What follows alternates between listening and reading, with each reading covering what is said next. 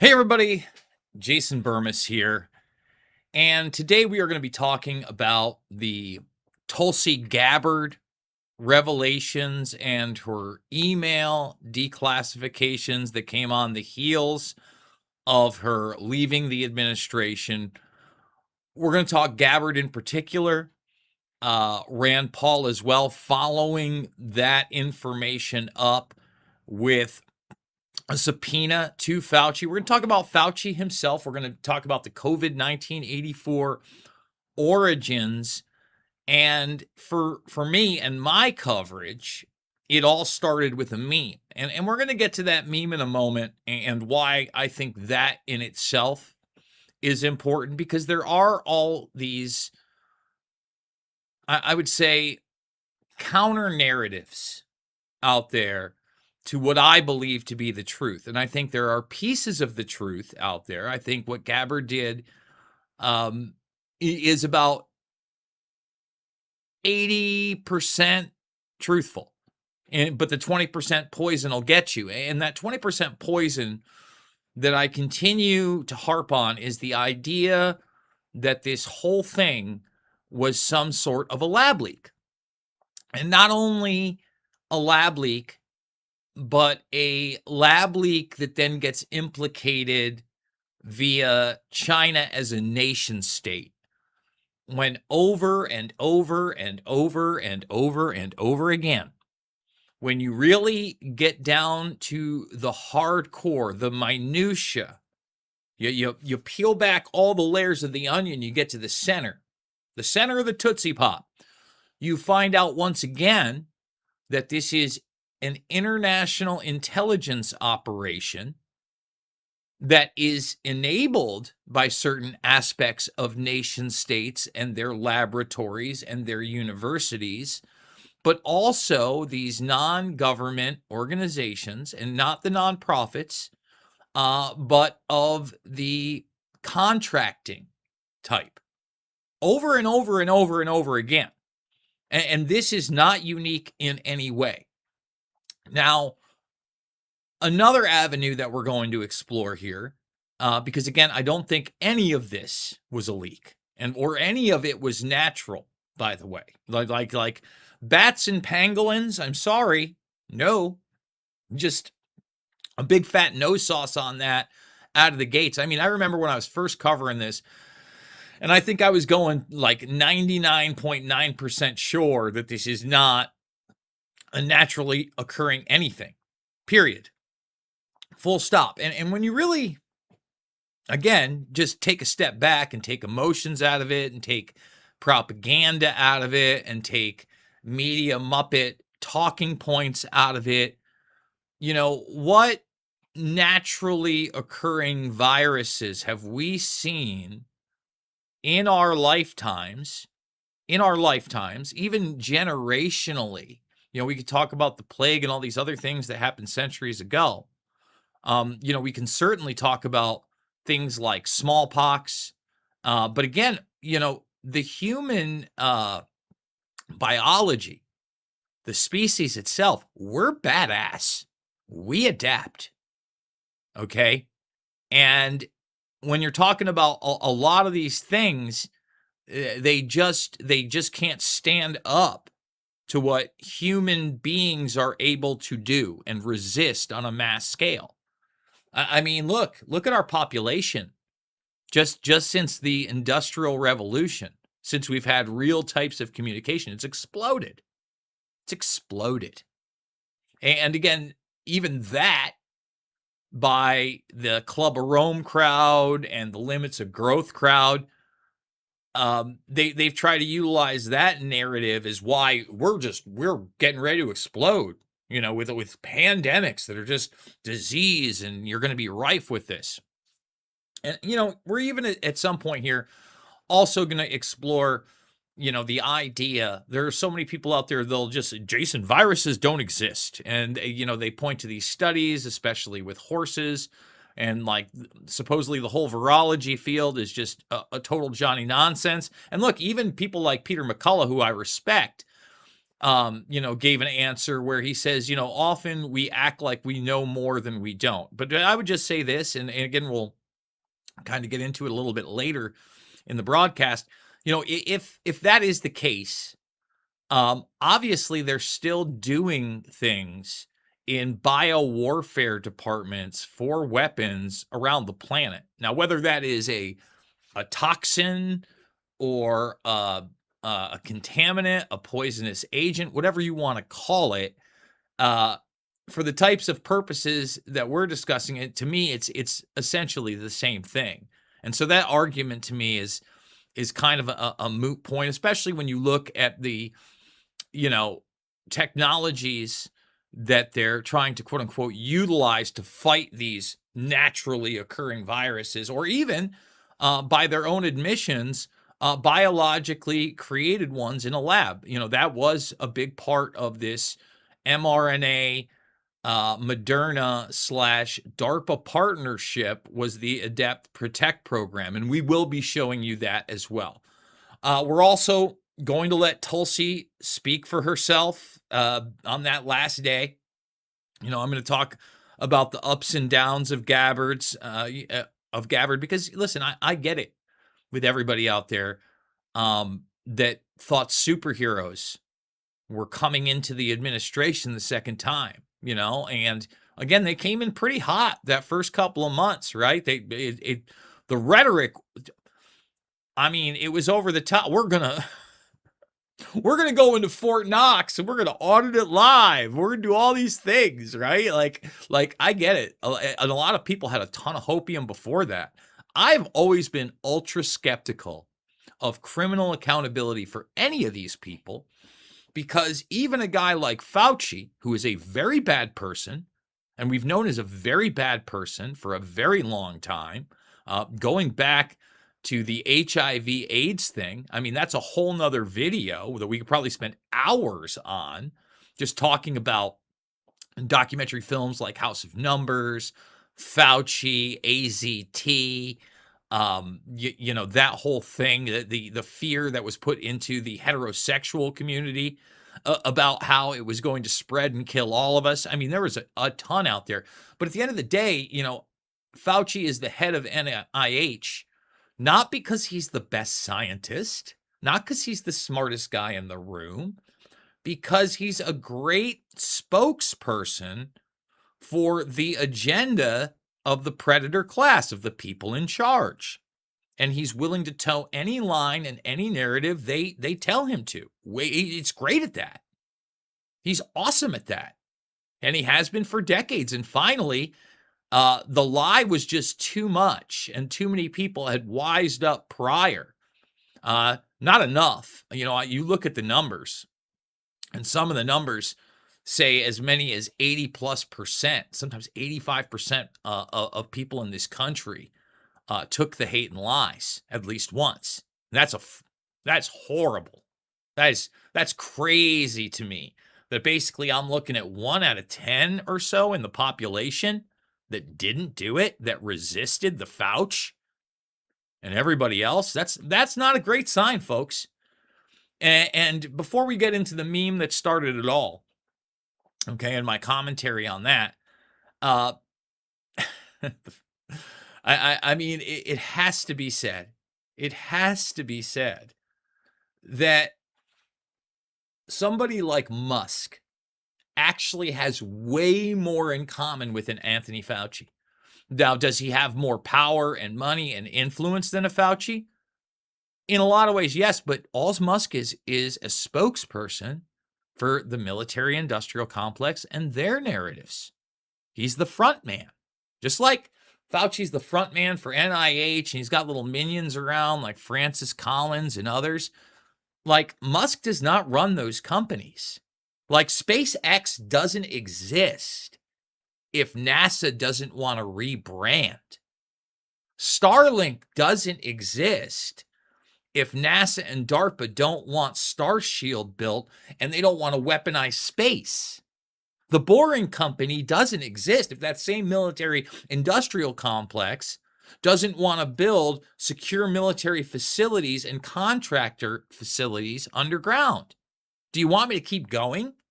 X doesn't exist, okay, under Musk, and it's still Twitter, if people didn't get fed up with so much censorship and so much bias that it had to come out. And did anyone go to jail on that end? No. On any of that end, Facebook, X, none of them. Instagram, not one thing. So I hate to tell everybody, we're going to focus also later on somebody that's maybe will do, 14 months in a resort style prison. He just pled guilty. That's it. That's the kind, and he's a mid-level guy. He's even lower than a Fauci, much lower than a Muskernuts, but they all have the same thing in common. They're narrative criminals. They don't really run stuff. Okay. And we, the people, seem powerless because we put all these eggs in the basket of, a cult-like leader sometimes. And I'm sorry, like, people followed Trump into cult-like status, especially the people that are still on some kind of MAGA train after all the Middle East war crimes, the inability to stop the war in Ukraine and Russia, turning your back on all these things that he ran on that are of significant importance and actually cost lives. Well, that's cult. I've always said I'll get behind the guy, when he does the right things and the good things. And when he says the good things, I'll point them out, and I'll be extremely skeptical that anybody's going to jail. But you notice no prosecutions on the Fauci. So, kudos to Gabbard for leaving the administration. I know, the cover story is that her husband has cancer, and I'm sure that's part of it, but she would have stuck this out in this administration if they actually went after the criminals, if they actually told the people the truth, if they actually didn't start wars they said they weren't going to start in the Middle East. Okay? And that's my rant. So we're going to get to the meme next. So I promised to get to the meme. Before we do that, hey, support the broadcast. $5, $10, $15, big donors. You mean the world to me. We have the Buy Me a Coffee. We also have the PayPal down below. If you want to check out the vast majority of these stories, I might be giving it away right there, who we're going to be talking about later. You want to check me out in 2001, making pizza, okay? You can do that as well. But you want the source stuff, always over on my X. We got rid of the blue check mark. It was hot garbage. But with that being said, let's go to this meme. And I kind of want to go to the article raw one, just so we can all read it together, not get disorientated. So I'm going to go over the responses on this, but I want to read it in full. Now, obviously, this isn't real. I had someone in my comment section, oh, this is from Jurassic Park. No kidding, it's a meme, and it's supposed to be the Wayne Knight Newman character, right? The Wayne Knight Newman character.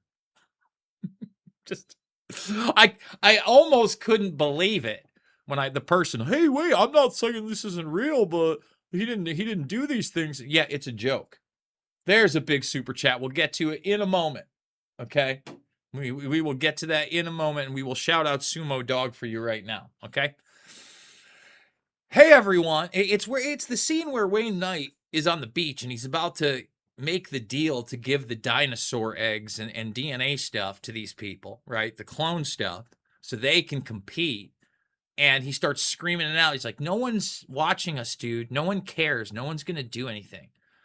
So I wrote, man, how I wish this were not true. He goes, hey, everyone. Tulsi exposed how I directed millions of U.S. taxpayer dollars to fund dangerous gain-of-function research at the Wuhan lab. All true. Worked with the intelligence community to suppress the truth about it. All true. Hid the virus lab leak origins. See, there's the oomph, and we'll get to that in a bit. And lied to Congress while under oath in 2024. Yeah, sure did. And here's the big joke. Okay, here's the big joke. See, nobody cares. That's the gag. Okay, and I don't want that to be true. I wish Well, there's Jason Burns right there looking at himself. I wish that were not the case, but sure does feel that way, right? It's a big joke. No one's going to jail. I wish that were not the case. So, you had people jump in. I think I posted this on my Facebook. There's a bunch of people. I think I have like 8,500 followers on top of like the 4,000 friends. But I always get people that aren't following, aren't my friends. All this has been disproven. Tulsi's a Russian agent. Some of the most, it's been proven, it was a naturally occurring virus. No, none of that is real. That's Johnny nonsense on top of Johnny nonsense. So before we read the super chat, I'm going to take this time now to just allow Tulsi Gabbard, okay, to speak for herself. And again, we'll go over what I think is real and what is not real. Before the COVID pandemic, Dr. Fauci, as head of the National Institute of Allergy and Infectious Diseases, provided millions in U.S. taxpayer dollars to fund dangerous gain-of-function research on bat coronaviruses at the Wuhan Institute of Virology, work which is now widely viewed as the source of the unintentional lab leak that sparked the pandemic.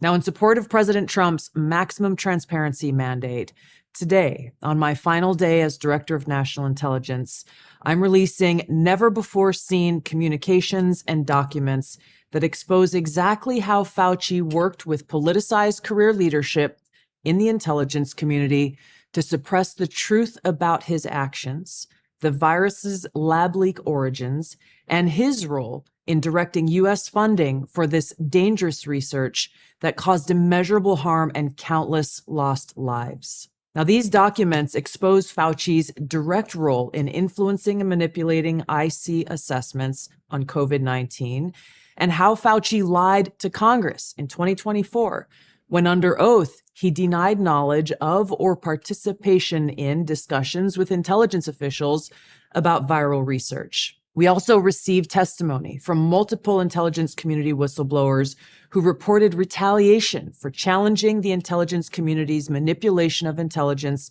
on the virus's origins, once again revealing a clear pattern of suppressing dissent, silencing critics, and burying the truth. Dr. Fauci's close relationships with the intelligence community enabled him to assume three key roles that shield him from scrutiny. First, Dr. Fauci funded dangerous gain-of-function coronavirus research linked to big pharma and their pursuit of universal vaccines worth trillions of dollars. Second, Dr. Fauci was the behind-the-scenes advisor who, alongside his hand-picked so-called experts, pushed the intelligence community to endorse a natural animal origin to hide his dangerous gain-of-function research that he funded using taxpayer dollars, all of this in a deliberate attempt to cover up the truth and shift the blame and attention away from Fauci's own actions. Third, Dr. Fauci became the nation's pandemic pundit, and he publicly pushed lies, disinformation, and censorship using every platform available. Now, according to hundreds of reviewed emails, which are included in this release, the intelligence community almost always incorporated Fauci's recommendations. He promoted a fraudulent paper whose publication he helped prompt as legitimate information for intelligence community consideration. Senior analysts praised Dr. Fauci not as a policymaker, but as what they called an unbiased guide to the real coronavirus experts, while deliberately ignoring experts who might dissent from Fauci's narratives. Now, Fauci didn't stop there. He blatantly lied to Congress under oath during his 2024 testimony to the House Select Subcommittee on the Coronavirus Pandemic, denying that he ever spoke to any intelligence agency about COVID. Now, the correspondence I'm releasing today directly contradicts his sworn testimony. Now, we received statements from multiple whistleblowers revealing that the intelligence analysts who dared to challenge Dr. Fauci's COVID origin conclusions faced threats of retaliation, marginalization, and many suffered career setbacks. For example, a contractor was terminated just days after coming forward to ODNI as a whistleblower. Another example, those who advocated for the lab leak hypothesis or expressed dissenting views were reminded by their managers that leadership would determine which analysts would be promoted and which would not. The message was clear: go along or be punished. Senior leaders also sought to undermine whistleblowers by removing anonymity, which is required in the whistleblower process, as they made their complaints, and also insisting that their managers or attorneys be present during ODNI meetings where these whistleblowers were coming forward with their testimony, obviously creating an atmosphere of intimidation. The COVID pandemic caused tremendous hardship and pain for millions of our fellow Americans and countless people around the world. Now, after years of lies and censorship and cover-ups, the American people deserve transparency, truth, and accountability. The tactics that were used to hide the truth are straight from the deep state playbook. Politicized, self-serving leaders like Dr. Fauci covered up their own wrongdoing and abuses of power, manipulated intelligence, lied to Congress, and undermined a duly elected president by restricting his access to the vital facts he needed to keep the country safe. It's time you know the truth. And unfortunately, that's still just partially the truth. But again, it's hard for me to not give somebody like that a pass, because obviously she's pissed. But at the end of the day, what can even the president do? Let's say Donnie T was, genuine and everything. Can he get these people to go to jail? I doubt it. We still have seen no resolution, by the way, to the old CIA visit where you had, I believe it was JFK, RFK, and MK Ultra documents just snatched diddly, hatched up. That story went way away. You notice none of these stories, by the way, are like headliners and big, we need deep investigation, 60 Minutes style. 2020's on the case. Just something I've noticed, okay? Really quickly, Drew Huntley, thank you. Can you please shout out that Sumo dog? Yes, he's a real dog named Sumo Bear. It's Sweezy's dog. Kurt knows of him. Sweezy is a comedy fan. Well, we thank you very much for that. So look, people should be asking questions.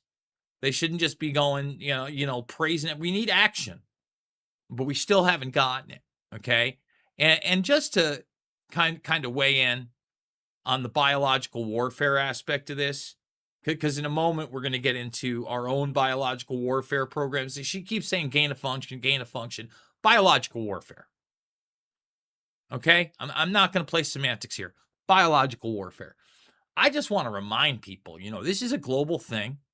I would encourage them to, like, when I watched this documentary on Unit 731, and the irony was, it was a documentary that was running on the RT or Russia Today YouTube channel. They run like 24/7, and it was on human experimentation, biological warfare run by Japan, and basically saying, hey, nobody survived this. And they never actually referred to them as human beings. They were called stumps. And they're interviewing a lot of the doctors that were totally a part of this program. Okay? Like, bar none, like doing it. Like, you're watching it. And I got reminded of that from some other documentary, which I don't remember the name of, but Bill Hader was talking about this crazy documentary where essentially, the Japanese were getting beat by the Americans in World War II, and a bunch of them surrendered and gave up. And then I think that they either got turned over or got captured by these generals or colonels or whatever, and they executed them all. And so this guy somehow survived the execution, and he went out and he found all these generals, and he had a conversation with them, and he said, I want you to admit you did this, and if you don't, I'm going to beat the shit out of you. That's a real documentary. He does it more than once. And when they start trying to deny, he takes his jacket off and he starts doing it. Because it isn't acknowledged there. Because he survived the lie and he demanded the truth. Okay? So let's get into Rand Paul really quickly. Let's do the Rand stand here. After Tulsi did that, and anybody can read those documents. I'm just going to show you some documents really quickly and some things about narrative management that I think are important regarding Dazik and not just Wuhan and not just the United States and EcoHealth and Fauci and NIH, but a multitude more out there that is there. Okay. Rand Paul issues subpoena for Anthony Fauci. Now, it's supposed to take place in July. I don't even know if he's showing up. We'll see. I'm not holding my breath. Everybody keeps pointing to these preemptive pardons. F that. Like, if those, first of all, if those aren't total and completely illegal and red flags and we don't challenge them on their very basis, we're sick. We're screwed. I mean, now they're telling you that they're above the law whenever they want to be. Even if we haven't caught them yet. Even if they haven't been tried by a jury of their peers, if that would ever happen. A pre-pardon? My God. So I keep hearing all that. All right? The man is a criminal. I mean, Collins is another one. But more than subpoenaed, they need to be prosecuted. Collins rubs me the wrong way on a number of levels because he's been like the right hand of Fauci forever. But this guy had the nerve to get out his acoustic guitar and do a parody song of Puff the Magic Dragon while his policies are just eviscerating our rights, eviscerating the economy, lining people up for death's door. That's not okay with me. And you know what? Say what you want about Jonesy, man. He confronted him at the airport. AJ, big ups on that. Huge ups on that. Huge ups on that. That's the kind of guy you want to let them know, I see you. Okay? Yeah, I was talking about the other day how much I hate like the millennial language. That isn't any like, oh, I feel no, I see you. All right? I see you big time. And that evil aura will never go away. It will never, because you will never bend the knee and you will never admit what you did, even if they prosecuted you. Even if they successfully put you in, pound me in the Arnis prison, you wouldn't do it.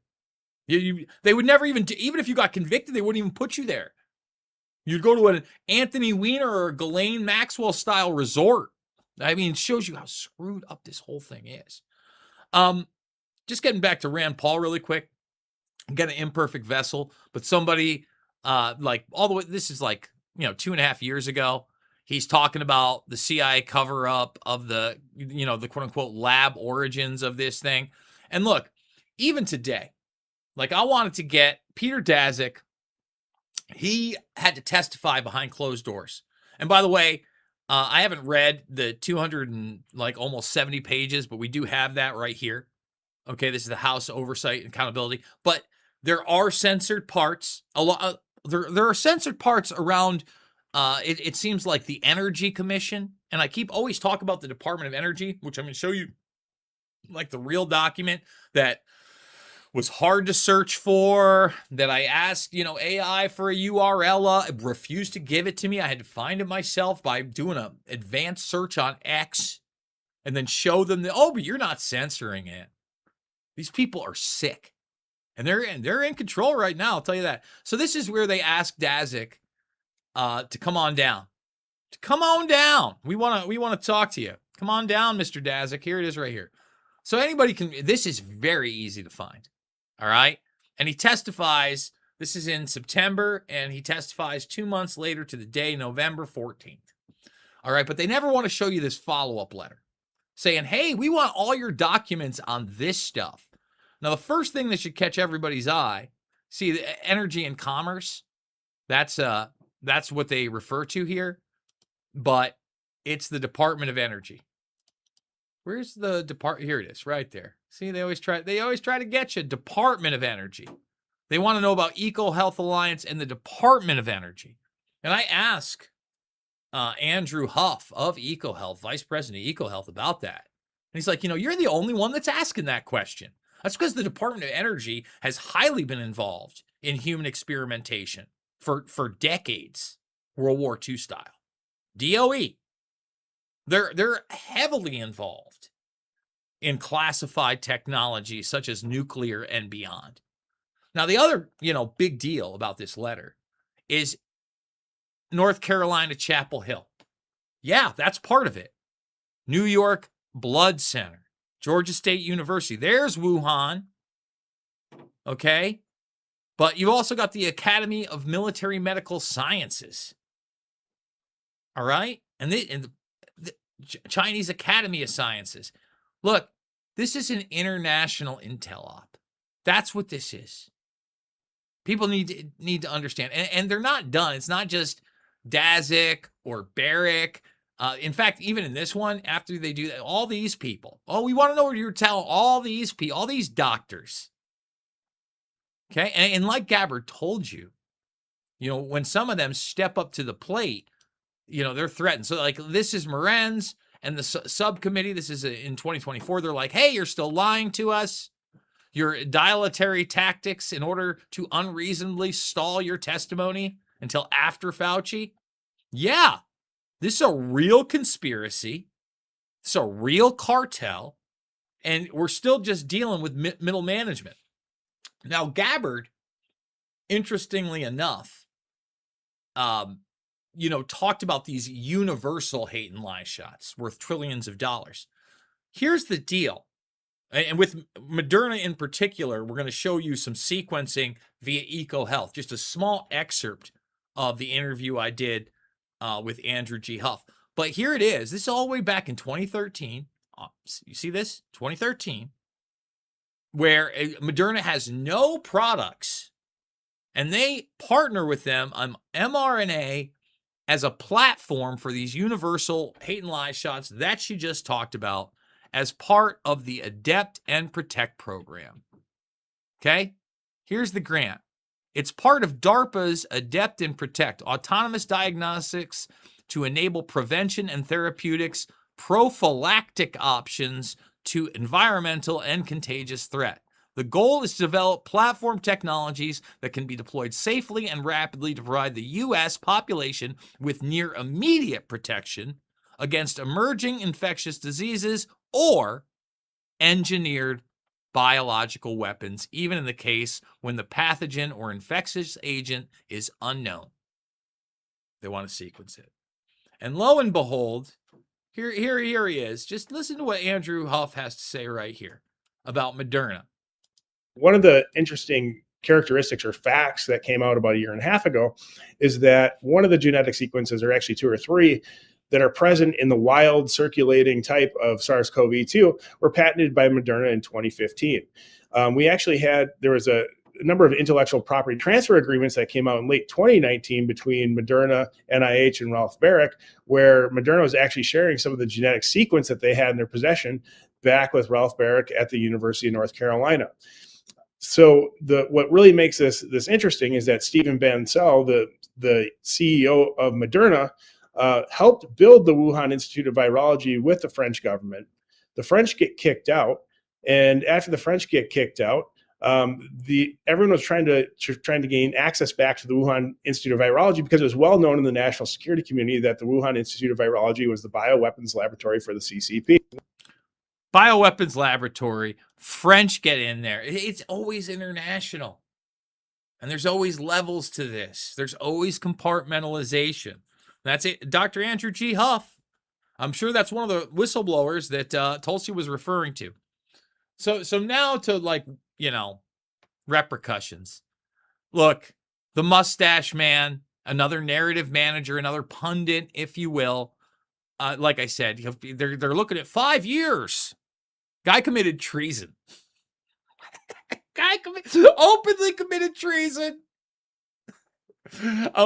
Had to plead guilty. Still going to get a slap on the wrist. And by the way, he's not the worst of the worst. He's terrible. He's awful. He's been around since the Bush administration. He's neocon. He sucks. I am no John Bolton fan at all. But if you think that's the worst of the worst, it's not. It's not. And he's going to get a slap on the wrist, and we're going to have to, I paid $2.25 million penalty. They've ruined him. And this guy beating war drums for how long? I mean, at the end of the day, he has helped, enable a military-industrial complex to kill tens of millions of people, including women and children. I mean, again, not a good man by any means, by any stretch of the imagination, but still, there are much, much worse out there. Folks, let me know what you think down in the comments. What did I get right? What did I get wrong? How do you feel about the Fauci, Rand Paul, Tulsi Gabbard, the whole nine? I want to hear from you, not just in the live stream, but down below. I am sorry about the crappy technical difficulties that I seem to be having with this new YouTube layout. It's nice to know that I've not been demonetized. That's great. Fantastic. Happy about that. Still need your support. Please consider coming on over to the Buy Me a Coffee. You want to be more immediate, more discreet. You can also do the PayPal down below. Pat, thank you so much. I believe that was you with a big donation last week or so. Thank you. I cannot do it without you. As always, it is not about left or right. None of this was about left or right. You hear me talking about those liberals or those conservatives or those Republicans or those Democrats? No, that's not what it's about. Never is. Not left or right. Right and wrong every single damn time. I absolutely love you guys, and I will see you all on the flip side.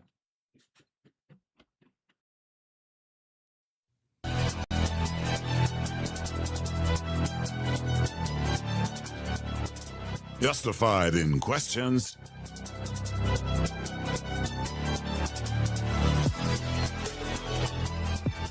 Justified in getting answers.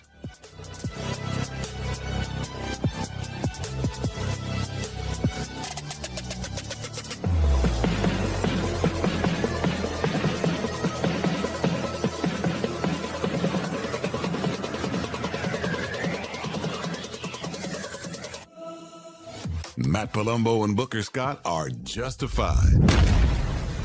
This is the PB&J Podcast.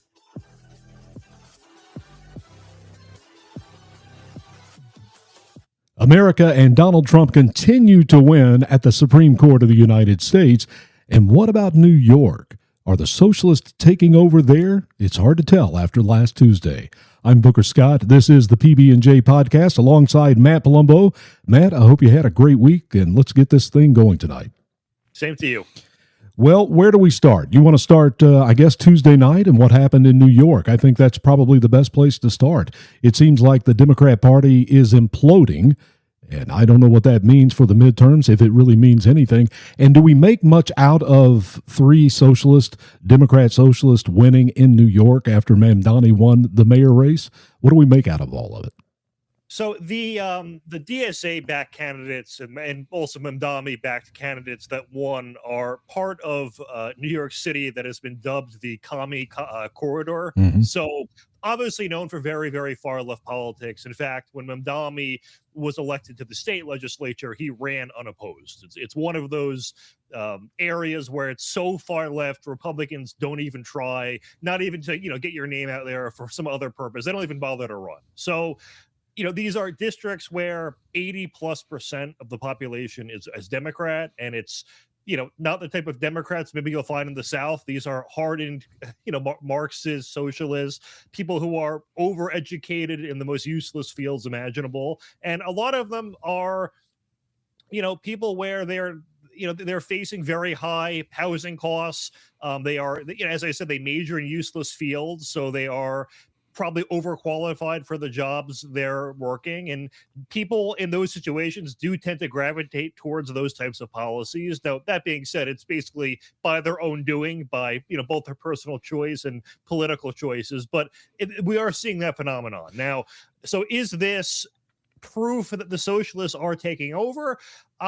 I would say the seeds are being planted. Yeah. I mean, the Democratic Socialist backed candidates that are going to be in the House of Representatives, I think it's going to be 7 or so of them now are going to have seats. Now, out of 435 seats, that's not a large percentage, but it is almost double what it was from a week or two ago. So they are seeing rising influence there. Now, I am seeing some Democrats that are in the more establishment Democrat category, which it's a different flavor of crazy, say, well, these people are not Democrats. They're not really our party. They're using it the way a parasite would. They're latching onto our label. And I think that's actually unfair in that we're a two-party system. So, was the Tea Party abusing the Republican Party's brand to get into office? Yeah, or MAGA. MAGA is another one, yeah. And MAGA did the same thing. Trump has remade the GOP in his figure. I think Trump, when he entered the presidential race in 2015, his odds were 1% he was polling at. His net favorability among Republicans was like negative 20 points. He's now the most popular Republican president among Republicans in history. So yeah, you can change a party for the better. And listen, both the Republicans and the Democrats are kind of catch-all coalitions of the right and the left. If we were Europe, the GOP might be 4 different parties that unite under one banner where they have their own distinct identities, but all agree we're going to work as a bloc because we have to. In a two-party system, the whole coalition process is streamlined. So listen, the Democratic Socialists, yes, they are Democrats. They run as Democrats. Democrats are voting them into office. So what else would they be? I was surprised about Dan Goldman. I didn't think that, one, that he would get beat, and number two, I didn't think that he would get beat 65-35. It was a blowout, and that's really shocking to me and surprising. It's not a guy that I like, and by the way, the Department of Justice is investigating what happened to him at a coffee shop in New York now. I don't know if you saw that this week, but they are investigating the way he was treated because he is Jewish in a coffee shop in New York. But, everybody blows up on social media that socialism is here, and it's something that I speak about quite a bit, that we do have to watch it. And as you look at how things have changed in this country, we are getting closer and closer to that, and I think this is a warning shot for America. I mean, so the Democrats that won, and my greater point was, like, when you get the level of groupthink you get in cities where 80 or 90% of people are one political persuasion, that's at this point in time probably the only kind of places they would get elected. The Chevrolet woman got just over 50% of the vote, meaning even almost half of Democrats there said, all right, maybe we're not that far left. They're far left. They hate Trump. They would probably hate you and I, but even they decided, all right, maybe the establishment guy will take over her. The other one, Claire Valdez, I believe, was the one who got closer to 60%. But again, this is, as I call it, the commie corridor is what their districts are part of. And even then, it was quote unquote only 60%. Right. Now it's blowout victory, but my overall point is, if they ran in West Virginia, the Democrats there would probably pick someone else. I agree with that, but I still think we should pay attention to it, and Donald Trump thinks we should too. Let's listen to this video. Go ahead, Matt. One last point would be, I was saying the socialists haven't taken over yet, but the key word is yet. In that, if you plot out, and The Economist has done research on this, Pew Research has done research on this, if you plot out the ideology of the Republican Party and the Democratic Party over the past 20 or so years, the Republican Party is pretty consistently, its voter base is pretty consistent on where they are on the political axis. It's got a little bit to the right under Trump, and certain issues have been emphasized more, like immigration, but overall, if you put a Reagan Republican and a Trump, back from the 80s, and a Trump supporter today into a room, there's going to be a lot of similarity, probably 95% in common. Before we get to Trump, let me go to this, though. Oh, I had one last point. Okay, sorry. I'm trying to get you off. My last point was going to be, if you plot the Democrats, they're consistent up until Trump, and they veer off like crazy. relative to how far the right went to the right. So the party has changed massively in the past 10 years. It has become overwhelmingly more left-wing. I mean, the trans issue 20 years ago would have been mocked into oblivion by the average Democrat. Now it's mainstream. Sort of the anti-wealth views are definitely worse than they've ever been. And just their support for political violence, being anti-free speech, is way higher than it has ever been. Now, they were never great on those issues, but they are going further to the left. So yes, the socialist types, I don't think it would get elected today. In 10 or 20 years, I think it is possible, just to make that clear. And on that note, good for your clip. Sorry for no, that's okay. Now you made me think of something else, because you go back to the baker in Colorado that was 30 years ago now that would not bake a cake for a gay couple, and it went all the way to the Supreme Court. And every time something like that happens, we never really go back to where we were before. They keep pushing it and keep pushing it. And now we see that they are pushing socialism. And let's see what President Donald Trump had to say about that Friday afternoon. These are not social democrats. These are hardcore, godless communists. They're godless communists. All communists are godless. They don't believe in God. This is the most serious threat to our country since its existence, in my opinion, 250 years ago. This is a major threat to our country. It isn't something that's easily solved, but with a little love and help, some hard work. Because it's ironic, we're celebrating a very important birthday, our most important birthday so far, 250 years. And instead of speaking about Christ, and instead of speaking about freedom and victories of all different kinds, we're speaking about yet another threat to the foundations of America. These ruthless communists will attack all religions, but in particular Christianity. They always do. They're after Christianity more than any other religion. It seems to be more and more throughout the world, maybe because we're doing so well. I don't know. And he had a few more comments after that, but I think Donald Trump is signaling the alarm that all of us should pay attention to. And Matt, is this something that can be used in the midterm after what happened in December? Can the Republicans create a fear in people to get them to actually go vote, because there has been such apathy of the Republicans ever since last November? Is this something that they could use to actually get people to go vote?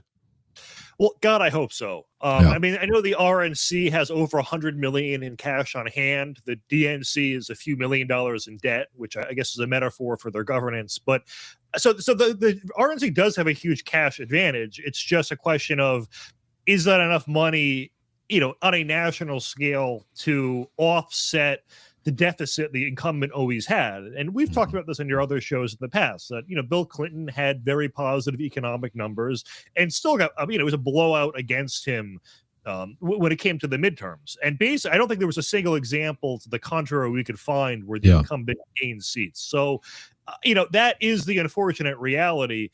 Could this time be different? Perhaps. I mean, the one woman I mentioned, Chiavale, I know I'm mispronouncing it. She is certifiably insane. She makes AOC look normal by comparison, which it kind of says a lot. And that, well, I should say, she probably has identical views as AOC. AOC is at least smart enough not to say them all out loud, but she wants to abolish prisons. She tweets about how, I couldn't find a napkin to wipe my hands, so I wiped it on the American flag. Reparations. I mean, I guess that's kind of mainstream at this point, but they have made a lot of incredibly insane comments. And there are people too where, we think of socialism and communism as economic systems, but they all also have views about nationalism, about the social order, about the role of law and justice in society that are antithetical to Western civilization. Chevalier has made comments about wanting to abolish Western civilization. They just want policies of misery for everyone.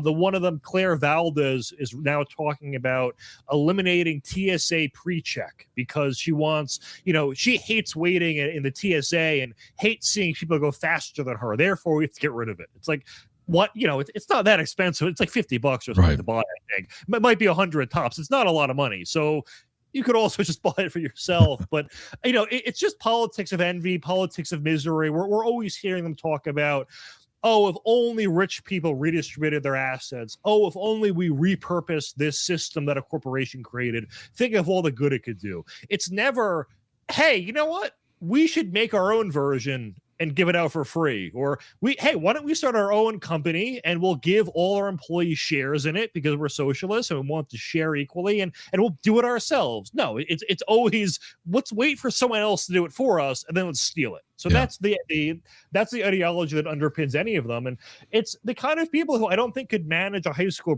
group project now want to manage an entire country. Right. And let's keep them away from the country if we could. And like you said, it's 7 out of 435 in the House of Representatives. It's hard to get. I know there was 4 or 5 at one point, but it was, I think Richie Torres got kicked out of the DSA for not being anti-Israel. I think Summer Lee either left or was kicked out. So I think it was 5 or 6 at its peak. There was a few that got kicked out or defected. Corey Bush and Jamal Bowman, I think, were part of it and left. So it's like, I believe it'll be 6 or 7, but it's, harder to keep track of for that reason. Yeah. Well, pay attention to it, but don't get worried about it. And let's move on from Tuesday night in New York City. And let's go to the Supreme Court, because there were some big decisions that came down this week, and Donald Trump continues to win in the Supreme Court.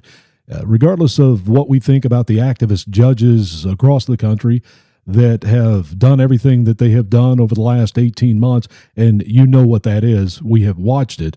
And by the way, Matt, you know that the activist judges only exist because the Democrats decided to nuke the filibuster back in 2013 when Harry Reid was the majority leader. And by nuking the filibuster, that means that it only takes 51. And over the last, since 2013, you've had Barack Obama and Joe Biden do the majority of the appointing of federal judges. And when you only need 51, you end up with activists. And that's what's happened. But in the Supreme Court is the backstop for where these wacko judges get away with doing things. That's where things stop. And luckily, the things that came out this week are going to make a huge difference at the border and for illegal immigration, going all the way back to the first day of Donald Trump's 47th presidency. He signed some executive orders, and they went straight to court, and they've been held up until now. And now there's some big decisions that came out. Oh, I thought there was a clip going to be played soon. Not yet. No, it's coming. Sorry. Yeah, well, one of the trends is, when Trump does anything, there is always some federal judge that blocks it. But the higher you go in the appeal process, the less success the activists have. And then once you get to the Supreme Court, it's, I think, 90+% in Donald Trump's favor. So, I know they're going to say, oh, that's because it's, he rigged the Supreme Court in his favor. But Amy Coney Barrett's not as reliable as you'd think. Gorsuch is not as reliable as you'd think.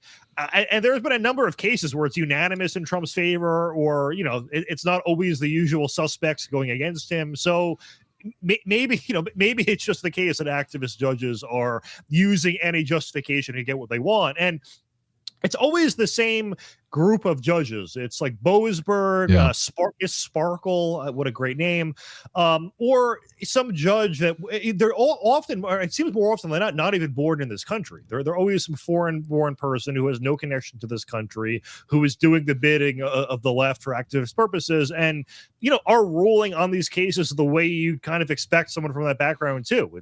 Of course they want more foreign people in the country. They want the country to be more like them, which I guess is maybe a natural desire, but it should not be dictating our law.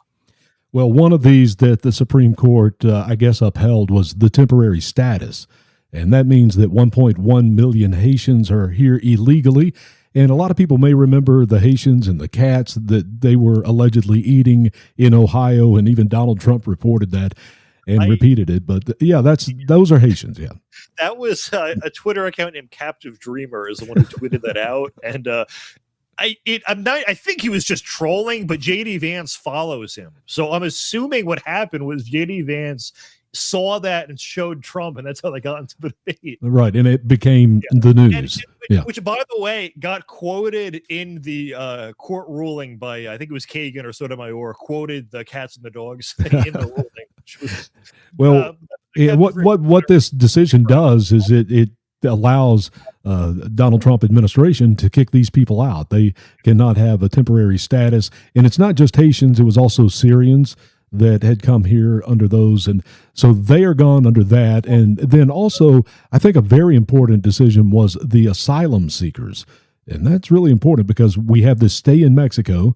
They're over on the other side of the American border. And in the past, once you put your foot on American soil, then you can have a hearing. That's what you're allowed to do. But if you stay on the other side of the border, what they ruled is you don't get a hearing and you have no rights here. And I think that's pretty important.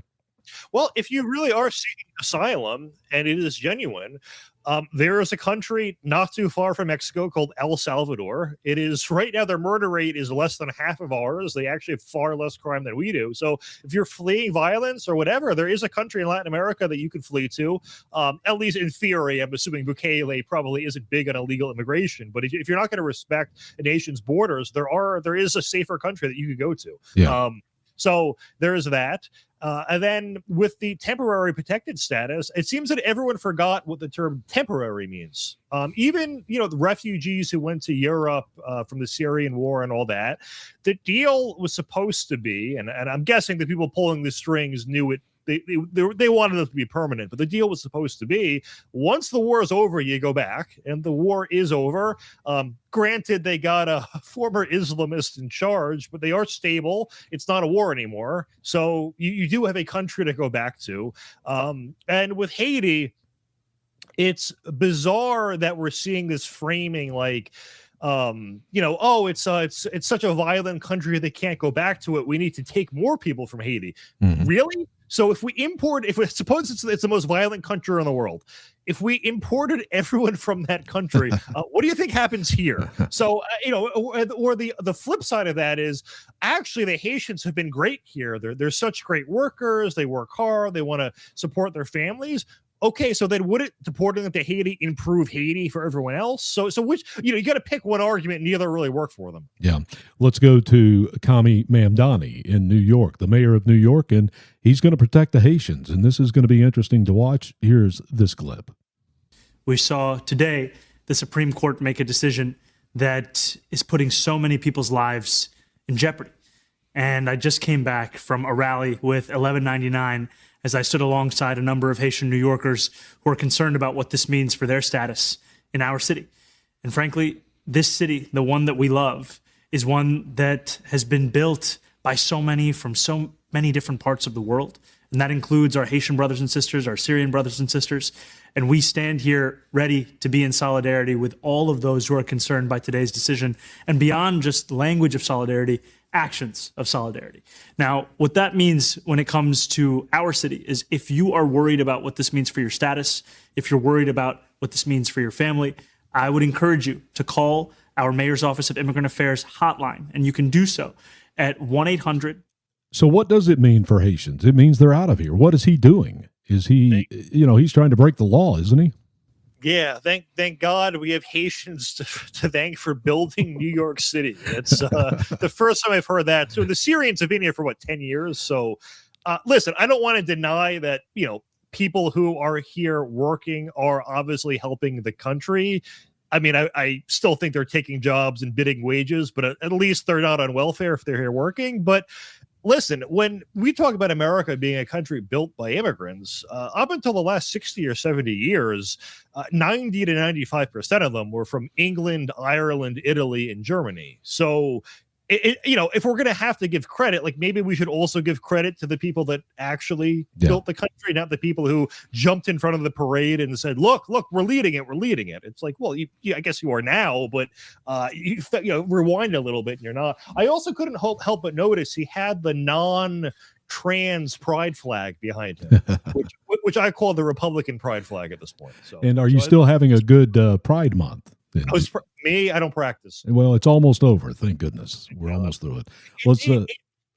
Okay, so last year it felt like there was no Pride Month, which was great. Mm-hmm. This month it made a bit of a comeback, but it's still nothing like it was 5 years ago. No, nothing. Not even close. Let's go to Stephen Miller. He kind of echoes what you said a few minutes ago. New expect the administration to deport anyone who loses TPS status as a result of this ruling? Well, of course, if you no longer have status in this country, then you're supposed to be deported. And in particular, in the case of the Haitians, the Biden administration flew over vast numbers. It's hard to know the exact number, but there are probably more than 1 million illegal immigrants from Haiti. That's not counting the border crossings into the United States. So these are people who've only been here for a few months, who are receiving welfare, whose all their ties, all their social connections, all their family is back in their home country of Haiti. And of course, that's where they should go. Yes, So, Matt, the Haitians and the Syrians are going to be gone. We have the asylum seekers that can stay on the other side of Mexico. Another good decision for Donald Trump and his administration. There's another one also, which I'm going to get to, but I want to go to Ron DeSantis, the governor in Florida, who has been doing a fantastic job. If you remember Alligator Alley, do you remember that? Alligator Alcatraz. Alcatraz. I'm sorry, not Alligator Alley. By the way, is the road between. It's the road between Miami and Naples, Florida, is Alligator Alley, and that's where Alligator Alcatraz is. But anyway, it was a place to bring all the illegals into one place, and then they started processing them. He did a press conference on Thursday. Here's what he had to say about that, because Alligator Alcatraz is closing. No. Yes. Wow. I believe. But in terms of us managing this facility, to the minute that that's no longer needed, then we obviously would break down to the facility. And so Alligator Alcatraz fulfilled the role that it was designed to serve. Today, it now has 0 detainees. It has helped remove many, many dangerous people from the street and get them out of not only the state of Florida, but the United States of America. The detainees that were here are still in federal custody. The demobilization efforts here at this facility are underway. We stood this up. We surged critical resources. We built critical infrastructure. We were able to manage very complex operations, and we were able to efficiently execute the mission when called upon. Governor Ron DeSantis did a great job with that, and he also did a great job with some George Soros things. I'm going to get to that here in a few minutes, but before we do, there was one other ruling from SCOTUS last week, and it had to do with immigration officers and their ability to check people with green cards. And I don't know, did you catch that? It came out on Tuesday. It was a 6-3 decision. Clarence Thomas, he held that federal immigration law does not require border officers to have clear and convincing evidence that green card holders have committed a disqualifying crime before preventing them from re-entering the country. So that was something that came out Tuesday. I don't know that many people paid attention to that one. 6-3 in favor of that ruling? Yes, it was 6-3, yes. Conservatives. Good. All right, very good. And with Alligator Alcatraz, I wish he did quote some numbers on how many people they were able to process and deport and all of that. I mean, if it really is no longer needed, at least in that location, I would hope that means there's no more illegals there. But, I don't know what percentage of Florida's population is here illegally. And where I am in Jersey, it's probably upwards of 10%. I would imagine it's, I guess, less there, but given its proximity to the border. But I guess with New Jersey, it's not exactly near the border either. So hard to know. But hopefully it's mission accomplished there. Yeah, no, there were 24,000 they processed through. He did mention that. I didn't play that, but he did mention that in the press conference. So 24,000 is the number. It's 25,000 just in that area means they're all gone. Yeah, Alcatraz, they have been processed, and they're wherever they're going to go, which is to a hearing, or maybe they've taken them out of the country. The process was to bring them there, have them be adjudicated, have their hearing, and then make a determination on what to do. It was an old airfield down there in the Everglades, and that's what they did. They transformed it into a place to hold the illegal immigrants, and now it is closed. Let's move from there. But before we do, let me thank everybody for watching on WD American's Facebook Live feed. Thank you for watching us. And if you're watching us on TalkRed.com, thank you for doing that, whether it's on a Getter feed or anywhere else. We really do appreciate it. You are watching the PB&J podcast with Booker Scott and Matt Palumbo. Let's talk about the Obama Library. That's something we have not talked about on the radio show or here. So take it away.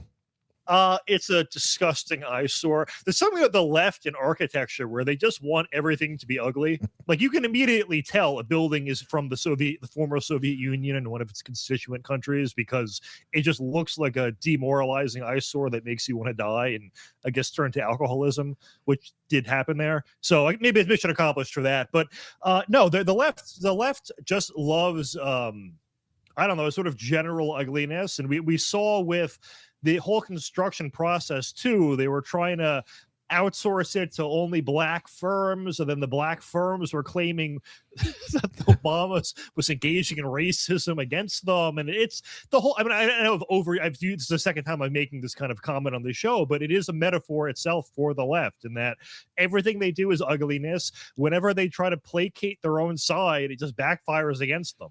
When you are dealing with people who view everything as a racial grievance, if you try to accommodate them, even your accommodations will be viewed as such. Now, one part of this story that has been sort of buried in the media is when they had an opening, when they opened it, they had a VIP list of people who were invited to go. Among those invited and present was Bill Ayers and his wife, Bernadine Dorn, of the Weather Underground. Now, many people may recall during his campaign in 2008, his relationship with Ayers did come up quite a bit as a controversial issue.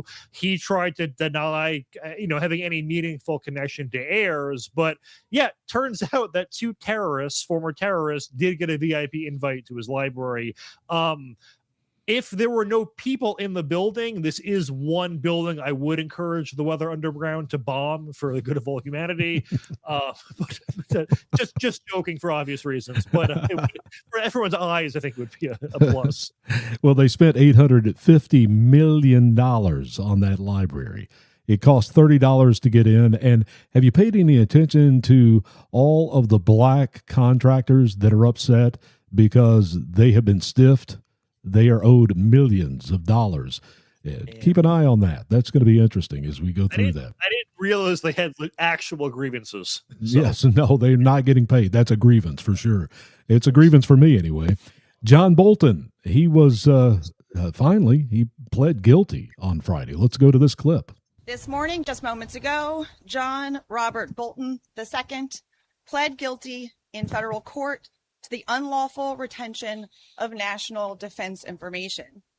According to the terms of the plea agreement, Mr. Bolton faces a maximum sentence of up to 5 years in prison, followed by a term of up to 3 years of supervised release. He will also pay a fine of $2.25 million and will forfeit his pension under the HIS Act.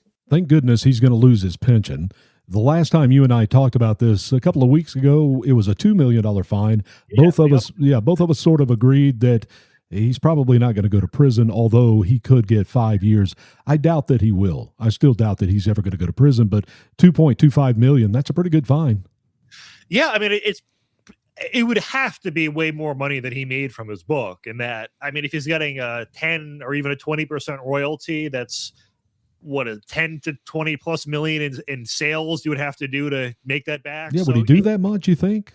Are people interested in what he has to say? Well, that's my point, is there's no way it's anywhere near that, amount of sales. So, yeah, I mean, you'd have to sell probably 1 million copies to make that kind of money. So, Well, you sell books.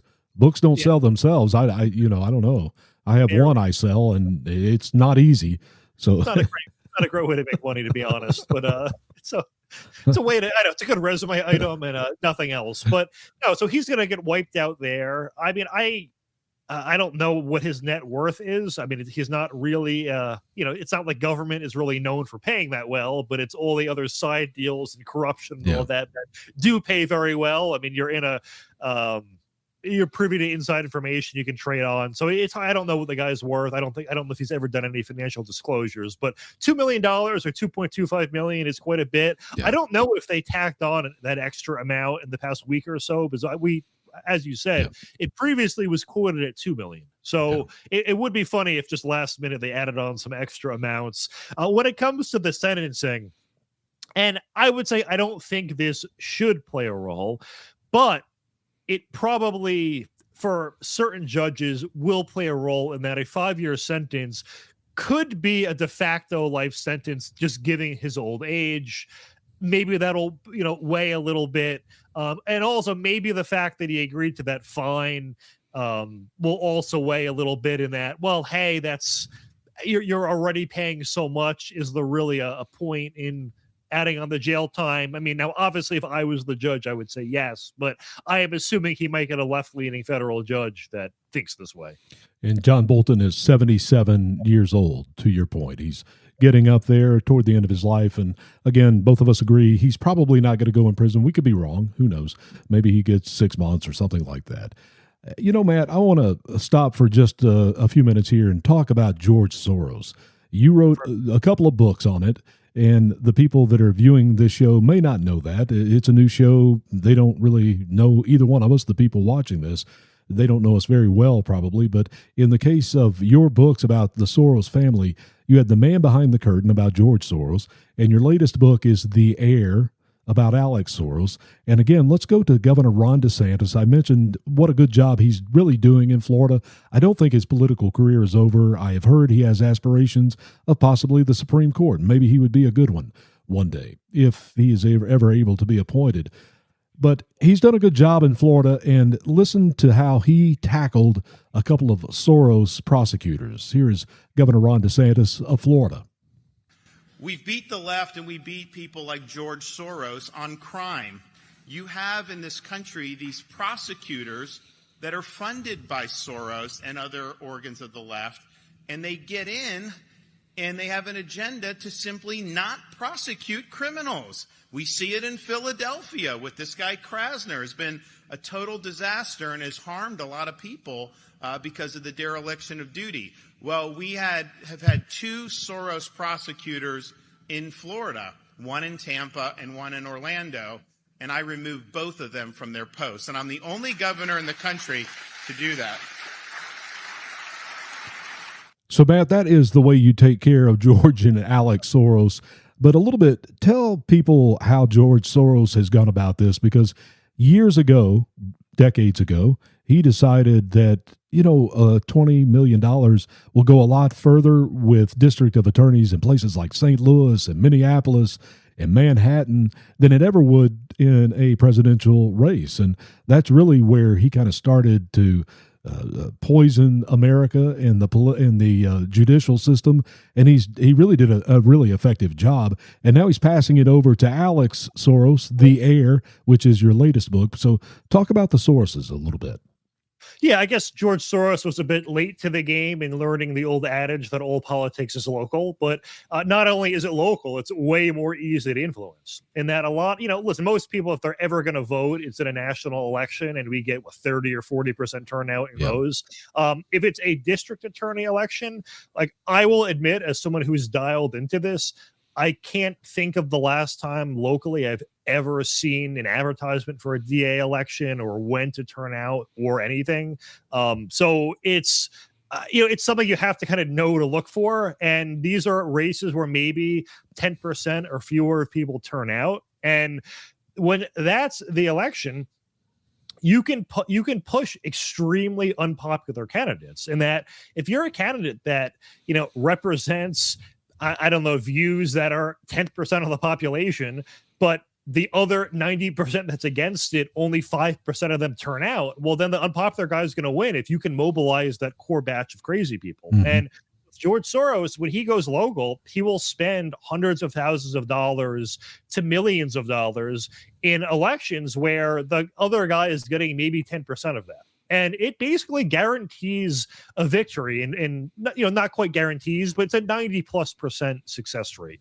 So that's how he's been doing it. And they're all, once you know one Soros DA, you kind of know them all. It's just, what crazy cases have made them a national name. But it's a lot of people that are against the death penalty, that are sort of for infinite second chances for criminals. They're against any sort of drug regulation whatsoever. They're against what they call crimes of necessity. So if you're a shoplifter, well, we can rebrand you that as a crime of necessity, because surely you were $1 million meal away from starving, and that was your only option. Or things like graffiti. Well, they don't count that as a crime. It's who's the victim there. So we won't enforce that. And they're all hypocrites. Like there was one, I think it was Deanna Becton, who decided, you know what, we're not going to prosecute people for vandalism, including graffiti, anymore.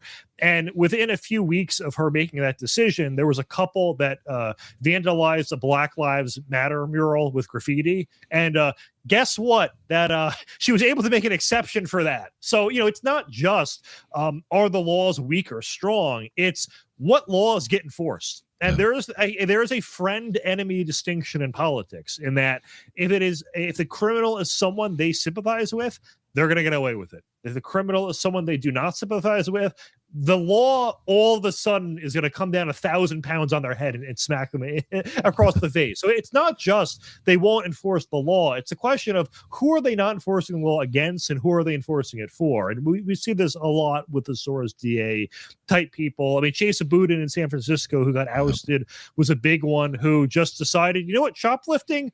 Go ahead, not a crime anymore. And there was videos every day of people filling up a garbage bag at Walgreens or CVS or whatever they have there and walking out. And there were security guards who do absolutely nothing. There was this paradox in San Francisco where the theft rate, it actually looked like it was going down, but it was because no one was reporting thefts because the cops couldn't do anything. So there was a month when Chesa Boudin was still in office where there was a single target location, one store in San Francisco, and they decided, you know what? We're going to report every single shoplifting incident to the police just for this 1 month. Yeah. Now, they stopped because nothing actually ended up getting done. But for 1 month, they reported every shoplifting incident to the San Francisco police. The shoplifting rate for the entire city doubled that month from one store reporting all their thefts. Now, there are tens of thousands of businesses in San Francisco. One of them was enough to double the crime rate. So it just goes to show like just how masked the extent really was in the official statistics.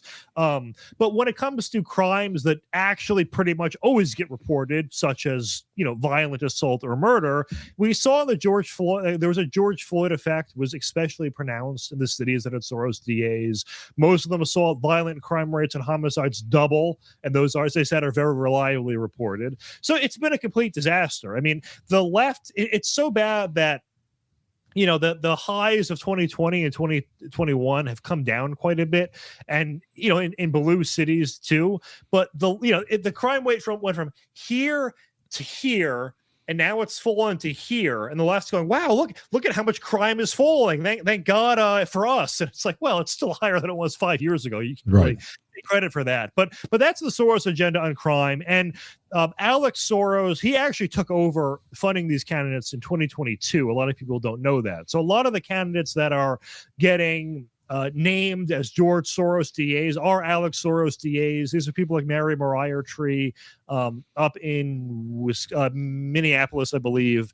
She was the one where a Tim Walz employee was vandalizing Teslas and did like $25,000 worth of damage, and she let him plea out of that crime and claim, well, it's just vandalism, blah blah blah.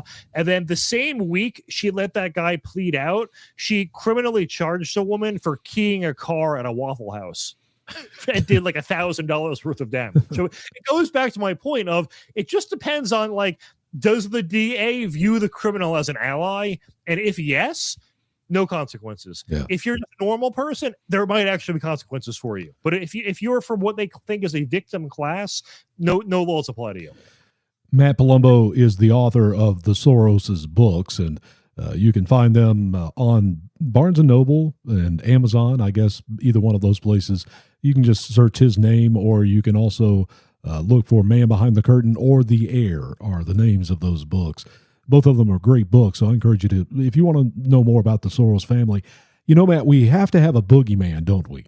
And George Soros was that, and I guess as you've named the book, The Air, Alex Soros will continue to be our boogeyman for, who knows, for however long. And by the way, I guess he's still engaged to be married to Anthony Weiner's ex-wife. They're married. They're already married, okay.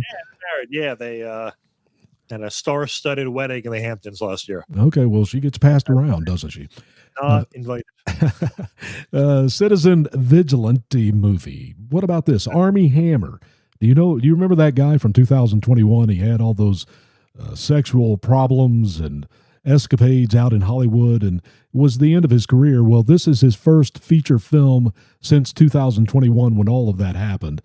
Talk about this, because it's taken over X, it's taken over Twitter, social media. It's free for 48 hours. Citizen Vigilante is the name of it. So I watched it last night. I paid, or the night before, I paid $7 on YouTube, like right before it became free. So that's Good timing. Yeah. Not like it's breaking the bank or anything, but would have funded the movie candy. But I liked it. It's not high culture, it's not high art. It is a movie you unplug your brain and watch. If you like, the sort of like John Wick or Expendable movies, it's just that, but with migrants since migrant rapists instead of random characters. But no, I thought it was good, and it's one of those things where even if you don't like the movie, the fact that it could be made says something. And the fact that a mainstream actor, granted they tried to cancel him, the fact that he would agree to it, I think says a lot. I don't know. I was more impressed when the movie was made, and when 99% of movies with a message are in the other direction, it just does feel refreshing to see one kind of go your way. Well, so I recommend it. Let's watch this video from it. I have some video from it, so here is the beginning of that movie, just to give you an idea.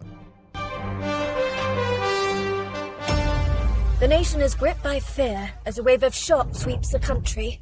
A mother was murdered in broad daylight in front of her child by another suspected undocumented migrant. Parents were afraid to let their children play outside, and many women avoid venturing out after dark altogether.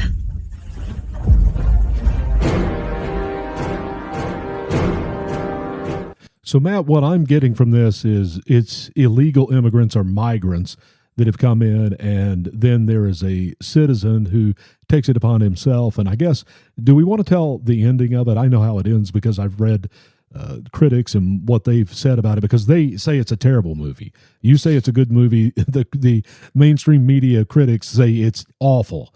But the interesting part, Matt, though, before we go much further, Elon Musk posted this video out. That was all he posted, which is really interesting that his voice on X was used to promote this free video for 48 hours. Yeah. Well, so he posted the full movie as well, which I think is what you're referencing. Yeah. My wife says he paid, I think, $10 million to the filmmaker, like for the rights to do that. Okay. So that's cool. I mean, the filmmaker teased a second movie, and he made an AI poster, and it was the poor Ukrainian girl who got murdered on the train was in the movie poster. So I don't know if he's going to use that as a model for the next one. Maybe it's an American version. But I guess to half spoil the ending, the good guys win. Obviously, I'm not going to go into much detail, but and it's not just migrants that are the bad guy in the movie. He is a kind of catch-all vigilante who's against any sort of social disorder, whether it be people stealing or not paying their bus fare and all that. And it's there's not even really a central plot. It's just him kind of going around enforcing the law.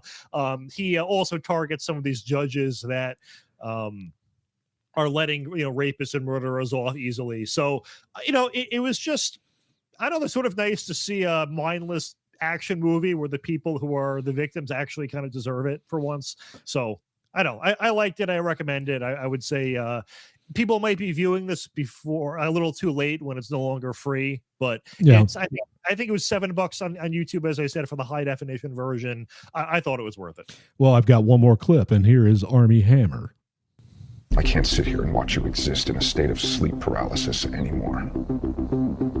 The truth is this. You are all being used. You are all nothing but playthings. Every soldier who's gone off to war thinking that their death was for an idea or that their sacrifice was important for society has been played. Is that the way it was the entire time? It's an hour and a half. Was that pretty much it? Well, it's a lot more action than that. That's just how they sort of play that before and after he goes off on people with extreme violence. But it's Well, maybe he'll get a career back on track after probably this. not from this movie. Not and from I this do one. wonder, too, what his politics are, because he, in I think 2018, starred in a very cringeworthy Broadway play called I think it was called Straight White Men, or it's something white men, where it's self-flagellating cringe fest. So I don't know if did he just take this movie because he can't find anything else? I think so. Aligned with this after being canceled and now hates the left. I don't know, but I do hope they do the sequel. Yeah, I think he took it because he needed it. Really, yeah. I do. From where he came from in 2021 to now. So anyway, check that movie out. And we should point out, too, I know that the local DA, did investigate the claims against him and could not find any evidence of charges. So, listen, it seems like all of these men in Hollywood are sex pests to a different degree, but it seems like there was not evidence he did anything criminally wrong, I guess. I mean, I'm not trying to defend the guy just because I like one movie he acted in, but that's just for some background. No, I'm glad you did. I'm glad you straightened that out for us. Because I wouldn't want to make people think from the things that I said that he did something illegal, because that's not the case. But if you remember all of that back in 2021, if you don't, go back and Google it and remember it, or at least learn about it. What about Caitlin Clark? I know you are no sports fan. We talk about this quite a bit, sort of as a joke, you and I do, because we know each other well enough to know that you know absolutely nothing about sports, and we make a joke about it. However, Caitlin Clark is something I want to bring up because this kind of gets into culture and society. Are you keeping up with any of this? Because social media is blowing up with what happened to Caitlin Clark. Are you paying attention to this? So not by choice, but yes. Yeah. Anytime anything happens with her in a game, it does make right-wing news. And it's a very obvious case of a woman being targeted either out of resentment due to her talent or because of her skin color. She has tried to pander to Black Lives Matter in the past, and accepting awards for her skills in basketball, doing the whole well, black women paved the road for me, blah blah blah. I don't know if she actually believes that, or was just, told by her, whoever does her PR, to say that, or if she thought it would reduce the amount of violence against her for whatever. It's not working if that was the goal. But no, I saw a video recently where it looked like she was basically punched in the neck while she was on the ground. And I think the woman who punched her got a 1-game penalty. 1-game suspension. That was it. 1 game. Yeah. You look at what WNBA athletes make, it's only going to cost her like $45. So it's basically nothing. Well, let's go through some facts here.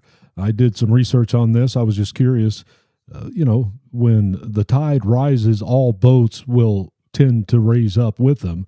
And that's what's happened. 2022, average WNBA attendance was 5,500. Average salary was $110,000. Caitlin Clark was drafted 2024. 2026, the average attendance this year, 11,000 people. The average salary, $550,000. 5 times the salary since Caitlin Clark came in. And they're doing this. Watch this. Here's this video you talked about. I think this is in slow motion too. So watch this punch to the neck.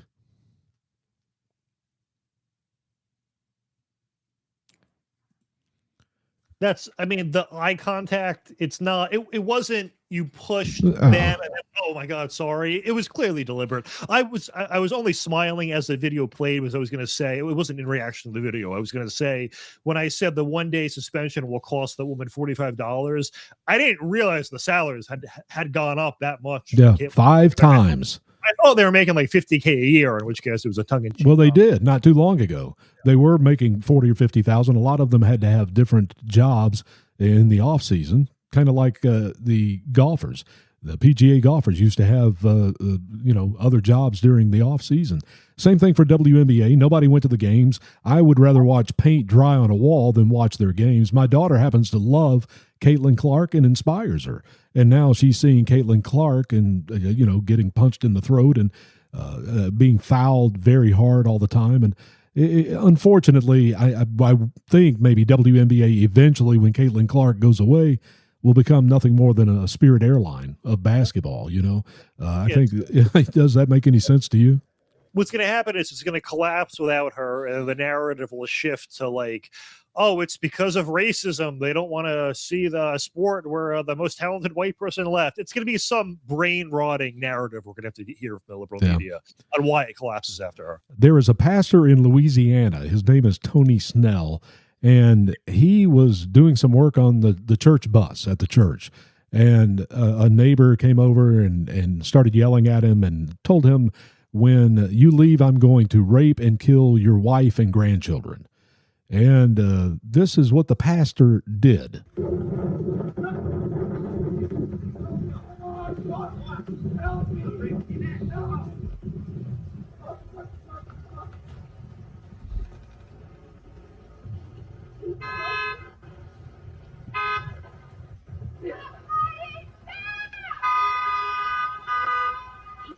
Now, Matt, this video goes on and on. He ended up getting this guy on the ground, had him on his stomach, and was wailing away at his head. He was arrested, obviously, for assault. What do you think about that? Well, I read one of the headlines said that he said God told him to do it, and I believe him. Really?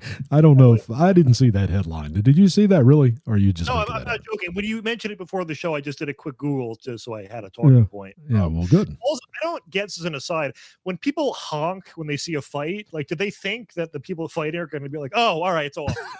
What do you do with such a conflict? I don't know. Why not stop the car? Why not stop the car and go break them up? It just honk on the way by. Let's real quick before we get to the end of this hour, let's get serious about Iran real quick. We had, the cargo ship that was bombed with a drone by Iran last week. And then Friday, Donald Trump and the Trump administration decided to respond and retaliate for that. But you had Marco Rubio that is quietly working on peace between Hamas and Israel in Lebanon. Let's go to this video. God bless Israel. May God bless Lebanon. May God bless the United States of America and all those who pursue peace. Thank you. And Matt, they signed that agreement. So I guess we're moving forward. This is another one of those things that needed to be accomplished in that 60 days as that 60-day clock is continuing to tick. And we see Iran and America still going at each other, which is, I guess, disheartening. The Trump administration, they touted, I think Donald Trump said the most ever ships came through the Strait of Hormuz, and it was 70, which was up quite a bit.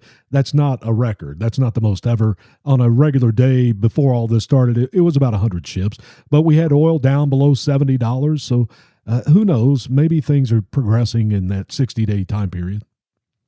I mean, let's hope so. I mean, we had the ceasefire with Iran, which has already been violated by them.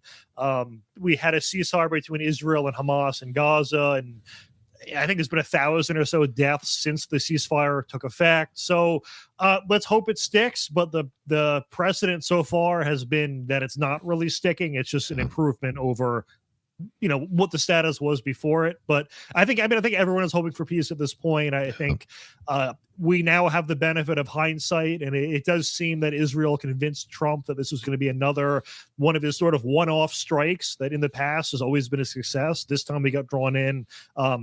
Now, I'm Monday morning quarterbacking a war, but I think we probably should have not have gotten involved in this one really at all. I'm not sure what exactly we ended up gaining by the end of it. I think we look for the Supreme Court coming with birthright citizenship, the first of this coming week, and because it's the end of their calendar. June 30th will be the end. I think they're going to go one more day beyond that. So look for that coming. Anything else on your radar this week? No, that's the big one. And it's this weird case where the consensus seems to be they're going to go with precedent and uphold it. But I think the precedent is wrong. And I thought the Supreme Court's job is to figure out if it's right or wrong. So we'll see. The betting markets are against us. The consensus is against us. But I'm holding out hope because it's a birthright citizenship is just a recipe for disaster. You could come here for one day, have a kid, and you are automatically entitled to what could amount to be hundreds of thousands of dollars of benefits over your lifetime. And it's not even, enforced in that if, a kid here is born and then let's say they go home. It's like this happens more with like Russians or wealthy foreigners will come here, have a kid, and then bring their kid back home and keep the citizenship in the U.S. As opposed to from Latin America, where it's then to live here as a citizen. But if I were to move to Europe, the United States still taxes me. I still have to file a tax return, even if I'm making income from a European country. So you get double taxed. We're the only country that does that. When we have anchor babies be born here and then grow up in their home countries, do we apply that to them? And the answer is no. So it's like, so they want the benefits of this country. They get them for free. If they move back to their home country and work there, we don't double tax them for some reason. But if I want to move to a different country, I have to pay tax to both countries. So it's just the levels of unfairness everywhere are crazy. And I don't like it. I don't think anyone watching this likes it. No, I don't either. And we're to the end of our hour, Matt. It goes by fast every week, whether we're here on the radio or on YouTube and Rumble or TalkRed or WD Americans Facebook Live. And thank you for watching. Wherever you are watching, we appreciate it. This hour always goes by so fast with you. And, we are the sandwich of sanity in a political, chaotic world. And we're the PB&J podcast. Thank you so much for watching. You have been watching a no-budget production, the PB&J podcast.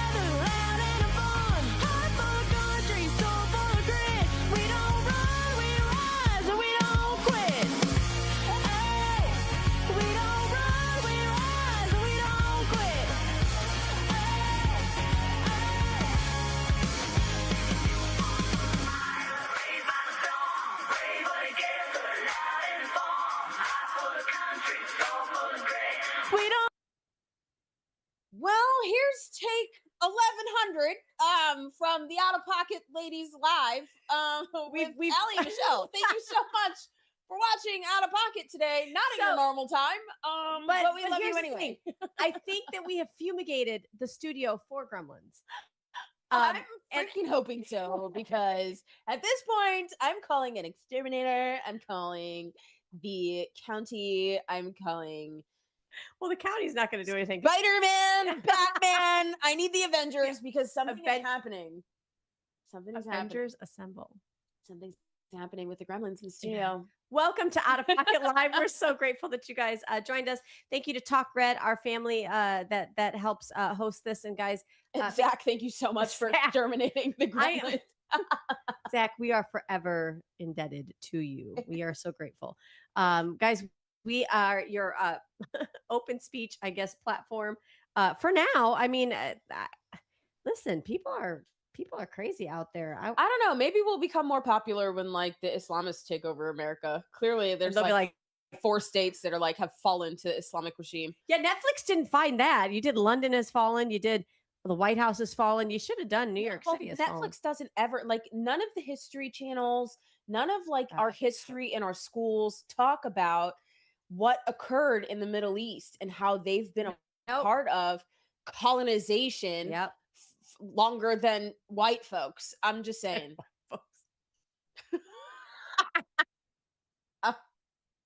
I mean, There are a few things that only my friend and sister in Christ, Allie, can say, and that is one of them, and I love it. Because you're right. That's well, we largely do anyway, and I love that y'all pay my bills. Thank you so much. You keep me being able to say whatever I want to say. So listen, thank you. If you're having the same kind of, if you're having the most Mondayest Friday ever, you have parked it in the right spot because we have all had that. What it feels like a Monday. What quick, is can I share my little funny? Which maybe go ahead. It might not be as funny the second time around. Zach, sorry, cover your ears. You're going to hear it again because when we thought we were live, what? Okay. Anyway, don't read your messages during the show. So, you know the group Wilson Phillips.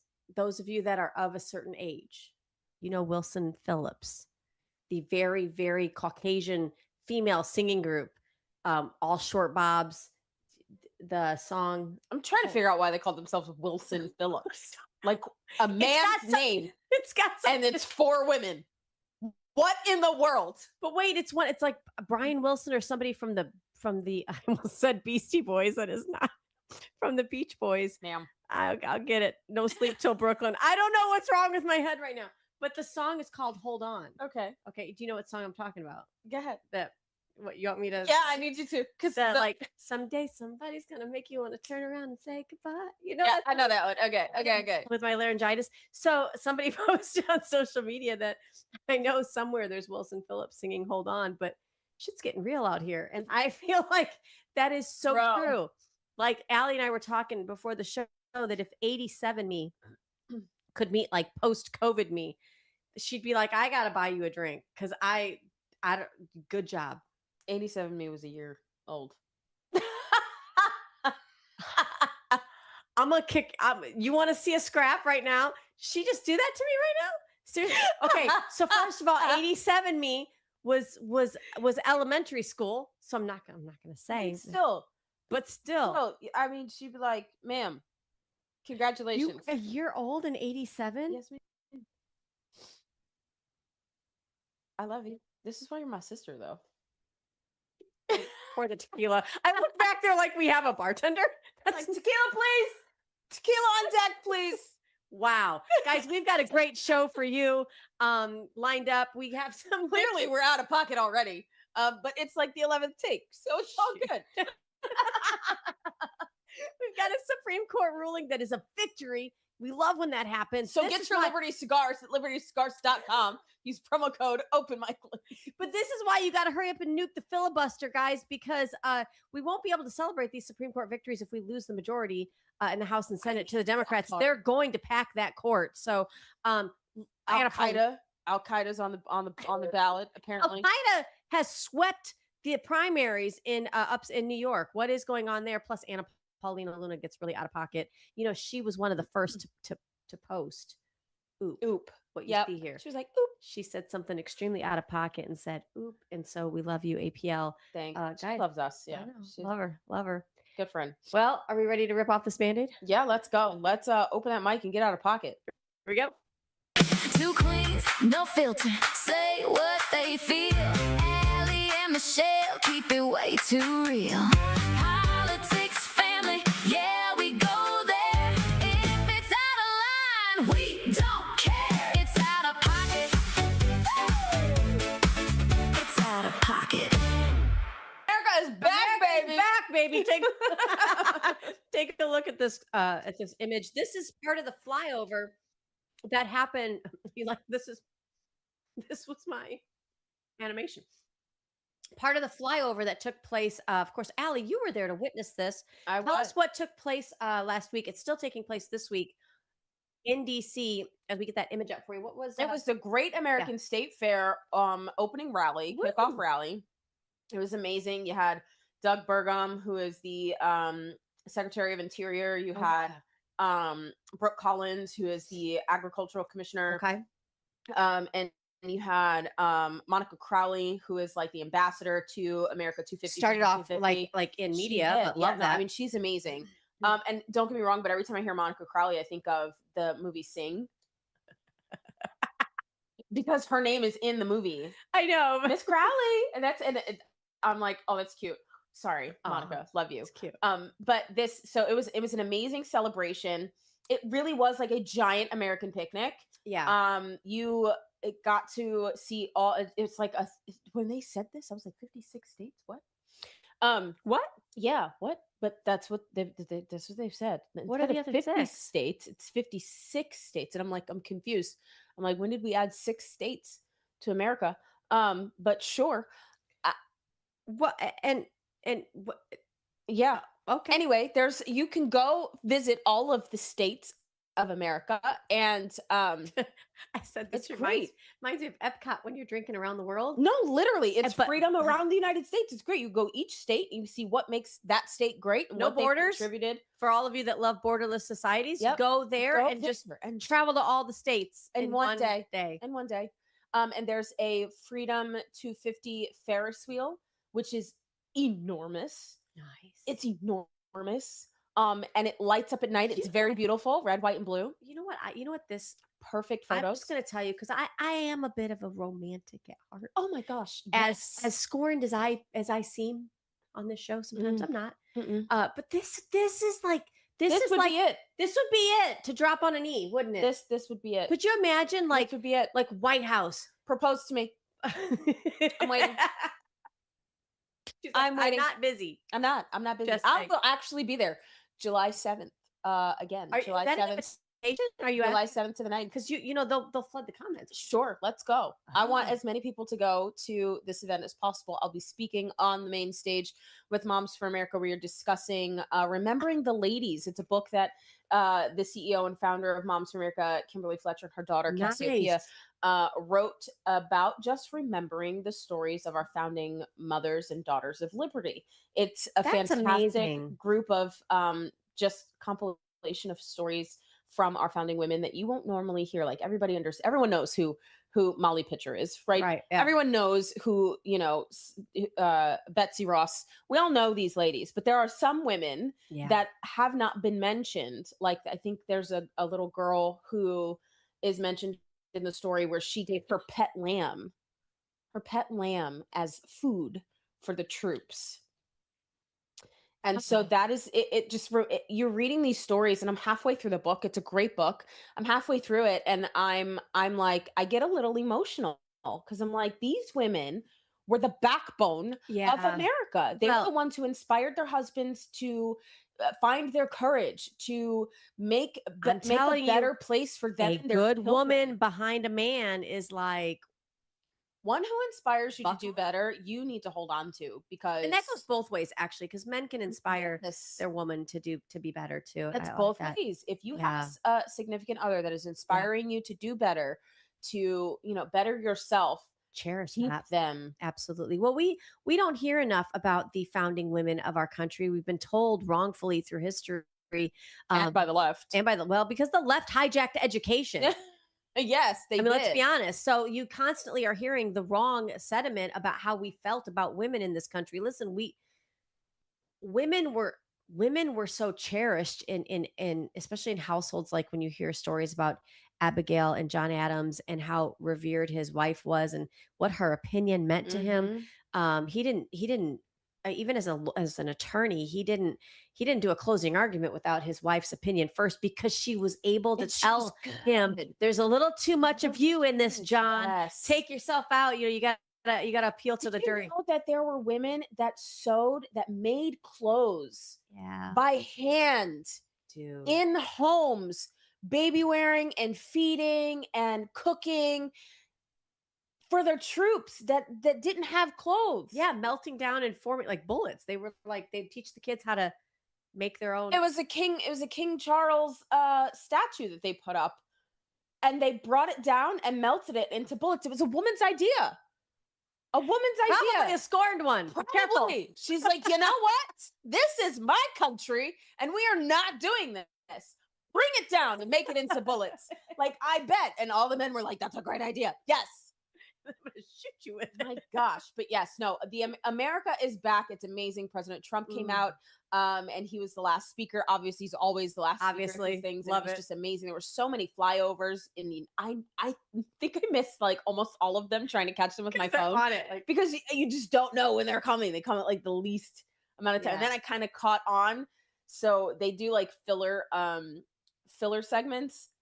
And like I was like, oh, they're playing just regular music, like regular, like Here like, it comes. it's like a filler. I was like, oh, there's something's coming, something's coming. And so I finally caught one. It was great. That's amazing. That's amazing. But there were they mentioned when they came out, and they mentioned that the liberals they canceled on them because we were supposed to have some come in and perform a few of their Americana songs. Tell you what. They're like songs that just make America like you're like, oh, that's an American song. You know what I mean? And they all canceled. And I'm like, how do you cancel on celebrating America 250? What is wrong with you people? Anyway, What if they would have done that in 1776? Like, well, you know, the king just sent back that we could be, you know, executed by public hanging. So, maybe we just don't do this thing. right? Like, could you Just imagine? insane? It's So, crazy. the Marine You band, get on. The Marine band. the Marine band took over, and I mean, they did a great job. This is what's so incredibly sad, and I've been witnessing this when I go to candidate forums sometimes, that it's good and it's addicting. It's so good. But because of my cough, I probably shouldn't. I go to these candidate forums, Allie, and I'm telling you, some people are still not only so triggered by Trump derangement syndrome, but anything MAGA or Trump related or patriotic. And we weren't always like that. Like I joke about 1987, but even like, you know, Springsteen was still good. Like, you know, he still had the American flag handkerchief dangling out of his back pocket, like good old boy times. Like, I don't know what the hell happened. Everything just went to crap post COVID. And it's like there was some kind of a mutation to Americans' brains that could not just handle the simple debate and argue of viewpoints. They can't even handle the colors of the flag. Red, white, and blue. And they're like, show them an ISIS flag. That's what it looks like. Absence of color. Do you really want that? Well, blackout completely. Well, insane. We're going to continue to celebrate America 250, celebrate it the right way. One of the things that's going to help us to do that, Allie, is to continue to secure our elections, because this was a joke. It's a funny by the Babylon Bee, but underneath their funniness There's is a little bit of usually some truth. Take a look at what Babylon Bee posted about the New York elections. I mean, did we just elect Al Qaeda? I don't know, girl. I think there's 3 congressional candidates. Was it 3? Yes, ma'am. It's 3 seats. So hold on, let me see if I can pull this up. Because I thought this was a joke. When Mandami was elected, yeah, I thought, oh, there's the joke. Okay, this is going to be short-lived. This isn't going to be anything big. And then he comes out and endorses. First of all, you're a mayor. Yeah, you're the mayor. Mayors don't endorse candidates, kiss babies and cut ribbons for openings of ceremonies. You really don't control. You control a big budget, but you really don't control anything educational wise. You really don't control anything legislatively. That's what the city council's for. Yeah, but he came out and made some pretty, albeit ballsy, endorsements. One being from New York's 7th congressional district. So I'm trying to look at the map and see these are very small pockets of places, but it's a congressional seat. These people are going to DC. Congress. You thought AOC was crazy? Just wait. What do you think these people are going to be like? So that was one of the backed candidates that won from the congressional district, 7th congressional district. There's the 10th and the 13th. Those two where they had incumbents, Democrat incumbent challengers, and they won. So they went from left to off the cliff. Like what? This is incredibly insane and also terrifying at the same time. I think you mentioned before in one of our other takes that that some of these cities, California's lost. Michigan is lost. New York City's lost. Minnesota's lost. But at the same, Illinois is lost, right? Oh. But at the same time, they're lost. But at what point do we kind of bring it back in and say, hey, this is the United States of America. We do not do this here. And I think this is the easiest way to dismantle the Democratic Republic that we currently have without ever firing a shot. You go in and you radicalize the minds of youth, right? Through changing our education system to be false, holding parents teachings. hostage into one monopoly system to educate their children. Right, which is insane. And I love that you put it that way. And a lot of people don't look at it that Check way. the Clayton Act. We should have never had a U.S. Department of Education with your tax dollars funding the only option for education in this country. No, that is a monopoly. And when do we do that in America? I mean, clearly with other, when the left tells you it's the most charitable option. Yeah, which is crazy. What? So they are like, I don't know when they became. Actually, they have always been this way, but it's just maybe there was an era where they weren't so oppressive. But we do have an oppressive arm here in America, and it seemed to have gotten way, way, way, way, way worse. Well, and the reason I keep putting pressure on it and calling it the left, Democrat, socialist, Democrat, left, liberal, is because you now have, in my opinion, if you're identifying as a Democrat in the United States of America, you have a responsibility to explain to me how you're allowing this crap to happen within your own party. Either get in there and change it or disavow it. I mean, that's what a lot of us are trying to do with some of the establishment that in we our currently have. Well, even in our Republican Party, I mean, and it's not like it doesn't exist. You guys are currently seeing it happen at the GOP level in South Dakota, where they literally barred Scott Pressler from entering the meeting. That was that Thune? That was Thune, John Thune, and we're seeing it in the Senate. So it's not saying that we are off our rockers for saying that there's. Yes, the sergeant of arms did get fired.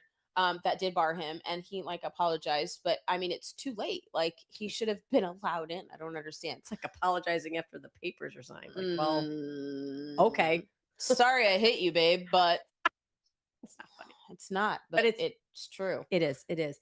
Well, Allie, and that's that. So I think what our viewers should do, what we should do, is that when we see these races going on up in the lead up to the midterms, especially in the primary, where you've got candidates that are coming out and they're claiming these endorsements from Democrats, it's up to their challengers to really say, so you're okay with taking an endorsement from a party that wants to put boys and girls sports and boys and girls bathrooms, who believes that life, even post birth abortion, is okay.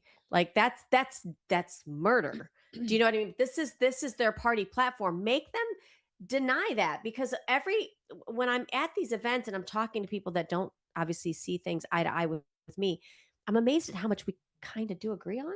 Yeah. And then I'm forced to think, like, maybe you don't really know what your party platform is or what they're doing.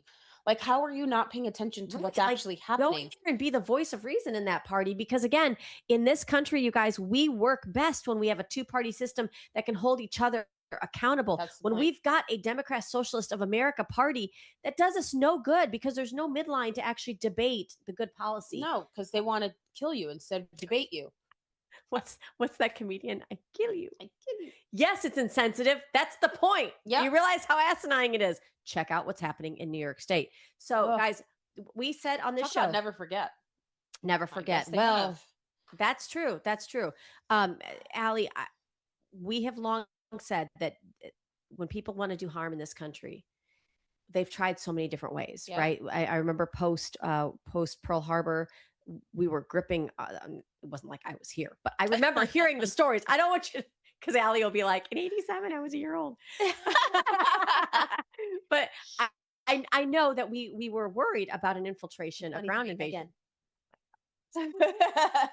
A ground invasion happened. It happened during the entire Biden administration of fighting aged males coming across this country. Then through your tax dollars and through the wrongful use of FEMA dollars being dispersed throughout our entire country. It's almost like they were being sent to small pockets of areas. I don't know, upstate New York, Ohio, Minneapolis, California, New Mexico, parts of Texas, to where they could become pockets of areas that now they're given not full citizenship, but they're given the same documents. So prove they're not citizens. Maybe they're even getting access to a ballot, like in California, because they don't check for your ID or for your identification or citizenship before you vote.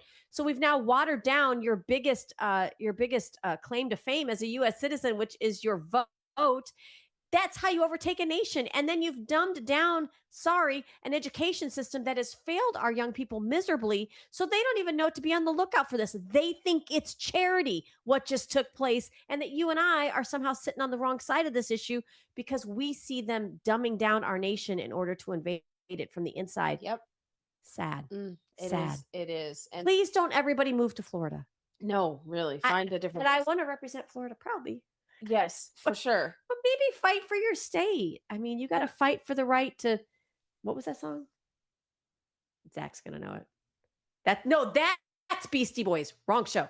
You got to fight for your right. Party. You got to fight for your state. Fight for your freedom. But no, I agree with you, and this is exactly what President Trump is trying to do: is trying to one, expose it all, and two, transform it into what it used to be, the greatest America that we've transform it into something better.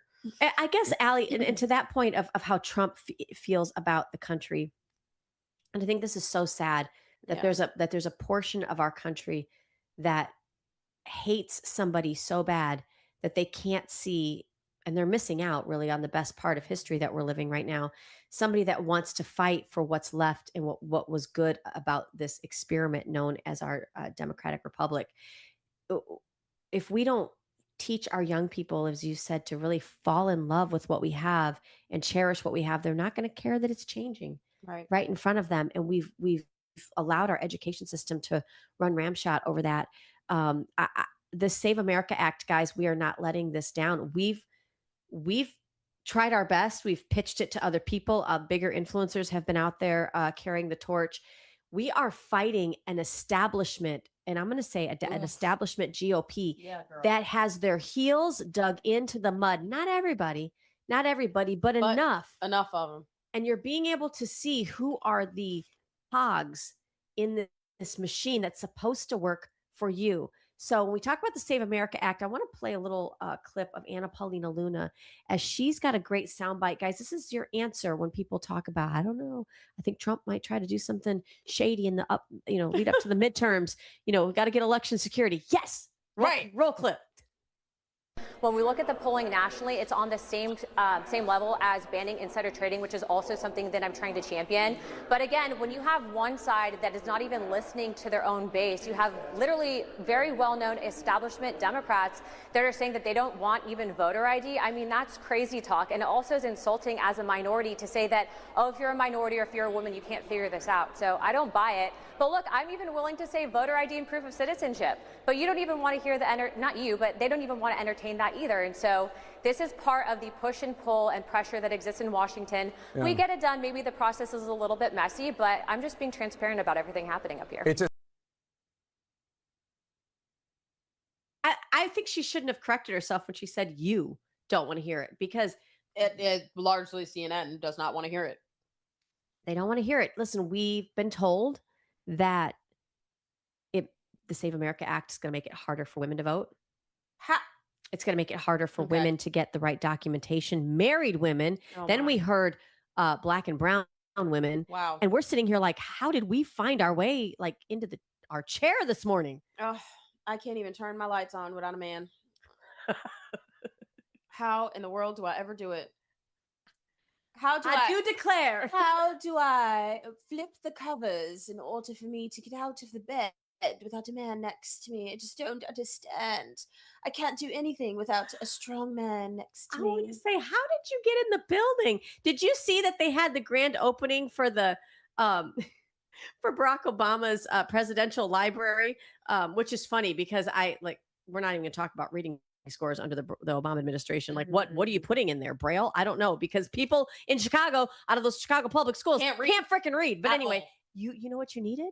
Not only did you need an appointment and to make plans ahead of time. Yep, you needed an ID. Congressional members that are fighting this need IDs to get into the building, to swipe their vote. You put a little thing in the freaking sane. Listen, insane. Insane. It's collective willful ignorance and stupidity. It's just like what they did at our southern border. They're intentionally doing it. Stop.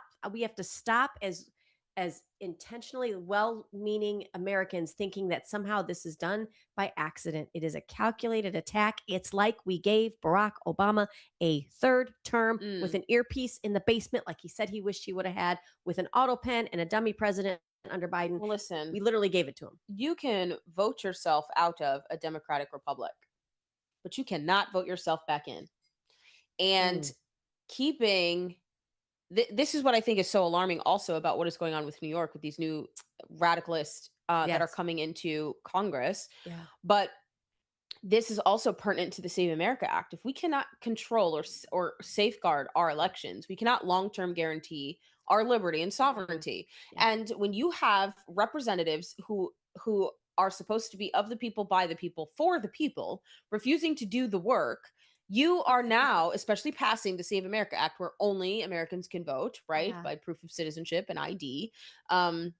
You are now becoming a part of a national security threat. Yeah. So at what point do we toss the hammer and say, like, this is unacceptable? I mean, what happened with when President Trump went to the Senate? Now, you mentioned like Glenn Beck. Yeah, so segment. We were talking that Glenn Beck has a really great segment on a behind the scenes so good version. It's like those of you that watch Real Housewives just for guilty pleasure, but then like you go to church and you're like, I don't watch that filth. Okay, yeah, you do. So if you want to know a little bit of the food fight that took place during the luncheon that took place at Capitol Hill, I was all ears. I love this stuff because President Trump put a lot of effort behind challenging some of these crony senators that won't budge on the Save America Act. And it worked. They lost their primary. They're literally like lame ducks right now because they're just sitting there waiting for their opposition to be sworn in. One of them being Cornyn, who apparently raised his voice behind closed doors to President Trump, talking about, you're being divisive. You're basically lighting a torch, lighting a match here. Yeah. Trump does not pull punches. So he punched right back and said, yeah, and if you're not going to do your job, then it's better that we put somebody in your seat that can. And you're just mad because I went and threw my name behind something and lo and behold, it had a bigger pull than yours. And it was just like, it was kind of like a pissing match, but like on Cheerios. Oh. You know what I mean? Like, I don't know. It was kind of cool. So you got to check that Glenn Beck episode out. But I love this because as soon as I saw Trump come walking in, for that, you ever walk into like a luncheon and you're like, yeah, I'm not eating today. Yeah. Because A, I don't know what they put in the food. Right. And B, I have no appetite. Right. I've had many. I'm here for business. Many debates scheduled around luncheons, and I'm like, I'm not interested. Like it's about business. Well, he came in, Trump came in, and you could tell, Leader Thune and some of the others were trying to kind of handle him right away. Ooh, and he goes up to the reporters and he just starts talking. And he first thing he did, and I love this about Trump, he's like, we got great leadership in the Senate. I can't do it as great as she does. Although that was really good with my voice. Listen, I got this new voice. Oh my gosh. I might have to put it to work. But so he's speaking and you can just, Leader Thune's like, oh my God, just get him to shut his mouth. Like, we got to go inside. And so he's trying to like kind of give him some compliments. Yeah. On the way out, it was a completely different demeanor. Whoa. And he's next to Senator Rick Scott. And he's like, they've got to do something. I'm not signing nothing. They had all this stuff set up. It's like going to an event where you're going to be like the honored guest. And then all of a sudden they're like, no, because you didn't do what we asked you to do. It was pretty cool. He would not sign any of their pet bills that they thought were very important. He's all about business, this Trump. And listen, if you're going to go toe to toe, I don't think Trump's the one. He's not. Have y'all not been paying attention? What does he have to lose? He's doing it, in my opinion, he's doing it for the right reasons. Do I think he's right all the time? No. But I thought you beat me to that. She was like, no. But it's true. This sparks a good question that Nancy Mace posted. I love that Benny Johnson shared this. She said this. Take a look. Who's paying you off, John Thune? Asking for a friend. I think the friend was Allie. Yeah, maybe. I think Nancy Mace should turn her gears towards John Thune and maybe see what she can uncover. Hopefully, it won't be a false photo of someone taking an actual picture, thinking that it's sitting next to a prostitute, which is not accurate.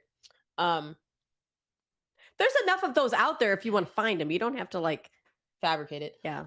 But no, I think this is a great question. I've been asking this question I've been asking it for quite a while, because why else would you, unless you're really a Democrat socialist who wants illegals to vote in American elections? I Yeah. don't understand why you won't. This is like baffling to me. Like, well, we don't have enough votes. Well, why not? Yeah. Why not? Like the 80, You know what, Allie? 85% of Americans. When you read some of the historical documents, which largely a lot of kids probably couldn't right now because many schools across the nation took out cursive. Writing, and so how are you going to read those founding documents? Put them through AI? Yeah, that's a good one. But no, if AI, you went 'cause back, AI is the devil. if you went back through our historical documents, and even some of what Alexander Hamilton wrote in a few of the Federalist Papers, when he talks about what those first Continental Congresses were like when they were going through putting their life on the line in order to declare independence from a bully totalitarian regime From that across the water. had now infiltrated and sent troops onto our land. Right. Which is why it's important that we say that our birth wasn't in 1776. We were a country long before that. Yes. That's the declaration that we're celebrating. But the reason I go into that is because when you listen and read some of the founding fathers' take on those nights that they literally burnt the midnight oil. Yes, they were largely patriots and they were all very patriotic and put their lives on the line, but they did not agree. They did not agree. One of the biggest divisive things that they debated and talked about was slavery. And they did it. Was property ownership. There was so many things. Right. And they did the best that they could to agree on what they could, but they couldn't agree on it all. And when I hear somebody like Thune in his $500 pair of whatever shoes and his custom made tailored suit and his newly cut way too short haircut and his like bronze tan, sit there and say it can't be done, I want to say, you coward. Yep. You don't even deserve the title in which you hold. Yes. Because you have no idea the blood and sacrifice that went into the formation of this country. You couldn't hold their undergarments. Like, No, you really. could not. It's embarrassing. Don't tell me. We have a whip for a reason. Yep. Use it. Like, you don't go there to sit in the air condition and put your feet up and entertain donors. You go there to do the frickin' job. And if the needle doesn't move, you get a chisel, an axe, a hammer, a rope, and you drag that across the finish line. That is your job. They didn't stop when the king sent over a letter and said, punishable by death if I catch you. Plus, you're going to hang we're going to hang you in this country, not even your own. You know what? We don't have the votes. We don't have the signatures. They weren't like, beat up. I guess we can't do it. I guess we can't do it. No, they fought for it. Actually, what they did when it got really tough, even New York, even though they abstained from the vote, they went through and said, you know what, guys, we got to do this now. Mm-hmm. So you can't tell me that after finding out all of the missing children that have been trafficked across the border, all of the coyotes, that have gone through and done insane things to women and children, all the forced labor, all the crime in our streets. You think of Lake and Riley and many other young American women that were murdered and slain by people that should have never been here in the first place. That's not enough to get a Thune to go, let's find our collective resolve. We gotta do this. That's what leaders do. You're not a leader. Go in front of a mic, because we know that's when you think you operate best. Go in front of a mic and say, this is the new thing. As leader of the Senate, we ain't doing nothing till we do this. So kiss your babies and your wives and tell them you're not coming home for the next recess. We stay here. You know like, what they're get doing? some of that Paul Revere-ness in You know what they're doing? They're going on recess for 19 days. Lord Jesus. They're going to recess for 19 days. Can we get recess for our students in schools? Yeah, that part. How about we just pass the Save America Act? Like, why do you keep running? I don't understand. Oh, we can't do this. You can't do it if you're not at work. Listen, this is what I love. We're going to drop a little nugget here before we go to our Liberty Cigars promo, which lets you know how you can support loudmouth women like us. This was iconic. I had to make sure this actually happened. So you remember the UFC 250? Yes. It was fun. Yes, I do. That was fun. Well, Joe Rogan said this because there was a lot of debate of like, are we safe? Yeah. Like, how do we keep everybody safe? You want to know what kind of a badass we have as commander in chief? Take a look. Okay, so Joe Rogan says, I hope we don't die. I don't know if we can get this photo up there. Trump says we gotta go somehow. Only one of those two people has had 3 attempts on his life. Again, compare that to Leader Thune, who just has to pass a simple piece of legislation that is backed by good doctrine in our Constitution. We can't do it. Wow. Where's your fortitude? Where's your... I'm sorry. Wow. Wow. That is incredible. President Trump, so he gets a lot of flack, but I can't remember who it was that spoke on Wednesday, that said President Trump, the greatest American president since George Washington. Yeah. He literally is trying to we are in a 1776 moment, Oh my God, but right yes. here on our soil. So much. And we're battling we're not battling an off king somewhere on a different continent. Yep. We're battling ideology here in America that has Yeah. taken root somehow. And well, that's the Communist Marxist Manifesto, right? To take it 100%. over from within our schools. And then within our Senate, clearly. Jesus. And within the House of Representatives. It's a little scary. It's like a cancer. Mm-hmm. Because you gotta root it out. You gotta root it do. out. And honestly, I don't know how you serve in an elected position for 30, 35, 40 years.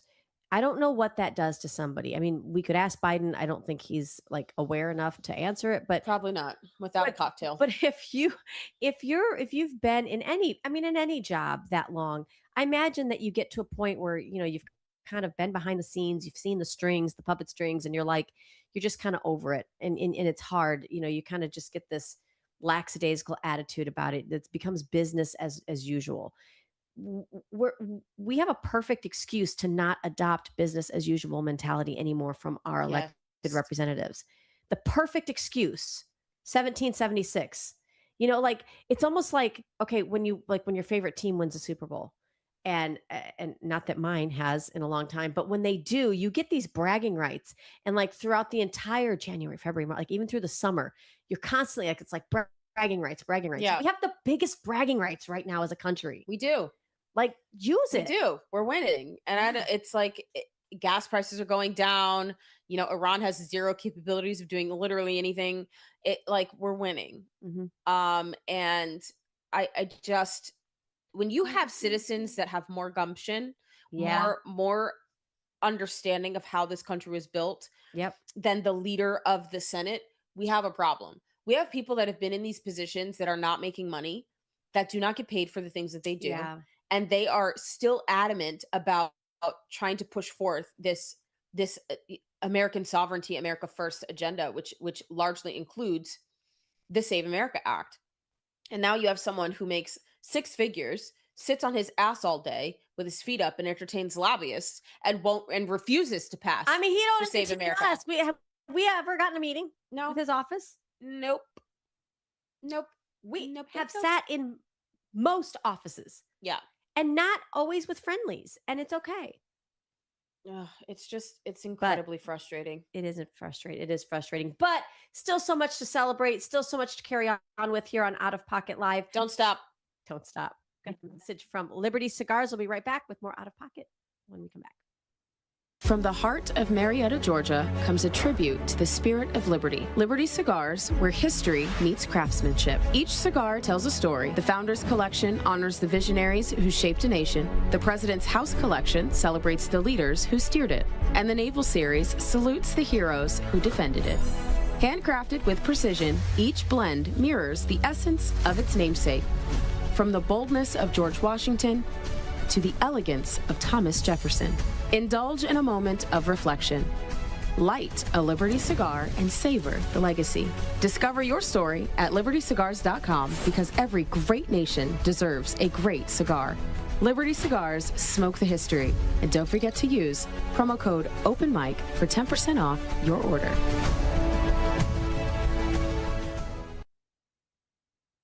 All right, guys, welcome back to Out of Pocket live with Allie and Michelle, formerly Open Mic Ladies, still very open with the mic, just our own bosses, and we kind of like it. Thank you to TalkRed for the platform and for their support. Thank you, Zach, behind the scenes. We are so grateful for you. Make sure you like, share, and subscribe, and follow us individually at Real Allie Leger, at Michelle Posey, and at Out of Pocket live on all social media platforms. Allie, I know I've got a great reason why we need a Liberty cigar. Why? Tell me. Drum roll and take a look at this. Fauci subpoenaed to testify. Again? Okay. Yeah. Wow. Okay. Yes. Again? So what? He can lie again? Hold on. Dr. Anthony Fauci has been subpoenaed to testify in front of Congress again. This is Rand Paul's doing. I know. I had the same feeling. Mira. Okay. So I was talking to a House representative the other day, and I said, so, this is the thing that I'm watching. I will miss work intentionally to go watch this rat walk himself into a trap with like a vaccinated piece of cheese. You know what I mean? I want to watch this because this is what got my blood boiling in the first place. Here's the thing, Allie. They haven't found a way to go about getting rid of his blanket pardon, because there is no such thing, with an auto pen. Doesn't make any sense. I'm not saying they don't have a way. I'm saying that might be like a little bit lengthy, but under his current pardon, he cannot plead the fifth.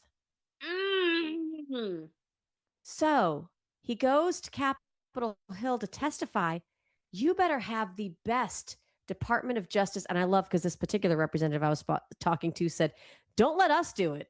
Bring in some DOJ people to do it, because we tend to screw things up. But he's right. Ask all the questions. Get all the answers, because he can't claim the fifth when it comes He has to tell the truth. When it comes to spending in 2014 and what he did with gain of function research. Yep. He can't plead the fifth when it comes to the biolabs in Ukraine and Wuhan, China. He can't plead the fifth when it comes to whether or not he did, which we know he did, entice intelligence agents to lie about the lab leak theory, which they all really shook their head collectively And that had then happened. Went to the media to have them cover He it. can't lie about his own financial gain in the antidote known as the Fauci ouchie. He can't run. He's a rat with no place to hide. Okay. What do we think? Okay. We'll see if he shows up. So what happens if he doesn't show up? Is it going to be another Hunter Biden? Well, listen, and I didn't have this on the show for today, but did you see that where John Bolton he was just convicted. Oh. So he had taken classified documents to write his book. That's right. And he was kind of like, they consider him like low hanging fruit Yeah. when they first started going after people. Yeah. And I didn't think that would stick. I didn't either. I really didn't. Honestly, but I had no faith. He's looking at potential jail time. Do I think he's going to get it? No, but he's got about $2 million in fees that he'll pay. I don't know. Dang. I mean, this is such a new idea of holding our own government responsible. We don't even know really how to do it. We should know how to do it the same way we do it with regular folks is how we do it.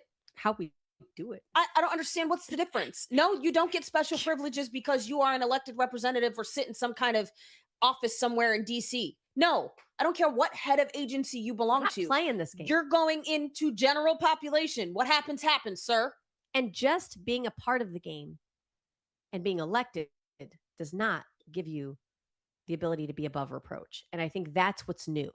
We've, just like children that you parent, you let them think they're the ones that run the household for too long, and then try to get control of that atmosphere. It's very difficult. We have treated people when we put them in office as somebody that is somehow going to have all the answers, that they're somehow going to purposely always do the right thing.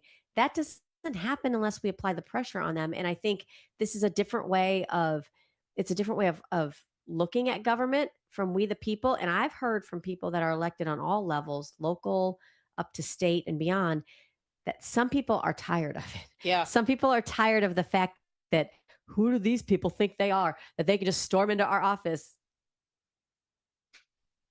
for we the people. Hi, we're We the People. We The can silent majority. because I mean, not even silent. I'm No. loud. So, and I'll say it because I don't care. And you know that. I do. So I just yes, you work for We the People. It is a government that we have given our consent to be governed by, and it is a government of the people, for the people, by the people. That's what that means. And so if you are uncomfortable with the fact that the people show up to your office to tell you whether you're doing a good job or a shit job, that's your problem. And we do show up to say good job. Like, thank you for supporting this. Sometimes. It's not all the time. It's not all the time. Get it Absolutely. together. But listen, somebody's got to do something about the fact that there's been a complete blackout on this Fauci information. That's why we dropped it here, because take a look at this. 6 major U.S. networks refused to cover the new evidence that former DNI director Tulsi Gabbard dropped on her parting day. It was like a parting gift. Here, America, do with this what you will. She dropped the new evidence that's going to be used, I think, in this upcoming hearing, and hopefully potentially getting some accountability out of Anthony Fauci. What's wild about this is that are these the same 6 networks that Don't like open mic or out of pocket? Sorry. That covered the lie about the Russia. Well, they covered the lie about COVID and where it all came from. They had the little clicker down at the bottom, just to the fear porn, the little number at the bottom of the screen, Allie, that would keep a running tally of how many people have died from COVID. Hey, let's bring that back while he's testifying, so we can remind ourselves of how many freaking people this idiot murdered. Yep, for sure. This is wild and crazy. This is why we need to get the Spin Act passed. The Spin Act. But I mean, we can't even get it out of the cloakroom, so I don't understand what's happening. Like, why is it just sitting there? They're like, I know of maybe 7, maybe more than that, bills that have just been sitting there on the House floor, which I understand. But at the same time, we need to codify President Trump's agenda. It's not happening. And it's not happening fast enough because we have a bottleneck in the Senate led by 4 people that are actually Democrats, socialists, who want to see the downfall of American sovereignty because they don't want to pass the Save America Act. So why would I expect them to pass anything else? Yeah. It's why your local government is so important. It's why your state legislature is so important. They should be taking all the action at your state level, because that's where the sovereignty really lies. Don't wait on this federal government because they are having a little bit of difficulty finding it to the right side of what to do. So keep it locked here, guys. We'll be making sure that we cover this story. It's something I know Allie and I are both very passionate about. I'm not lying when I've said we've already been in touch with legislators saying Allie and I need to be like, we want, like, yes, we want, I don't want to be Ivan Raiklin, like right behind him, but like seat me next to Ivan. Do you know what I mean? Like he can be like the really staunch, like, like he can fight. I just want to be here to be like mouse ears on top of Fauci's head. Oh my God. I would do that. I would shoot 3rd grade me. I would go wearing a shirt that said Public Enemy. Or maybe not. Fauci lied. COVID, or what was that? What were those shirts we had made for the protest we ran against Fauci? Fauci lied, people died. Yeah, whatever. that one. We've got t-shirts, swag coming soon. So we'll keep it locked here, guys, because again, you're not going to hear this. Even Fox News has not really dealt. I tried to find a clip to show you. There is none. So we are the clip. There's some news breaking, Allie, about the Supreme Court. It seems like every time I turn around, the Supreme Court is upholding things that the Trump administration has said and tried to do when it comes to protecting our country and getting those that are here illegally out. You don't say. I know. It's so nice because now it's becoming a part of case law. Take a listen to this latest update. And the Supreme Court out with another decision, this time regarding the fate of certain migrants living with temporary protected status. There are a bunch of them, and Shannon Bream joins us again with more. Shannon, how do we read this one? Okay, so Dana, we read it as a win for the Trump administration, which has wanted to wipe out temporary protected status for more than 1 million people who are living here in this country. These cases centered on a number of Haitian and Syrian refugees who were here in the country. And basically what the court has said is that they can't challenge this decision by the Department of Homeland Security, by the administration, that they're the ones who get to make the assessment about whether they leave or not. I haven't read the whole thing, but they do get into some of the claims that by some of those who are advocating for the Haitian refugees that there was some kind of racial animus. The court says they don't see evidence of that. So I'll keep reading, but it's another very fractured decision that seems to be a win for the Trump administration, which would be the second win for them on immigration. That earlier decision that we talked about that came out just a few minutes ago saying that if you get to the Mexico border but you don't make it onto U.S. soil, you can't file an asylum claim. So the Trump administration has to be happy about what they've gotten today. We've still got 8 opinions left, and it looks like Monday will be our next opinion day. Wow. So you're gonna get, so keep it here. Yeah, you're going to get the opinions of the different Supreme Court justices. What I found interesting is she barely touched on the asylum claim. To say that you have to claim asylum in Mexico and not come across the border is the most hilarious thing I've ever seen. Why? You know how many countries are between the Darien Gap and our border? Yeah. Asylum is the first place yes. you land your feet outside of your country. Yeah. Yep. And so there was a reporter, I believe, that asked Stephen Miller, is Haiti a beautiful country? And Stephen was like, yeah, and Haitians should be able to enjoy it. So go back to your country. Like, like, what else do you say? The audacity that you can be in this country and get temporary protected status and somehow miss the interpretation of that first word, that it's temporary. It's temporary. And then Go home. Papa government says we're not doing this anymore. And you think you can use our own legal system to make taxpayers pay for a court case that says you have a right to stay here? You don't get due process if you're not a U.S. citizen. It's like not that kind of due process. You get a like- different kind.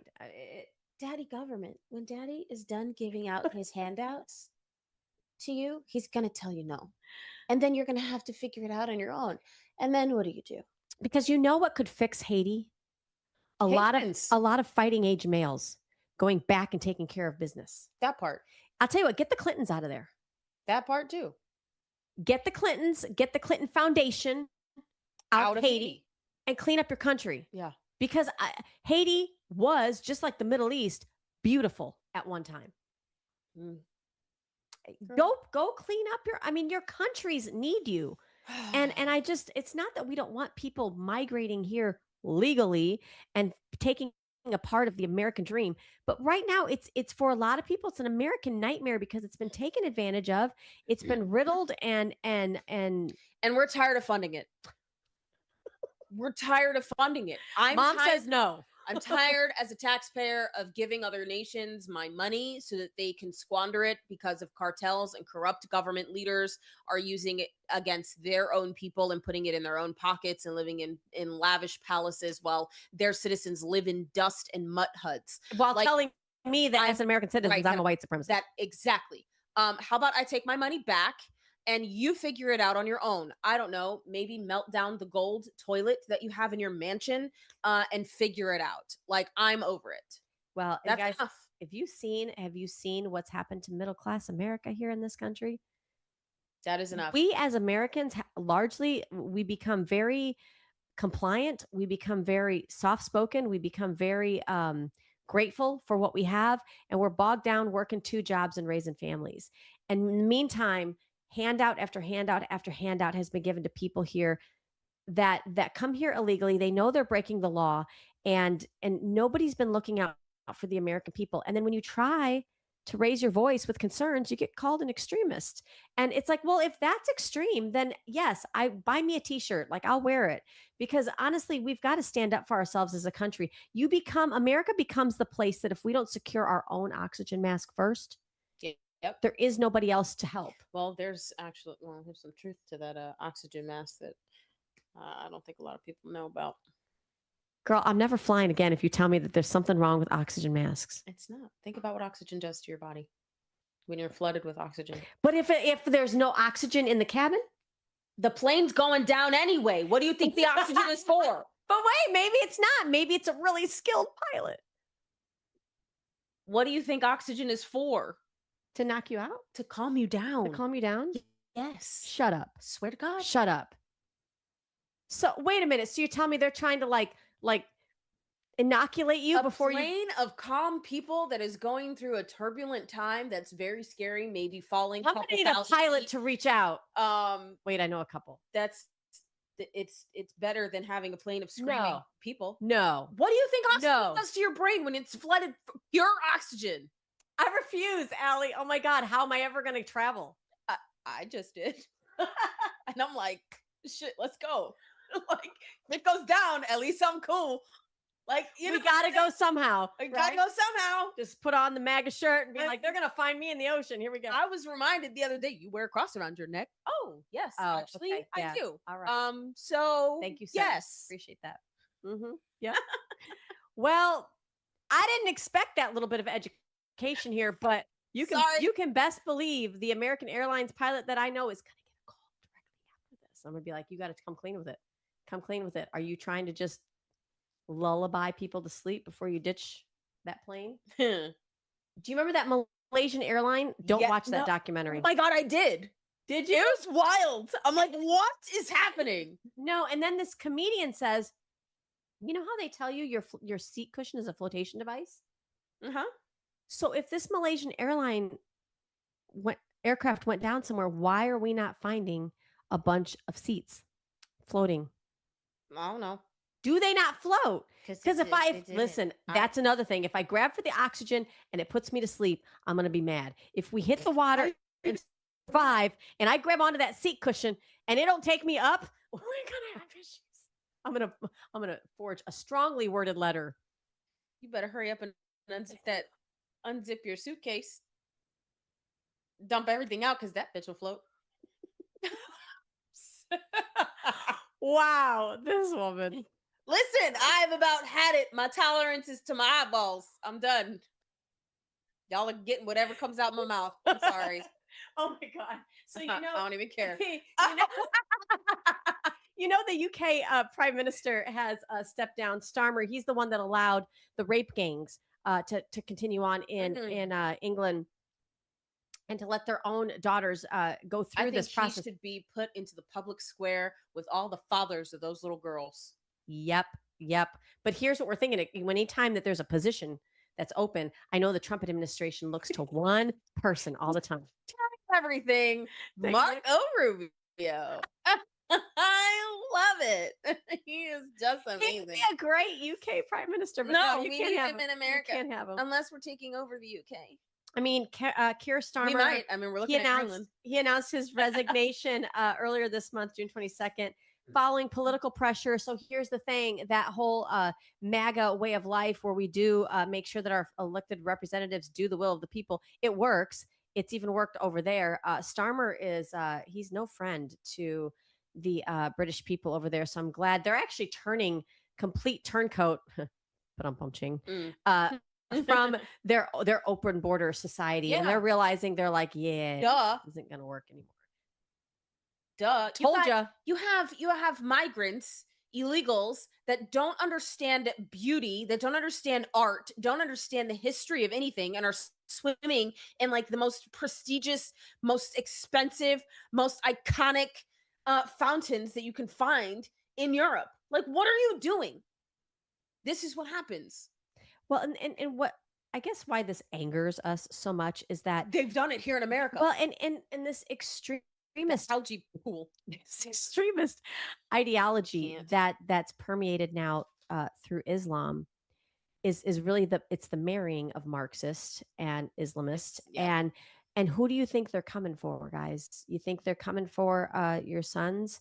They're coming for your daughters. And who do you think is going to be first? The women that won't cover, they won't shut up, and they won't blend in. And I think this is why it's something that. And don't think your boys are safe. Well, no, check out the Bali, what is the Dancing Boys of Afghanistan? That is another documentary. Your boys don't watch it. Are not safe. Your girls will get the worst of it, but your boys ain't safe either. I mean, if we're gonna go there, your farm animals aren't safe either. And I'm not being rude. I watch too many documentaries. This will be a third world country if we do not wake up. Some people have said, allegedly, turn into judges. That we. Where's Gideon? Gideon, we need your army, sir. Deborah, ma'am. Oh God. Oh, raise up a David. Here we go. So, some people have claimed, Allie, throughout the course of us being sisters, besties, co-workers, we've been working together for a while, that we have this issue with anger, or that, we It's come righteous anger. She's not even Go somewhere. I love you. I love you. Well, I came across this clip. Y'all are familiar with DoorDash and Uber Eats. And so this is a really Too familiar, actually. Oh, really? This is a woman who's really, I think we could really be besties with this girl. She's got a great business idea. Are you open to it? I'm open to listen. Okay, guys, take a listen. I have $1 billion idea. I want to call it Ding Dong DoorDash, and we just deliver ass whippings in 30 minutes or less. You can also double dash, and we'll eat your neighbor up too. Whatever. I don't care. I think menopausal women should start this. And or we could call it Uber Beats. I think it's $1 billion idea. Oh, that is out of pocket, ma'am. I love how she says menopausal women. Said Uber Beats. What? I mean, extra money will beat your neighbor too. What in the tarnation? Listen, we don't advocate for violence. Have you ever seen the TikTok where she's like, she's a woman. She's got like 16 pairs of glasses on, and she's got all these fans around her, and she's like, "Welcome to the club of we don't care." I'm gonna read off a list of things that us going through the change no longer care about. And it's, oh my God, we've got to show that because it's they're hilarious. amazing. They're amazing. And I'm like, I'm not even there. But I'm with you. You're like, I'm creeping up and I'm very close. And yes, I get it. I don't know if I'm close to menopause, but there's some things going on where I'm just like, no, I'm not. No. Ellie said no. Mom said no. No. Don't make me. I know it's Friday, guys, but keep your good wits about you. Uber Beats. Let's. We're gonna take that on Shark Tank. Doorbell. Wait, what did you say? Doorbash. Oh my God. We will have a logo in 2 hours. You just wait. Be like, look, and it's just a group of us, and it's like, I heard you was talking smack about my friend. We about to be. You ain't gonna call her back. Here you go. Ding dong, and you open the door and you just snatch them. Man, that would make some good TV. Would you like to see that live? We can talk to TalkRed Remember about Spike TV? Do you remember Spike TV? That would be on Spike TV. Like Cheaters. Remember that? There's a show, and I think they now have a social media site. Oh my God. I don't even. No, but that's funny how that is wild. They walk up on people. I don't know. That's so funny. All right. It's like an episode of Cops. I'm so glad that we left y'all with that out of pocket for the day. I'm saying don't do it this weekend though. Like enjoy your weekend. You got the 4th of July coming up soon. You want to be out and able to spend time with your family. It is not America's birthday. No. We are celebrating our independence from a tyrannical king. Please stop calling it America's birthday. It's not our birthday. It's a celebration of our Declaration of Independence. Please. We are far older than Please. 250. Let's get it correct.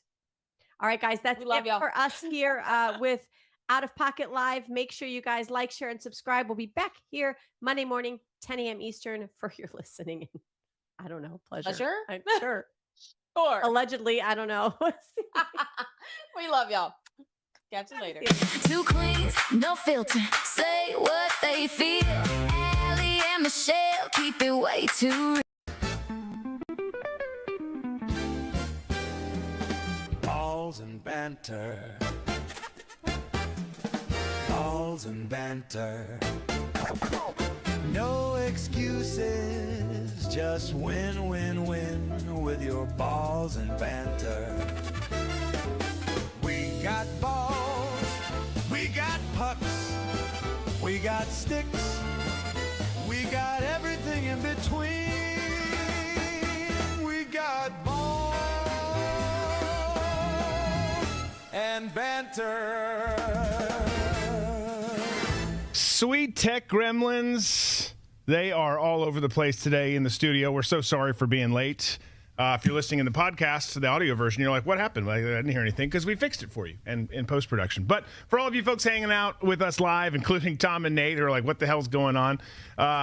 It is good to be with you on this Thursday, boys. How are we doing? Doing great. Doing great. Looking good in your shot. Cornrows and all. I love it. You know what? It wasn't the tech gremlins. It was the aliens that were supposed to kidnap the Brazilian team last night that were wreaking havoc in the studio. Oh, yes. Okay. Good to know. Did you watch the game? I did not get to watch the game last night. Can we turn Tom down a smidge? I did not. Tell me about it. Well, Scotland was just totally outmatched. I mean, Brazil, people come out of the womb playing soccer there. They actually play soccer in the womb. I don't think people really realize that yet. And so this whole social media campaign that started with this woman from Brazil saying that there's going to be an alien spacecraft that was going to descend upon the stadium in Miami and take away some of the Brazilian soccer players. And that, of course, that didn't transpire, much to my chagrin, because I watched the entire game waiting for it, and it never happened. Tom didn't go to the bathroom like the whole time. Like, yes, I sat in front of the TV and wore a diaper. But this whole hydration break, I'm gay.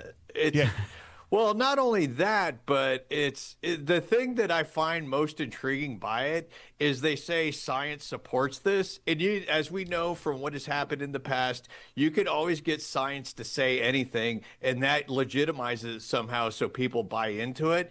They've been playing soccer without a hydration break for hundreds and hundreds of years. And now all of a sudden, just be honest. It has nothing to do with the health and well-being of the athletes. It has to do with the fact that you could sell advertising time. 100%. That's it. That's totally what it is. Yep. Yeah, I hate it. It reminds me of this one's commercial, so there's greed behind it, which is even worse. But like and look, I kind of get it the first couple weeks of summer here, but like Florida for high school football, every quarter, halfway through the quarter, 4 quarters in football, right? Timeout.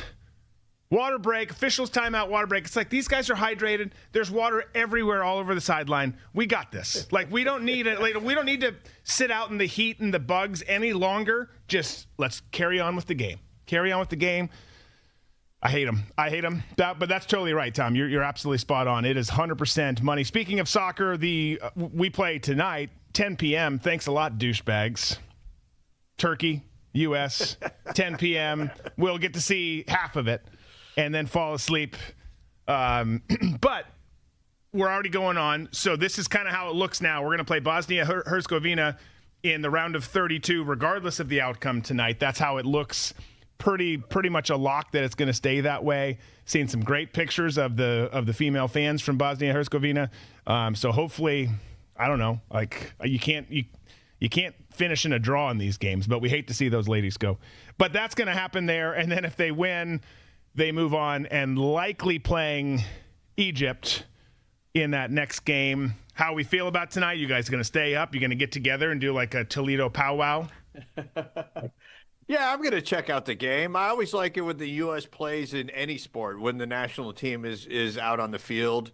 I refuse to say the word pitch. I am not going to, and I refuse to say the word nil either, even though I just said them in a complete thought there. But yes, I like it when the United States plays in any kind of athletic competition, and especially in the World Cup this year. This go around of the World Cup, it seems like the U.S. team that has been fielded has been a lot more competitive in the past, and it's just I'm just happy to be at a point in sports where it's like there's no outside forces that are seeming to like, that you're getting inundated with saying, oh, what are you, some kind of, xenophobe and, and all this other, horse hockey that we had to listen to for the past 10 years about having an interest in your national team playing an event on the world stage.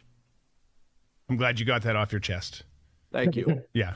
I refuse to say those words either. I do not like the words associated with soccer. I appreciate the World Cup. I appreciate the international stage. We do have a good team, but I'll also say this. Like, just remember, folks, I'm not trying to piss in your Cheerios here.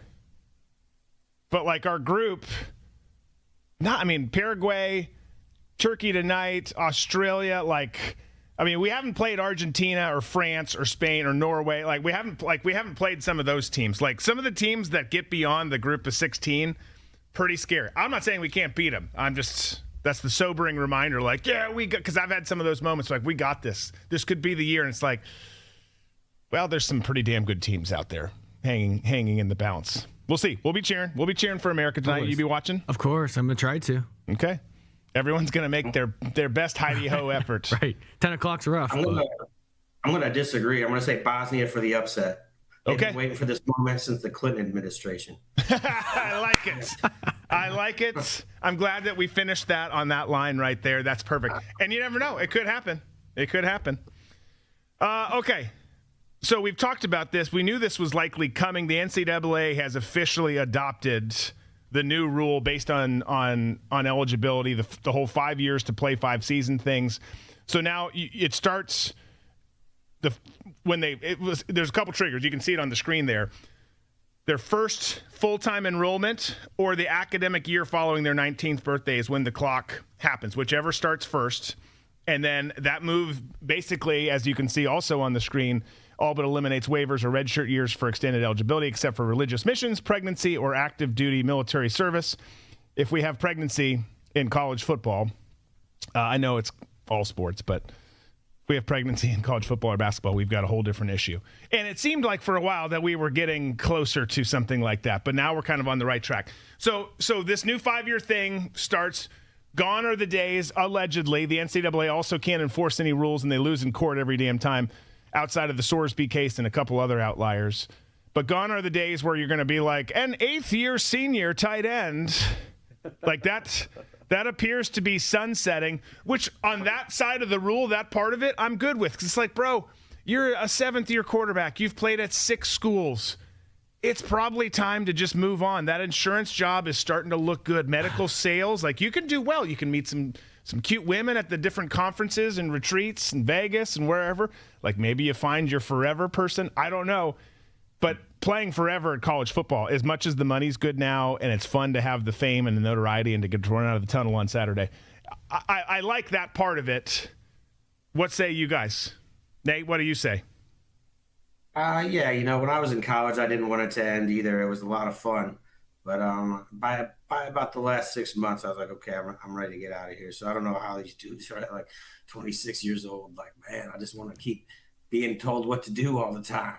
Yeah. So great. And if you're getting NIL money, sure, that'd be great. But I don't think these particular players are necessarily. Yeah, at least not the big bucks, the big bags. So, and you're not getting drafted, so you might as well avoid the damage on your body, accept the inevitable. Maybe they never did the degree part of the whole going to college thing, and they're like, oh crap, I should work on that now and try and get it while I still can before I get kicked out of here. But it's too late. Time to move on. So does this rule kill that when the monsters from the other countries come over and play punter or kicker on one of the SEC teams? You remember? I don't remember. It was a couple years ago. This 6'4" Australian guy was the Miami. Yeah. Okay. Yeah, they still can come and play. They just have 5 years to. Yeah. It really just has to do with eligible. There's a couple other things in the same decision-making season or chapter, if you will. So there's the 5-year deal. Once you start, it's not like you're a redshirt freshman. What's going to be interesting to see is how they categorize or classify someone, because it used to be redshirt freshman or freshman, redshirt freshman, and then you went on to the point where you finish as a senior. Now it's okay, you play the full 5 years. Are you a freshman, a sophomore, a junior, a senior, and then in theory you should be done by then, a graduate player, I guess. I don't know. We'll see. But the other thing they're doing is starting in 2027, not this coming season. Obviously, the next spring football season is next spring, 2027.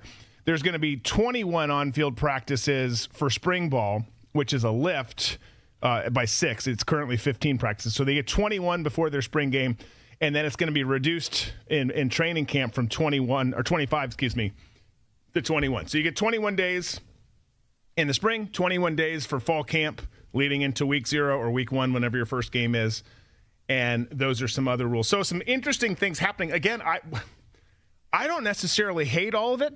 I just don't know if the NCAA, and I think when it comes to this stuff they can, but I just like how much can they actually enforce all of this stuff, because they keep getting curb stomped into oblivion in court. Like, we know you say I can only play 5 years, but I'm still shooting for 6 or 7, and I'm going to a court with a judge who graduated from my school. This is his alma mater. He wants to win.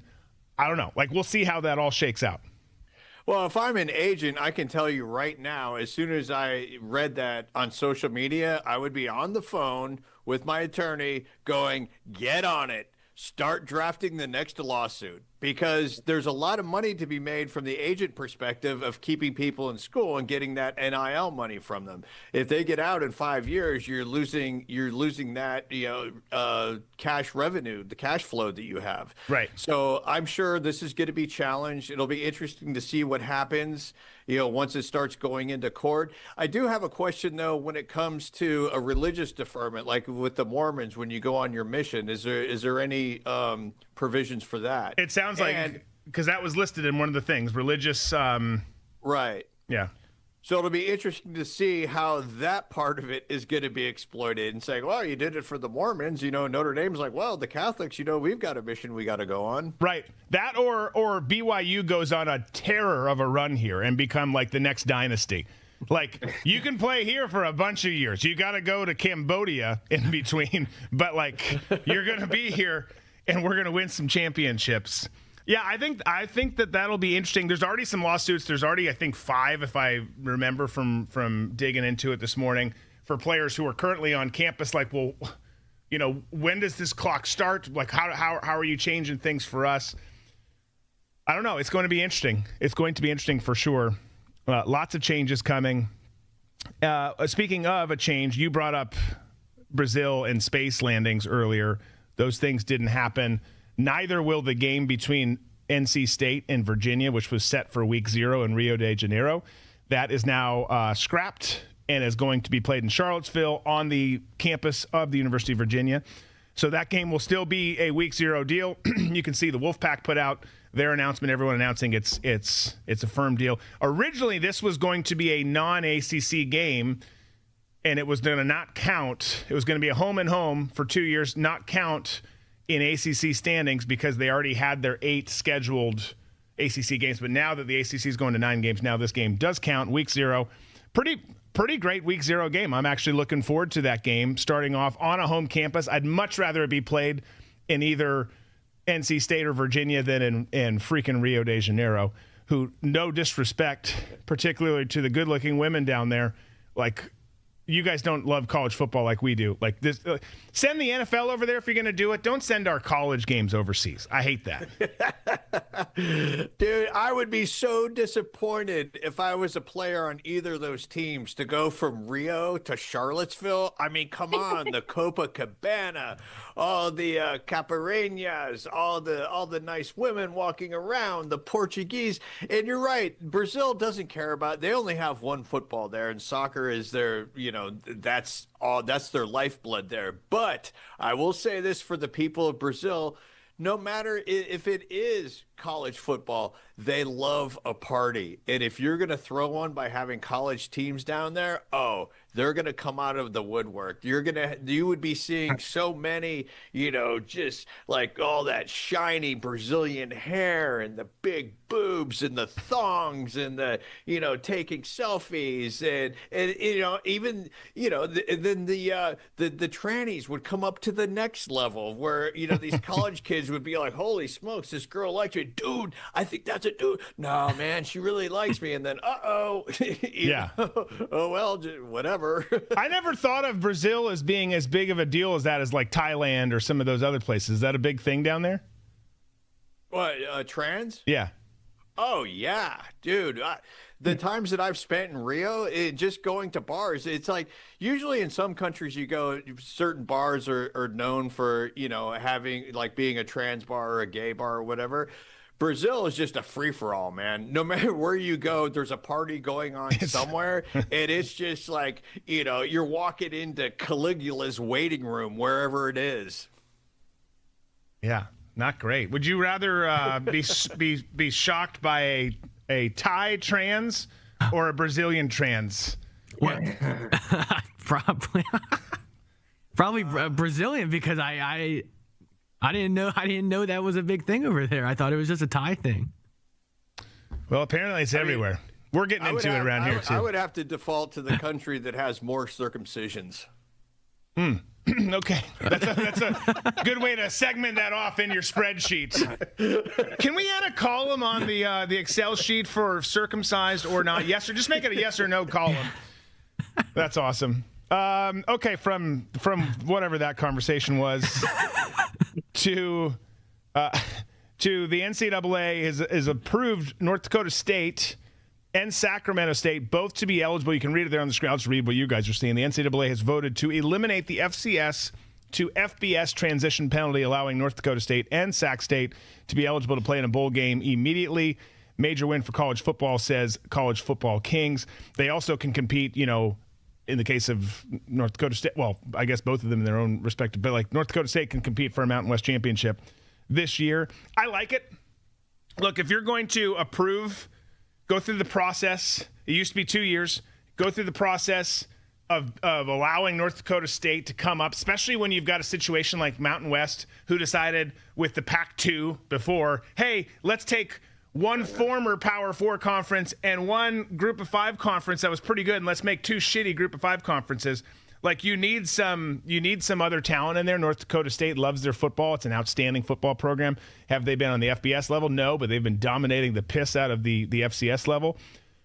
That's what they've got. Like in North Dakota, you've got flatland, you've got football at North Dakota State, and you've got hockey. And like they love that there. So they're bringing it in. I think it's great. Like, if you're going to let them in, let them compete. And I think it's a good decision, but I'm open to a different interpretation. Shall somebody have it? No, I'm on board. Like, why wait? What's the point? Everything was approved. It's not like when it used to be when a player was like transferring schools where they made them wait. So it wasn't just like jump around to the best team and like you kind of had to plan your move a little bit. It's just, they're good to go. Put them in. They're not cheating. You can do anything anymore. So right. Right, and if they get a shot to go all the way, I mean, why would you not want to see that happen? Yeah.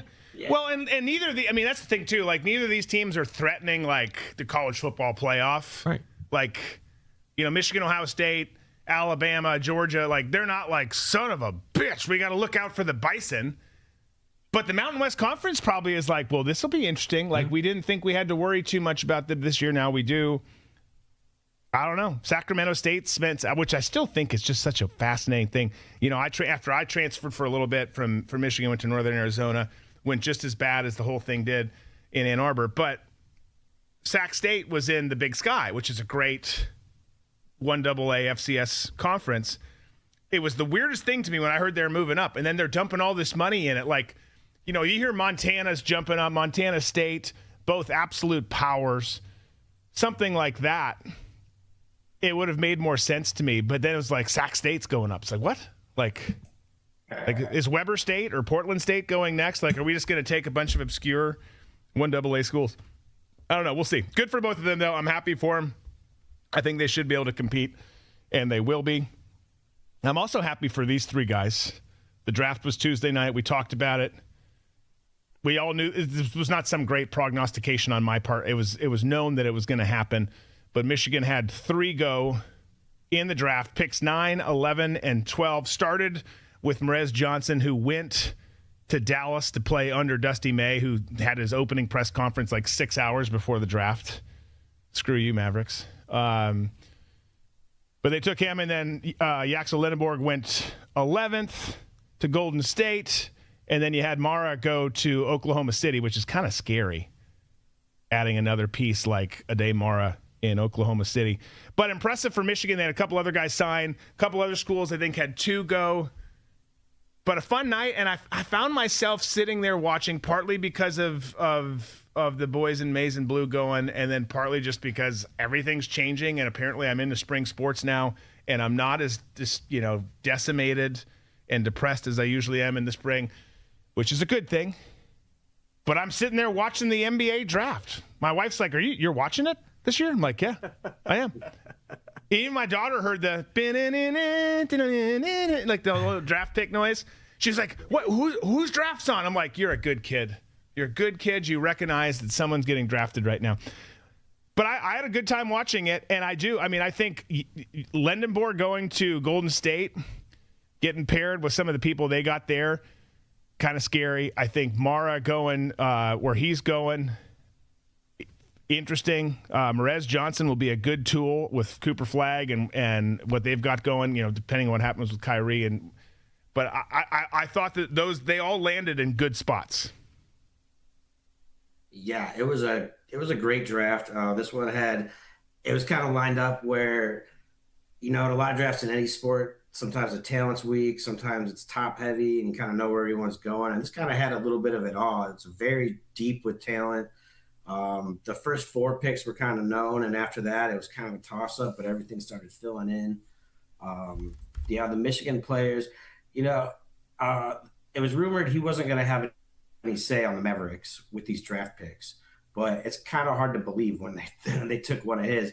And Lindenberg, I'd been seeing that Lindenberg and Mara were kind of projected to go in that spot. Some people had Mara going as high as like 6. Yeah. Which I didn't think was going to happen. It didn't happen.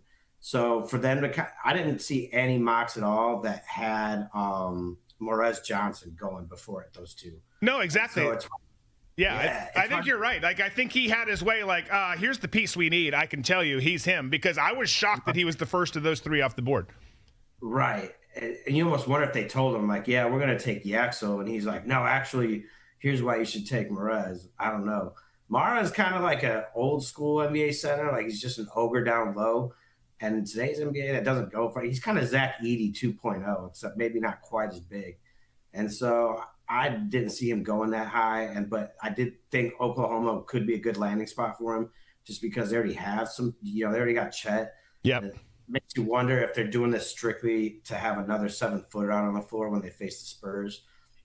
Maybe. Because they got Hartenstein too, but now you got 3. Right. So it kind of feels like it.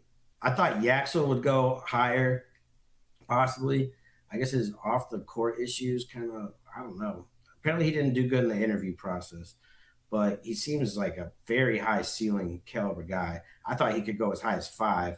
Right. And then Golden State, I knew if he was there, he was going to go to them, because he's also a win now guy. He's a guy who can help you win right now. Absolutely. He's plug and play. Drop him in. Yeah. Exactly.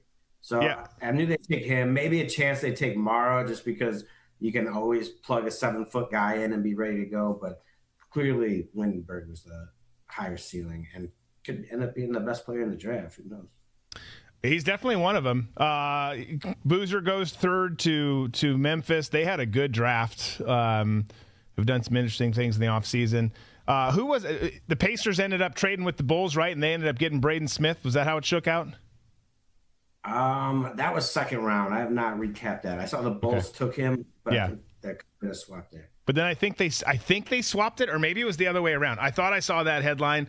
Interesting to see how he pans out at the next level. Obviously, he was a fun player to watch at the collegiate level. Darius Acuff Jr., that dude out of Arkansas, he goes top 10. He was a great freaking player, had a hell of a year. He was fun to watch. Yeah.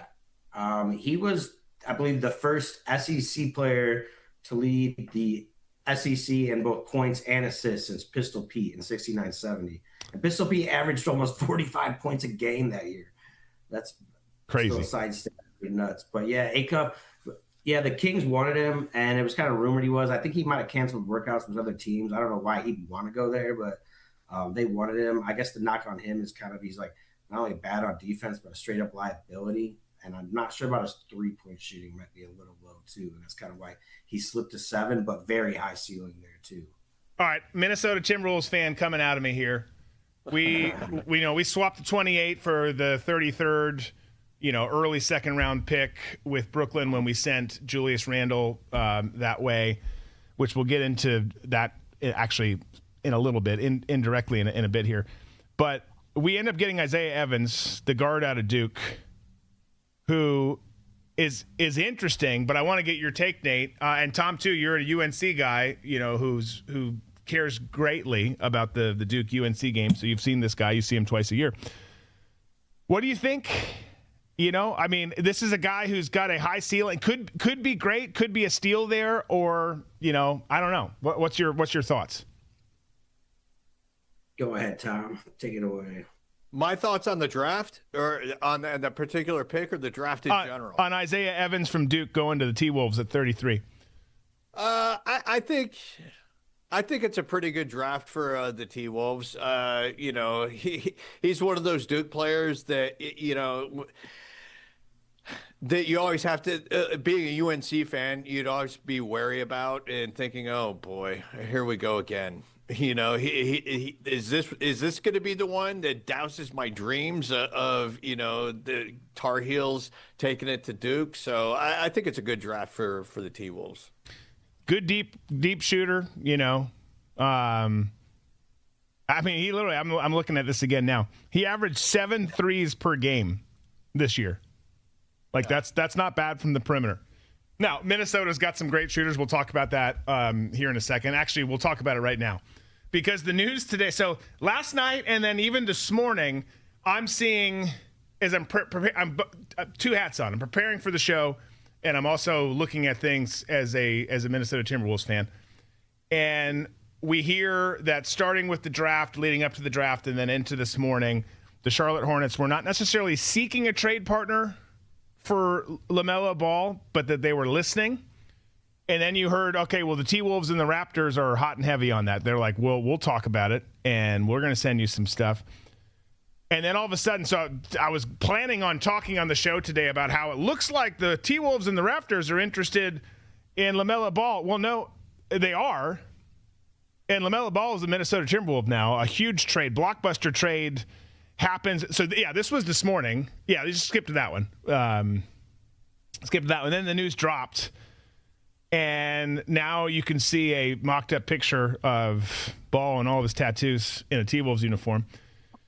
And, man, did they send – I mean, this is – so listen to this. So LaMelo Ball and Josh Green go from Charlotte to Minnesota. The T-Wolves lose Naz Reid in the deal, which I hate. I do not like that part. Naz Reid, a stud, a big part of the Timberwolves. Everyone loves him in the Twin Cities. Everyone who loves the Timberwolves loves him everywhere. Then it's a 2033 unprotected first-round pick, 3 first-round pick swaps in 2028, 2029, and 2030, and then 3 second-round picks, 2029, 2032, and 2033. Lots going on here, but it's an interesting deal, and I don't know how I feel about this, right? Because I'm going to give it some legs because I want the T-Wolves to win. It's so hard in the West. They've got so many pieces. They just sent one in Naz Reid packing, but they brought in another one. LaMelo Ball, he's injury prone.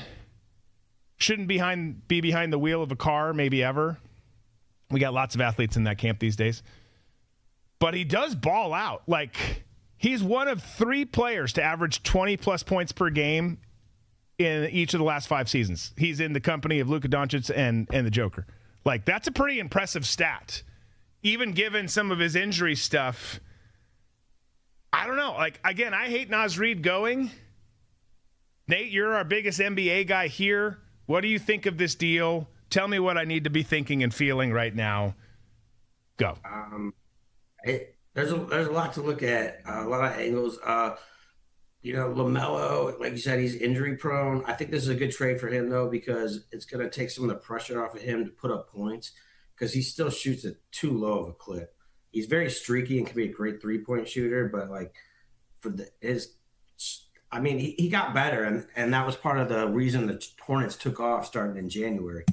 And if he could keep that up, that's, you know, a start. He's still got to get better, and he still turns the ball over too much. He still kind of just plays too loose.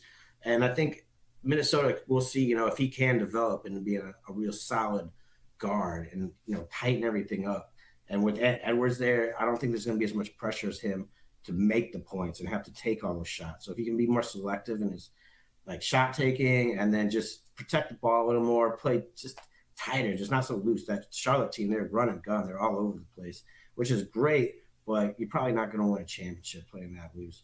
So it's interesting. Minnesota, I mean, you got to get another big man now. I know. All you got is aging Rudy Gobert, which he took a huge step back last year. Yeah. And it's tough to believe he's going to take a huge step forward after getting older another year. Yeah. So I wish we would have dealt him and kept Naz because Ideally keep both, but you're right. Last year watching Rudy Gobert, it's like, oh, dude, like you look like an old man. Like you're falling down in the court, and it takes you 30 seconds to get up. Right. And Naz Reid is just he's a glue guy. You know, every winning team has a guy like Naz Reid, or Drew Holiday is probably the best example in the NBA that, just the glue guy. And yeah, you're going to miss that. You're going to miss Naz's outside shooting for a big man. Right. It's kind of a lot. And I think, isn't LaMelo on an expiring contract, if not this year, 2 years? I don't remember. I don't remember what I saw there. I've also heard the T-Wolves might not be done. They still are saying they have interest in Jaylen Brown. Obviously, they need to get a big man now. Like they're going. I will give them props. Like they're going after some change. But you've got rid of Randall. You've gotten rid of Naz Reid now. By the way, are you a Pistons fan? What's your? I really don't keep up with. I know you're not an no. NBA. I wasn't sure since you're a Red Wing guy if you're that. Well, you talk about we got to feel. So that was my one concern. It's like, okay, we signed Dosunmu, or however the hell you say his name, to a big deal after the Randall trade. Yeah. You got Ant. You bring in Ball. Like our 1 through 3 spots are rock solid. Plus you imagine, you hope that Dante DiVincenzo comes back healthy. But let's put up the graphic. I think we've got the possible lineup as it stands now. Yeah. Let's put this up. There's a couple different versions. Some have Ant at 3 and Dosunmu at 2 and vice versa. But you got LaMelo Ball, you got Ant, you got Dosunmu, and then you got, in this scenario, Jaden McDaniels playing up to 4. He is like 6'9". So you've got Jaden McDaniels, who's an absolute stud, and the T-Wolves to the point where they're like, we're not trading him. I know a lot of people want him. We're not trading him. And then Rudy Gobert. So the vulnerabilities lie in depth at 4. Jaden's a stud. If he can play 4, great. He's a great athlete. I'm sure he can. He's got the height, and he's a hell of a shooter. Like that's a weapon at the 4 spot. But the depth at 4 and 5 is where I'm concerned now. It's like you've got all these dudes in from point guard to small forward, and you've got depth there. What's going on beyond that? Like that's my only concern. Like, cool, you got people who can score. You were saying it earlier. Pressure's off LaMelo now. The pressure's also off Ant now, because you can't just be like, we're going to do everything we can to stop this joker from getting opportunities. Now you got to stop a lot of really good jokers. But you got to be deep in the paint, and that's where I see some vulnerabilities. Yeah, well, now too, you let Ant play off the ball. He doesn't have to have the ball in his hand to create anymore with LaMelo. And, maybe they're trying to take an angle of, like, let's just be really small. Like, we're never going to get a Chet Holmgren or Vet or Wemby and then back it up with another 1 or 2 7-footers. So let's just go with it and see if we can just play small. Try and drag those big guys out of the lane, then get it to Ant, get down low or something. The real thing to look at, too, is that core is so young now. Mm-hmm. By putting LaMelo and Io in there, except for Grandpa Rudy, that team's all like, it seems most of the times when you add a piece, you get some older dude coming in. Right. And, they added a very young player. And if they can go through and get Jaylen Brown, because they kept trading back in the draft, and everybody's like, what are you doing? And you traded Julius Randle, and they're saying, like, if this is just a salary dump, everyone's going to turn on you guys because you're a contender. And then you just like, nah, we don't want to pay Randle. But it shows they're still making moves. And I think with LaMelo, they're already actually in the luxury tax. So it'll be interesting to see if they had Jaylen Brown, another mega contract, and really just go in the double tax maybe. And it's like, whoa, you guys. Yeah, because he's got like 3 years left on his big ass contract, which is massive. So that would be, yeah. But again, like a lot of people saying, what are you doing? Like they're adding some pieces. They are young and talented. Anthony Edwards went 1 the same year that LaMelo went 3rd. Like I think Jaden was in that draft too. They've got a young, talented team. You start adding some depth in the big guy positions there. Like, okay, now you're like, all right, maybe you can compete in the West. Also, there's predictions that they might go to the East when expansion happens. And then, either way, watch out. I think that they've got some good things there, but there's a lot of the business side of things they got to deal with. We could be talking a parallel to the '79 Lakers, where you having this old man surrounded by the youngsters and some of the vagabonds coming in. The vagabonds. I like that word choice. I don't know if you can put Rudy in that context. He's not really one you're building around. He's kind of hanging on to the. Well, no, neither was Kareem. Really? Oh, I mean, he started his acting career around that time, right? Who, Kareem? Yeah. Yeah. Well, yeah, the momentum started to build. It was, somebody on the downside, a big guy on the downside of his career. And then, you insert Magic and a couple of other players around him. And then all of a sudden, Kareem has his role and he sets the table or allows the table to be set for the Magic and everyone else to come in and, drag him across the finish line. Yeah, but again, you've got Magic and James Worthy and Kareem. Like, Rudy Gobert was never even on the same planet as Kareem, even on the downside. Right, no, I'm just talking about, an older big guy. Yeah, no, I get it. That makes sense. Well, we need some depth there. Like Rudy, I don't see how Rudy can stay healthy. He can't stay competitive. And I like Rudy. I think he's a good dude. I think he's a good player.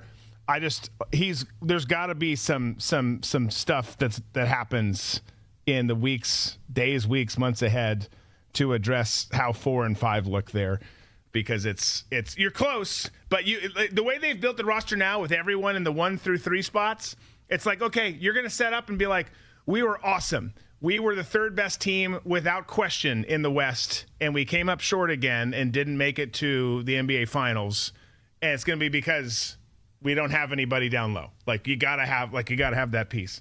We'll see. Yeah, I mean the glaring weakness this past season though was they didn't have anybody else to score really besides Ant. Yeah. And when he was out, it was just blatantly obvious. You had kind of all these big dudes who besides Julius Randle, it's like who's gonna score? Right. So now they adjust that, but it's like same thing at what cost? And that's always the old give and take. It is. Gabe Io. I mean. Yeah, Io's sick, man, and he's young. I wish the Bulls would have kept him because he's young enough that I feel like he could be a part of the rebuild they're going through. But right, kudos to him. He's on a contender now. He got a lot bigger too in the last year, so I think he's ascending still. So 100%, he's a great sign, great defender too. Last story. Don't you get all these we had Addison have his little run in with a substance and driving. You have Tiger, who's had his substance issues with driving. You've got Georgia's football team, who should never drive anywhere. They've all been, I think everyone on the team's been arrested for some sort of driving violation now. I think I'm maybe exaggerating a little bit. And I like Georgia football, by the way. I like Kirby Smart. I'm all about it. But you need to put wheel locks on the kids' cars as they get there, or just say cars aren't allowed on campus and let them figure it out later. But my friend's got one who plays volleyball. Well, they're different. You're not allowed to drive. At any rate, those are like peas and carrots when it comes to offenses, as opposed to what Detroit Lions cornerback Terrion Arnold's been arrested for. So check this out. He's been arrested. And also, by the way, there's been, beaten up, assault on girlfriends and wives. Not good. Don't do that. Terrible. If you're dealing with that, talk to somebody. But this guy, armed robbery and kidnapping in Tampa, Florida, faces multiple felony charges that carry a potential life sentence if convicted. I guess the other dude, his lawyer, saying he did nothing wrong. We can't wait for our day in court to exonerate ourselves. The other guys are felons. They're just trying to make him look bad because he was there and reduce their sentences or whatever. To me, guys, this is the perfect thing. We all were kids. We have parents. I have lots of kids myself. You choose who you hang out with, and you choose right because you're guilty by association. You're seen by other people.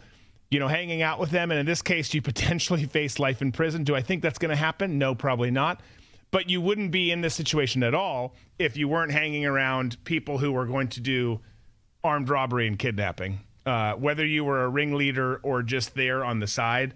Terrible look, and couldn't happen to a better team than the Detroit Lions. Suck a dick, Lions. I love your coach, though. Dan Campbell, great guy. What do you guys think?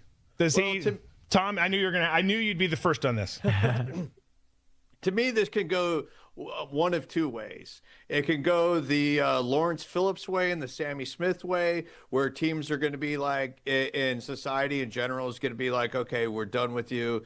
There's no future for you, and you're going to end up spending a lot of time in prison. Or it can go the way of Ray Lewis and Snoop Dogg, where it's like, okay, well, we've got a couple of people that can take the fall for this. We know that we recognize that you have a pretty bright future, and we don't want to diminish that future. And we need to adjudicate this somehow, and somebody's got to take the fall for it. So to me, it falls in either one of those camps. You know, what does his projected future look like, as opposed to what he has done, and how much of the crime could be stuck on him, and how much of it could the other peripheral people take for it and do the time while his career progresses. Well, I can tell you he's not Ray Lewis. That much is true. Right. Is he a Snoop Dogg? You know, is he going to have that kind of potential where, you know, he's going to have a long career and might end up in the Hall of Fame? Or is he more of a Lawrence Phillips, where, you know, who would have been in the Hall of Fame if he didn't get, you know, if he didn't make, I was going to say if he didn't get Dick. Yeah, Lawrence Phillips had all kinds of problems going all the way back to Nebraska. Right. And then eventually it was just like, all right, there's nothing we can do now. Yeah. No, you're such a terrible person. Such an amazing. I mean, that dude was such a good athlete. It was ridiculous.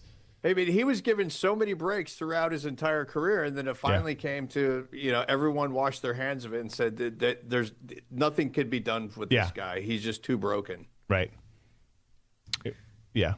No, I agree. I mean, I'm not saying Tyrion doesn't have a good upside, that he's not good, but like, you know, this isn't the entertainment industry. It's not Snoop Dogg. He's not Ray Lewis. Very few are. By the way, Ray Lewis had a great barbecue place that I would go to every once in a while. Well, you know what? I would disagree with you. This is the entertainment industry. Okay, well, fair. Okay, I should have known you were going to say that. It is the entertainment industry. I don't know. I don't think he gets life. I could. I mean, it's just tougher when you throw around. There's such ridiculous stipulations and things that come up in conversation, and the way perception and all that stuff works. But you throw around armed robbery, not great. And then you add in the term kidnapping. Yeah, that seems to be a deal breaker. That's a tough one to get over. Like, I think you can get over armed robbery. I think you can. Like, and you shouldn't be able to, but in the current state of things with athletes, lawyers, attorneys, yada, yada, I think you can maybe get past that. You add in, like, and not that they're on the same level, but there's just something about the ring to kidnap and murder where you're like, I don't know that I can get past that one. It's like arsonist. Whenever I hear somebody has been convicted of arson, I'm just like, ooh, That kind of, you know, gives you a little bit of a shiver. You know, you hear murderer, you know, convicted of manslaughter. It's like, okay, yeah, you know, I get that. But there's certain crimes, and you're absolutely right, kidnapping being one of those, where it's like, oof. You know, because to me, that's more of like an active participant. I know that we've seen movies and heard stories in the past of, you know, somebody just standing there and their buddies are like, yeah, you know, tie them up, throw them in the trunk of the car. And the person going, what are you guys doing? Shut up, man. Just get in the car. Yeah. You know, right. So those are sort of the kind of the images that you can conjure up. But also it's like, hey, man, grab the legs. And then, you know, you reach down and grab the legs. And now you're a part of it, throwing this person in the trunk of the car. Yeah.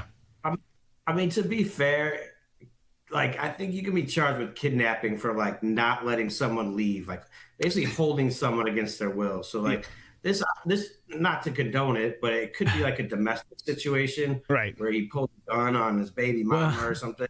It's like, you know, get in the car, or like get out of the car and get back in the house, right? Something like, as opposed to like, yeah, you know, running up behind someone in an alley and putting a burlap sack over their head and throwing them in the trunk of a car.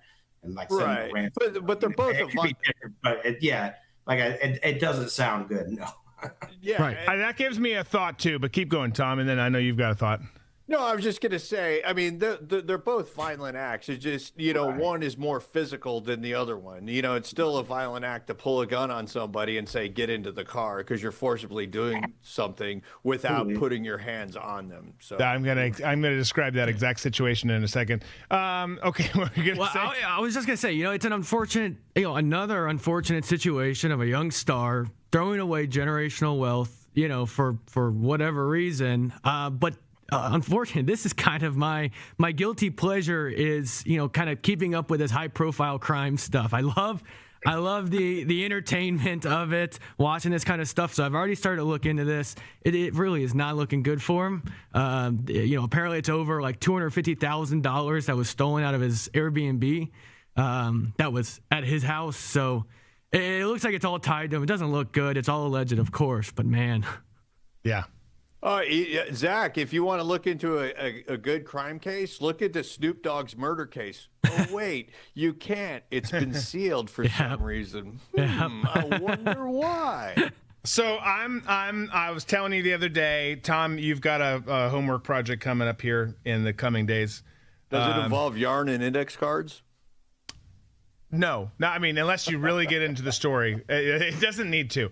But I'm almost done with Shafi's story, which is probably going to be called something different. And hopefully the Taliban and Al-Qaeda aren't watching this show and tying the connecting the dots. But I'm struggling with a chapter where I do just what Nate described after surveilling a guy, and we didn't get what we wanted out of it. So a door was flung open, and him and his son, maybe 12 years old, were thrust into the car at gunpoint. We got some great info out of it. We took down an entire cell. But I got done with it. It's a great chapter. It reads well. It's legit. It's like, I don't know if I can actually put this in the book. I think this one could get me could get me in a little bit of trouble. I don't know what the interpretation is, post whatever. Well, yeah, it's got to be a statute of limitations, right? Yeah, I mean, I don't know. What say my legal counsel, the audience, and the crew? I don't know.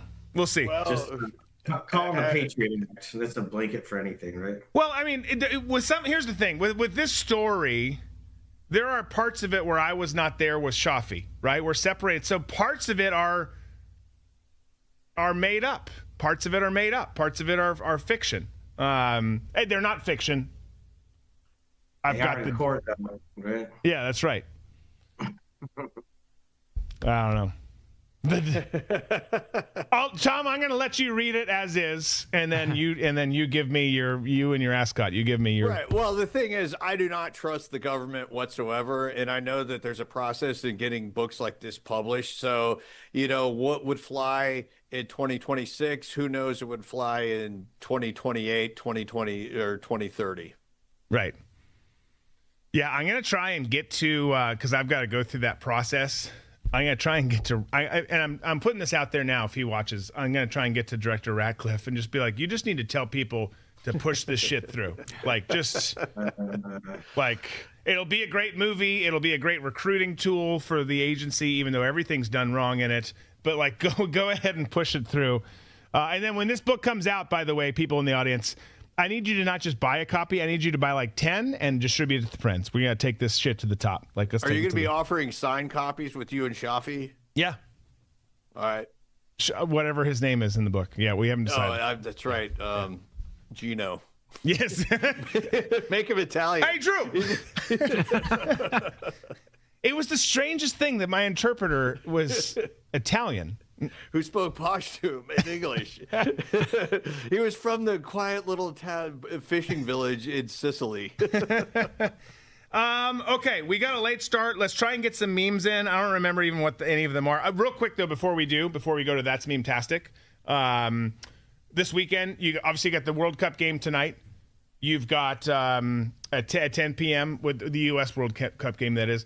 You've got the Travelers Championship starting this weekend, more World Cup games this weekend. There's still some good stuff going on. Obviously, MLB's going. So enjoy all of that. We'll talk about it on Tuesday. But for now, let's do some memes. That's meme-tastic. That's meme-tastic. We should do that one more time. Speaking of Shafi, there he is. Handsome son of a bitch.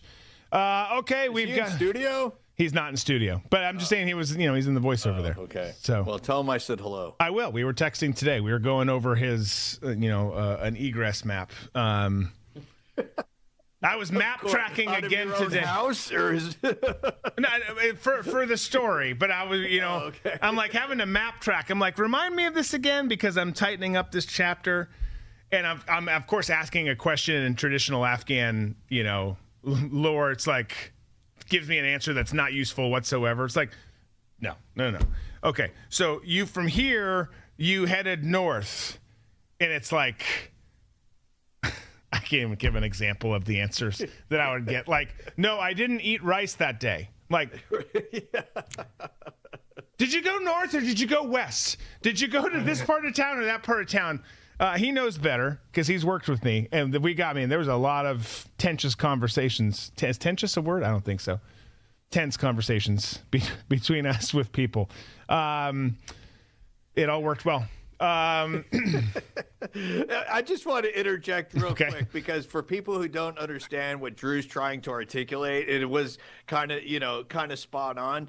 The story that I always tell people when I talk about, trying to communicate with Afghans, and Shafi nailed it perfectly. Drew had helped Shafi buy a new car. We're all at the studio waiting for Shafi to show up in his new car.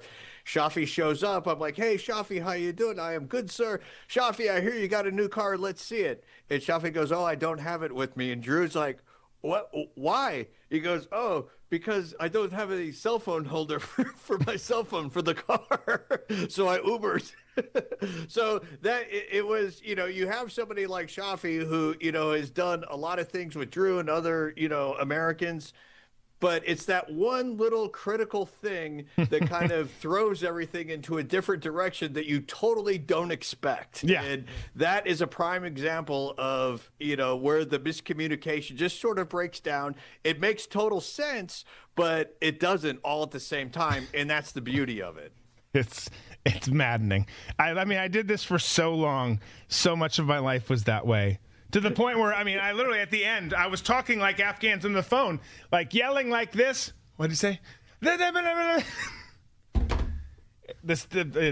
golly.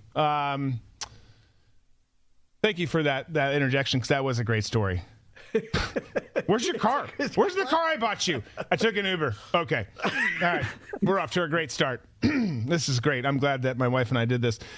First meme. Here's the first meme. Obviously, there's people still complaining, bitching about the UFC fight at the White House. We've all talked about how it's badass. Don't care if you like President Trump. Don't care if you don't. I just don't care. It was badass. And it says if you weren't bitching about this when they had the big the big gay orgy at the White House under the previous administration, then please stop bitching about this happening at the White House, and it shows the UFC thing. Just stop bitching in general. Like, how about that? Like, there's a concept for you. Maybe just stop whining about everything. Karen and Chad and whatever the names are. I don't know anymore. But that thing was terrible. That was terrible. Remember, there was dudes about blew my knee out. There's dudes with freaking breasts out on the White House lawn. Like that, I think we can handle a UFC fight. Okay, we've got a feminist up top. Feminist, I use my mom's last name instead of my father's. Some dude in a bow tie responds below, you mean your grandfather's last name? Touche. It is a good point. There's a lot of people like, I'm not taking my husband's name. It's like, you dumb bitch. Like, that's your grandfather's name. Like, his grandfather died of dysentery on the Oregon Trail, and you're like, stop it. Like, that's just... that was pretty good. I thought it was pretty good.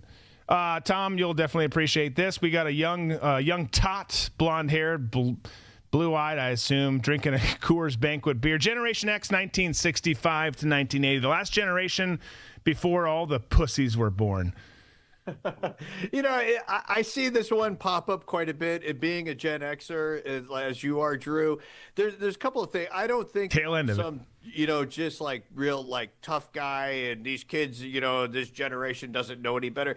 It's the fact is we just didn't have the technology that they have now, and that forced us to be a lot more resourceful. And it caused you to use the creative part of your mind. And so to me, it's not really the fault of the younger generations, because we were forced into being resourceful. Whereas I'm not saying that younger generations aren't resourceful, but they're not as resourceful. Resourcefulness comes from being able to grow up at a time where you had to problem solve on the fly. Yeah, I agree. I mean, there's just no way to compare the generations. Gen Z is doing better than the millennials, but like you put either of them in the Gen X category or beyond, and like throw them into the day in the life of like they'd be like, what? And by the way, you'd love it. Like there's so much freedom in having to figure it out all on your own. Like it's freaking amazing. It was so good. I have no idea how to describe this. I keep seeing these. Is fruit plural without an S, right? Fruits? Wow. I don't know. Yeah. No one knows. Those ones on top look a couple more weeks, and those would be Nat Geo style. Right. I mean, alive looking in Liberia. Yeah, I don't know, but I keep seeing those everywhere, and those. I mean, that fruit. Like, I mean, if you do you suck on the fruit? Like, what do you do with it? That's a weird. It's a weird fruit. Drew, I think you throw a few ones at them and they roam them in your face. All of a sudden, you're motorboating. Nate and I have a friend who he had a Tinder date once, and he was going to make dinner, and for some reason he took a Viagra before he bought food. So he took a Viagra, goes to the grocery store, and touches a watermelon, and then has to leave the grocery store. I can't imagine if he took a Viagra and that was in the produce. Oh my God, you're toast. You're toast. He's been sitting here for over 4 hours. Just. That's amazing. That's freaking awesome. I don't know. I don't remember. Tom, you probably know who this is, but there's a chick interviewing. It looks like it's Between Two Ferns with Zach Galifianakis. It's not. It's some liberal chick up top. You don't think it's strange that we have a trillionaire in this country? She's asking to Sydney Sweeney, who then just gives her a smirk. I think it's strange politicians become millionaires on $174K per year. That's the kind of thing Sydney Sweeney would say. We love you, Sydney Sweeney. You are always welcome on the set here. The Queen of the Downs. Queen of the Downs. This isn't really funny, but like Yaxel Lendenborg came up early. It is funny because it just is. It's just sports rivalries and college rivalries. But Yaxel Lendenborg was asked after being drafted by the Golden State Warriors if Draymond Green said he would have number 23 on the Warriors, if he could have number 23 on the Warriors, if he rocked Michigan State gear the entire season. Yaxel Lendenborg said, quote, "I'm not going to do that, man. I hate those guys. I went 2-0 against them this year. They're always going to be little brother forever, and I'm not going to represent the losers ever." I love, in this day and age, especially at the college basketball level, but football too, you come in and you're plopped into Ann Arbor and you're taught the rivalries. We hate, Michigan State, Ohio State, Notre Dame, whoever. And it could be whatever your school is. I'm just using it as the example because that's where he played. I love that they get all into it, and why wouldn't you at a great school like that with the traditions and rivalries? I love, though, that he's totally bought in, like, I'm going to always call them little brother and treat them like the little bitches that they are. I think that's great. You're an NBA guy now. You're supposed to care about PR. He's like, no, little brother, suck a D. Like, you're always going to be my little bitch. Like, I thought it was great. I think it's great too to see a rivalry like that jump from the collegiate level to the pro level. I think it's fantastic. What I think is even more fantastic is Lendenborg's mom. I got to see her during draft night, and I have a weird obsession with really tall women, and she is one of the tallest women. Nate and I were in the office, and his draft pick came on, and Lisa Salters sat down with he and his mom, and his mom is massive, just a very, very tall woman. I think part of my obsession obsession with tall women is the fact that I feel like they could scoop me up like a football and run away with me. And she ticked off all those boxes for me. So to be clear, you're hot and heavy for Yaxel's mom, who is a large African-American woman with cancer. That's an interesting niche that you've got. I'm just saying she's a very attractive woman. And whenever you see, like, you know, the parents, you know, at draft night and this and that and everything, you can kind of see where, you know, a lot of the athletes get their DNA from. And from her, I was like, Nate, look how large this woman is, because they didn't show her standing, but you could just tell by the size of her, even though she was closer to camera, that she was just, you know, Salters. Yeah, you know, Salters looked like a Lilliputian, and Yaxel looked kind of small, you know, even though she was closer to camera, but you could tell that, you know, she's a tall woman. No, even in the chair, she was a sizable, in a nice way, ladies, a sizable woman. She's big. Speaking of sizes or amounts, I don't know how to transition to this. It's not that hard to understand, says one person. One beer, it shows 2 beers. A couple beers is 4, and a few beers is whatever that number is, a decent amount. I think that's an accurate description, though, too. Like, if someone asks, like, did you have a few beers? Like, I'm not actually thinking 3. No. And that remains true for, you know, whatever you're having or consuming, too. Like, I've had a few drinks. Can you define a few? Well, I mean, do you want to do that? Like, do we really want to do this? A few means 9, all right? It means 9. Shut up. I say a few is, it's just more than 5. Just right. Whatever that number is, it's a few. Yeah, and it's if you could go between 5 and above, but under 12, it's like you're not going to have that feeling the next day of absolutely hating yourself and trying to think of a reason not to, you know, to not stay in bed and you know, perhaps get into the doldrums of wanting to reach over to that loaded revolver in the nightstand. Oh dear, that just got so dark. It's so dark. Let's just say don't consider a few more than a case, and then you're good. Like especially if it's beer. Beer's essentially LaCroix. If you want to put it that way, I guess, yeah, that's probably better. Okay, we've got some, obviously there's a lot of change going on in New York. Babylon Bee has projected new winners in the primary there. Al-Qaeda has won the New York primary. Good for them, I guess. I don't know. I mean, we started sharing info with the Taliban at the end of the war, so maybe we're on that side too. We were, actually, to be clear. I know that. They have their own airline now. Yes, they do. Just look to Syria, where the former leader of al-Nusra Front / Al-Qaeda is the president of a country that owns its own airline.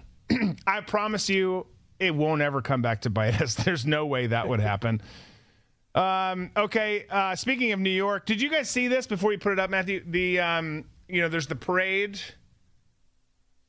and there's, you got lots of interesting people there. We talked about the Tyler Kolek kid, who we didn't even know, who played 62 games for them the other day, gets stopped by the police, which was amazing. But then they showed this really yeah, go ahead. Large woman who's doesn't have the most attractive frame. You know when you've got all the weight below the belt, like some people are just damned with that. Like everyone, once they get north of 40, gravity starts kicking your ass. It's harder. But some people start with it below the belt, and I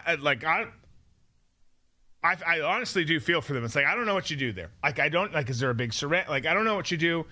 But this chick, we don't have the video, but if you go watch the video, it's hilarious. She's got a tough life ahead. Like, she's got a tough life now.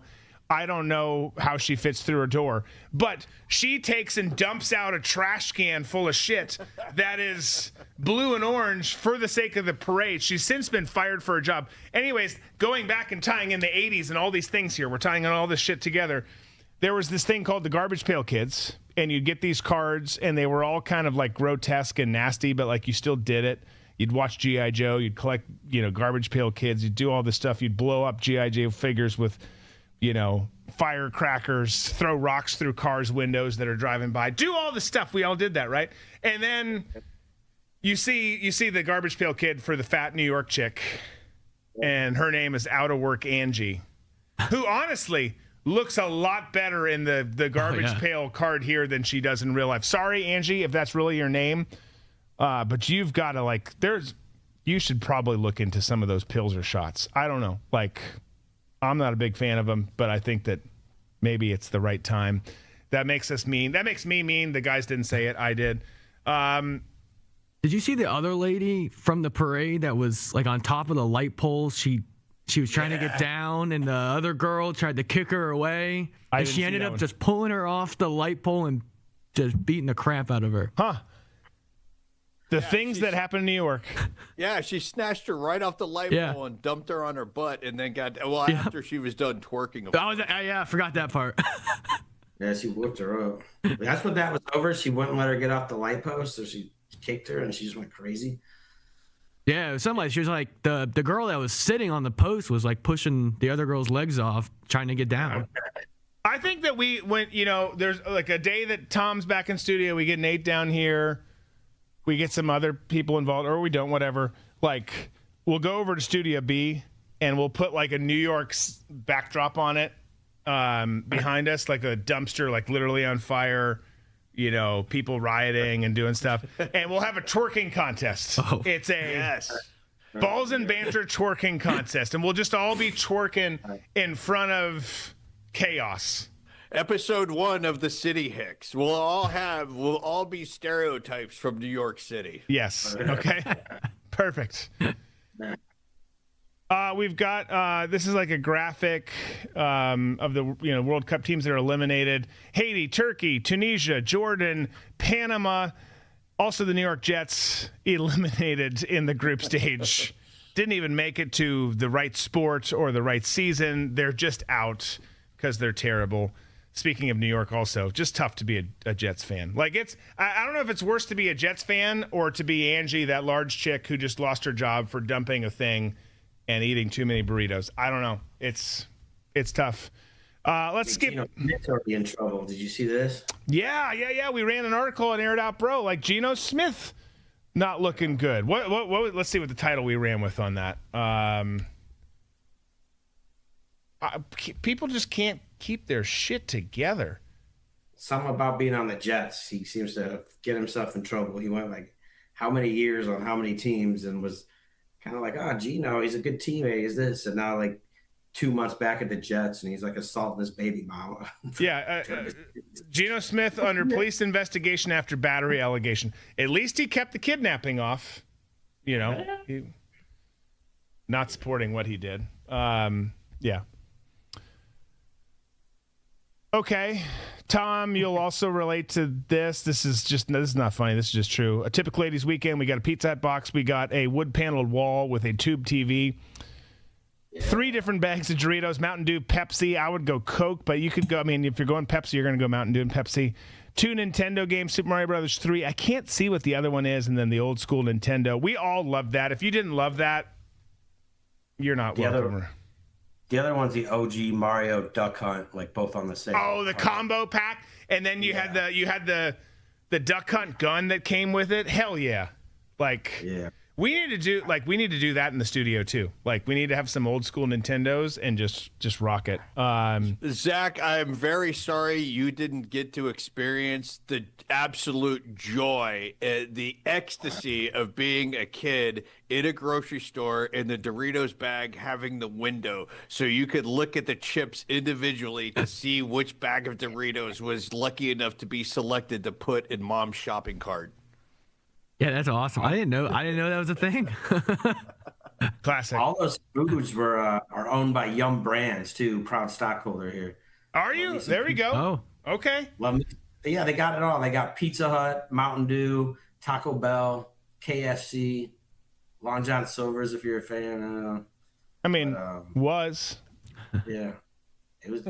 If you ever need Real quick, Nate and I always say this because of my ADD. I just go off in different directions. But speaking of Long John Silver's, Nate and I had a friend who loved Long John Silver's, but he liked those little crispy little nuggets that came in the bottom of the Long John.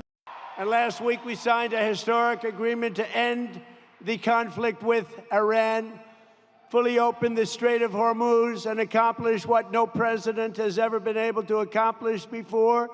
Iran will never have a nuclear weapon. That's done. And thanks to the power and skill of the United States Armed Forces, today Iran has no Navy, no Air Force, no anti-aircraft capacity, no missile launchers, no manufacturing, and their leadership has been obliterated. And for the first time in 3,000 years, we are finally going to have peace in the Middle East. We're going to have peace in the Middle East. Since the agreement, the stock market and your 401ks are skyrocketing upward, and oil prices are plummeting downward. Today, it hit a new low, and the world is a much safer place. We had to make that little journey to Iran to do what we did.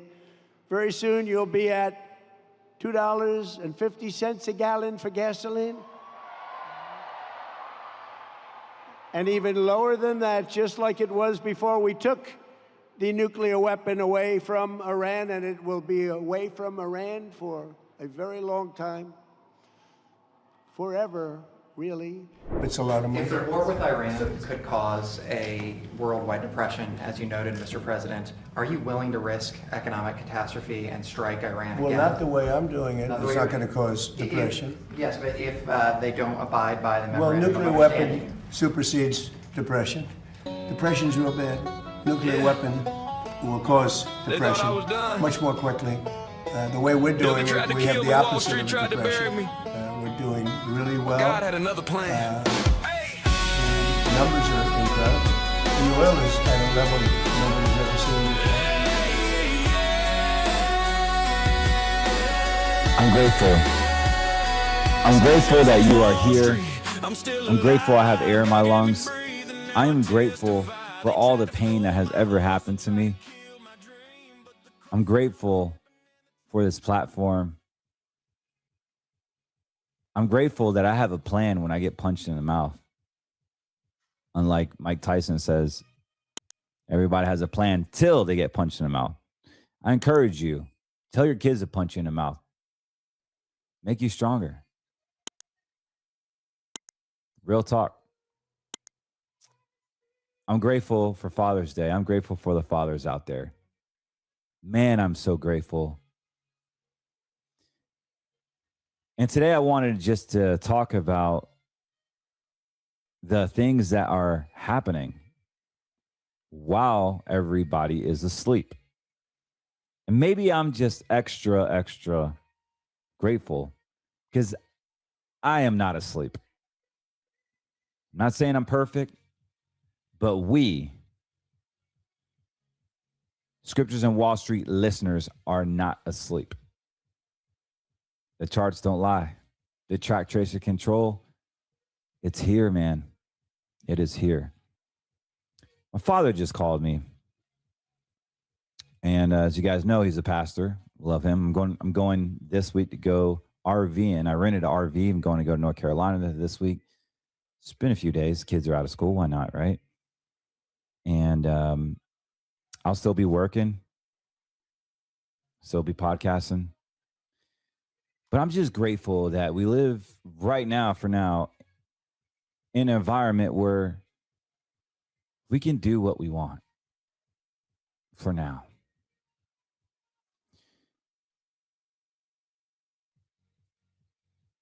There's a scripture, Psalms 20. It says some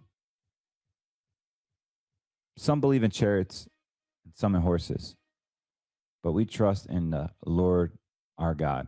You know, my dad called me and said, I'm going to be preaching and I want to bring up money, and people are wanting to answer what to do about inflation. And then I started thinking about two parents, kids, not just a single mom, but two incomes. Some families have two jobs. Some parents have 2 jobs just to make ends meet. Guys, do not blame Trump. Don't blame the Jews. Don't blame the government. Don't blame anybody. Blame yourself. Inflation is not going anywhere. As a matter of fact, a lot of people thought that silver was going to be the way, dude. The dollar's crashing. You got to buy silver. Silver's going to go to 1,000, bro. Literally, I had to go on town halls. Real America Voice, podcast, SPF, Scriptures in Wall Street, Twitter, mentor groups, trading groups. And I said, guys, silver is going to crash. I understand the dollar's crashing. I understand that the AI needs it, but AI is going to crash too. And if you think for 1 second silver is going to bust through $250 this year and bet your whole retirement on it, let me know, because I know a good doctor, because you need help. You are emotionally irrational, and money does not care about your feelings. That's the truth. Do I need to show you charts? Do I need to prove that silver now is just under $57? After we were just talking last month, when it was hanging out 75 to 90, 75 to 90, and I got the calls, when should I sell? You should have sold when I told you to sell at 115, 120, over 100. But no, we have emotional attachment. You are trusting in the chariots, some in horses. Maybe your horse is silver. Maybe your chariot is the podcast media, the fear. Maybe your chariot is actually getting fed the demon that is lying to you, saying you're going to be fine. All you got to do is buy silver. And guess what? The same people that control the stock market control the price of your dollar as well as silver, and they pull the damn rug underneath you. But guess what? Some people believe in chariots and in horses. But we, our listeners, our believers, our men of faith, our women of faith, recklessly trust the name of our Lord God. Guys, that's powerful, man, because we're seeing it right now. We are seeing it so much. People can't even afford inflation. They can't afford groceries.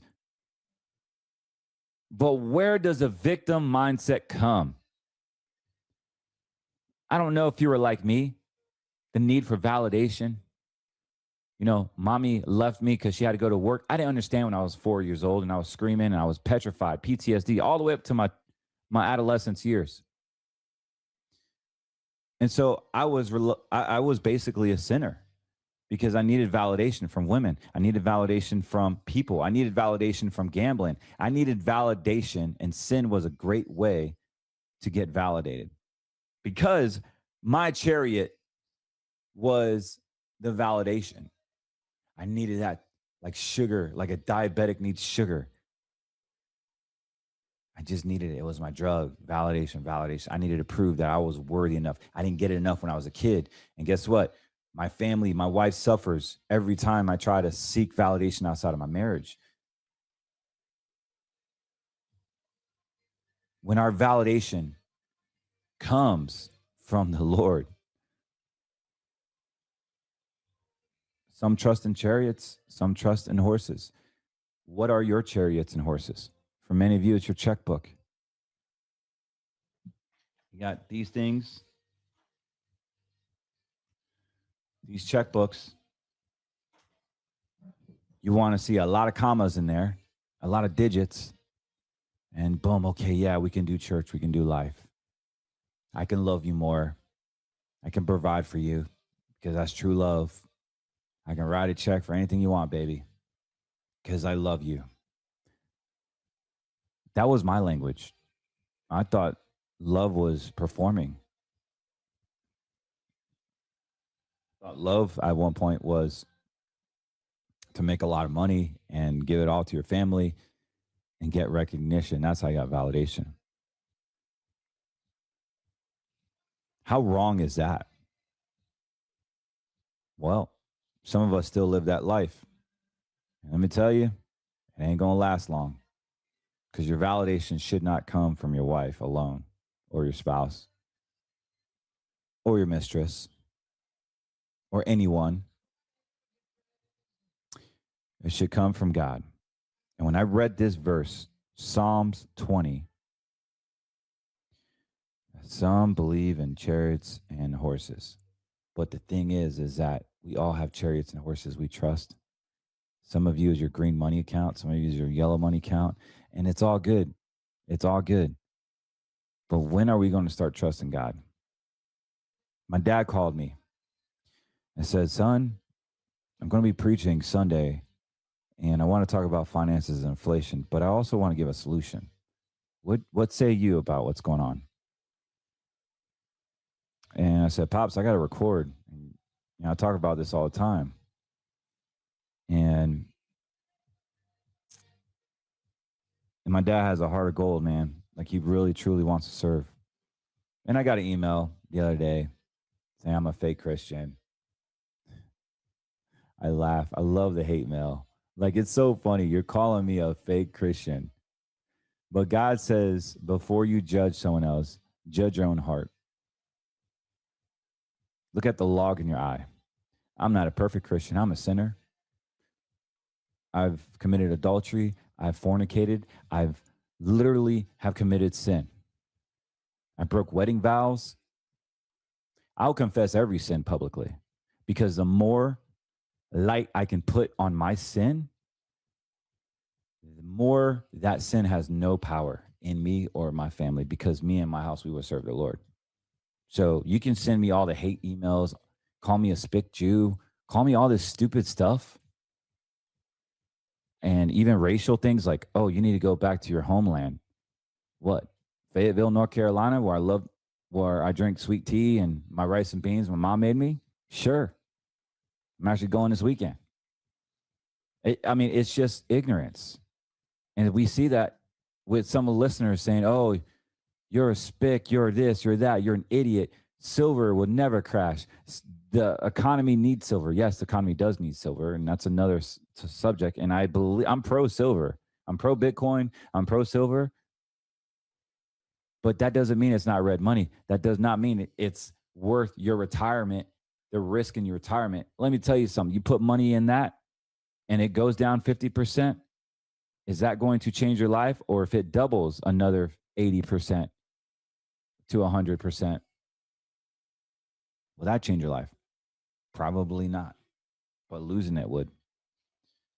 So I'd be cautious about pointing the finger. You know who you are. I'm not going to give much energy to it, but I just laugh because you're probably a miserable person. You're probably a miserable person, and I pray for you. I pray that God will deliver you. I pray that that you will get curious. Ask questions about why you feel the way you feel.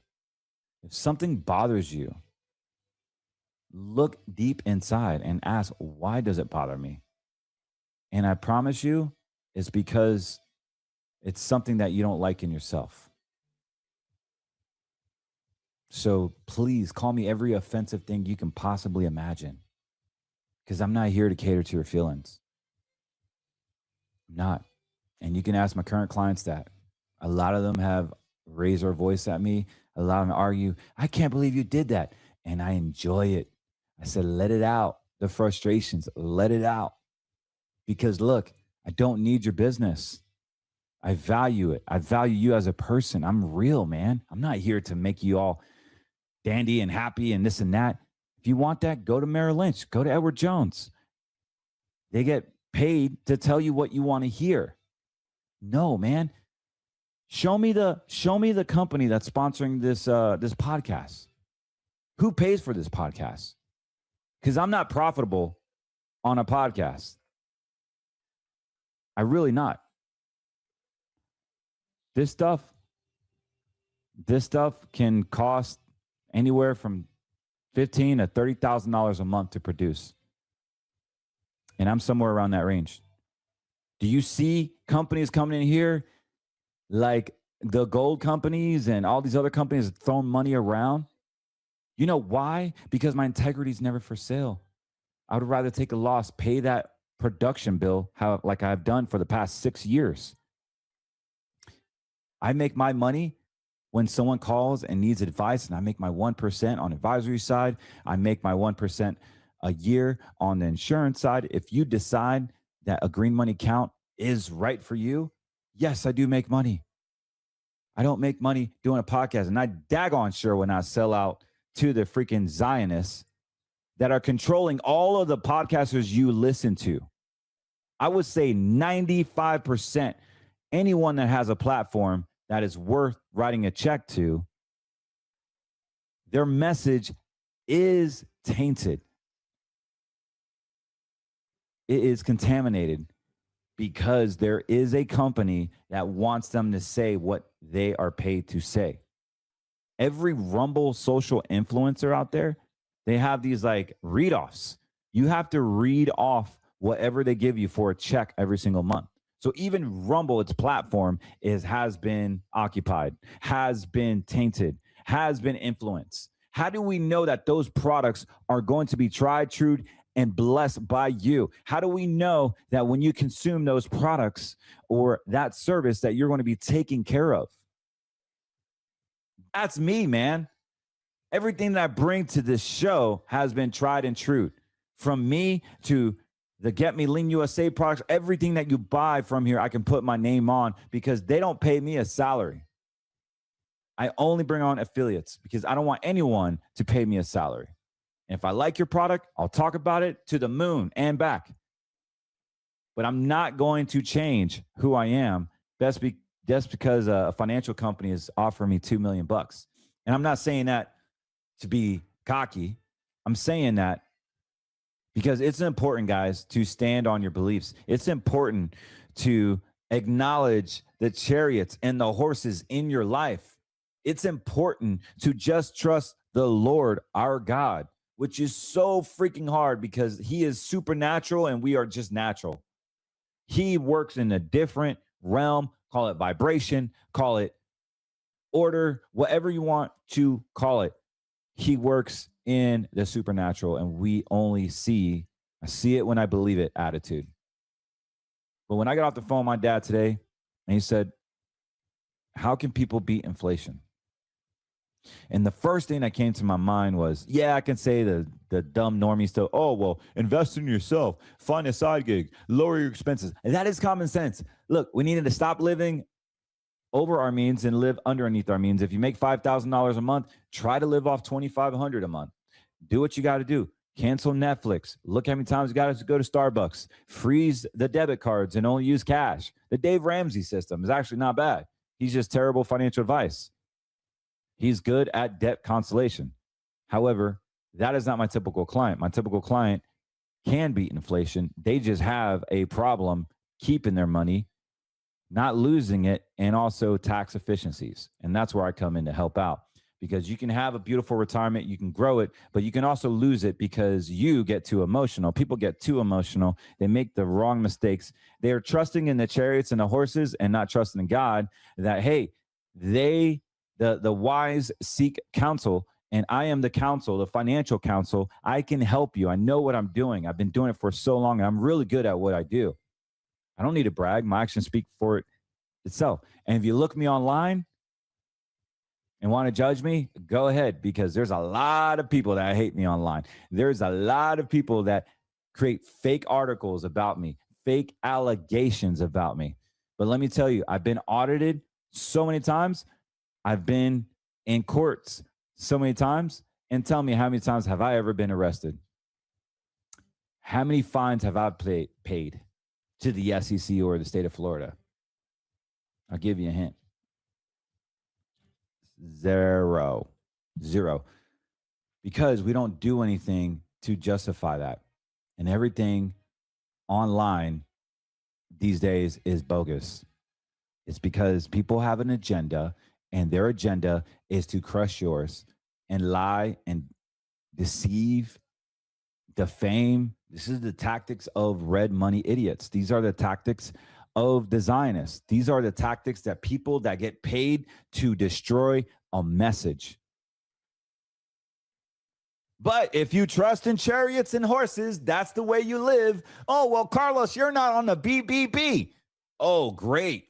Yeah, because the BBB has regulation towards me. You know, the BBB wants $5,000 a year so they can say my name is a good name. You think I care about the BBB? Go call them and tell them I said go kick rocks. I don't care about them. I don't. They mean jack shizzle to me. Guys, it's time to start being real about what is really important. If you're worried about inflation, it's because you have your money wrong. Maybe your income plan is wrong. Maybe you're not saving enough. Maybe you're overspending. Yeah, you probably need some more income. That doesn't necessarily mean you got to get a second job. That's the easiest way. But what things can you do from not just your 9 to 5, but your 5 to 9? What are some things that you can do to invest in human capitalization, making yourself smarter, better, wiser, and more efficient from your 5 to 9 schedule every day? When I was building my business, my book of business, I was 9 to 5 in it, and then I would basically start another business from 5 to 9. And then I realized, wait a second, I am making a little bit of income from my 5 to 9. But if I could take that part-time hours and invest it in my main business and my main job, I'd make more, I'd be happier more, and I would work less long-term. Although I would work more the next 5 years. In 5 years, I never even worried about getting another second job. So I say that because people are trusting so much in the money in their checking account and not in God. And I know you're tired of me hearing that. And I want to show you some charts. I just basically want to sound alarm. Look, everybody's sleeping and the government's changing things like you wouldn't believe. They're doing stuff that is just detrimental to everyone right now. If you currently have money in the bank, a 401k, or even precious metals in an IRA, you may want to listen up. You're going to want to have a place where you have a guarantee on your funds. As we go into a lower interest rate environment, banks will be stressed out when the commercial real estate crisis happens. Right now, you can get a guarantee, yes, a guarantee on your principal, and get a bonus. If you're younger than 65 years of age, we can utilize an insurance-based contract that has been around for over 100 years. We want to help you find a guarantee on your funds that are actually outside of banking laws, outside of securities laws. And guess what? You get a guarantee on your funds. You get a guarantee on your principal. Go to greenmoneysolutions.com, fill out your information, and let's just see if you qualify.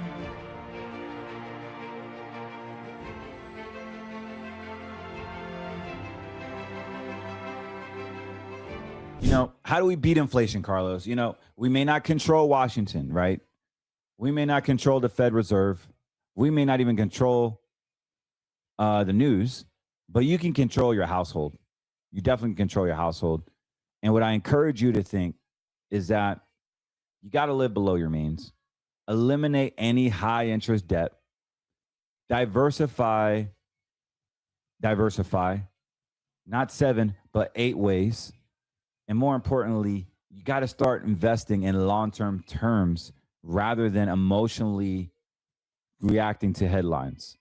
Learn skills that increase your human capital. Spend more time with your family rather than living in fear.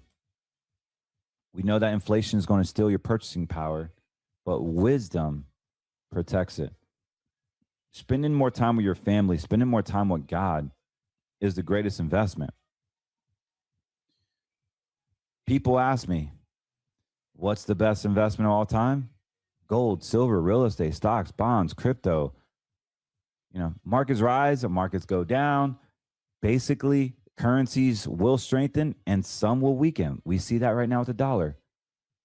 But God remains forever. And I know you don't want to hear that, because I go back to my Psalms 20 again, that some trust in chariots and some trust in horses, but we trust in the name of God. Not Washington, not Wall Street, not your Chase checking account, not the Federal Reserves, but Christ alone.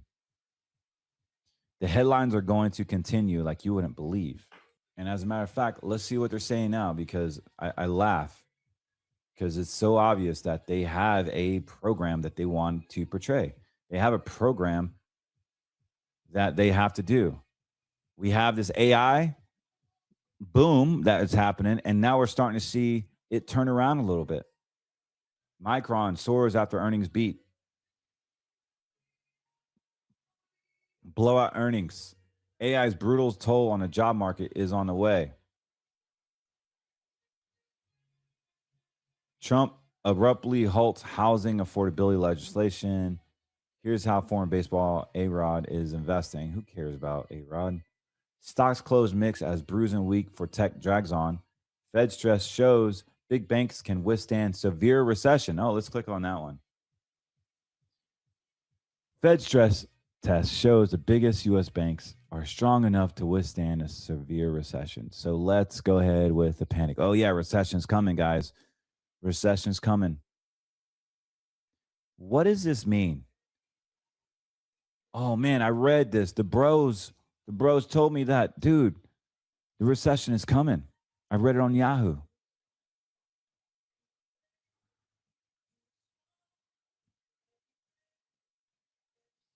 We have buffers.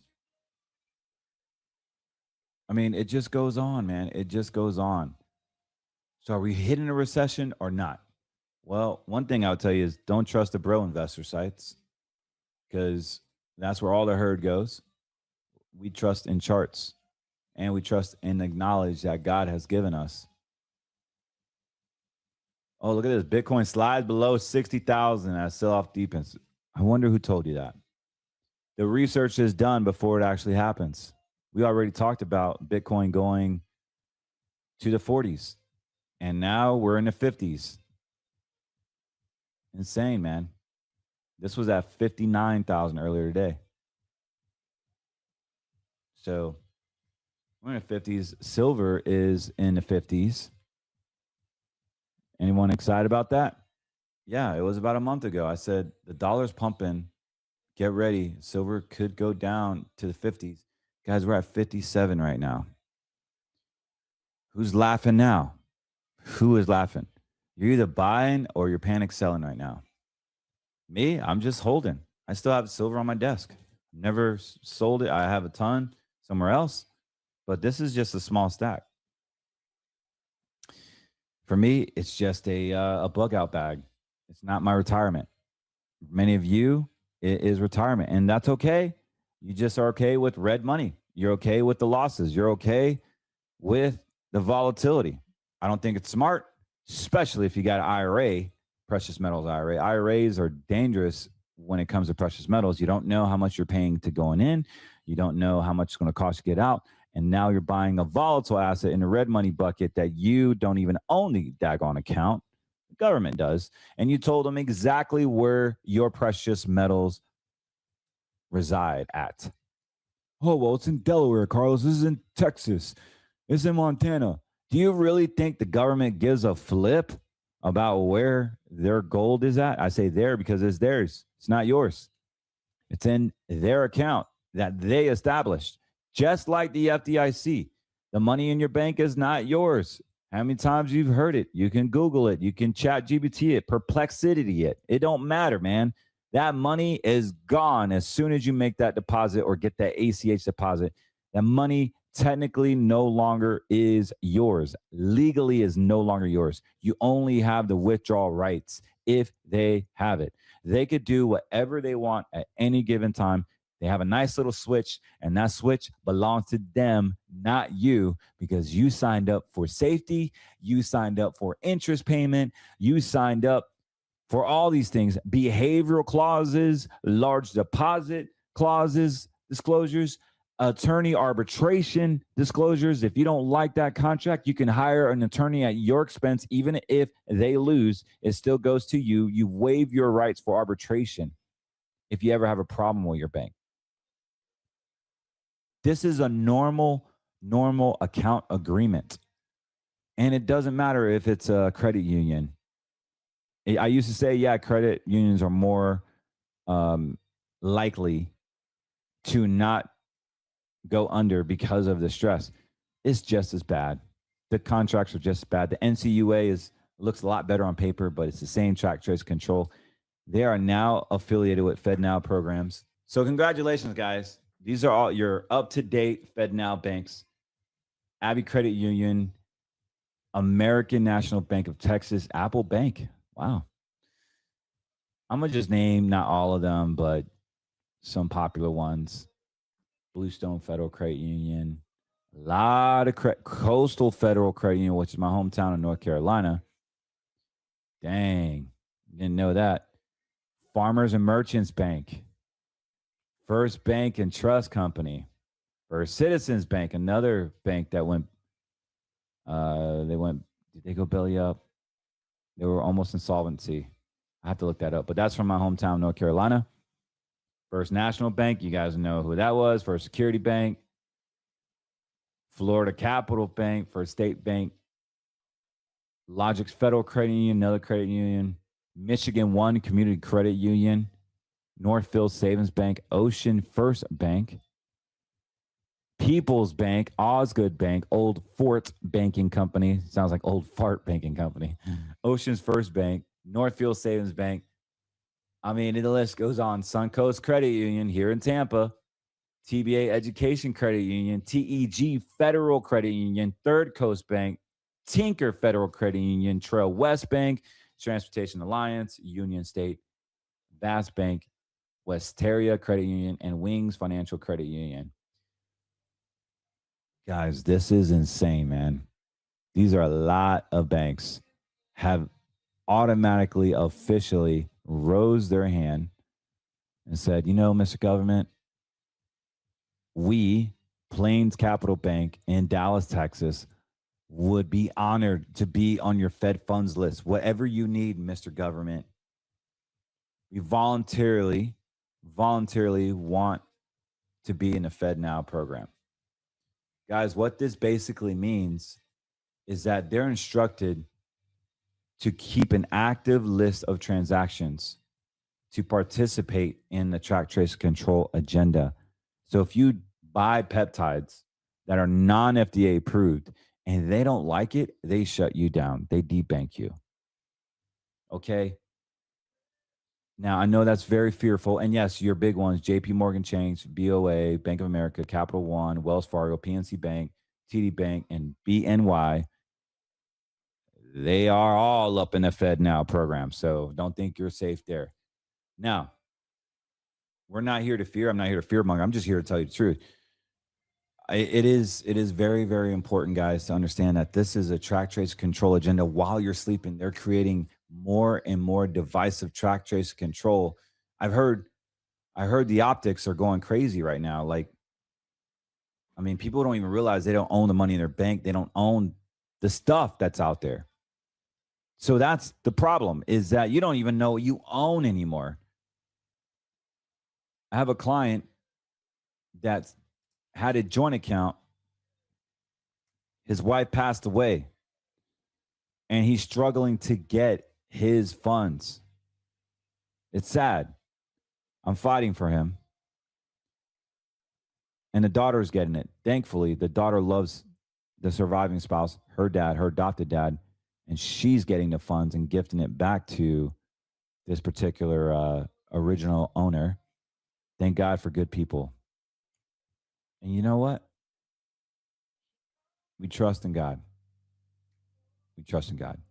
And for those of you that don't know what that means, to please God or trust God. Most believers want to please God. They go to church, they worship, they pay their tithes, they do great things, they donate their time at the church, they minister in any way they can, they reach out, they help their pastors move in and move out. Whatever the situation is, they're pleasing God. But God doesn't need to be pleased. He doesn't need to be fanned or fed grapes. And, he's not some king where he's looking for servants to serve him and make him feel comfortable. He's looking for people, warriors, that can just trust him. When you don't have enough money at the end of the month, when you don't know what the doctor's report's going to say, you don't know if your spouse is going to stay, you don't know if your kid is going to graduate, you don't know if their diagnosis is a curable disease. You don't know any of this stuff. But when you give your heart to Christ, you literally have the ability to trust him and not worry about the natural. And so with doing so, what is amazing, God gives you like visions. He gives you knowledge. He's given me plenty of knowledge with the markets and retirement. And I love speaking truth into this because it goes against the grain, especially with our believers here, our right side movement, call it the truth movement. They thought for so long over here back in 23 and 25 that we had to buy silver in order to survive this collapse, this financial reset. Guys, the financial reset is the track, trace, control. The financial reset is everything that goes down, even your precious metals. So what do? Well, you have different buckets. And at the end of the day, your precious metals is sucking right now because it's red money. It will come back up. I just don't think you have enough time for it to come back up and pay the fee. It's a lot of junk you got to go through. But this is a daily chart, guys. We could see this is not stopping anytime soon. There's a lot of momentum here. And if I had to guess, we could be at 49 in another 2 or 3 more weeks. This momentum is crazy. It's a freight train, like a crazy crash. And this is what they want to do while you're sleeping. Silver, extremely powerful. It's got a financial component as well as an AI component. Larry Fink said it himself that, and this is why AI has been taking a dip. And let's look at NVIDIA. NVIDIA is the godfather of all AI. Look at this drop on NVIDIA. We're under 200 right now. And NVIDIA was over 235 just in May. They know they don't have enough AI to build this thing out. And it's dropping. It's dropping like crazy, which is carrying the whole stock market. Let's look at the NASDAQ. You see, I got red traffic lights on my short term, midterm, and long term. The NASDAQ is dropping like crazy. Don't pay attention to my right sidebar here. But yes, this is the NASDAQ. We're starting to see a meltdown. And the momentum's going down because they're losing faith in the supply of AI. Like there's not enough data centers. There's not enough silver to build the AI. And so they're creating another asset class within its own. It's called computing. Larry Fink said computing will be a whole new asset class, and quantum computing particularly. So we've had $3 trillion in losses because people have panic sold. Again, we go to the VIX, and we love the VIX here on Scriptures on Wall Street because it tells us the truth of how fearful you are. And look, I'm starting to get some green lights on my traffic lights. This is on a daily. This is the volatility index, guys. So fear and greed is pumping back up. Look at this thing. I'm going to spread it out even more. Look at this pop we've had. It went to 20, what was it? 20 all and was shot down all the way back to lower than 18 or 18 and a half. I'm sorry. Yeah, it did go below 18, went to 1820, 1809. And we see this volatility of fear and greed. People don't know what to do. It looks like it's going to go back down again. This is red bars, a little bit of green long term. So green long term means the stock market is going to go down. When this goes up, stock market goes down. But let's kind of confirm it with our shorts. So SPXS is one of my favorite shorts. Oh boy. All green bars here. And it looked like it's going to come up a little bit. So yes, the market's going down. SPXS, probably a good time to buy. Again, not investment advice. Nothing I say on this podcast is investment advice. I'm not giving financial advice. If you would like financial advice, give us a call, 813-448-3446, or book your appointment online at cortezwm.com. Again, it's cortezwm.com.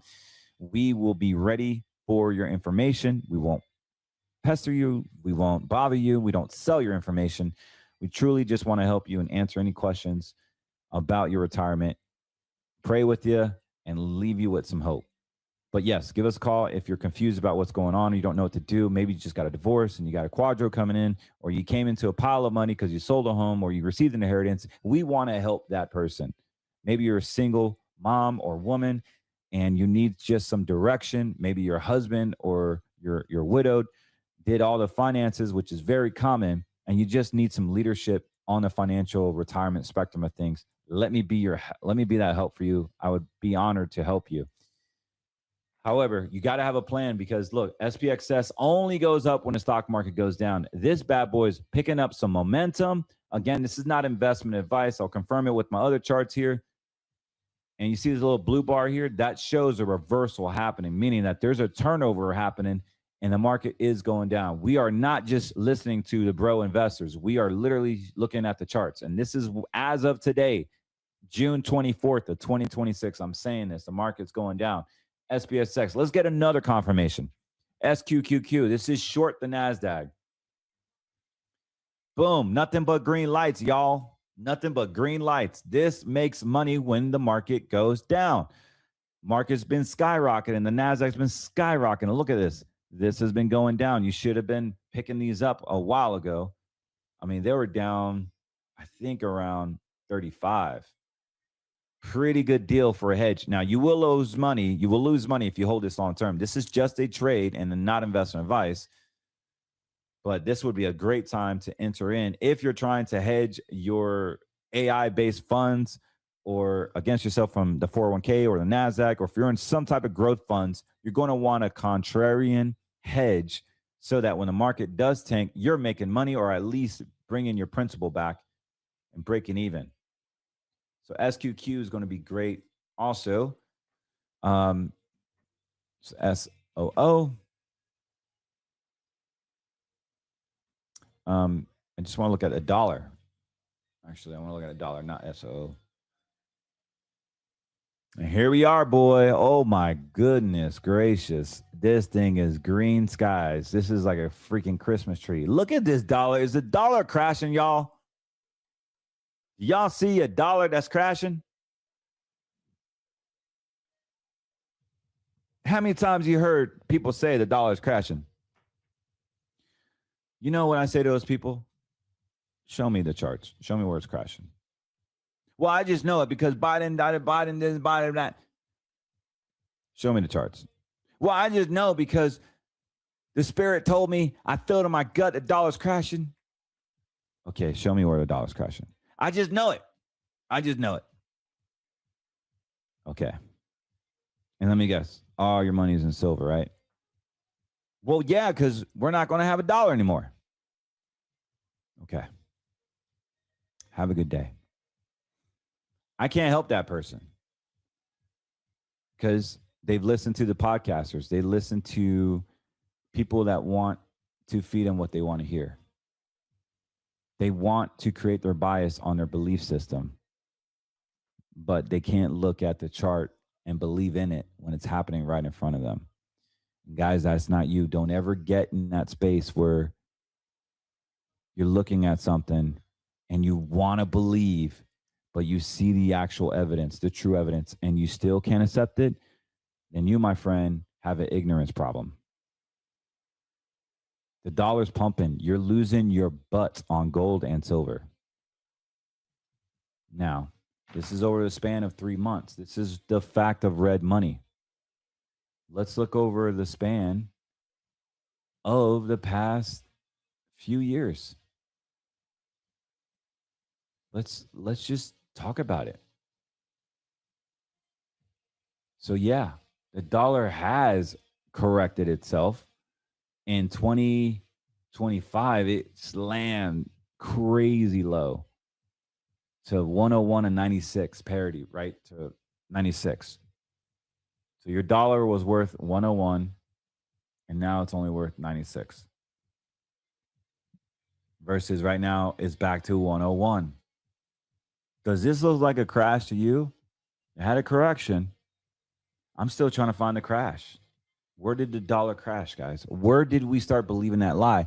Then you're getting scanned by GoCo and paying 30% commission to a New Yorker that's a slick you know what. And then he screwed you on 30% on the back end. Don't fall victim to that. There were some clients that actually paid a surrender on their safe money, on their green money, and bought gold and silver, got screwed over, paid 30%, paid the insurance company a surrender to get out, and lost money to these predatory gold companies, putting them in red money, and now they're losing even more money. A lot of them have lost so much money. All they had to do was just stay in their green money accounts, and they would have been up tremendously and never lost anything. But the fear, the unknown, the listening to that demonic spirit of fear has wrecked people. Don't let that be you. Please, my heart goes out to you. I beg you just to give us a call. Let us know what you're trying to do, just to make sure you get a second opinion. That's it. I don't care if you do business with us or not. I just don't want you to lose money. I don't want you to get hurt. It's terrible when I can share my experience and share what I've seen myself personally or what clients have been through. And this message is not for everybody, and I get it. But look, the dollar's pumping. You're going to get so sick of your silver and your gold, you're going to sell it, and that's what they want you to do because they need it. They need it for the data centers. They need it for the track, trace, control. They just need it, guys. So what I want to implement is that track, trace, control is here. Give us a call. Your retirement is at huge stake right now when the markets are going down. Don't lose money to the markets. If you're in a 401k, go conservative right now. Now's not time to be greedy. So what if you miss out on the next AI boom? What is 15% gain or 18% gain when you could lose 30% of your retirement? Don't let that be you. You have to understand that red money has its place as a tool, but also green money has its place where the amount of dollars that you never ever want to lose should be in green money, period. The downside of green money is you only have access to 10% a year. And our yellow money system is kind of like a hybrid of everything where there is risk, there's limited risk. You can lose, but there's limited losses because our traders are really good at what they do. They literally get out of the markets and get back in when the financial stars realign. They have charts just like this, and they're really, really good at what they do. I don't want to even tell you the returns that they're getting because the returns are not indicative of future results. But guys, I'm going to go. My family is waiting for me to get on this RV and head home. I love y'all. Hey, if you haven't had a chance, please subscribe to our Rumble channel, YouTube, Apple Podcasts, as well as Spotify. All you got to do is just search Scriptures and Wall Street, and you'll see my mug on that thumbnail. Click and subscribe. I appreciate it. Also, if you want to help our sponsors out, you can go to getmeleanusa.com. Get some great peptides, all American animal products as well as plant-based products here in America, a Christian-based company that's actually making an impact on people's health, their sleep, their minds, as well as their full body. Definitely get you a package on auto subscription. You can cancel anytime. I make a few bucks, enough to keep on talking about them because it's being impactful. I use them every stinking day. My kids use it. They call them I have to with ADHD. It is awesome. The stuff is awesome. So get you some. And yeah, you won't regret it. You won't regret it. And I've lost 15, 16 pounds. I've been more focused on tracking my belly and what I'm eating. I've been eating way too much. Stress eating, I think. So I had to get back into gear. I backslid a little bit. I got comfortable and the pants weren't fitting just right. And so I started walking, started taking my Get Me Lean products and just being more disciplined in my scriptures and my faith and my time. and I'm back. I'm back. So, anyways, I love y'all, and pray that your name is written in the book of life, because at the end of the day, that's really all that matters. This stuff doesn't matter if your name is not written in the book of life. Ask Jesus in your heart. Become a believer, and life is not going to be a fairy tale. It will get harder, but what it does, like James says, it creates perseverance. And perseverance is an amazing thing. It's painful, but there is no advancement in life without pain. Well, God bless you guys, and I will see you soon. Don't forget at CortezWM.com to book your appointment.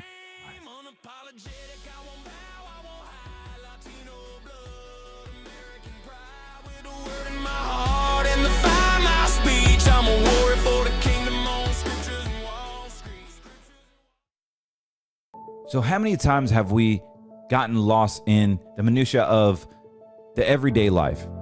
We've gotten fat, we've gotten lazy, we've gotten complacent, not just in our faith, but also our fitness, maybe our finances, maybe our marriage, maybe our family. But we've gotten complacent, and we constantly need to continue to grow. And one of the things I was weak at was in my fitness. As a former athlete, I thought I had it all. My ego got in the way. I'm like, I'll do it later. I'll do it later. Up until now, I have been able to focus on my fitness. For those of you who've been following me for 3 or 4 years, you understand that I've gained a lot of weight. I've used the excuse of having 4 kids, a marriage, a business, helping out at church, all these excuses. And I keep putting myself in the back burner. This is deadly. And what I love about this company, what I love about taking ownership, is that GetMeLeanUSA.com has the ability to introduce natural, groundbreaking peptides. What your body demands, what your body needs to release those fat stored cells, to build muscle, to gain your physical being back to where it's naturally supposed to be. We're not talking about big pharma saying we're going to come out with the weight loss drug. We're not talking about losing muscle. We're talking about gaining muscle, gaining your physique back, controlling your appetite, giving you the edge that you need to help you get your body back in check the way God intended it to be, by using his resources with America First products, with America First company that aligns and believes in what you believe in. Introducing GetMeLeanUSA.com. Get in. This is going to be groundbreaking, huge business opportunity, as well as a huge groundbreaking technology that is going to change the landscape. So I know good things before I see it, and I highly recommend you get in. All you got to do is click the link below and get you some fit, get you some lean, and get fit and get lean. This is not going to do everything. Of course, diet and exercise, you continue your walking, continue your protein intake, but man, does it make it a whole lot easier to get in shape. Look at me, I've lost 60 pounds, but this is actually fundamentally a great recipe to get back in shape. And I can personally attest to the amazing effects of this product. So go to GetMeLeanUSA.com. You won't regret it. You can cancel anytime. They're affordable, and yet they're effective. And you are supporting our show. You're supporting yourself. You're supporting a mission. There is an affiliate program attached to it if you would want to share it with your friends and family.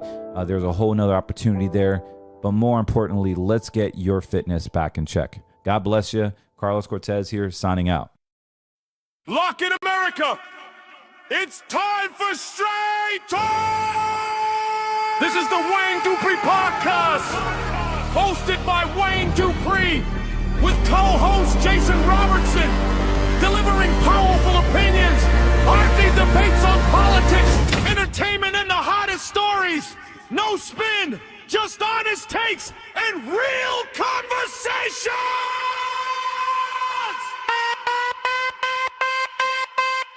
The Wayne Dupree Podcast is lit!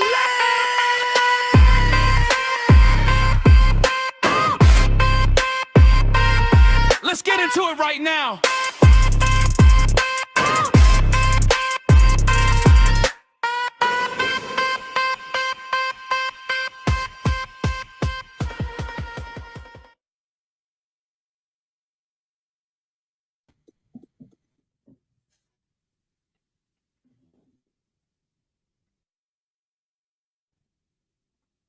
All right, ladies and gentlemen, welcome to the show. My name is Wayne Dupree, and you are watching the Dupree Report. It is Wednesday, June 24th, 2026. Glad to have each and every one of you with us today.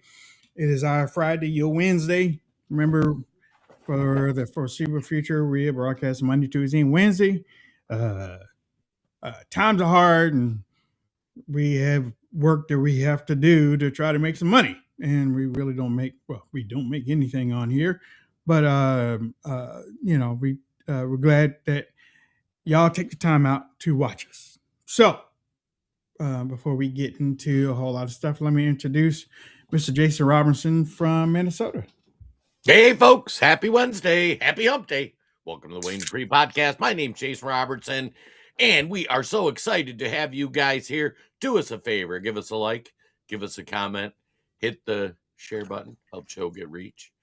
And Becky starts in the Rumble chat with one of the more pressing questions. We'll get to communism in a sec. But Wayne, how many pies are left? It was 5 yesterday, right? Yeah. 5? I didn't eat it. Didn't eat another pie. No, I didn't. I was You felt guilty. Well, today's weigh day, so I was like Oh. Today was weigh day, so my weigh days are Wednesday, Friday, and Sunday. So So Thursday, buckle up. No, today is good. Today is buckle up day. Yeah. Well, wait. Yeah, no, yesterday was buckle up day. Today is free day because I already weighed in. So, I can do what I want to do. For those that are watching, y'all have been hearing us talk about Augusta Precious Metals for a little bit. Basically, precious metals cuts across political noise, whether you lean left, whether you right, or whether you're just tired of it all. Your savings don't care who wins an election. Inflation doesn't check your voter registration. The national debt just crossed another milestone nobody in Washington wants to talk about, and both parties helped get it there. That's why we keep gold in the conversation when the dollar gets shaky and the spending never stops. Physical gold and silver have been a way to protect what you have built not for decades, but for for thousands of years, actually. Augusta Precious Metals, who we trust to get the job done. They have an A+ rating for the Better Business Bureau. They have a triple A rating with the Business Consumer Alliance.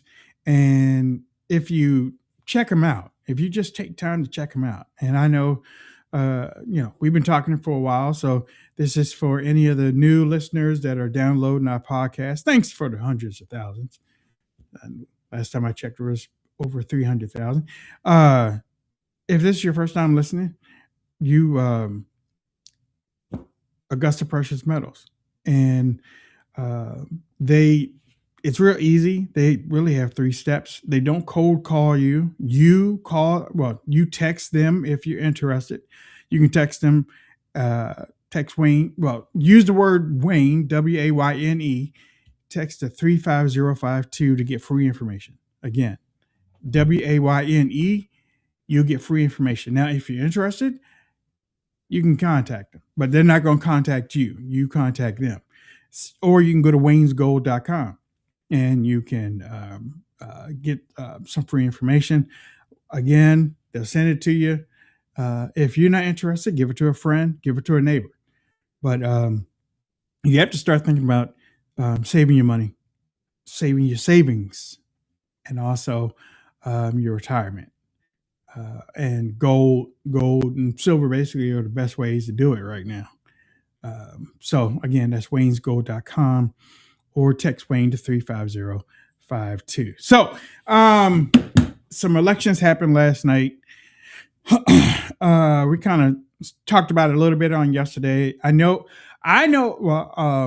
how, or at least I feel that mostly some of the people that watch the show feel that socialism is communism, and the little communists, and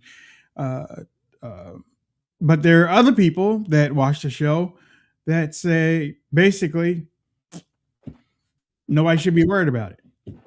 It's just the media pushing out this news, and it's really not happening, and don't worry about it.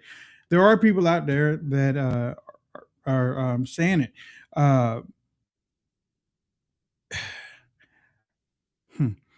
Let me say it like this.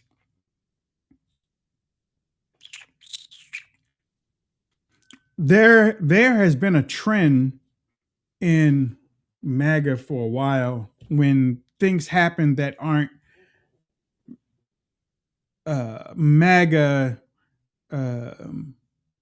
heavy, or that aren't in favorable light of MAGA. MAGA just turns around and says that it's not happening. It's not happening. And MAGA is not the first one that did it, because Republicans, when we were part of the Tea Party, or when the Tea Party was out, Republicans used to say, the Tea Party, they're not, they're just a fringe group, until the Tea Party basically went up there and took the midterms to stop Obama's supermajority in 2018. So is it a thing? I think it is. I think it's a thing. But I also think it's across generational lines too. I don't really see it with, and how people call us baby boomers or whatever they call us, I guess. I don't even know if I'm in the boomers thing. I just might be in the elderly thing. I don't know. I don't even know what a boomer is. But it seems like it's a generational thing with this socialism thing that people are talking about. But Jason, you label them the communists, justifiably so, right? And how do you is it a thing that people should be worried about, or is it a thing that's like, man, this thing is a passing, and it's gonna blow over sometime soon? Well, I guess, just to define terms, what, and let me know in the chat, and Wayne, I'll be curious your thought. What is the difference between communism and socialism? Wayne? Oh no! No. Go ahead. No. What do you distinguish, but the main difference between communism and socialism? I guess to me, I think communism, is the complete opposite of capitalism. Is the total 100% complete opposite of capitalism. I think socialism is a mix of both, to a point where, especially over here in America, maybe not in other countries, but anytime you can have Bernie Sanders come out and say he's a Democrat socialist, he still is for democracy in the Democrat Party. He's still for that, but he still wants some of the tenets of socialism within whatever the Democrats are doing. I don't know if they're the same thing. I know some people classify it as the same thing. I don't know it's the same thing. I don't say it's the same thing because I haven't been convinced it's the same thing, because I think it's, like I said, one is definitely opposite, and then one I think is a combination. Like the Libertarian Party type of what we have. I think the socialism is a combination of stuff. As long as they get whatever they can get for free, that's what I think it is. But in the communism side, what I've seen when I was growing up was the people at the top get paid, the people at the bottom suffer. everybody's looked on as the same thing, I think, down the bottom, but you still have the people up at the top that are that gain everything.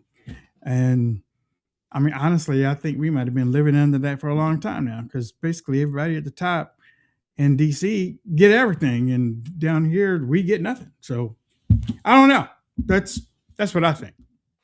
Well, do you know who describes himself as socialists? What countries? No, China? Norway. No. No. I'm sorry. Yeah, China, Russia, China, Vietnam, Cuba, some of the Laos, South North American Korea. countries, I think. Yeah. I mean, the communist countries, like we all agree China's a communist country, right? I mean, do you agree with that, Wayne? Jason, what do you? I mean, I'm trying to understand the terms so that we're kind of baseline set. I thought you. No. I mean, I don't have. I mean, I wanted to. Because I know how you speak about it and stuff. So I wanted to get what you had out there right now, because I know there's some people in the audience that also agree with that. And when we talk about it, we don't talk about it in a long type of way for people to understand certain things. So you might understand it a whole lot better than me. So I'm okay. So all right, you know, I'll just go ahead and I'll give my opinion on it.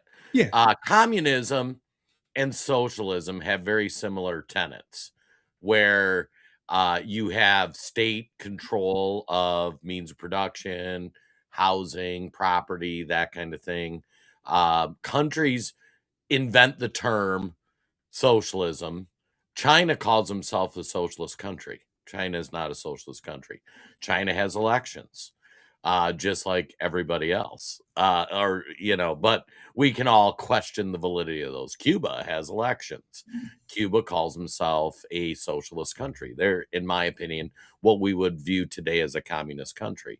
And by that, I mean you have wealth distribution, and you have there is, you don't own your stuff so much, as everything is communally owned, communally shared, everybody based on their needs, not necessarily their ability. Capitalism is a system where basically you go out in the world, you're responsible for you. You're also expected to make communal contributions to everybody. The more you contribute, the more you're rewarded financially. If you create a show, more people consume, you make more money. If you create a product, Paul makes Split Rock coffee. The more people that buy Split Rock coffee, the better Paul does. Paul's providing a service. We haven't lived in a true capitalist society probably for 50 to 100 years, because we've set up a welfare program. Welfare leads you into some of the socialist stuff. The fact that the government gets like 15% of your income for Social Security, like that's ridiculous. Like, and then they're deciding who they distribute to and how. Like, that's kind of not how it's supposed to be. Everybody's supposed to be responsible for themselves. Now, that doesn't mean that you as a person, you as an individual, don't help support other people. So these folks that have labeled themselves Democrat socialists, and this has been happening since the 60s, when communism became a swear word. Everybody agrees, oh, communism's bad. Democrat socialist is just rebranding the name of communist. They want, look at New York City. They want to start eliminating a lot of law enforcement, because they don't want to punish criminals. The criminals are the ones who are going to elect them into power, or the underclass of people. They want to create a lot of stress between poor people and rich people. And the fact of the matter is, most people just want to have enough money to live well, but our system is not teaching people how to do that. And so when I see these Democrat socialists, they espouse all the tenets of communism. They want loyalty to the party. They are willing to punish those who don't follow their things. A lot of them are Muslims now, which is look at Afghanistan. Like, I mean, this is this is the direction that you'll see a lot of the leadership of them going. And I mean, New York City's been conquered. I don't know a nice way to say it. We have imported so many third world Muslim people into New York City that, I mean, they elected 3 members who are going to win their House election walking away. These are like 90% Democrat districts that are all Democrat socialists. And I am not going to, it just like I'm not going to I'm not going to call somebody a trans woman. That's a made up term. Like you are a confused man if you're a trans woman, in my opinion. I'm not going to let them call themselves Democrat socialists. Like, I'll use the term from time to time so everybody knows what we're talking about, but we can't let them control the language. I mean, they're pushing communism, and it's going to end badly. And I think New York, especially New York City, and it's spreading out from there, it's going to be cooked. And I think a lot of what happened is the left took the long game. The Marxists didn't go away. McCarthy didn't go far enough, and they took over the institutions. And now you have people that just can't function in today's society. They didn't learn skills and things to contribute to get ahead. And, an entire generation largely has given up and said, I just can't do it. And socialism just comes in with the warm embrace, like, we'll give you free stuff. Don't worry about it. So, in my opinion, it's pretty terrifying. Yeah. That the New York thing was the New York results last night was probably something that everybody should have thought was coming. But again, there are many people out there that say that it's not a big thing to worry about. That America is going to come to its senses, and sort of not a big thing to worry about. In DC, I think that the primary candidate for the Democrat, and they're all running on the Democrat side, they're not running on the Republican side. So it looks, I mean, for a while, I don't know when people stopped, but for a while, people were saying that socialism was taking over the Democrat Party. It is. Okay, right. The only reason why I say that is because then some people are calling them communists instead of socialists, right? They're calling the Democrats both of the names, I guess. I don't know, but I don't think it's one of those things that anybody should sweep under the rug, because with people leaving, with the fighters, with the warriors, with the opposition leaving New York, you don't have anybody to fight back against it. You don't have anybody really to take a stand. So that's why I said, if anybody thought that was unexpected, I don't know why, because there's nobody there to fight back against it. You might have a few Republicans that are still there, but even what's her name? She was in Congress. She was behind McCarthy, and she was running for governor, I think. She walked away. God darn, what is her name? Whatever her name is, she walked away. And it's like, I mean, I've always said that Republicans don't know how to fight. They don't know how to fight. They don't know how to fight. And to a point, what I've seen over the past few years is mimicking the other side is really not fighting. But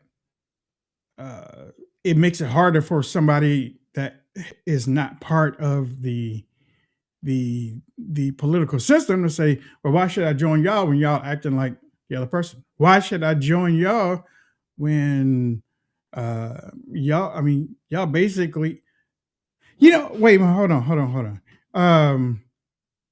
I'm sorry, y'all. Look, a lot of stuff is running through my head, and this question, I can't remember what I was watching the other day, but you know how we talk? Well, we don't talk about homosexuals. Okay. We don't talk about gays.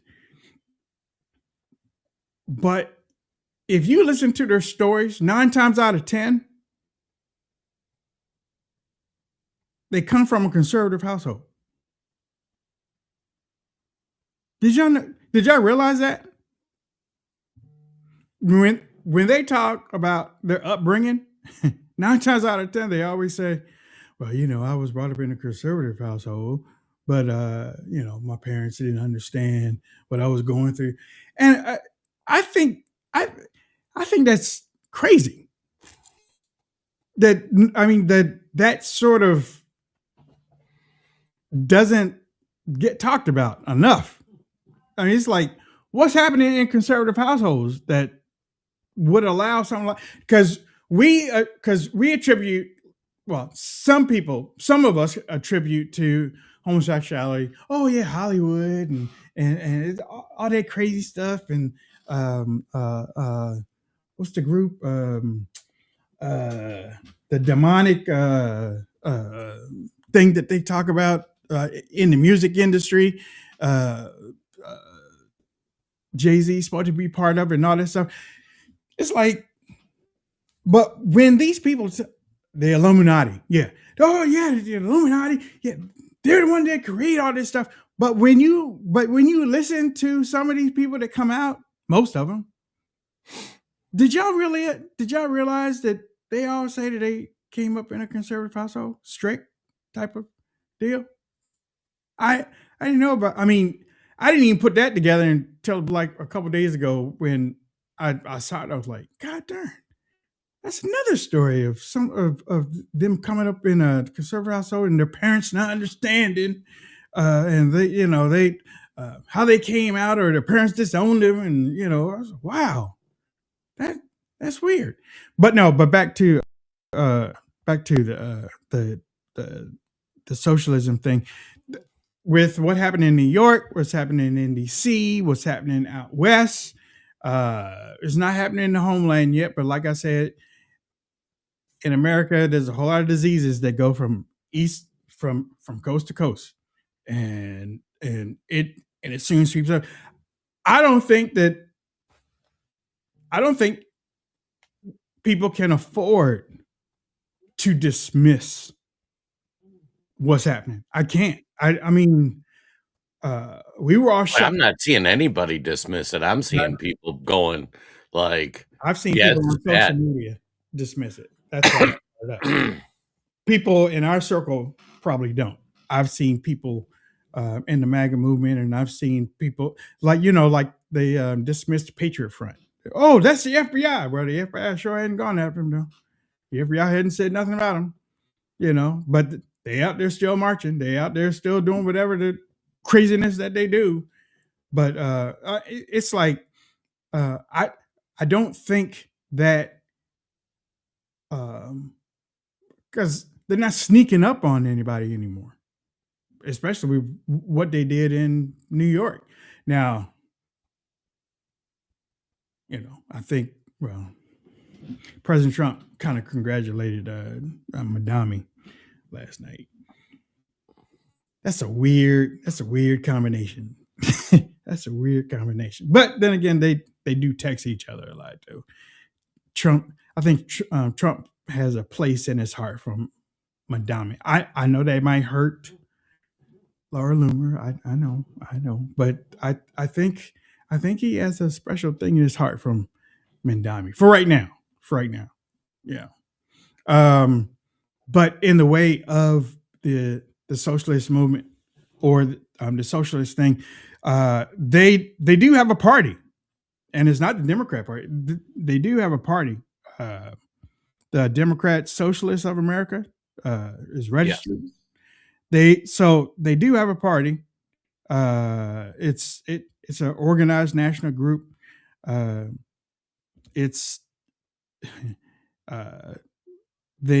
They were roughly maybe 2,000 or 3,000.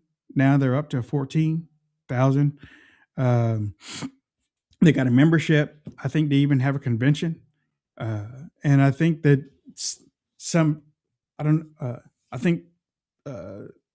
in a way. I'm not saying that they're a third party. I'm not even saying that they're a strong party at all, but they are winning some primaries, and they're using the dude up there in New York as a poster boy.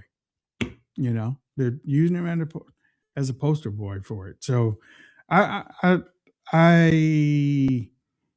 think everybody should heed about it and come up with instead of arguing and fussing on social media about little stuff and Candace Owens is fifth baby and all that stuff. I think maybe some outreach needs to start happening like it used to. Many people don't know about outreach today, but there used to be some type of outreach, but they don't have any outreach right now because everybody's arguing and fussing online on social media about stupid stuff.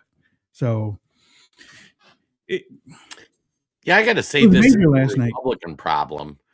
It's not that Republicans didn't reach out to in these districts. These are 90% Democrat districts. Like they're not going to spend a lot of resources in there. There's just there's no upside in it. Like you need people in those areas to reach out. This isn't like this was some failure of the Republican Party. And I mean, I think one of the biggest shockers to me is Dan Goldman, who has been an existing member of Congress for several years now. He was one of the lead prosecutors of Trump's impeachment. He didn't lose. He got destroyed. He got whomped. Yeah. Yeah, in his primary. This is a Democrat problem. The Democrat Party has been taken over by the communists, and it's starting in the areas where the immigration and the diversity is highest. I mean, if you look at the New York voting stats, and we covered it, at least Todd and I covered it on our Friday show when Mandami won, like native New Yorkers, they voted for Cuomo. All the immigrants, they voted for Mandami. And there was just so many more immigrants. And these three candidates, I don't know if anybody's, I'll dive into it more on Friday, but I don't, like, if you haven't looked into these candidates, one woman was posting, I forgot my napkin, so I had to use the American flag behind me to wipe my hands off. You have one that started a group that supports destroying Western civilization. All of them support abolishing ICE and stopping the removal of any illegals. You have, I mean, they're all Muslims, and they're devout Muslims who think we need to implement Sharia law into some of our legal things. And I mean, this is what they're saying, not what anybody's speculating on. I mean, these are radical Muslims who want to fundamentally transform America. They have found a home in the Democrat Party. The Democrat Party welcomed them in because it helped keep them in power, and now they're starting to take over. I mean, who would have thought after 9/11 you would have a Muslim foreign-born communist as mayor of New York City? I mean, seriously, if you could have bet on that, what kind of odds would somebody have given you? And then if you said, and then a few years later, all of the members of the House in New York City, that's kind of where those districts are based around, are going to be radical Muslims. Nobody would have believed that. Nobody would have thought that was okay. You know, onto the Trump Mandami thing. I think Trump, game respects game. I think Trump knows Mandami is a very savvy politician. You know, fortunately, he talks well. Yeah, he is. And that's He's probably like what, Obama. That's probably why Trump likes him in a way, because he talks well. You know, he sit there and have a conversation with him, and you know, make him okay. All right. He's smart. He's not dumb. He's smart. Okay. No, it's kind of like Obama. Obama was probably, next to Trump, the most gifted politician of our lifetime. You Like forget he was. Clinton. Yeah, Clinton was good too. I mean, these guys were awful. They did terrible things to America. They're pretty good politicians. Terralico in Texas, he's a pretty good politician. And you know that what's happening. Wait till you see in the Michigan Senate race, they're going to nominate, it appears, another radical Muslim kind of out of that Dearborn area that's been taken over that we've shown videos from before. I mean, you're going to have between the House and Senate 5-10 hardcore Islamic, destroy Western civilization, push for communism folks, and the Republican Party. Like I saw a video going around where they delivered flowers to Hakeem Jeffries saying like, oh, we feel bad because last night in one of the parties, I can't remember, Hakeem was like giving a speech and they started chanting, you're next, you're next, you're next. All the socialists, they're coming for Hakeem, and it's going to start in New York. It's starting in Seattle. It's starting And that's the thing too. That's the thing. The Democrats, according to my notes here, the Democrats fought to stop this in New York, and they can't. They put up candidates to stop it, and they couldn't do it. And y'all know this let him in thing was, I think, the major big movement that really let him in was the Bernie Sanders thing. Because before that, you really hadn't had it on that type of level. And then when Bernie Sanders ran, I thought maybe he had a chance to win the Democratic nomination, but they were trying to. Some of us believe Bernie did win the nomination. Yeah. They changed the rules. If it wasn't for the super voters or the super delegates, if it wasn't for them, maybe Bernie would have won. But they let Bernie run on the ticket, which was weird. I mean, he proclaimed himself a democratic socialist, and they let him run on the ticket, and he was smoking her. He was smoking her. I mean, it wasn't even. Okay, I'm exaggerating a little bit when I say it wasn't even close, but it was starting not to be close because his rallies were Trump's rallies. His rallies were as large as Trump's. She had to restart her campaign twice, I think, once or twice, because it didn't work. And my favorite part too was where Hillary Clinton basically bailed out the DNC that was bankrupt, took on all the debts, and then there was so many things. There was the leaked questions from debates. There was changing the rules. Yeah, 2016.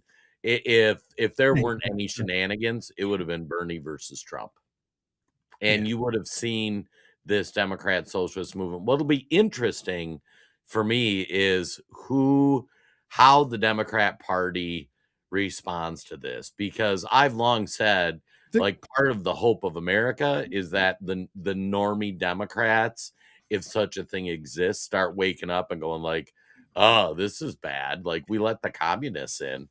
And you're not going to convert a Democrat to a Republican right now.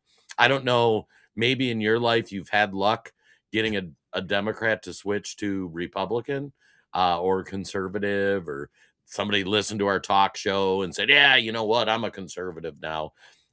I think you need to get Democrats to look around and go, we probably need to get rid of the communists. And you know what's funny is basically what you said is what the Democrats were saying about Republicans when Trump was coming along. Yes. We don't have any good Republicans anymore. The Republicans, they were saying the same thing before Trump got elected the first time. They were right. They were coming out saying Republicans have lost their way.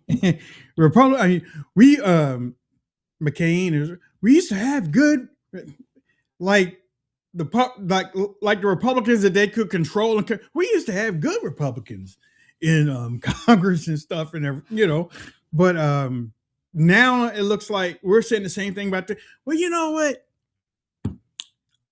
We used to have some Democrats, to stand up against some of this stuff, but it looked like they're getting run over.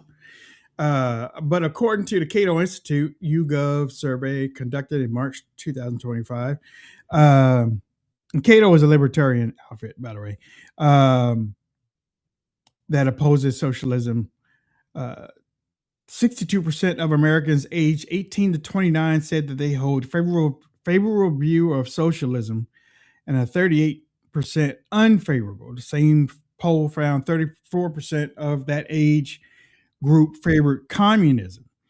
According to another poll in 2025, 1,500 U.S. adults, capitalism still leads nationally, but among 18 to 29-year-olds, socialism edged capitalism 28 to 26, with 46% unsure. Then you have the American Enterprise Institute, AEI, center right. They say that young people say socialism. Argues that when young people say socialism, they usually mean universal health care, affordable housing, climate investment, and debt relief, not the nationalization of industry or the end of private property. According to the 51st Harvard Youth Poll released in December, a few months ago, only 13% of young adults in the country said the country is headed in the right direction. The Generation Report deepens economic insecurity, financial, emotional, social strain as a defining feature of daily life. Most of these things, granted, they're getting from social media. Not gonna lie. When you have so-called influencers that are coming on, and yeah, when I say they're getting paid, I'm not saying that they're getting paid by some entity in Washington D.C. These people are getting paid because they're finding an audience. So, me and Jason talk about it for a while. You have an audience on social media, they view your stuff, and depending on what platform you have, you get paid jump. Well, these influencers that are out there that are talking about climate investment, healthcare, affordable healthcare, debt relief for their college tuition and stuff like that.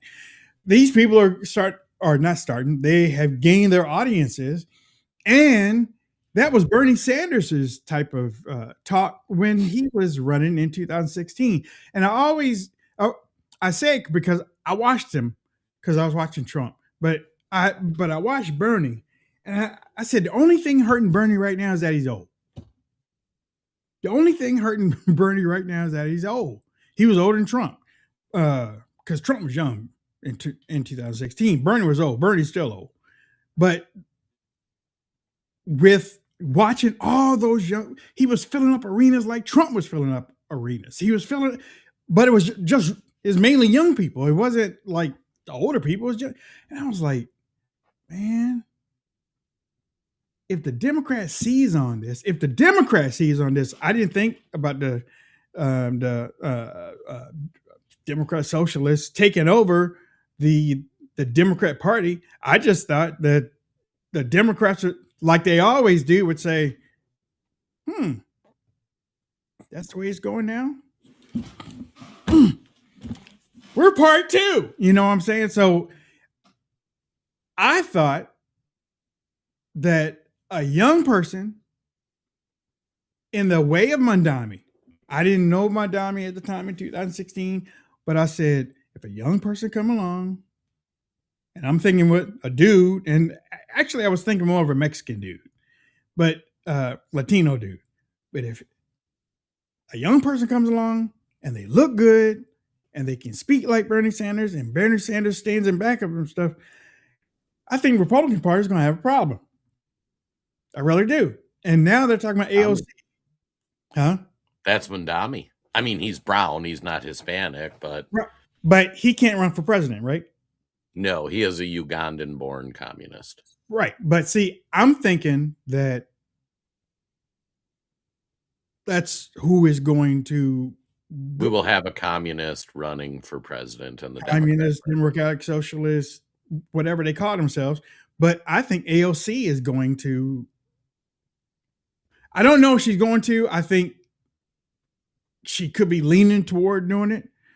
But if she does, then it will be one of those things where all those young, because her and Bernie are already touring places and stuff. So it's interesting you bring that up about AOC because she'll be old enough to run for president, just barely. Good looking female, pretty she well can read. spoken. Yeah, I she can mean, read. yeah, if you can give her the speech and she can do all right.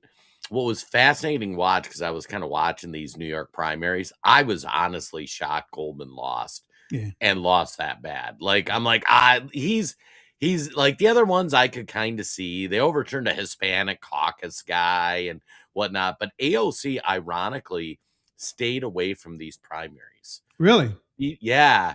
She didn't come out. Mondami was doing a lot of the endorsing and that sort of thing. AOC kind of steered clear of it. You would think birds of a feather, right? What's that? You would think birds of a feather, right? Yeah, I don't know if AOC has any of her own values. We talked the other day about how AOC was kind of selected, and she's just a figurehead that pick it up and give a speech to. But I think the Democrat Party is going through, and I talked about this yesterday, going through what MAGA is going through. On the right, in the Republican Party, the Democrats were right in 2016. The Republican Party sucked. We had a bunch of guys like John McCain who wanted to blow up everything. And we had a bunch of guys like Mitt Romney, who were your Wall Street investment banker types. There was no America First Party. And to be honest, many of the conservatives, or what we view as MAGA, probably fell more on the Democrat side. They were at least talking about things like stopping immigration. Now those guys have all moved over to the Republican Party, and we still got the slugs around, the John Thunes and those guys. But on the left, they went from Democrat Party it used to be the party of the working class, right? Now it's the party of the underclass. And that's why they're pushing all this communist, socialist, whatever name you want to give it. So I think the AOC thing will be interesting to observe, because I think she was trying to placate the establishments part of the Democrat Party. So kind of like the Rhino part of the Republican Party that exists on the Democrat side. That's the Nancy Pelosi's, the Hakeem Jeffries, and still keeping her foot in that radical base. So I think it was a pretty savvy move for her, where she didn't offend either side, so she can gain support theoretically as she looks at a ramp up for running for president. So, but it was interesting because she kind of sat it out, which I think if she jumped in with both feet, she would have pissed off the establishment. And she needs those same people that installed Hillary Clinton as the nominee. She needs those people to back her. Otherwise, it's going to be interesting, and they'll just end up burning her. So yeah, we're going to see. I mean, I wouldn't be shocked by the time we get to 2028 if you don't see like 20, 30 of these Democrat socialists in some of these markets. You have heavy population centers. If you win the Democrat nomination, you are pretty much guaranteed to win the election. I mean, those three people that got nominated, ain't a single one of them going to lose. They're all going to win by 40 points against any Republican. That's just how Democrat it is. So yeah, the Democrat Party is, they're going to be facing interesting times. And I think we have underestimated the influence of communism in America. When you read those stats about the kids, people don't know, like, the worst atrocities in the history of the world were committed by communists. Look at what happened, how many people died in China or the USSR when they were instituting socialist into communist policies. And yeah, you can vote your way into it, but you got to shoot your way out of it. So, there is a fast moving story out right now. I think it was yesterday. The House passed a bill 358 to 32, and the Senate passed the same bill 85 to 5. The housing bill passed. And it ain't getting signed. The press secretary called it one of the most significant pieces of housing affordability legislation in American history. President Trump looks like he's not going to sign it. Now, if he vetoes it, which I guess, see, signing means that he's going to, but you can still sign it and veto it, right? Or does he just let it He's sit? saying he's not taking action on it. He came out a couple weeks ago and said he wasn't going to sign anything till they get So this. he's just going to let it sit, basically. Yes. Okay, so he's not going to do anything because if he was to veto it, then those numbers are basically veto proof. So they will be able to override his veto with the Yeah, he number. can just leave it sitting on his desk, and there ain't nothing to do about it. Yeah, with that one. Now I don't know if that hurts him because of how this was put out there last night, and especially with the press secretary and the White House press secretary coming out and promoting it as one of the biggest pieces of legislation in American history, and then for President Trump to come out and say, "Well, I ain't signing it because this ain't happening and this ain't happening." Now, ladies and gentlemen, here's the deal: if y'all are new to politics, what President Trump is doing is not new. Other presidents have done the same thing. It's not new. It happens. It happened with Reagan. I think it happened. Bush wasn't in there long enough for me to remember what Bush did. But it happened with Clinton. It might not have happened with Bush too, because things changed after Clinton. But sometimes the president has to use his executive power and say, "Hold up, I got some things that need to be taken care of too." So, what's the thing he's pushing for? The SAVE Act.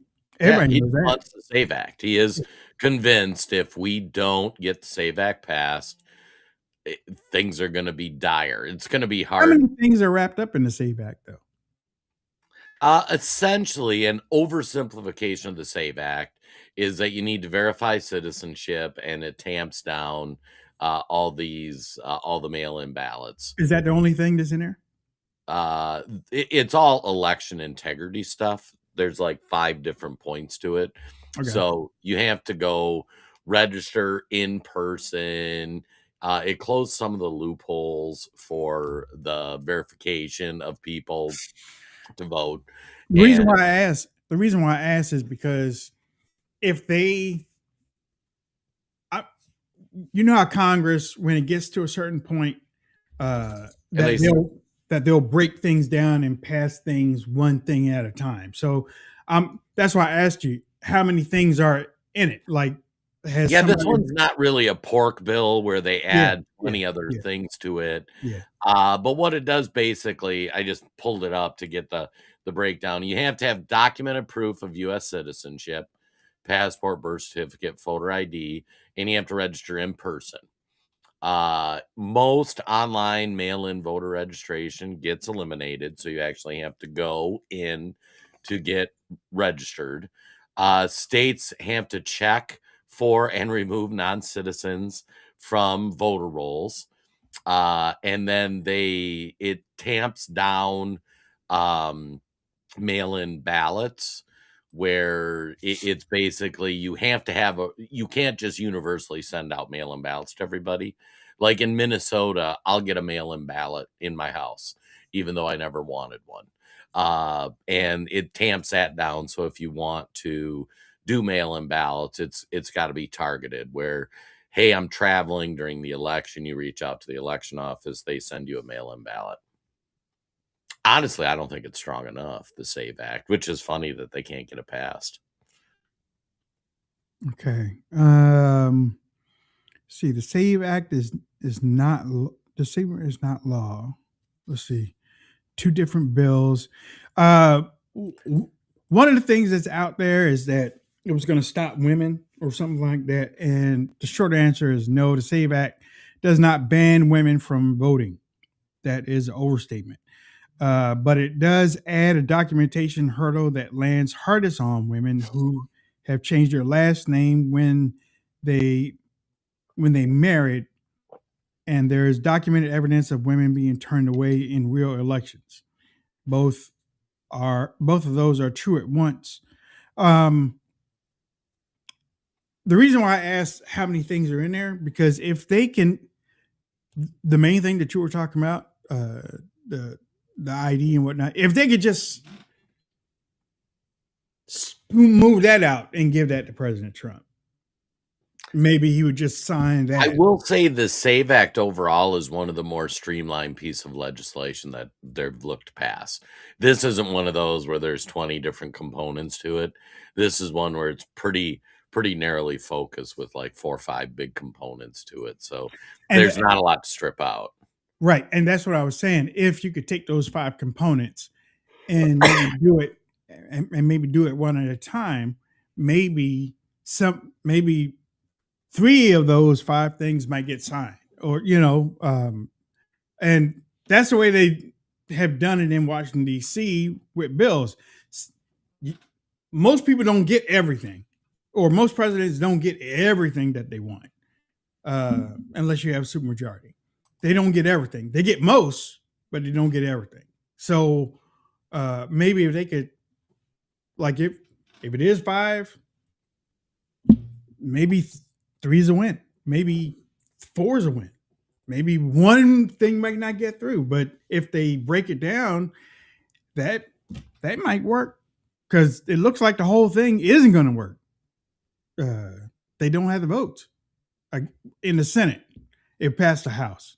They have the votes. They just can't get past the filibuster. There are enough votes I thought you said that they didn't have the votes. Okay. They don't have the votes to get past the filibuster. Okay. All right. And Republicans don't want to get rid of the filibuster. Correct. They're going to wait for the communists to do it, which they haven't done in the first place. Which they've campaigned on saying they're going to. And didn't Republicans campaign on that too? No. Republicans never said that they were thinking about getting rid of the filibuster? There's been a movement on the Republican side to remove the filibuster. Yeah. But that's a small pocket. You're looking like, off the top of my head, like 10-20% of Republicans in Congress and Senate have pushed for that. On the Democrat side, the only reason we still have a filibuster was, I believe, 3 Democrat senators that stood against it, and all 3 have been removed from the Senate. Let's see.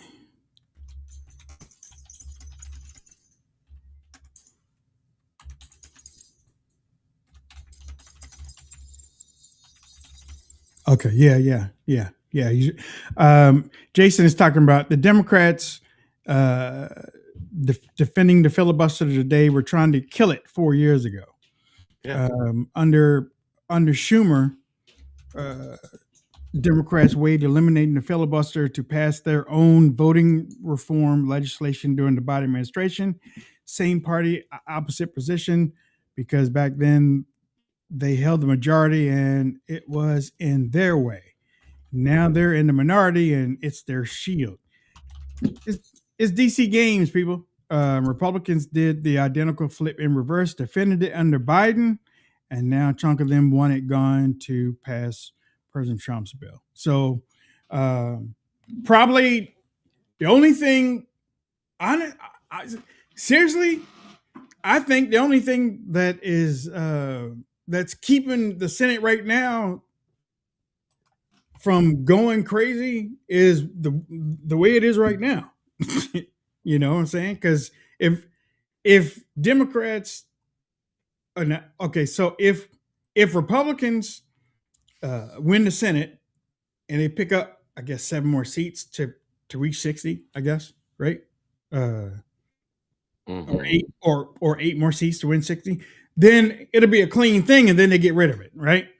If Democrats win in 2028 and they pick up 12 or 13 more seats. I don't think that's going to happen. But if they pick up 12 or 13 more seats and they get into 60, then they'll get rid of it on their end, I guess. Oh, you can get rid of it with 50. I mean, literally, Joe Manchin and Christian Sinema, who have been run out of the Democrat Party, were the only reason we still have a filibuster. 50 or 51? Well, assume that they have the presidency, 50, but if they don't, 51. Okay. So, okay. Right. Because of the vice president, right? If it's tie, then the vice president's. I mean, understand, Democrats nuking the filibuster is not some conspiracy theory or something they haven't done. It was literally all of the Democrats voted to nuke the filibuster, but Manchin and Sinema. And then they ran Manchin and Sinema out of town. They're removed from the Senate. The next time Democrats get the ability, which is 50 plus the presidency or 51, in my opinion, they will remove the filibuster. And I mean, it's not like Republicans have never, they're Republicans saying we need to do it before the Democrats do it. But that is because the Democrats have, like, they tried. Like Manchin to back down. So it's going to happen. So wait a minute. You said that it could be done with 51. Yes. Republicans could do it right now. But they won't do it. But they won't do it. There's this part of the Republican Party that is like, no, we can't do these norms of government. We need to have this. And meanwhile, many people, and it's a minority in Congress, are saying, listen, guys, they already tried. They fell 2 votes short of 2 Democrats, and they were going to do it. So if we don't do it first, they will do it first. And once they pass that, there will be, things will get wild. Because they have 53, ladies and gentlemen, they have 53 Republicans in the Senate right now. Right. There's 53, there's 45 Democrats and 2 independents. So you're saying that they have the votes. Republicans do if all the Republicans voted to nuke the filibuster. Okay. There are Republicans that are playing by rules that barely exist anymore. And it's a reasonable assumption to say those rules won't exist the next time Democrats get power. So basically, four Republicans right now are stopping it. Basically. Yes. Okay. Yeah. Rough math. Right. So you're probably talking about Collins. You're probably talking about Murkowski. You're probably talking about Tillis, who's not happy with Trump. You have another Republican who just lost. Cornyn is probably going to vote against it if it happens because he got beat. And I will say this is kind of the problem with the Republican Party is they are operating under these rules that the Democrat Party is already saying, yeah, we're not going to follow those rules. And their base will be okay with that. Where we're kind of, I use the example. It's like when the NFL legalized the forward pass, there were teams that said, we're not going to do that. We don't believe in the forward pass. Like, no, that's not football. And those teams got destroyed. And for too long, the Republican Party is living by these rules that the Democrat Party's just not living by, And so your Republicans, and for the filibuster, there are more than like a handful that aren't pushing it. I think if you put it to a vote to eliminate the filibuster, you'd probably get maybe 20 Republicans that would vote to eliminate it. The vast majority wouldn't. But I will say 98% of Democrats, the last time they tried to push it, they voted to remove the filibuster. Actually, ladies and gentlemen, there are 5. And I think I gave the wrong. You have Senator Thune. You have wherever he's from. You have John Curtis. I didn't say his name, from Utah. John Cornyn from Texas. Tom Tillis from North Carolina, and Shelley Moore Capito from West Virginia. So you don't have Murkowski and you don't have Collins. So Forgive me for They haven't weighed in on it though. But I mean, you've got like Mitch McConnell hasn't explicitly come out, but he has opposed it in the past. I mean, I would say over half the Republicans wouldn't vote to remove the filibuster. Right. Many have not gone on the record. But Right. I will say 98% of Democrats last time they had power, 98% of them voted to remove it. because they are more lockstep whenever they come up with something, they are more in lockstep. Yeah. But see, that's why I said that. That's what I meant when I said that they don't have the votes to pass. Even though they have the numbers to pass, I don't think they have the votes to pass because of these ones that have lost their races, and they're angry. So they're trying to do their revenge. I'm talking about Tillis and Cornyn. Oh, they weren't supporting before they lost. Oh, really? Okay. Okay. I thought Cornyn was saying that he was going to, if he won the primary. People say a lot of things, Wayne. But I'm saying there was never an actual movement where they were going to do it, Okay.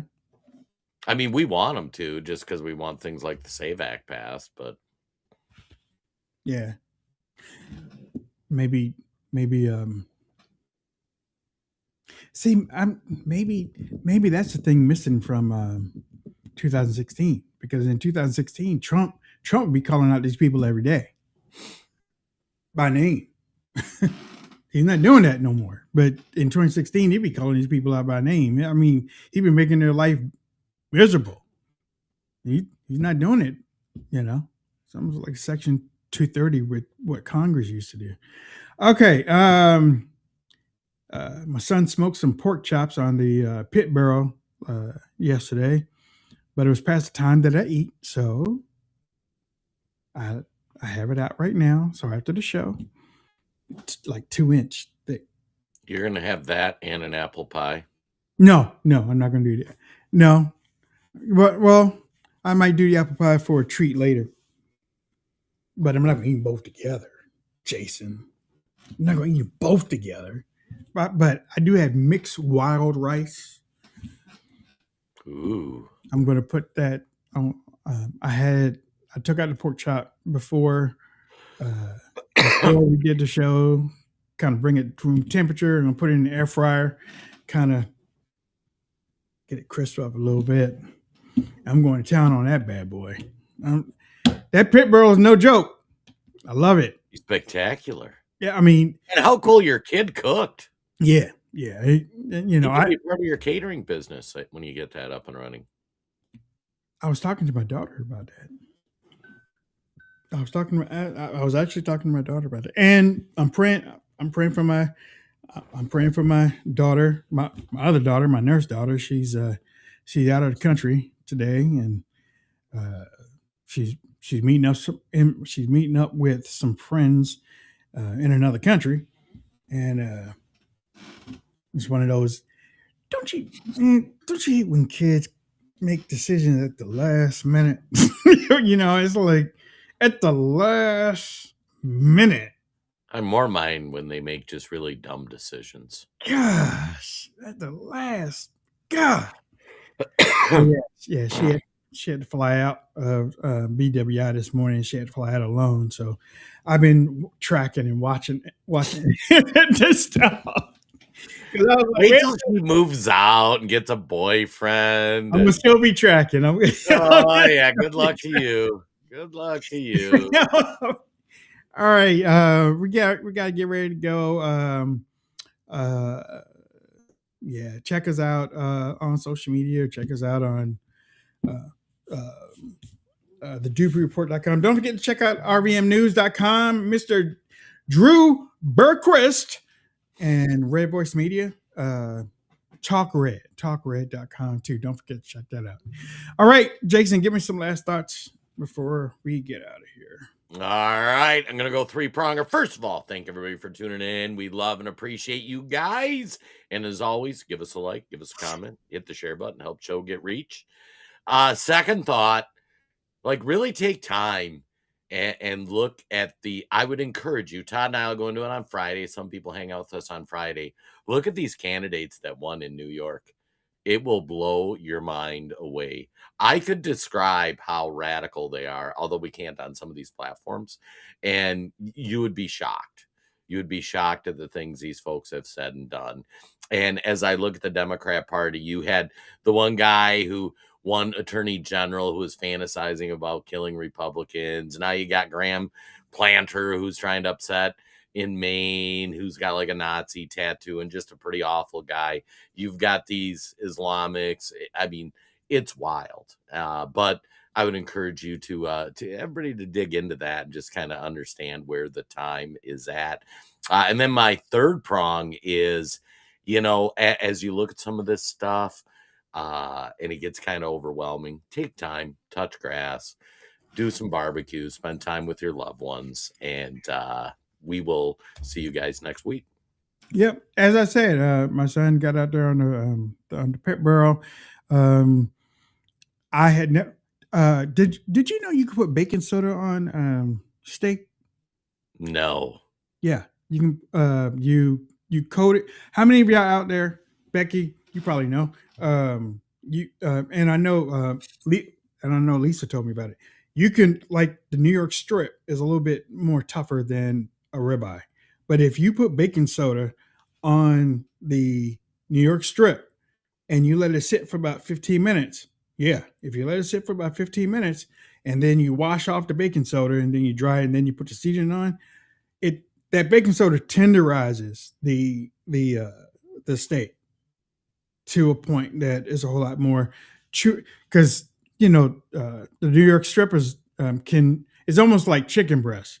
If you go too fast on it, it's going to be tough. Right. But on the New York strip that he bought yesterday, it was really soft and juicy. Again, don't keep. Oh my God! People in the chat are talking. Yeah, they did. Becky never heard of it, but Diane did. Yeah. And he also put it on the 2-inch pork chop that he got. So weird. Yeah, and then you just wash it off, pat it dry, and then put your seasoning on. It's supposed to be juicy. So I don't know. For me, Jason, I just think about pickle juice. Pickle juice. Pickle juice to do it, Jason. All right, we're out.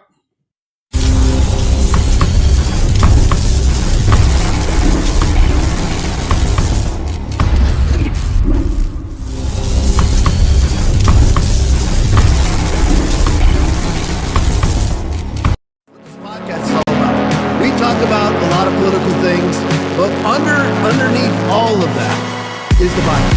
I am unapologetically 100% in favor of is the Bible. Jesus is the Word. There is no delineation. If the Bible says it, that's what Jesus is, and that's what Jesus believes. That's what this podcast is actually about, is to actually alert people to what is coming and what is our responsibility in the midst of it. When you take your clothes to the cleaners, they give you a tag, and you then go back and you retrieve your clothes. When you get luggage, you go and get your luggage is returned. Well, I wish the Biden administration would have done that. Let me just say this to you, sir. Again, it is my time. 3,900 children were separated from their families. 450,000 kids were lost during the Biden administration. You didn't say a word about it. Mr. Secretary, do not interrupt. Don't you point your finger at me. Don't I be a will hypocrite. point my finger Don't you be at a hypocrite you. then. Then you be a threat. You should be as upset about the 450,000 kids that were lost. You didn't say a word about it. For 4 years, you never said a word. Mr. Secretary. Could you put him in his place for don't yell at me. You should I'm be the put in good your place. Mr. Secretary. Dios es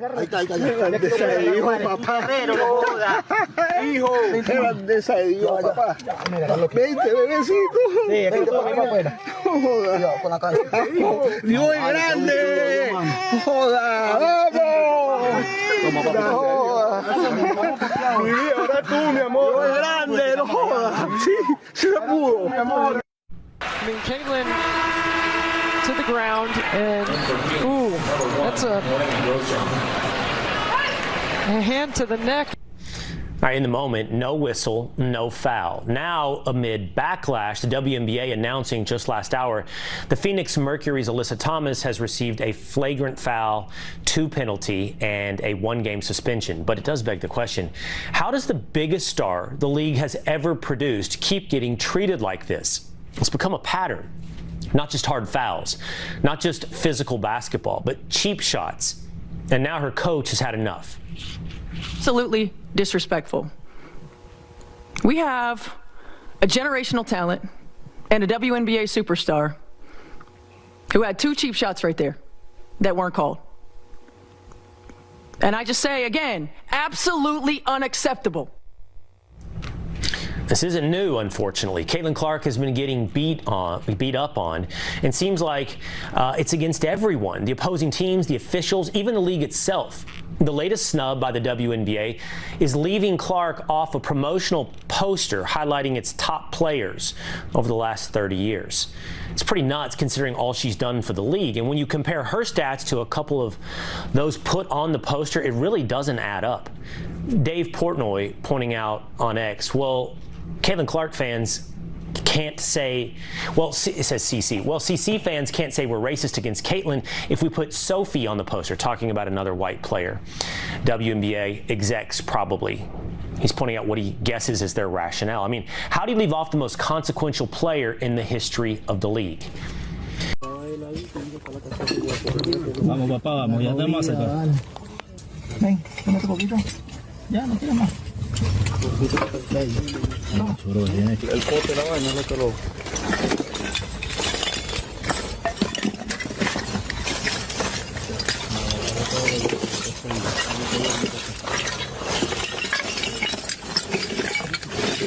Vamos a buscarla ya, papá.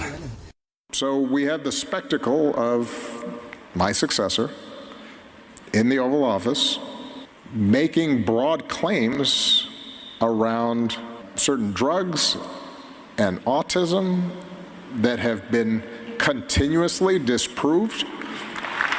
And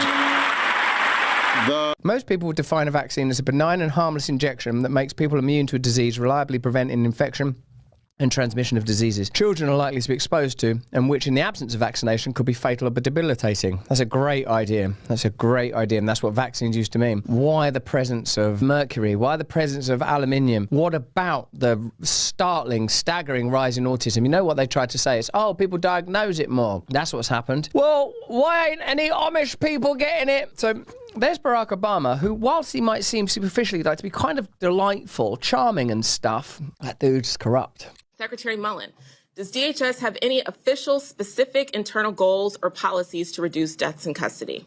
Ma'am, your numbers just aren't accurate. We've had 0.009%. Mr. Secretary, you're asking about this. It's 0.009% of deaths. And we've had 54 total in the president's time. Those are dangerous accusations you're making. Mr. Secretary. Those are dangerous accusations that she's making. Because in the state of Illinois, they're twice as high to die in the state penitentiary of Illinois than they are in detention. You are invited to this committee. This is my time. And you need to be informed by what you're saying. I am informed. No, you're not, ma'am. Mr. Secretary, does DHS have any do you realize that we have one doctor per 1,000 for detention centers for our federal detention centers in the state of Illinois? They have one per 1,800, but yet she wants to focus on our detention centers. You'll get your time. Thank you. You're welcome. Thank you, Mr. Chairman. Since you bring it up, why don't we just start there? Dr. Verma, I wasn't sure I understood your answer to Senator Moody a moment ago. Do you think that men can get pregnant? I hesitated there because I wasn't sure where the conversation was going or what the goal was. I mean, I do take care of patients with different identities. I take care of many women. I take care of people with different identities. And so that's where I paused. I think, yeah, I wasn't sure where you were going with that. Well, the goal is just the truth. So can men get pregnant? Again, the reason I paused there is I'm not really sure what the goal of the question is. The goal is just to establish a biological reality. You just said a moment ago that science and evidence should control, not politics. Absolutely. So let's just test that proposition. Can men get pregnant? I take care of people with many identities, but Can men get I take care pregnant? of many women that can get pregnant. I do take care of people that don't identify as women. That Can men get pregnant? again, as I'm saying, Let me just remind you what you testified to a moment ago. Science and evidence should control, not politics. So can men get pregnant? You're a doctor, I agree. think. Science and evidence should guide medicine. Do science and evidence tell us that men can get pregnant? Biological men, can they get pregnant? I also think yes/no questions like this are a political tool. And No, yes/no questions are about the truth, doctor. Let's not make a mockery of this proceeding. This is about science and evidence, and I'm asking you. You know, the United States Supreme Court just heard arguments yesterday at great length on this question. This is not a hypothetical question. This is not theoretical. It affects real people in their real lives. And you're here as an expert, called by the other side as an expert, and you've been telling us that you follow, right, you're a doctor, and you follow the science and the evidence. So I just want to know, based on the science, can men get pregnant? That's a yes or no question. It really is, I think. I think you're trying to reduce the complexity of a lot. I'm not. I'm trying to get, it's not complex. I'm trying to get to an answer, and I'm trying to test, frankly, your veracity as a medical professional and as a scientist. Can men get pregnant? I think you're also conflating This is extraordinary. male with. No, I'm not conflating male and female. They're two different things. There's biological men and there's biological women. And I want to know, can men get pregnant? What you were talking about is biological. You're not going to answer my question, it sounds like to me. Biological males.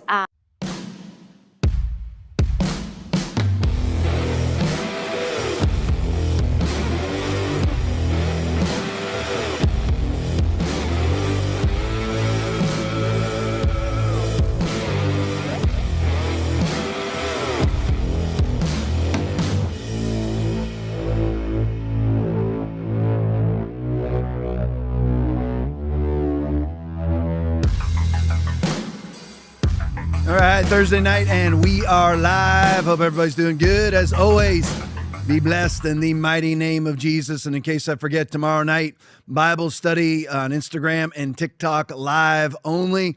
So that's where we'll be tomorrow at 8 o'clock, TikTok and Instagram live tomorrow night, 8 o'clock, Bible study only, talking about unbelief tomorrow night. So be ready. All right, so here we go. Let me see who's in the chat here. Guitar Glenn is on. Ever Eden is on. Jules 21 Hours is on. Patrina C is on. Scooter Magruder is on. Release the Hog is on. Deb Pal Fitty is on. Jim Brody is on. JD Joy is on. Robin Aroni is on. Conservative Warrior is on. Luann 5 is on. Skunk 71 is on. Forager for Life is on. Wisconsin Honey Badger is on. Scrolling down. USA Abbey Girl is on. K4 VMS is on. Laura Jean Lynn is on. Agravane is on. Captain Cliff is on. Great T1AU is on. Scrolling down. Snod Dot is on. PD Frank is on. Uncle Wally is on. Steffa Toms is on. Gloyd Shaw is on. Milwaukee James is on. Laura Jean Lynn is on. Conservative Warrior is on. Scrolling down. Let me see here. Scrolling down. Somebody I haven't seen yet. Nate Dad 1 is on. Scrolling down. Let me see here. I haven't seen yet. Scrolling down. Let me see. Trying to find somebody I haven't seen yet. Still scrolling down. Producer Aaron is on. Peg Margaroin is on. Let me see if I can get one more I haven't seen yet. Everyone's popping on. Confederate 1 is on. Graybeard is on. Love you guys. Sweaty is on according to Release the Hog. There we go. Got my one more on. This one more. One more before we switched over to this. All right, so here we go. Let's hop onto this. Let's do big victories for Trump today.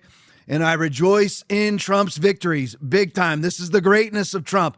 I would love for it all to be the greatness of Trump. All right, Bridget Gabriel video breaking. The Supreme Court just handed President Trump 2 massive 6-3 victories. Play for me. And the Supreme Court out with another decision, this time regarding the fate of certain migrants living with temporary protected status. There are a bunch of them, and Shannon Bream joins us again with more. Shannon, how do we read this one? Okay, so Dana, we read it as a win for the Trump administration, which has wanted to wipe out temporary protected status for more than 1 million people who are living here in this country. These cases centered on a number of Haitian and Syrian refugees who were here in the country. And basically what the court has said is that they can't challenge this decision by the Department of Homeland Security, by the administration, that they're the ones who get to make the assessment about whether they leave or not. I haven't read the whole thing, but they do get into some of the claims that by some of those who are advocating for the Haitian refugees, that there was some kind of racial animus. The court says they don't see evidence of that.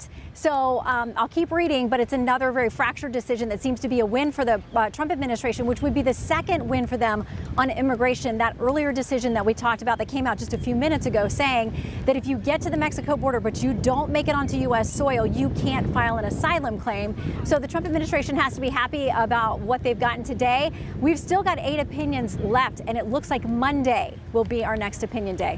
Now, of course, this is the greatness of Donald J. Trump. This is why we elected him. And you know what? When he does stuff that we elected him to do, we need to rejoice in it. We need to give him kudos for it. It may encourage him to get the heck out of Iran and do the things we elected him to do. You know, as they're passing these ridiculous war powers things right now, I'm not even for those things, really. I was for it originally, but then I started thinking about it. And I'm like, why pass the war power stuff now? They're doing it simply because you've got people like Cornyn who are mad at Trump, hate Trump and everything else. So they're just trying to, McConnell and the rest of them are just trying to torpedo Trump. Right now, you don't need to be passing war power things when he's trying to actually get out of Iran. Because then all you're doing is empowering the mullahs to go, look, you have no power to strike us again anyway. That's not what we need right now. We need to get the heck out of there. But I digress. So anyway, this stuff here is fantastic. But I just want to put it this way. And again, this has nothing to do with Trump. This is sad that Trump has to fight these battles. Because let's break down these 2 huge SCOTUS wins. I believe they're huge SCOTUS wins. But they're really nonsensical. Because why in the world would we need them? Think about this. We're having to fight to keep men out of women's restrooms. I mean, we actually have to fight that. That would be like fighting for your right to breathe oxygen. It's rudimentary. You shouldn't need to fight it. So anyway, so the Haitian TPS is terminated. The temporary protective status is terminated. Okay, they're having to fight to terminate temporary status? I mean, does everybody hear this? I mean, I'm wondering how many millions upon millions of dollars is Trump righteously fighting this with? How much money has been spent to actually have the right to terminate temporary protected status when it's temporary? I mean, that's what you're having to fight for. And they're having to fight that this is not racially motivated. How could it even be remotely racially motivated when it wasn't installed by Trump? Therefore, when he removes it, how could it be racially motivated? And then the other one is asylum seekers turned away at the border before they come in the country. We're having to fight to keep people out of the country who are currently not in the country. That's what the Democrats are for. And this is what peeves me more than anything at Trump in the midst of the greatness of Trump, is that this is what we should be fighting right now. Not the mullahs. This is the stuff that we should be fighting. And credit to Trump, he has a multi-front war. He is fighting it. Great job doing this. But we have plenty of enemies right here domestically. Plenty of them. You should hear the stuff that Gavin Newsom is saying. I have a whole chunk of the show on Gavin Newsom that I knew I wasn't going to get into, so I didn't make Will upload it. So anyway, I mean, but the thing is, I've got a whole thing on him. I've got a whole dossier on Gavin Newsom, and this is what we need to be fighting, not the mullahs for Netanyahu. Netanyahu's nothing more than another Gavin Newsom. Why would you partner with him? So we're actually having to fight a court battle to keep people from claiming asylum who are outside of the country. You can't claim asylum until you're in the country. Everybody remembers, if you're my age, you're 57, back in the day when you had the Russian defectors, how would they actually defect? They'd have to come into our country and then claim asylum. Why is this even a court battle? Because of the Democrats. And that's who needs to be defeated. Yes, I can't stand Benny Johnson. Yes, I can't stand Cat Turd. Yes, I can't stand Sean Ferris. I can't stand Stephen Miller and all the Israel sycophants. But they're just wrong in one area. I mean, they're wrong in more than one area, but they're wrong in less areas than the Democrats. So I will gladly vote with them coming in. Now, I'm not voting MAGA anymore. I'm out of MAGA. I'm out. I mean, you never say never. I mean, I have said I'll never vote for J.D. Vance unless there's mass repentance. There has to be mass repentance. I mean, he would have to prove himself beyond proving himself. Marco Rubio will never even try to do it. Vance may try to do it. Vance is trying to be Israel critical right now. So you never know. But as of right now, I'll never vote for J.D. Vance. But anyway, so go to the next one for me. Publius tweet. Judicial tyranny. Now, this is also the greatness of Trump. But he just keeps getting overturned by leftist wackos. I mean, the woman on the left. I mean, look at her freaking face. I know you're not supposed to judge according to her appearance, and I won't spiritually, okay? But look at, I mean, you can just see this woman. I mean, she's a freaking wacko. You know that she is. She's one of these wacko leftist women who take like self-defense classes, believing now she can beat up men. She's just one of those freaking wacko women. All right, judicial tyranny. Obama appointed, what a shock, activist judge Indira Tuwani, I wonder where she was born, just blocked President Trump's executive order to secure mail-in voting. Senate confirmed her on May 8, 2014 by a 94-0 vote. That means all the Republicans voted for her too. That just shows you there's no difference. That's why we're having to have a Republican civil war. Hopefully people are waking up. I don't see the mass repentance. Now that we're in day 119 of this war, in a very tenuous 60-day ceasefire, which, by the way, the Iranians just attacked a cargo ship earlier today in the Strait using a drone in violation of the MOU. Isn't it going great? This is why you don't fight the Arabs. We have no interest there. You don't need to fight them. You got a pile of feces in Netanyahu, and you got a pile of feces with the mullahs, and you simply step over it. There's some ridiculous Republicans now that are pseudo-advocating for Islamists. You have stepped in the Islamic pile of poop. You didn't step in the Israeli one, but you've stepped and you've now rolled in the Islamist pile of poop. You're actually going to ignore the Islamic invasion around the globe now because you hate Israel? You're stupid. But Tom, you're Israel critical. That doesn't mean I have to roll in the Islamic poop. I don't choose either pile of feces. And this just shows you right here. This shows you this woman, this whack job. It couldn't be anything but a lesbian. We all know that. I mean, it was voted in by Republicans. Lindsey Graham, Thune, all the rest of them, McConnell. I'm thinking of them at the time who were senators, Murkowski, Collins, all the rest of them voted for her. John McCain voted for her. There you go. All right, let's go to the next one for me. Daily Caller tweet. Netanyahu, Aaron's going to love this one. Netanyahu admits he dragged the U.S. into the 12-day war. Well, don't you think that probably means he dragged us into what war? The 119-day war that we're currently in? If he dragged us into the 12-day war back in July of 2025, how many of us want to bet that he dragged us into the 118-day war here in June of 2026? 1 month from the July of 2025 one. Asking day war without asking first. I did not ask for permission. The article from the Daily Caller. Israeli Prime Minister Benjamin Netanyahu admitted that he never asked President Trump for permission before launching the first round of strikes on Iran in 2025, according to the Times of Israel. So what did Marco Rubio say right before this war? Marco Rubio said the reason why we are striking Iran is we know that Israel's going to do it first. And by the way, they already had. But anyway, and so we know they're going to strike them first. So we don't want to be caught off guard.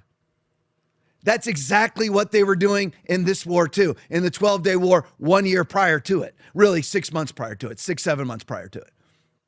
That's what they were doing before. So if he didn't ask permission then, Trump knew that he wasn't going to ask permission 3 months ago in our 4-day, 119-day war. 15 days to flatten the curve, 60 days to flatten the curve, 3 years to flatten the curve. All the same people, every time. Netanyahu, COVID whore. Trump was a COVID whore. Operation Warp Speed, Mr. Mask, Mr. Vax to this day. He can't wait to get his next vax. Tom, you were just talking about how great he is. I speak the truth. When I say my truth, I hate saying that, but truth for me is never governed by an individual. It's governed by truth. That's it. If somebody who I followed, who was speaking the truth, changes and now starts to speak lies, I don't call their lies truth. If they were saying good things and now they're saying bad things, I don't call their bad things good, like Sean Ferris and Gunther Eagleman and all the rest of them. Netanyahu said that he never asked Trump or the U.S. government about his planned strikes on Iran during the outbreak of the first round of bombing on Iran known as the 12-Day War. The Times of Israel reported, citing a translation of speech he gave in Hebrew at the Munai Expo conference in Tel Aviv on Wednesday. The new development emerges as the Iran war stays temporarily paused under a fragile 60-day ceasefire with no normal peace deal officially signed between the U.S. and Iran. Go to the next one for me. In the midst of this, we have this. Lockheed Martin, owned by BlackRock, strikes $35 billion deal to restock depleted THAAD interceptor stockpile. Where does that go, Aaron? Israel. Yeah. And who's paying for it, Aaron? We are. Yeah. Are the Israeli citizens being taxed for this? No. No? Will is. Yeah. Then that's what we're paying for. So the Pentagon has awarded Lockheed Martin a 7-year contract because we've blown up all of our missiles. Our stockpile is at record low. Our SPR is at record low. Our SPR is lower than it was during the Reagan administration. Everybody know that? But now it's good because Trump did it. It's horrible when Biden did it. And it was horrible when Biden did it. And why they both do it? To manipulate oil prices. The Pentagon has awarded Lockheed Martin a 7-year contract worth up to $35 billion to churn out hundreds of terminal high altitude area defense THAAD interceptors a year in an effort to replenish dwindling U.S. munitions stockpiles. I wonder why that is. Oh, you know why? We're replenishing all of our THAAD missiles so that Aaron gets stuff. No, Aaron gets nothing. You get nothing. I get nothing. Will gets nothing. The 324 people watching this right now get nothing. But Israel gets tax-free munitions paid for by, not tax-free for them.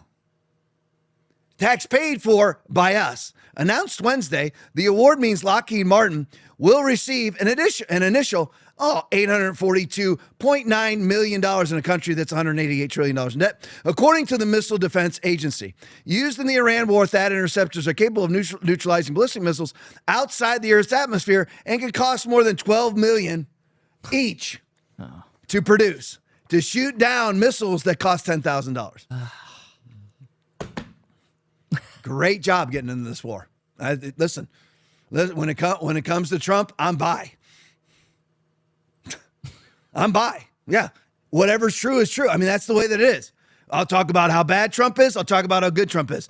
This is bad. We didn't need to expend any of this. What have we gotten out of it? What's Israel gotten out of it? What Israel's gotten out of this is being able to attack southern Lebanon. That's what they got out of it. What did they do to Iran? Have they depleted their uranium stockpiles? That was already done a year ago, if it was ever done to begin with. Are we getting the uranium out of there? No. Is the Strait of Hormuz open? No. We have 1/3, and I'm being generous. 1/3 of the ships going through there right now.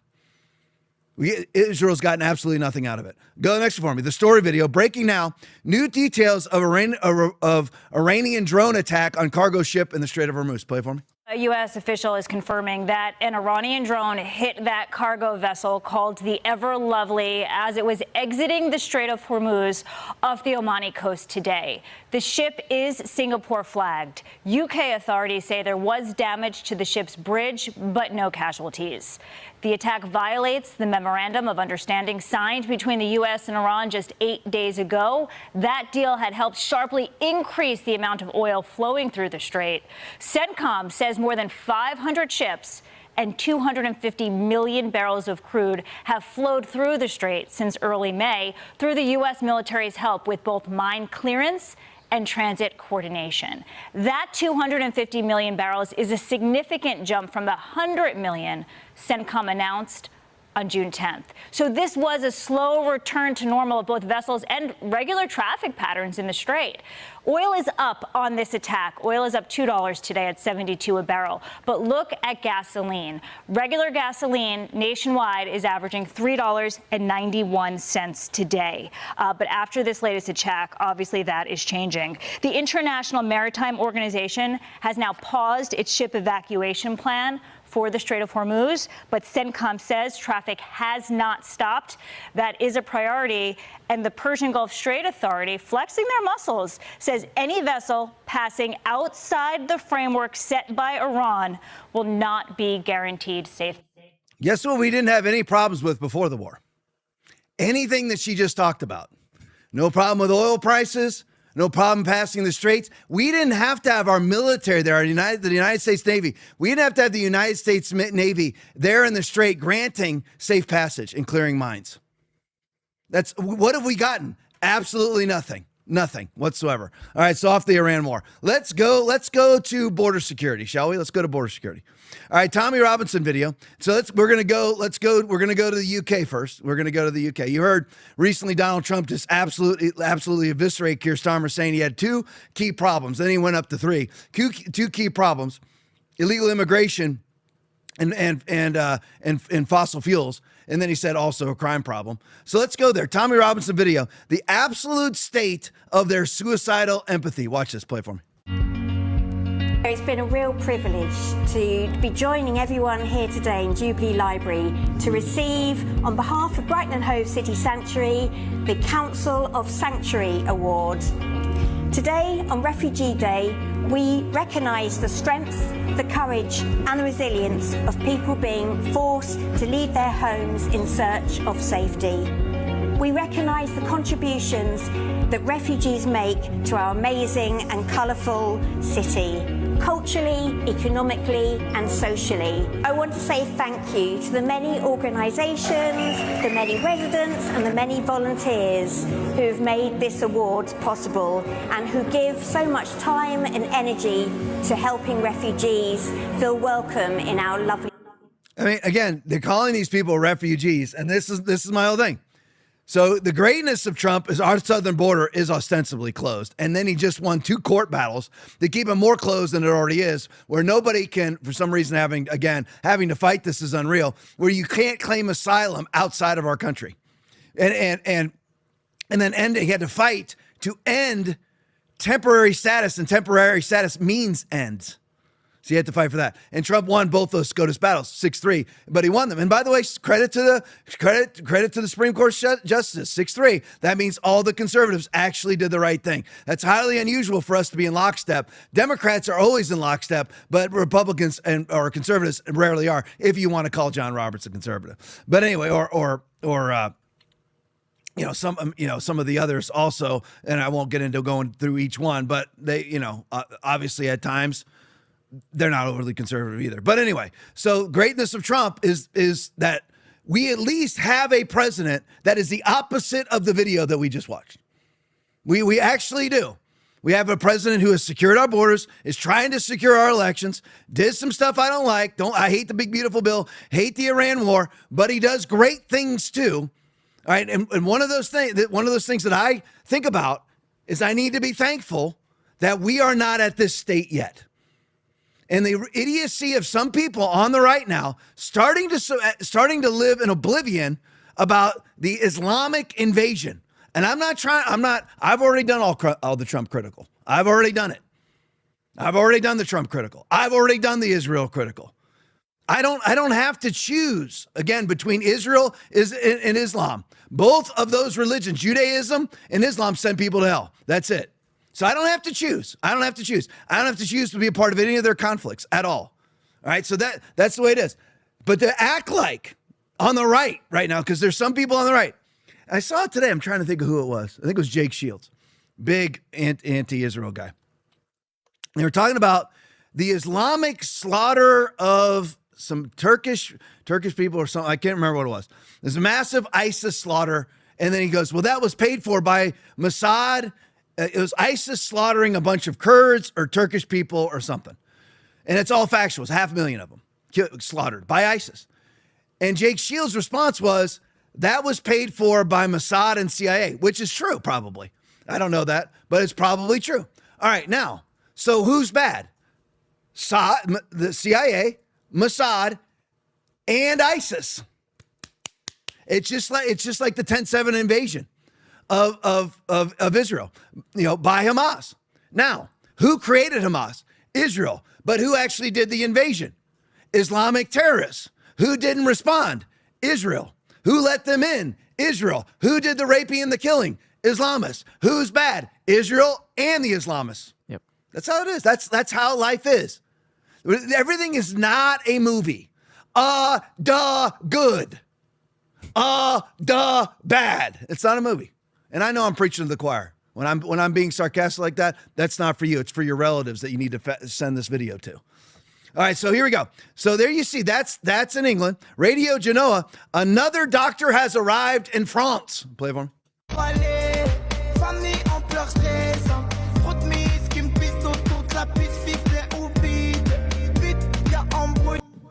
That is what they're letting in. That's what they're letting in into France by white Anglo-European politicians. That person was let in. That person probably has a 58 IQ. Tom, you're a racist. No, it's just a fact. We've done it country by country on the show via graphs, showing you the average IQs coming out of these African Islamic countries that are free flowing into the UK. Yep. That's what, okay, and they have, I mean, does this person even know what rape is? They may not even know what rape is. That doesn't excuse them. I'm just saying that they don't even know. They literally are operating at a 4-year-old level as a man with a machete who can bench press 300 pounds. There you go. Go to the next one for me. Here's another genius that they let into the country. Play it for me.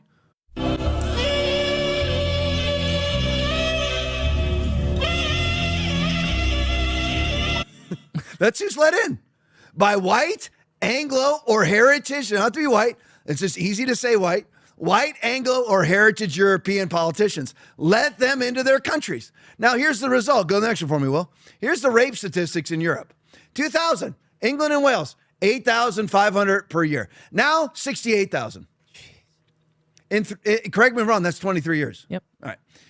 Germany, back 23 years ago, 8,000 per year. Now they only have 30,000 more per year. In France, 7,500 per year. Now they have 42,400. Poland, who lets in nobody, had 2,000 23 years ago. Now they have 1,000. What's the common denominator there? Look below the pic.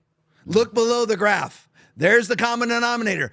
All the countries, the top 3 countries there, everybody but Poland lets all these people in. I don't care if they're black. I don't care if they're white. Pakistanis are pseudo-white, and they're the rape gangs in the UK. They're not black like this.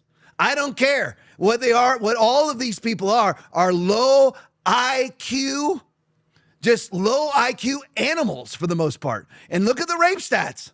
And these are their own citizens being raped. They're not raping each other. They're raping European women, because most of the people that are allowed into the country are black men or Arab men, fighting age men, which is all on purpose also. But I won't digress into my whole globalist ideology right at the moment. All right, go to the next for me. Tommy Robinson tweet. Another day, more invaders convicted of sex attacks on our people. It was put out today. The 3 Afghans were found guilty today following an investigation into grooming and sexual abuse of a vulnerable 16-year-old girl in Hull. I'm not even going to try the names. Whatever. Arab 1, Arab 2, Arab 3 abused the child. Legacy Media didn't even bother reporting it. So there's another day. And then you have remember that woman in the first video? The absolute state of their suicidal empathy is how Tommy Robinson titled it. Welcoming these people in and giving people awards for not prosecuting them and for conducting sanctuary cities. Isn't that great? All right, let's go to the next one. Homeland Security video from the Trump administration. This illegal alien who exposed his genitals to one woman and then tried to abduct another was previously released by Fairfax County sanctuary politicians despite being arrested for drug trafficking in 2024. So in 2024, not less than 2 years ago, he was arrested for drug trafficking. Correct me if I'm wrong, 25 years in law enforcement. That would be a felony. Yeah. He was released and sanctuary politicians refused to hand this predator over to ICE. And now he gets released by Democrats. This is the war that we should be fighting politically. This is the war that we should be fighting. Instead, are we doing mass deportations? Nope. Nope. So this guy's still here. We're not doing mass deportations because squishy, cowardly Republicans didn't have the balls to do it, and because Democrats scared the squishy Republicans who don't have the balls to do it out of doing it. So now we end up with this guy still here. Play for me. Fairfax County police say Moises Domingo Rico Rosales exposed himself to a woman at Wakefield Park in Annandale on Sunday. Then, that same day, he allegedly tried to abduct a different woman. Police say she was trying to ride her bike when Rico Rosales stepped in front of her and tried to pull her into the woods, then continued to chase her after she fought him off. The Department of Homeland Security told me the man is from Nicaragua and he entered the U.S. illegally in Arizona. Court records show he has a lengthy criminal history in Fairfax County, but Commonwealth Attorney Steve Toscano and Sheriff Stacey Kincaid let him walk free, despite being charged with felonies on 2 separate occasions. A Homeland spokesperson told me, quote, Fairfax County sanctuary politicians refused to cooperate with ICE law enforcement and released him from jail. This predator was released by the Biden administration into our country in 2022. DHS is calling on Governor Abigail Spanberger and her fellow sanctuary politicians to commit to not releasing this criminal and instead turn him over to ICE custody. Rico Rosales faced drug charges in 2024 for allegedly selling fentanyl pills. State law requires people convicted of selling fentanyl to serve a minimum of 5 years in prison. But according to court records, Toscano's office dropped the drug charges. And when ICE issued an immigration detainer, ICE says Sheriff Kincaid ignored it. How do you drop the drug charges for trafficking fentanyl? And again, I could go all globalist on you in Book of Revelation 13 and 14. I can't do it on the Bible podcast because I'll be banned off of TikTok and Instagram instantly. But anyway, I'm trying to actually keep that pure, and I'm not going to do it tonight because it would take too long. But think about it. Why would they do that? Because they want to make society less safe so that they can bring in their various flock programs and everything else to keep us safe. For when they shall say, that's what it is, folks. That's why you have Soros and his elected DAs all around our country who refuse to prosecute gun crime. Why do they not prosecute gun crime? So that they have a lot of gun crime so that they can have a reason or an excuse to come and confiscate our guns to keep us safe using flock and every other Palantir JD Vance program. All right, that's so for when they shall say peace and safety, then sudden destruction cometh upon them as travail upon a woman with child. But ye brethren are not in darkness that day should overtake you as a thief. The thief cometh not before to steal, to kill, and to destroy. That's it, folks. I mean, again, that's what this life is really all about. That really is not Republican versus Democrat. It's really, you know what? Who is trying to usher in the end times? Who is trying to usher in leveraging us into a one world commerce system? Who's trying to do that and who's not? I don't know how many people aren't right now. And you have people who knowingly are doing it, and then you have the pawns of the people knowingly doing it. And this guy right here, think about it. So he was arrested for fentanyl trafficking and was released. And then what did we get? It's not only the exposure, which is gross enough, but he wasn't just exposing himself. He exposed his genitals to one woman and then tried to abduct another one. Jeez. Okay, those abductions from these illegal aliens always end in death. Laken Riley, numerous others, and Democrats are fighting for this. And it's very hard to focus on the Democrats right now because of the outrageous idiocy going on in the MAGA movement. But you know what? We can coalesce together. We can, because, we can all agree that, Hector here needed to be deported in 2022 or 2024, 2024. All right, go to the next one for me. Now, here's some people paying the price. 8 members of an Antifa cell that attacked an ICE facility in Texas were sentenced to a total of 450 years today on terror charges. Greatness of Trump, right here. Greatness of Trump. This is what you do. Benjamin Song, 100 years. And you know how much, I'm going to give everybody some free advice. Do you know how many years that you serve on a federal sentence? All of it. You don't get out, ever. Like in the next one, Maricela Ruda, you know how many years she's actually going to spend in prison? 70 years. 70. So will Cameron Arnold, 50 years. Savannah Batten, 50 years. Zachary Evans, 50 years. Bradford Morris, 50 years. Elizabeth Soto, 50 years. Daniel Sanchez, 30 years. The militant far left Antifa extremists were sentenced for their roles in an armed attack and riot at the Prairie Land ICE detention facility in Alvarado, Texas last July. The group rioted outside the facility, vandalized property, used fireworks, and shot at officers to stop deportations of illegal migrants. Like Hector, the guy who wants to expose his genitals to one woman and abduct the next. They're fighting to keep it in. And what do? Instead of actually doing this all the time, we're over in Iran. I mean, think about how great think about what we could be doing. And Trump does great things. He does great things. Just think if he could just do the great things and none of the dumb ones. Wouldn't that be great? I would love that. All right, go to the next one. All right, Ben Swan video. I'm sorry. Yeah, there's the Antifa members. They all look stalwart, don't they? Ugh. There's the... So ugly. Looks like half of those needed to be deported themselves. So there you go. And there's 450 years total. Thank you, guys. All right, go to the next one here. Ben Swan video. Going back to the UK. I'm still all in my border security section of the show.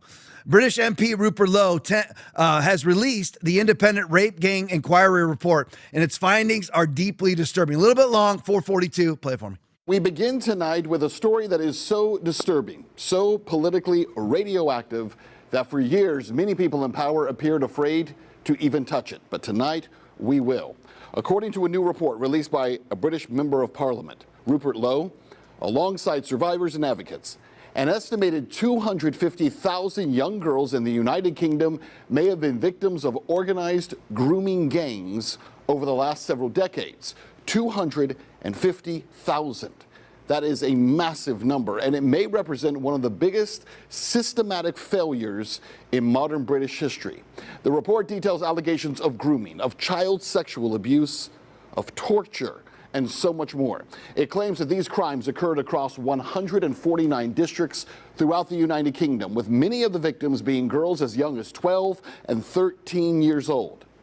They were allegedly targeted with gifts, with alcohol and drugs, before being exploited by organized groups of men in order to be trafficked and then forced into relationships.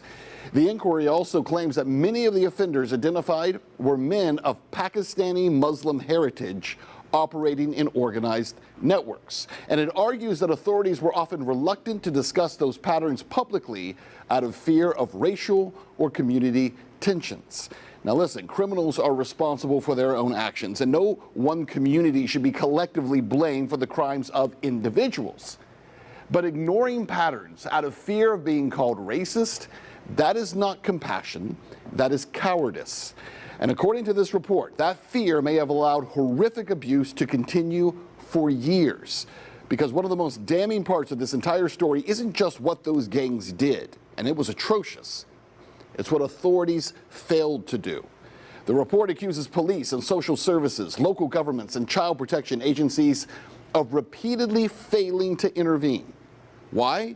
Because many officials were terrified of being accused of racism or Islamophobia. Think about that for a minute here. Young girls being horrifically sexually abused. And according to this report, many of the institutions responsible for protecting them failed to act. And this isn't some brand new allegation. Britain has already lived through multiple grooming gang scandals where police and social services and local authorities were accused of looking the other way. The authors of this report argue that those failures were not isolated incidents. They say the same patterns repeated themselves across the country. Warnings were ignored, investigations were stalled, and victims were dismissed. And in some cases, girls were allegedly returned to the very environments where that abuse continued. If even a fraction of these allegations are true, then this isn't just a failure of policing. It is a failure of the entire system that was supposed to protect some of the most vulnerable children in society. So when people ask, well, how could something like this happen? The answer here is actually, it's pretty simple. A government that became more afraid of bad headlines than of failing children.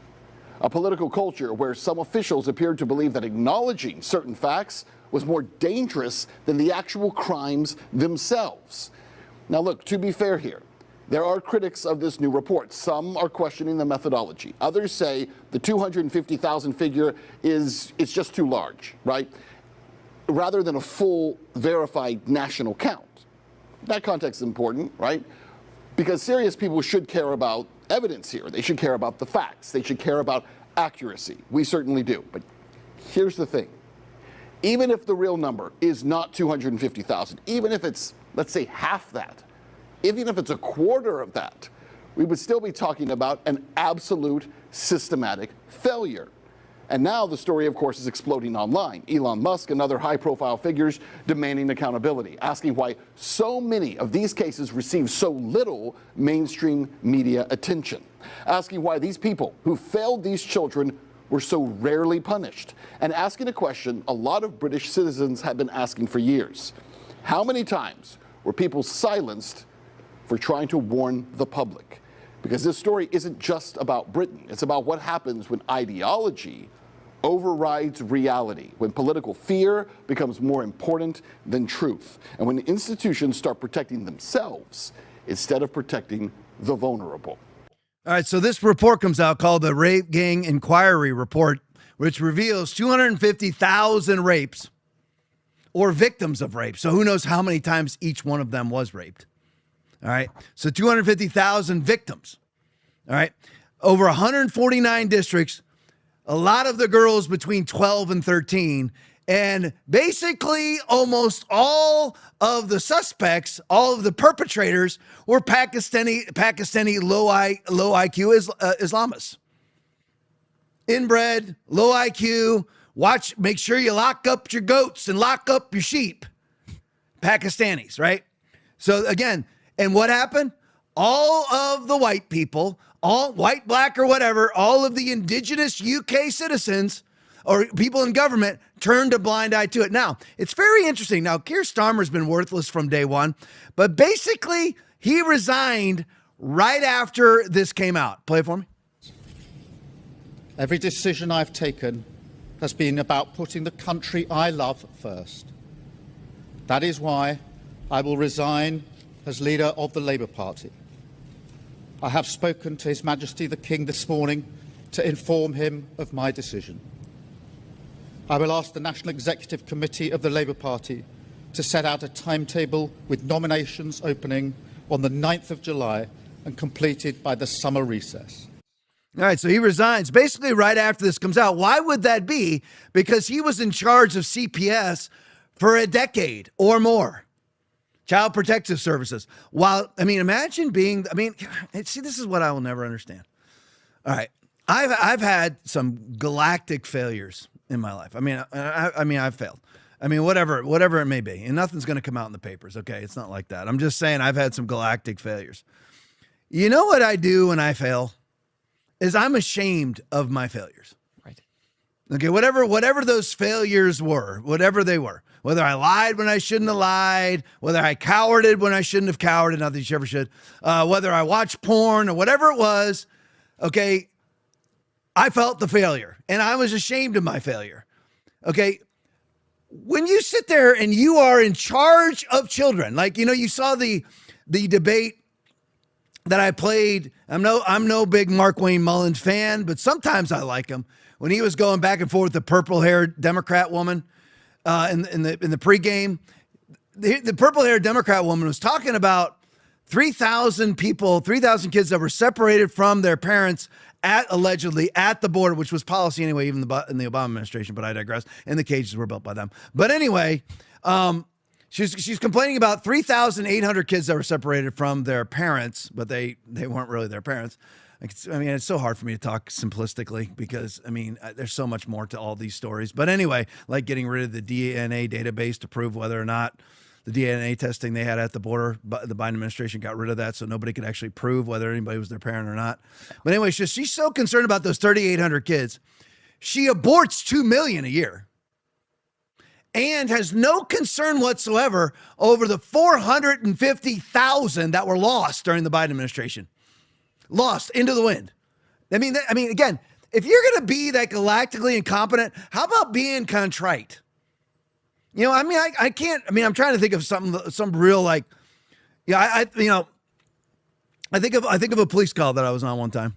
Some of you like cop stories, some of you probably don't. But anyway, I was out there, made an arrest.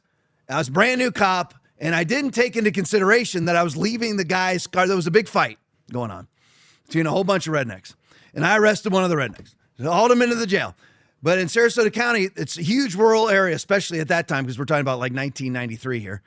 And I arrested the guy, took him into the jail, came back out, and then the next report, the next call that I got was the guy's car got completely destroyed. Now, whose responsibility was that? This guy. Because it was my job to tow his car. And for some reason, in the midst of it, brand new, whatever. Now, my supervisor got with me. Was I like obstinate? Was I like, it's somebody else's fault? They shouldn't have done that. I mean, I'm not talking about they scratched the car. I'm talking about they like tore the engine out of it. This was it was a nice car too. All right. It was my fault. Okay, we didn't end up getting sued over it. I don't know if anybody actually ever caught on that it was my fault. But anyway, obviously it's the criminal's fault, but I should have secured the vehicle, and I didn't. So anyway, my supervisor went out, go out, take the report, do what you got to do. I wasn't sitting there going, man, you know what? That wasn't on me. It was absolutely on me. And I told him it was. I said, Sarge, it's my fault. Okay, But anyway, you're Keir Starmer, and you're overseeing 250,000 rape victims, and you're talking about how everything you've ever done has been for the good of the country that you love. And as Aaron said, what country is that, though? Never actually said Great Britain that I love. The country that I love is Pakistan. You obviously love Pakistani penises, because you'll do anything for a Pakistani penis. Seriously, let's just break it all down, shall we? Keir Starmer must love Pakistani penis, because he'll do anything for a Pakistani man's penis. He will. Anything. He'll bring as many Pakistani penises in as he possibly can to the country and allow them to rape his own citizens, but not his own kids, of course. Right. Not his own kids. They're behind the guns and walls that nobody else is allowed to have in the country. And all of this is on purpose, too, so you feel unsafe, so you bring in mass surveillance. That then Keir Starmer profits off of. All right, I had to put this in. I don't know how, this video is like 4 minutes. I don't know how long I let it go, but it's too good. Brandon Gill's, I haven't seen anything bad on Brandon Gill, so I'm hoping that he's an exception to the rule and isn't bought off and everything else. But this is Brandon Gill versus, quote, Brandon Gill. I asked the SNAP policy director at the Food Research and Action Council. Can anybody guess what the Food Research and Action Council is? Can anybody guess? Aaron knows the show. Yeah, of course. So Will pays for this woman's salary. I want to congratulate Will, a war veteran, war hero. Will pays for this woman's salary that he's just about to watch this video. So let's watch the expertise of these people who are in charge of the nutrition. Remember now in the pregame, you had Holly versus the doctor who could not identify whether or not a male, Holly made sure he said it, that he asked her, can a biological male have a baby? And the woman, doctor, who has numerous patients, could not answer or refused to answer the question. Watch this Potomac two-step. Play it for me. Is there nutritional value to sugary sodas? It's a yes or no question. I am not an expert. I would have to look at the dietary guidelines. You're not an expert. I don't think that there's nutritional value to sugary sodas. I think most people in this room would agree with that assessment. But you have no opinion? I'm here to talk about the food needs and the hunger crisis that individuals here in America are facing. Are you that ideologically dug in that you want our tax dollars paying for sugary sodas, that you will not, in a straightforward way, admit that sugary sodas are not healthful for the American people? I think that focusing on soda when people are going hungry. We spend a lot of our tax dollars are spent on soda. That's why I'm asking about it. We have you appear to be so ideologically dug in that you won't answer a simple question that's not an appropriate use of our tax dollars, and that does not, in fact, make the American people more healthy. I won't answer because there's no data proving that. Do you need data to determine whether drinking soda is healthy? I think I'm sorry, it's a serious question. Is there some, do you believe that perhaps drinking sodas every day is healthy? The worst health outcome is hunger. When the individuals don't have the resources. Do you satiate hunger with Coca-Cola? I did not say that. But you said that the worst health outcome is hunger, and I'm asking you about sugary sodas. And I'm focusing on the nutrition needs and making sure that children have the resources. Is your organization funded by soft drink makers? I am not in charge of development, but no. It's not, okay. Is your organization funded by organizations that make money from food stamps?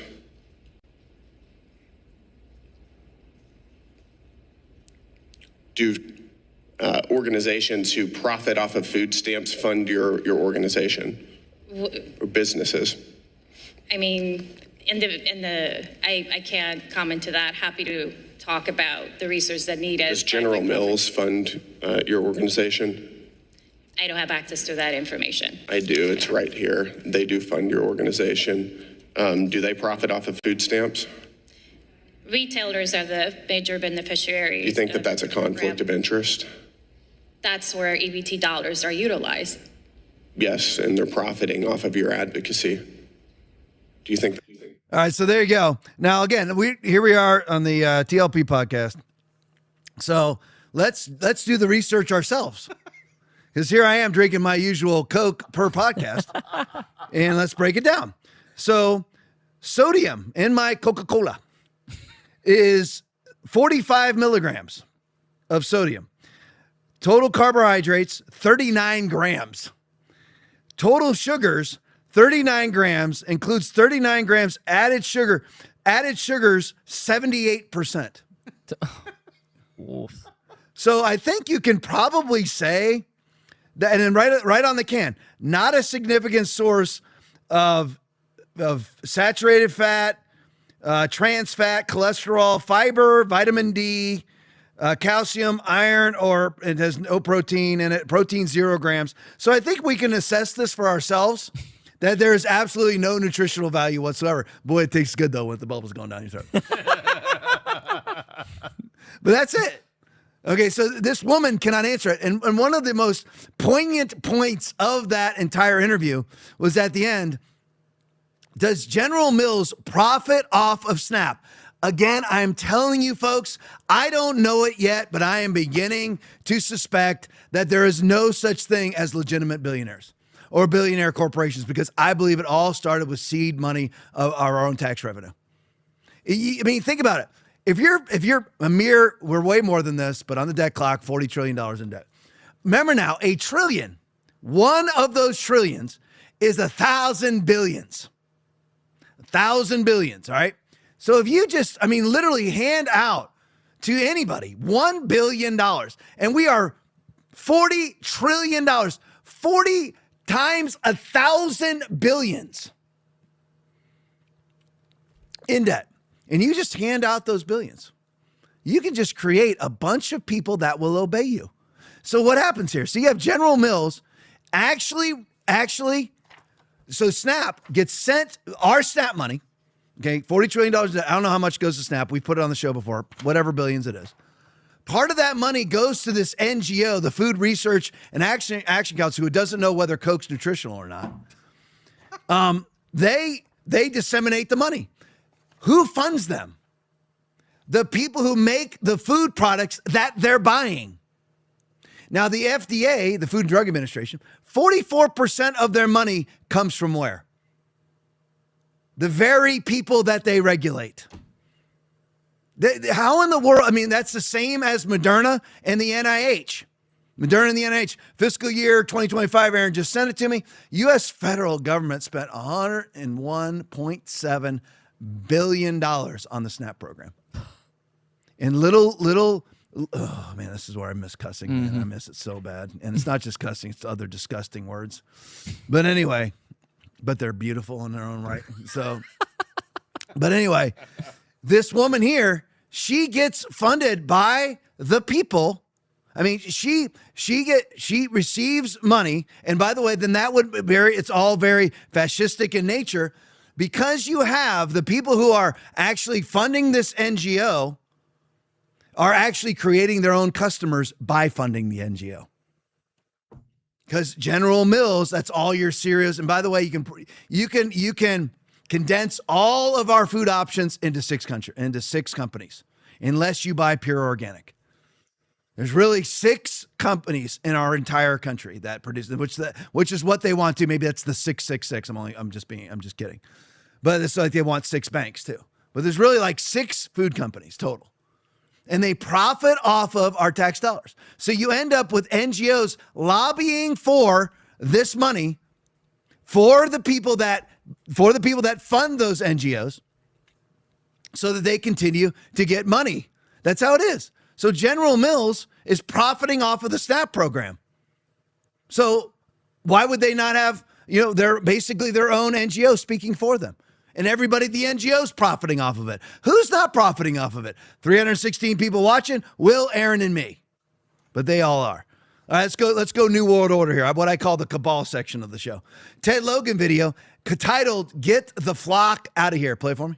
Americans finally had it with this mass surveillance system. That is a flock safety camera. It's an artificial intelligence automated license plate reader. I've reported on Flock before, and if there's one thing people in the comments can agree on, it's their hatred of this. That's because at least 90,000 Flock cameras across 6,000 communities read over 20 billion plates per month. All that information then gets uploaded into a giant shared database, which can be accessed by law enforcement and government agencies. And no surprise, this raises a slew of issues. Like one Ohio man pulled over accused of stolen plates, attacked by police dogs, and jailed because Flock read the 7 on his plates as a 2. Or the Colorado woman accused of stealing a package and treated as guilty until proven innocent because Flock caught her driving 20 times in 1 month. Then there's the Arkansas couple that had a Flock camera pointed right at their house, putting them and their guests under constant warrantless surveillance. And not to perpetuate stereotypes, but multiple cops and police chiefs have accessed Flock hundreds of times to stalk their exes and current partners. But don't worry, you can stalk people too, because Flock cameras are hackable in under 30 seconds. They can be turned into a personal spy device, run on an Android operating system discontinued in 2021, and didn't even have 2-factor authentication until it recently came out that they didn't. YouTuber Ben Jordan even found 51 vulnerabilities with Flock and said accessing them is so easy, 12-year-olds could do it. We don't condone the destruction of Flock cameras, but we're also not surprised the public has reached their boiling point. One Virginia man now faces 19 felonies and 6 misdemeanors for destroying 13 cameras over 6 months. In Michigan, police used Flock to catch this guy who caused about 10 grand in damage to cameras. And Oregon vandals / patriots, depending who you ask, cut down 9 Flock cameras, leaving some with colorfully worded stickers. Flock cameras in California, Connecticut, and Illinois have also been destroyed. So, did Americans take notes from Britain's Blade Runners?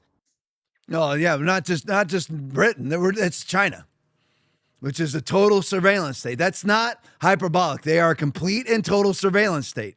Again, I've already said this 3 times. I'll say it one more time. But you had the Fox reporter, and in Beijing, I assume, a city in China, sitting there illegally parked. He received his ticket in the car in 4 minutes. Illegally parked for 4 minutes. It all came through the car. Everything's automated, went right through the car, got his ticket.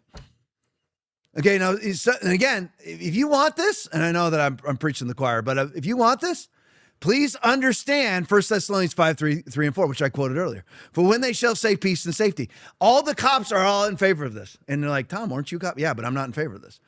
Like, you have a lot of cops that love the gun buybacks, and not me. Okay, I mean, so just because a lot of cops are for it certainly doesn't mean all cops are for it. But anyway, this cannot happen. And by the way, let me just firmly say, please do not ever vandalize any of these things. Don't. A lot of these people are going to prison you can go to prison for 10 years.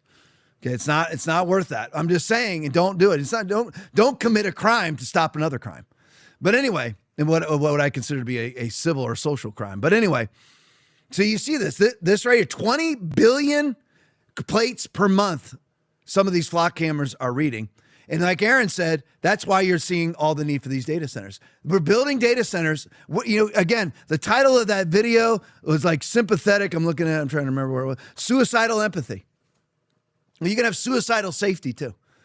Or, you know what? I want every crime to be caught on video. If you do, you trade in every bit of your freedom. Every bit of them. Because Flock doesn't just those mount cameras. I think I got it here. Yeah, I do. Good. All right, go to the next one for me. So here's Colin Rugg video. New Yorkers with 16 or more speed violations. What's going to happen with them? Play it for me. This is another area where I'm surprised at the controversy around it when it makes so much sense. You think about someone, I'm going to ask these gentlemen here, if someone gets 16 speeding tickets in a year, would you consider that an excess speeder? And that's not normal, right, guys? I mean, they're just looking for an accident. They're looking to end up in this repair shop. So what we said, we have to protect people. There's pedestrians, there's moms pushing strollers, there's people on bikes, there's kids going to school. We have to protect people. And if someone is so flagrantly violating the laws that there's a callous disregard of human life, is the only way I can describe it, there have to be consequences. Have to be. So now we have technology that says there's a device that can be installed in a vehicle that would limit how fast you can go. And I think that's what happens. There's plenty of notification. You can appeal if you want to question one of the tickets in the prod. There's due process. We'll make sure. But installing this, and if you don't install it, after 45 days, you lose your registration. You should not be on the roads if you don't care about whether or not you're going to kill somebody.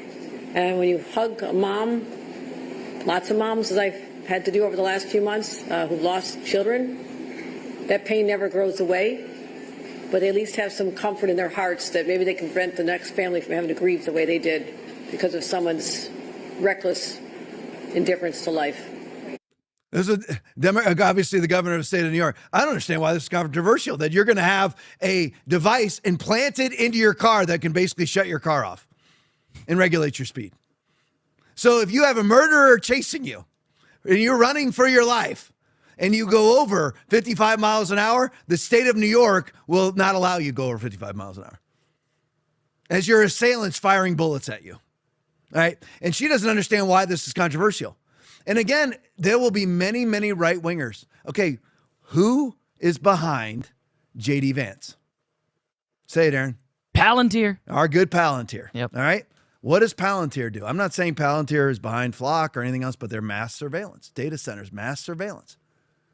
You listen, if a Republican comes out in favor of mass surveillance, it's still bad, Byron Donalds. It's still bad. Who's for data centers and who's not? It's very easy. It's very easy. I know we have to have some data centers. I get it. I know. But again, life is walking in nuance. I said this on Sunday morning. You know, there's times to shout amen in church and there's times not to. So amens are good some of the time. Right. Yeah. You have to be able to walk in that nuance. But Aaron gave this to me, confrontational clause of the Sixth Amendment to the United States Constitution. It grants criminal defendants the right to be present in the courtroom to look prosecution witnesses, not flock cameras or any other camera. I mean, I'm sure there's lots of other brands or any Palantir camera to look the right to be present in the courtroom to look prosecution witnesses in the eye and to cross-examine them. How am I going to cross-examine a camera? Then under oath and them under oath in open court. Right now in Sarasota County, last I knew in Sarasota County, the cameras, you couldn't use cameras to write tickets. In the city of Sarasota, they are. But you can't prove who is driving the car. But they still send the owner a ticket. They have no idea who's driving the car. And then they make the owner prove that they weren't driving. Now, correct me if I'm wrong, but isn't it innocent until proven guilty, not guilty until proven innocent? Right.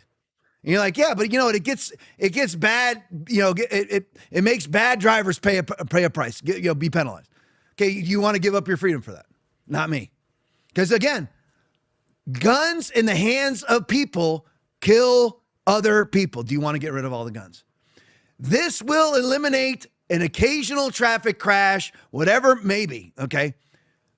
Are you willing to give up all your freedom? Say you eliminate 2,000 crashes via the Flock system. Let's just say per year, 500 crashes a year. If you usher in mass totalitarian surveillance, how many people are going to die?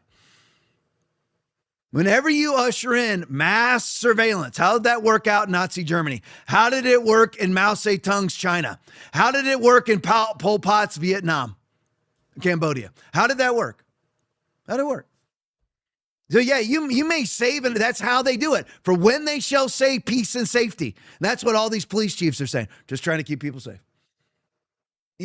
Whenever you have a temporal amount, a small amount of lives saved, and you're trading that for millions of people dying when the total surveillance and the totalitarianism kicks in, as we saw during COVID. Allegedly, 0.1% of all COVID victims will die of COVID, and they killed 35 million people, vaccinating them against a virus with a 0.1% post-infection death rate. That's how it always works. Well, we're saving people. Number one, the vaccine saved nobody, but let's pretend that they did for just a moment. You killed 35 million to save 12. That's how it is. I love this video. The Facts Dude video. Jacob Rockwell was fined for running a red light in Pensacola, Florida. Play for me. Now, I'm going to be a little bit meaner than them, so please don't violate my rights. Normally, I wouldn't come to a city council meeting. I'm one of the county's pains in the ass. Historically, I stay out of the city, and the city stays out of my business. It was a pretty decent arrangement. But then y'all sent me one of these tickets from one of your AI red light cameras you have deemed as necessary infrastructure in your city. Thing about this is I was in Seminole, Alabama at the time I allegedly ran this red light downtown. How can I be in two places at once, you ask? Don't worry, I asked myself that too. Outside of Scotty beaming me up 30 miles in an instant, the only logical conclusion is I wasn't there. These things have been deemed unconstitutional for this reason, because the enforcement action of 316.0083 unduly shifts the burden of proof to the vehicle owner, me, to prove my innocence rather than the state having to prove my guilt. Currently, I'm guilty by default. I've been convicted by a computer program. Usually this whole mess of who committed the infraction is settled by a police officer pulling somebody over and actually witnessing them in the driver's seat. The AI camera doesn't do any driver verification whatsoever. To get your constitutionally mandated due process, you have to jump through hoops put up by Automated Enforcement Division, a private company in Orlando that's owned by another corporation called Novoa Global, which is owned by a Chilean-Swedish millionaire named Carlos Hofstedt. So not only does this process flow through a private company, our DMV records and personal registration information are accessible by a foreign actor. But anyway, AED sends you this paper, and if you want to fight this thing because you are wrongfully accused, me again, you can't just request a hearing through PPD or the courthouse. Remember, Carlos is involved, so if you have to go through his company, his website, print off his paper, fill it out with enough information to take out a home loan, have it notarized, mail it to the foreign actor, Carlos in Orlando, and then wait for something from someone to tell you about a hearing. This is undue burden even to begin to try to get some kind of due process. Paying is super easy though, go figure. And about that, you can't pay cash. PPD doesn't accept it, and neither does Carlos. According to 31 U.S.C. 5103, all U.S. currency and coins must be accepted for all government obligations, fines, fees, taxes, and due. So not only does this whole thing violate constitutional due process, it violates federal law by not accepting U.S. currency to satisfy a government action. Whoever thought this was a good idea is a self-loathing, America-hating, bureaucratic hobgoblin whose pockets probably got stacked with Carlos bucks. You got my attention, though. I'm going to become a more frequent voice down here working to expose frauds and petty tyrants. Congratulations, you all got yourselves a new pain in the ass. I love that guy. I love some of you guys are talking about out in Tom's Soda Fund and everything. There's one night that I was at home prepping for the podcast, and I was eating trolleys and washing them down with a Dr. Pepper Slurpee, which trolleys are basically gummy bears, gummy worms, caked in sugar. Yeah. So they're sugar gel caked in actual granular sugar, for those of you who don't know it. And they're like the sour ones. I'm just hauling them down. And I'm kind of an extremist. I know that's shocking to all of you that are watching. So like I never do anything in moderation. I'm just eating this whole bag of these things and I'm washing them down. I'm like, I'm feeling pretty good.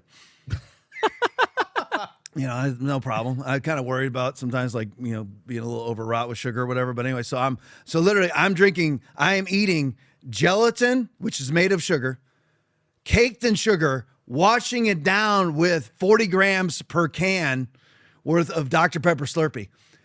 And on the ride in, I started to feel like I might pass out. I was like seeing splotches and stuff. And I came into the podcast room and I'm sitting over here. I can't remember, was Will here? Was it Will or was it Joe? I think it was Will. Yeah. But Aaron, I'm literally like, I'm going to pass out. Something like I felt bad, like really bad. Like I'm going to go out. I'm sweating profusely. And Aaron sends me a text and he's like, are you all right? Cause I couldn't even, I couldn't figure out what my sheets were saying. I mean, I'm like high, but in a bad way. Not hot, not in an enjoyable way. Like basically out of it. I aimed this close to this going, I can't do it. So I'm just holding on. Like it took me like the first 10, 12, 15 minutes of the podcast to get to where I was actually knowing where I was, understanding what I was talking about. I was just trying to get through it. So watch your sugar intake. But anyway. So this last one is actually put out by Flock.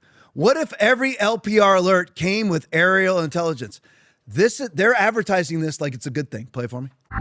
We got information about a subject that was armed and dangerous. We were able to use Flock LPR to kind of narrow down the area of where he was. We finally got intel that he had a tattoo on his neck. And I saw a gentleman standing in front of one of our restaurants, and I zoomed in a little bit, and I saw the dark mark on his neck. From nearly 1,000 feet away, we can zoom in, identify this tattoo. We have our officers on the ground. It kept the person that was in crisis, the officers, and the community safe. It was something I was very proud that our staff was able to do. The DFR is an asset. It's a tool for our patrols. We use the DFR as overwatch for our patrol officers so we can guide them to resources, guide them to specific places where an incident may be occurring. Honestly, it helps us connect the dots faster. Getting that 100% aerial perspective of any call for service that you guys have within your department is a crucial piece for officer safety and for community safety. All right, so there you go. And I'm totally against Aaron. What was that, Aaron? You don't still have that Abraham Lincoln quote, do you? Oh, but basically Benjamin Franklin. Yeah, Benjamin Franklin. Yeah. So you can pull it up. That's a good. Skunk 71 loves trolleys. I do too. I gotta watch it because once I start eating them, watch out. I buy 3 pound Agravane. I buy 3 pounds, 3 pound bags of Hershey Kisses from Costco. Yeah, I gotcha. Who's the quote from? Benjamin Franklin. All right, Benjamin Franklin. Those who would give up essential liberty to purchase a little temporary safety deserve neither liberty nor safety. Remember that when you're seeing these Flock things and they're being voted on in your local communities. All right, 1017, that's good. What we got for rants, Aaron? We got 4. All right, 4 rants. Charlie E340 donated $50. Love truth. Wow, thank you. Charlie 340, thank you so much for the huge rant. Love the truth too. You just always stick with it and you'll be good. You shall know the truth shall set you free. Go next for me. Robin Aroni donated $10. Pastor Tom and crew, thanks for always being here for us. We appreciate you all. God bless. Right back to you, Robin Roy. Thank you for always being there for me, too. Appreciate it, Pat. What pastors love the most are people who show up every single Sunday. That's who we love the most. Listen, people always think pastors are after money. Really, what we're after is attendance. The money part is for you to be blessed. All right, go next for me. Jules21 Hires donated $50. Best part of the day, TLP. Thank you. Wow, Jules, 21 hours. So thank you so much. $50. Huge rant. Appreciate you. Love you. Another very faithful person here at Foundation Church. Love you a ton, Jules. Thank you. Go next for me. Nude Monk donated $20. Thirsty Thursday, TLP. Thirsty Thursday with my trolleys and my Dr. Pepper. All right, don't forget tomorrow night, 8 o'clock, only TikTok and Agravane, Pure Bible, 1 hour. Really trying to keep it to 1 hour. Sometimes I go a little longer, but I really hover around the 1 hour mark. So 1 hour of Bible tomorrow night, live only. There's no replay. There's no recording. So live only TikTok and Instagram. Find somebody that can help you get on there. It's a great Bible study. We're trying to break some records. I think our highest ever is still 147 people watching live. So let's try to break the record tomorrow night. Love you guys. Stick around for the post game. If I don't see you in the Bible study tomorrow, I'll see you at Foundation Church this Sunday, 10 a.m. Eastern time, either in person or online. Again, one more time, stick around for post game. It's awesome. You got to see the first one with a nunchuck, swinging nunchucks. You'll love it. Love you guys. God bless you. I have faith in you. Ready, set, go.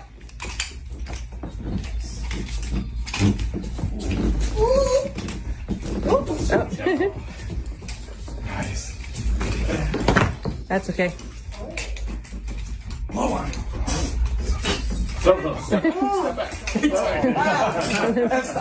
That was off my damn teeth. Okay, so I ended up getting a gold grill. I'm so excited about it right now. I absolutely love it. My dentist is absolutely amazing. Dr. Sean from LA Smile Specialist. I want to thank him so much, as well as Courtney, his assistant, for doing such a beautiful job today.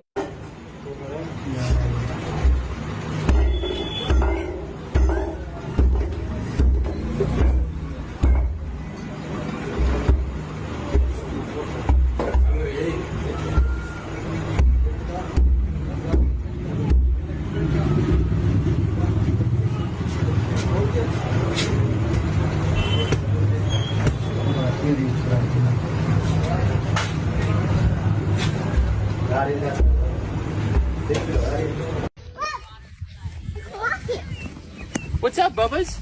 Hi. No, he's Whoa, that's gay.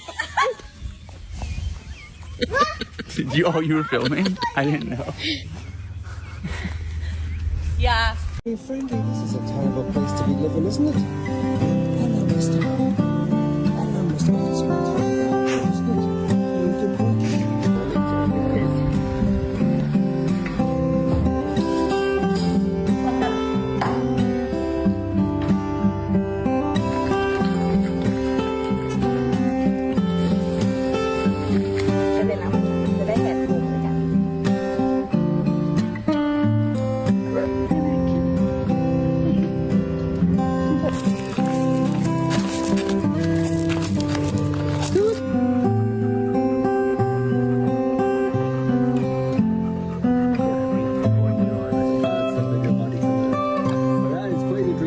You can give you that. Hello, mister. What's your name? Are you Maximus? Hello.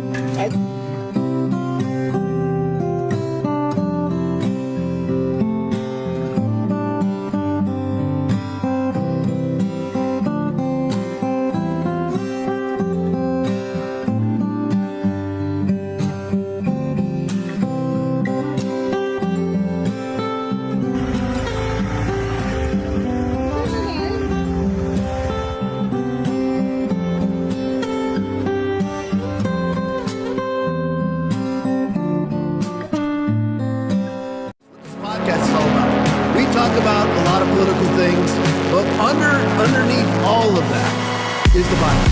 I am unapologetically 100% in favor of is the Bible.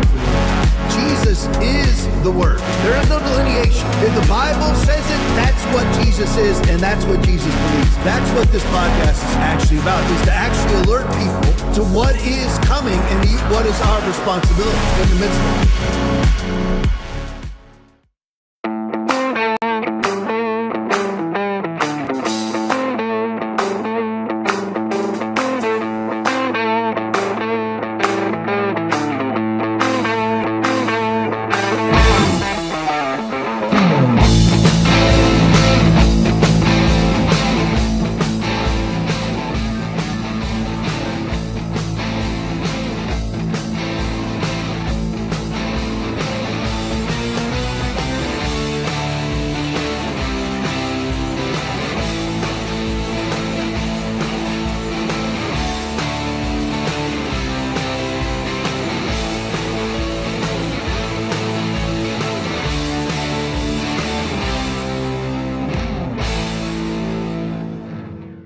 Hello, everyone. Welcome back, Sergeant Major Sit Rep. Going to have to bear with me today. I'm losing my voice a little bit. A lot of screaming over the last couple of days, but we'll try and muddle through this thing.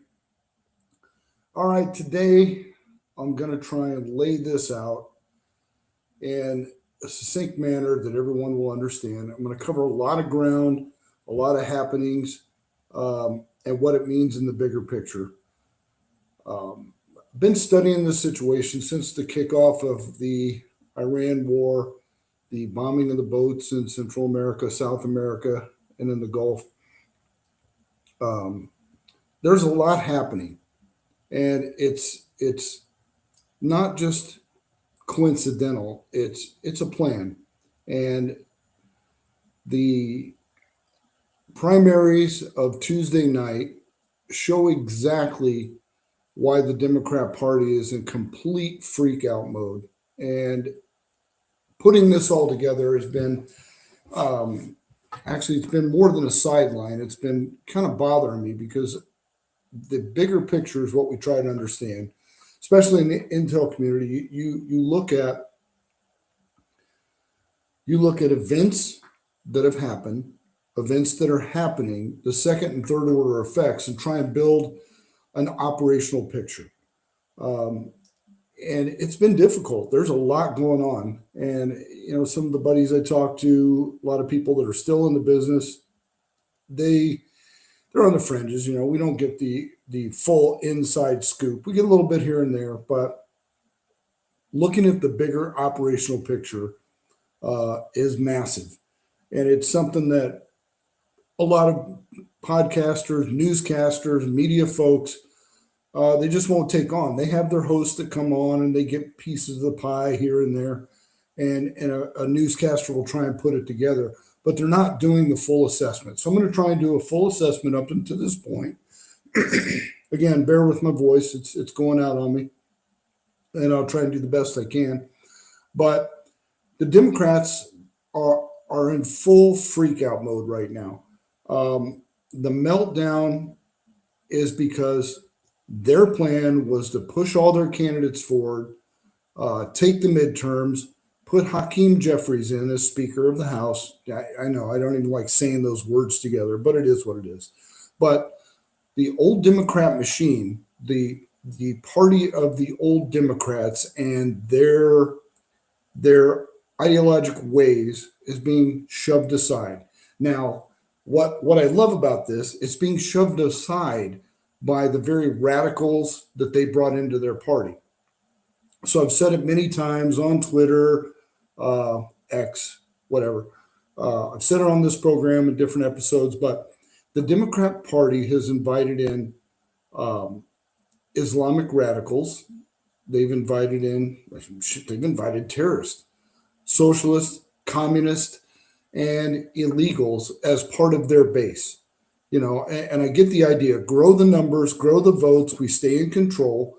But what they fail to understand is you cannot control socialists or radicals. You can't control radical Islam. So now that they're losing their asses in all these primaries, they're being pushed aside by their own creation, the anti-Israel activists, the open border ideologues, and the political class that spent years tolerating extremists learn they can't handle them. So I do know that Hakeem Jeffries and Chuck Schumer had a meeting, and the meeting was about the elections. And I don't even think they foresaw Dan Goldman being taken out. So he's a radical leftist nut job, and he was taken out by somebody that's even more radical. A Mondami supported candidate took him out. It's the same party that told us that Trump was reckless on Iran. He didn't know what he was doing with the economy. He's killing people in these drug boats illegally. They've talked about him destabilizing the planet, said he was dangerous. But what we're going to do today is we're going to take a step back and look at the deep operational picture. It's not that Trump is playing checkers or even chess with Iran. He's playing global chess with Mars. I mean, on the scale of what we're doing as a nation and how it's not only affecting the Democrat Party, but the entire globe, is scaring the shit out of the left. But before we do that, let's get into what we do every week. And let's talk about gold. Let's talk about Augusta Gold. Let's talk about, how did you sleep last night? Did you wake up at 3 a.m. thinking, oh my God, I got this bill? No, I woke up at 3 a.m. because my wife was snoring and the turquoise alert was going off. But then you don't go back to sleep. And what do you think about? You think about finance, you think about economy, you think about how all this goes into play with what we're doing. You're not imagining this. And I say this every week, but it is not an imaginary thing. It is a real thing that everybody does. Even if you're in a good position, you still think about, what's my position going to be like next week? Everything is more expensive now. Whatever money we saved up until 2020, even 2021, has lost about 24% of its value by now. It's not an opinion, documented facts. There's no sign that it's going to stop. No matter what happens, it's always going to stop. Now, the Constitution protects a couple of things, and the main thing it protects is your right to property, the fruits of your labor. It protects your savings. And guess what? It's still getting robbed on its own, slowly, quietly, by the hidden tax called inflation. It's the pattern of government overreach that erodes everything we work to build. Most retirement accounts are 100% tied to the stock market. When it drops, your savings drops. You're exposed. But there's something you can do to defend what you build. Diversify your position, diversify your portfolio into physical gold, the real gold, the kind that doesn't care about the market, the kind that you can physically touch, doesn't care about Washington and the dollar.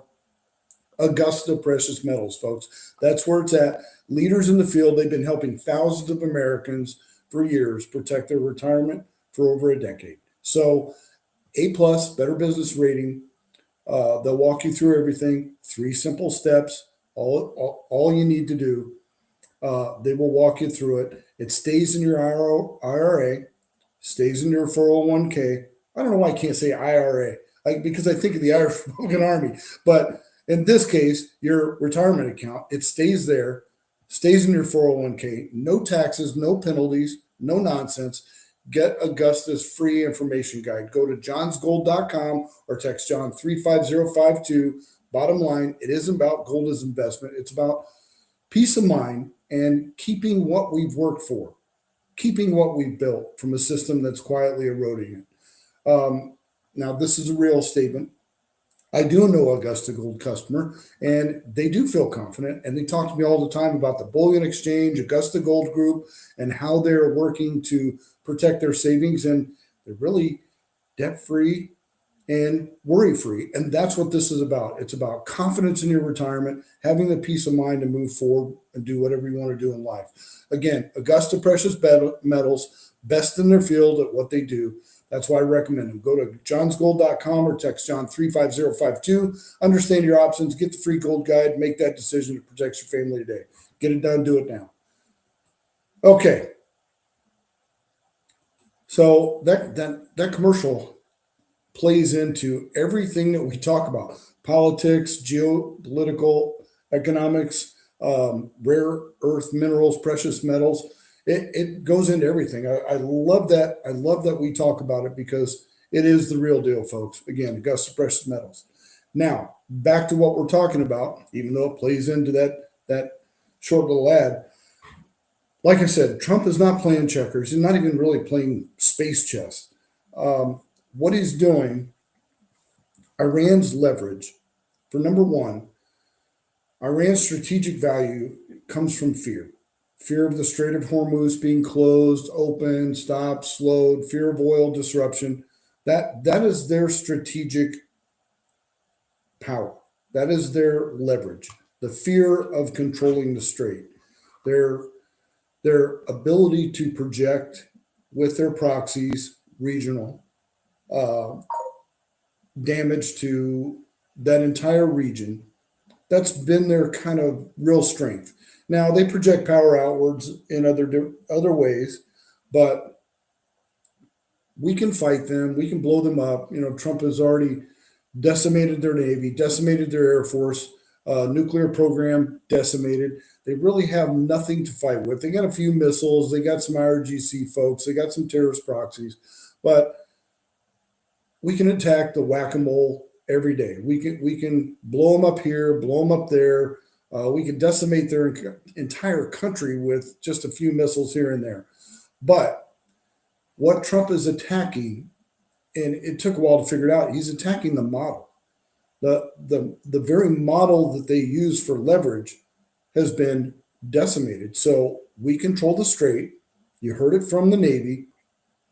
Iran can talk shit all they want about the strait, but we control it. We've removed mines. We're still removing mines. We're escorting ships through. Even when the mullahs, the strait is closed, you need to contact us by radio to pass. While they're saying that, 50 ships are passing through the night, and they have no control of it. The more oil that flows from alternative sources weakens Iran's global impact.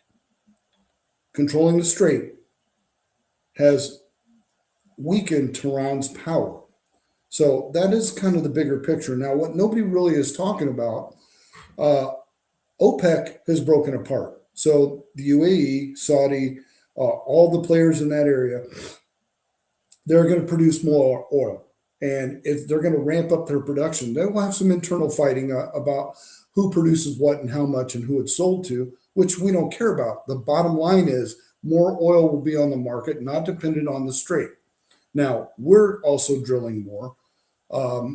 Other countries are drilling more. Canada has come to the realization that, this green energy nonsense is not working. So we need more oil and gas production. And when I say gas, natural gas. And how we get there is by reducing regulations, which Trump is doing. So the entire model that Iran used for their strategic influence across the globe has been broken. That's why the Democrats are panicking. Trump's doctrine is simple. It's to restore deterrence, increase energy leverage. Let me start that over because I didn't say my other part. The Trump doctrine is, let me scratch my head. The Trump doctrine is simple. You won't find this written down anywhere. It's not posted on the website. It's not on whitehouse.org, .gov, or anything else. It's not on the Trump website, but it's what I see happening, and I see him using it in a repeated pattern. So it's simply to restore deterrence, meaning we're using our power, our dime power, to deter bad actors globally. We're increasing our own energy leverage and energy leverage of others around the world. We're punishing the hostile actors. And we don't only see it just don't think of Iran, think about the recent sentences of the Antifa terrorists in Texas. So these dudes are getting like 100 years, 50 years. They're going to rat. They're going to tell the Department of Justice who was funding them, who supported them. They're going to give they're not going to spend 100 years in prison. I guarantee they will rat, and the people funding them, the Democrat Party, are going to be exposed.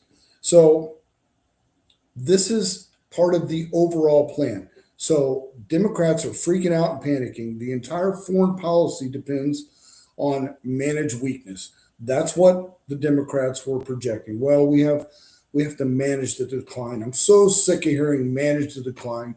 We don't have to lose to China. We don't have to lose to the socialists. We don't have to lose. America is a known winner. All we have to do is project our will and power in a manner that we know how to do, but the Democrats will not do it.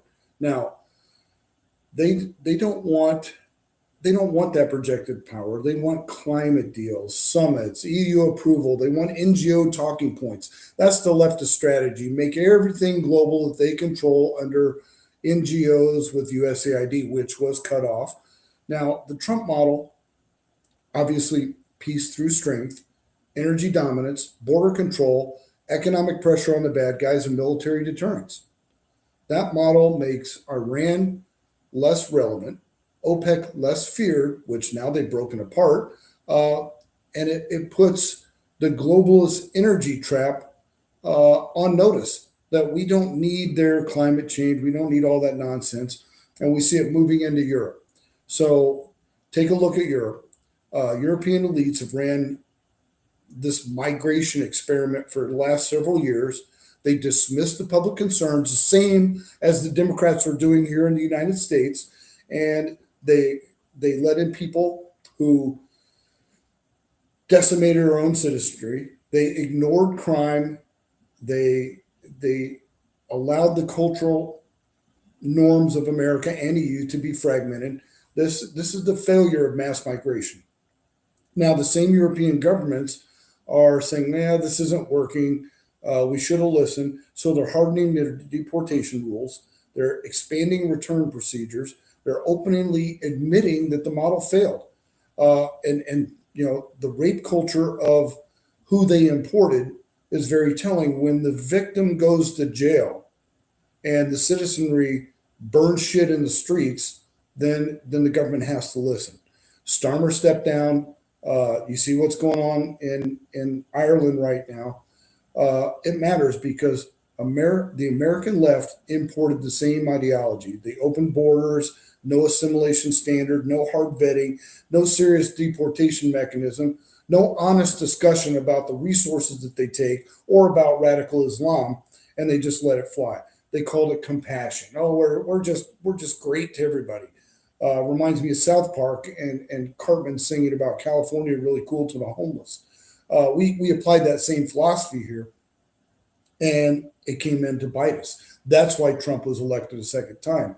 So that brings us back to the original point.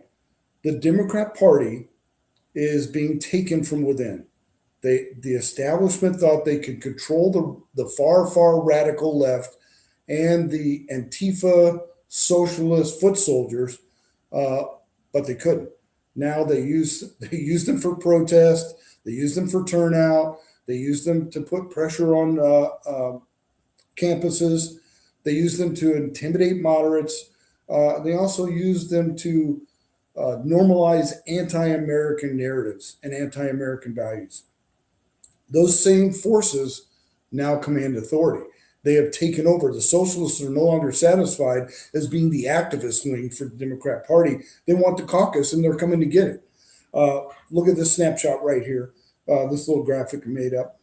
But it shows who's in power. Yep, take a look at that. There's your socialist base right there.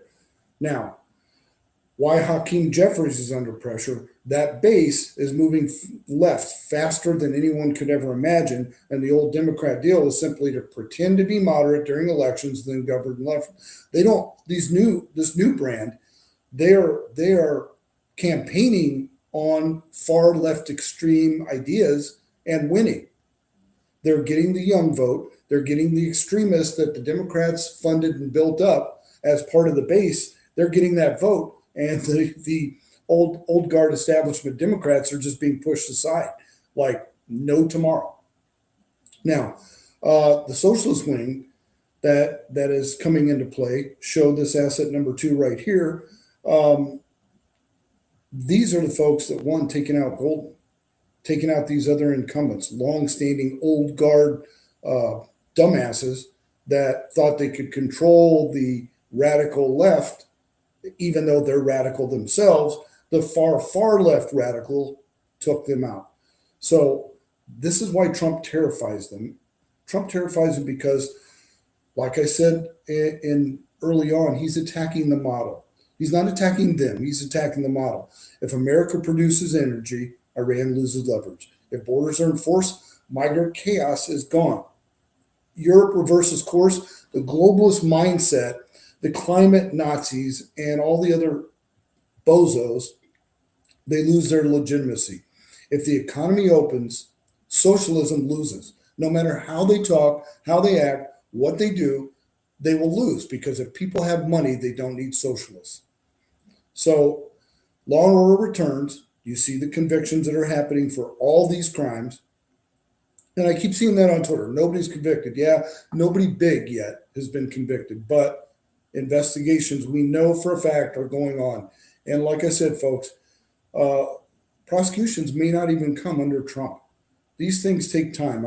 Just the voter rolls in Arizona, that investigation took me 5 years to come to a conclusion, and yet no one's been prosecuted. We're just now getting the attorneys and the courts and that involved. So 5 years looking at voter rolls. It's deep, it's dark, it takes a while to do it. So hang in there and hope for the best, because I think it's coming. The real issue, the Democrats are not just upset about Trump's tone. They're afraid that his policies will prove that they were wrong all along. They will end this world globalist bullshit view, and what Americans, not your East Coast, not your West Coast Americans, those of us that are in the middle, normal, everyday Americans, if you look at a map of how counties vote, most of the country is red. You have the far extremes on each coast that are blue. Populated centers, they control a lot of stuff, but most of Americans just want to be left alone, just want to work, do our daily things. We don't want to be beaten from the left. We don't want to be beaten from the right, just don't want to be screwed with. And that's what both parties don't understand. So Democrats are upset. They told Americans the future of America needs to be managed. The decline needs to be managed. It needs to be slowed. Trump's saying, no, there's no need to be in decline here. And that's the way most Americans think. Well, we don't have to give up to China. We don't have to give up anything. We don't have to decline. We can win. Democrats told us American borders, well, that whole border thing is obsolete. We need a global movement across that bullshit. Borders save lives. 100% proof. It's happening in Arizona. Border incursions are down to zero. Like one or two people get across and they're caught within hours. So you can close the borders. You just need a new president. And guess what? Border crime is down to very, very low numbers we've not seen before. Take my word for them. In Arizona, I see this. Train robberies are up, but that's cartels. They're already in the country, and we're working on that. They told Americans energy independence, that's outdated. We need to do wind. We need to do solar. Bullshit. We have oil, we have gas, we have nuclear. We can be energy dominant, and we are becoming energy dominant. And you're going to see that very soon. That scares the leftists to death. They told Americans socialism was compassionate. Well, everywhere it gains power, millions of people die under socialism because it doesn't stay socialist very long. It turns to communism, and then people have to die so it can be enforced. If you don't believe me, ask anybody from a communist or a socialist country. I dealt with them in the past. I'm dealing with them now. Everybody from those countries knows it's a bad plan, but nobody listens. Nobody listens to the people that know. They listen to the Democrat. So now the Democrat Party is facing a three-front internal war. First, the socialist wing is pushing out the establishment. Second, the Islamist-aligned activists are networking, and they're actually taking offices with their anti-Western narratives, and they're pushing radical Islam and Sharia law. Third, and probably the biggest, Trump's foreign policy threatens the Democrat narrative across the board. Energy posture, crisis-based leverage on Democrats. They rely on crisis. Well, the polar ice caps, the polar bears, all these things are going to happen. We're going to be living on the planet that saw. Remember Al Gore? He's still out there talking this same shit. All his predictions have failed. Every single one of them. Well, the polar bear is going to be dead. Now the polar bear population's out of control. So that, he's probably out there trying to melt the polar ice caps himself because he said they'd be gone and everybody laughed at him. And then they started believing him. And guess what? The polar ice caps grew. So did the polar bear population. So all that narrative is being blown up under Trump. And that's why they're melting down. They're not melting down because Democrats suddenly found principle or they care about stability or defending the republic. They're reacting because their battlefield's changed. Their battlefield is now a three-front battlefield against the radical Islam takeover, the socialist takeover, and Republicans pushing them out of office. This could be the end at some point of the Democrat Party. They're not drifting left. They're being forced left. Even the moderates, which very few are out there, they're being forced left to compete with radical Islamists and the socialists that are winning elections. That's why the Democrats are panicking. If Trump succeeds, Iran becomes less relevant. OPEC becomes less feared. European migration fantasy collapses. Socialism loses the argument once again, as it did under the old Soviet Union. And we have an open, sovereign economy. That's a huge defeat for the Democrat. It's generational defeat, and they know it. We're going to end with this. Check out this graphic right here. This is what Trump's doing in a nutshell. This is just from open source picturing right here. That's it. And if this is accomplished, the Democrats are irrelevant. The Republicans are irrelevant. It's the people that regain control under these policies because the people have money. They have the ability to do what they want to do without being forced to do anything by a party. We win, the political parties collapse, and we have to get candidates in that support the grassroots and the people. And that's on both sides. We can't have the radicals on either side taking over the parties. And when I say radicals on both sides, the Republicans have their radicals as well. They have their elitists that want to regulate so many things under the guise of deregulation. And that's brought on by the lobbyists. And I credit several people for not falling into that trap. But then you have really good conservatives that will from time to time fall into that trap. So that's what the people have to control. Once we do that, we win. Please write some comments on this. If you, I know it's a lot to cover in a 30, 40-minute segment, but if you have questions, concerns, you have a different take, put it in the comments. Let me filter it in, and maybe we'll do a reassessment in about 6 months. Until then, stay tuned for next week, working on something big. And I should be able to expose it by next Friday, and we'll get it out there and get it to you, see what you think. Until then, train like they hate you, because they do. Sorry about the edits. I got a lot of shit going on today. I will get this sent out. I will be out of pocket tomorrow. The Army made me an appointment at Rapids, Deer's location in Phoenix, not an hour away in Vegas, where it'd be convenient, but 4 hours away in Phoenix to get the kids' ID cards. They're expired. So we'll be doing that all day tomorrow. So take care. Any questions, give me a call. Talk to you next week. See you. Bye.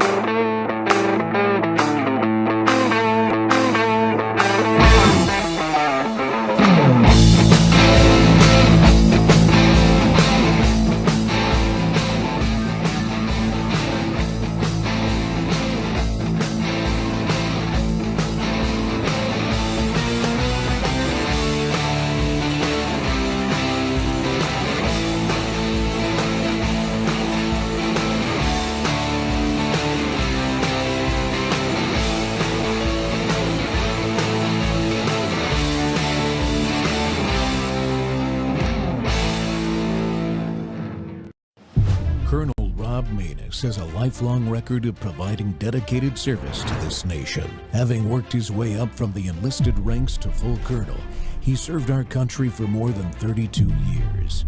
He has served as a bomber squadron commander, bomb disposal technician, Joint Chiefs of Staff Operations Officer, assisted the National Security Team with the campaign plan for the global war on terrorism. He authored the first theater nuclear war plan and served as the Vice Commander of America's largest airborne intelligence wing. Colonel Rob Maness is a true American hero.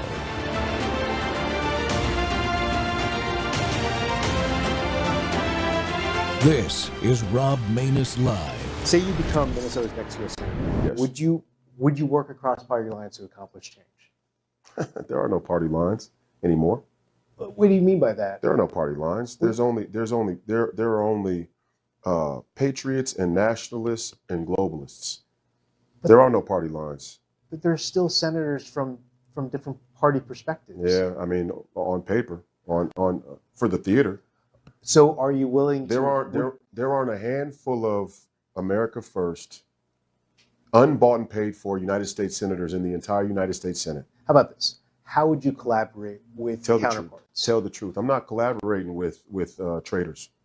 I'm not collaborating with, and some people would say, well, that makes you unqualified to run for the office. The prerequisite is that you have to become enmeshed in the corruption of the machine in order to be a viable candidate. And I think that's what's wrong with American political culture, is that we expect our candidates to sell out, but then we tell them not to. Collaboration is selling out? If the collaboration is to undermine the fabric of this country and the value of citizenship, for sure. I'm thinking about like writing bills and like. Where do you think the selling out of this nation happens? Okay, fair, fine. All right, I clearly you have issue with the system. For sure. Okay. I have huge issues with the system. I have huge issues with omnibus bills. I have huge issues with the special interests and lobby money in D.C. I have a huge issue with the fact that it's a conventional prerequisite that a United States Senate candidate has to have pre-committed to a lobby, a special interest in lobby, to have any chance of raising the money necessary to win one of these campaigns. I object to all of that. Friends, welcome back to the Rob Maness Show. And it's Truth Thursday, and we're live on World YouTube and our X Spaces simulcast. Well, you just saw that clip. Royce White laid it out very plainly. There are no real party lines anymore. It's truth versus narrative, loyalty to the Constitution versus loyalty to power, patriot or non-patriot. That's it. Builder or destroyer, truth teller or mouthpiece. That's the kind of straight talk this country has been starving for. And he's my guest today. He's exactly that fighter, Minnesota U.S. Senate candidate Royce White. Royce is a champion professional basketball player and an MMA fighter born in 91. He's named Minnesota Mr. Basketball. Started Iowa State University. My grandsons love that, by the way. And was selected 16th overall by the Houston Rockets in the 2012 NBA draft. Mr. White is active in advocacy issues, but he's also firmly entered the political arena. He won the Republican nomination for U.S. Senate in Minnesota in 2024. That says something. He's running again right now in 26, and because he refuses to play the broken two-party game. He's here to call out the fraud, no matter whose side it's on. Royce, welcome back to the show, sir. We're going to dig into a lot of issues today, including fraud stuff, Minnesota politics, and why the American people should be done with a system that puts power over truth. Amen. Amen. Thank you for having me. I appreciate it, sir. Well, I guess before we dive too far into specific issues, what's going on with the race? Give us an update real quick. I think we had you in the late winter. My race is a microcosm of the broader political schism in American culture, which is you get a bunch of candidates that in some way or another all serve the same interest. Then you get this outsider candidate, like a President Trump in his first run, 2016, his second run, which I think he rightfully won in 2020, and certainly in 2024. Now, people's criticism, in this administration is a separate issue, in my opinion, but he certainly represented this outsider that was dismissed, because he was too far from the political status quo. And in Minnesota, we have the exact same issue. If I went down the top four candidates, or the other four candidates on both sides of the aisle that are competitive, you got Peggy Flanagan, who's our current lieutenant governor. She helped oversee the fraud. She's a violent, anti-ICE, trans activist, and jihadist. Then you got Angie Craig, who's our current 2nd Congressional District representative. She is also anti-ICE and an AIPAC-funded lesbian. Okay. You move to the Republican side, you got Michelle Tafoya, who is a professional and veteran sideline reporter and script reader, professional script reader, never Trump, pro-choice, amnesty, pro-red flag laws. Also supported by AIPAC. And then you got Adam Schwarzy, former Navy man who was Nikki Haley Republican, served as her co-chair in 24, also supports AIPAC and is, casually laughs about killing women and children during his time downrange serving this country. I mean, I wake up some mornings, Rob, and I go, what is even this? What is even this, right? It's freaking crazy. I'll just be honest about it, man. Yeah, super crazy. I mean, I got to keep it family friendly, language wise, or I'd say it the way I need to say it with folks, But it's just nuts. So Tafoya she's not really a Republican then.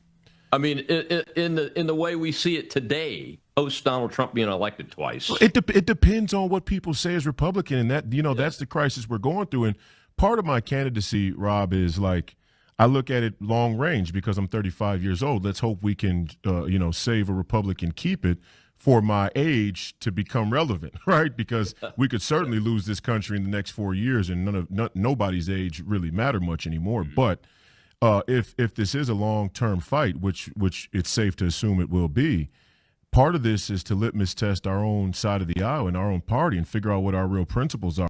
I don't mean on paper, I mean spiritually. What are our real intrinsic values, principles, beliefs, and whatnot? And if the gamut now is you can be pro-choice as long as you're pro-Israel, as a Christian man, I fundamentally reject that. And so to the point about Michelle Tafoya, not only is she pro-choice, pro-amnesty, pro-red flag laws, but the Democrat candidate, Angie Craig, said, in the last 48 hours, Michelle Tafoya is the best candidate the Republicans have produced in a long time.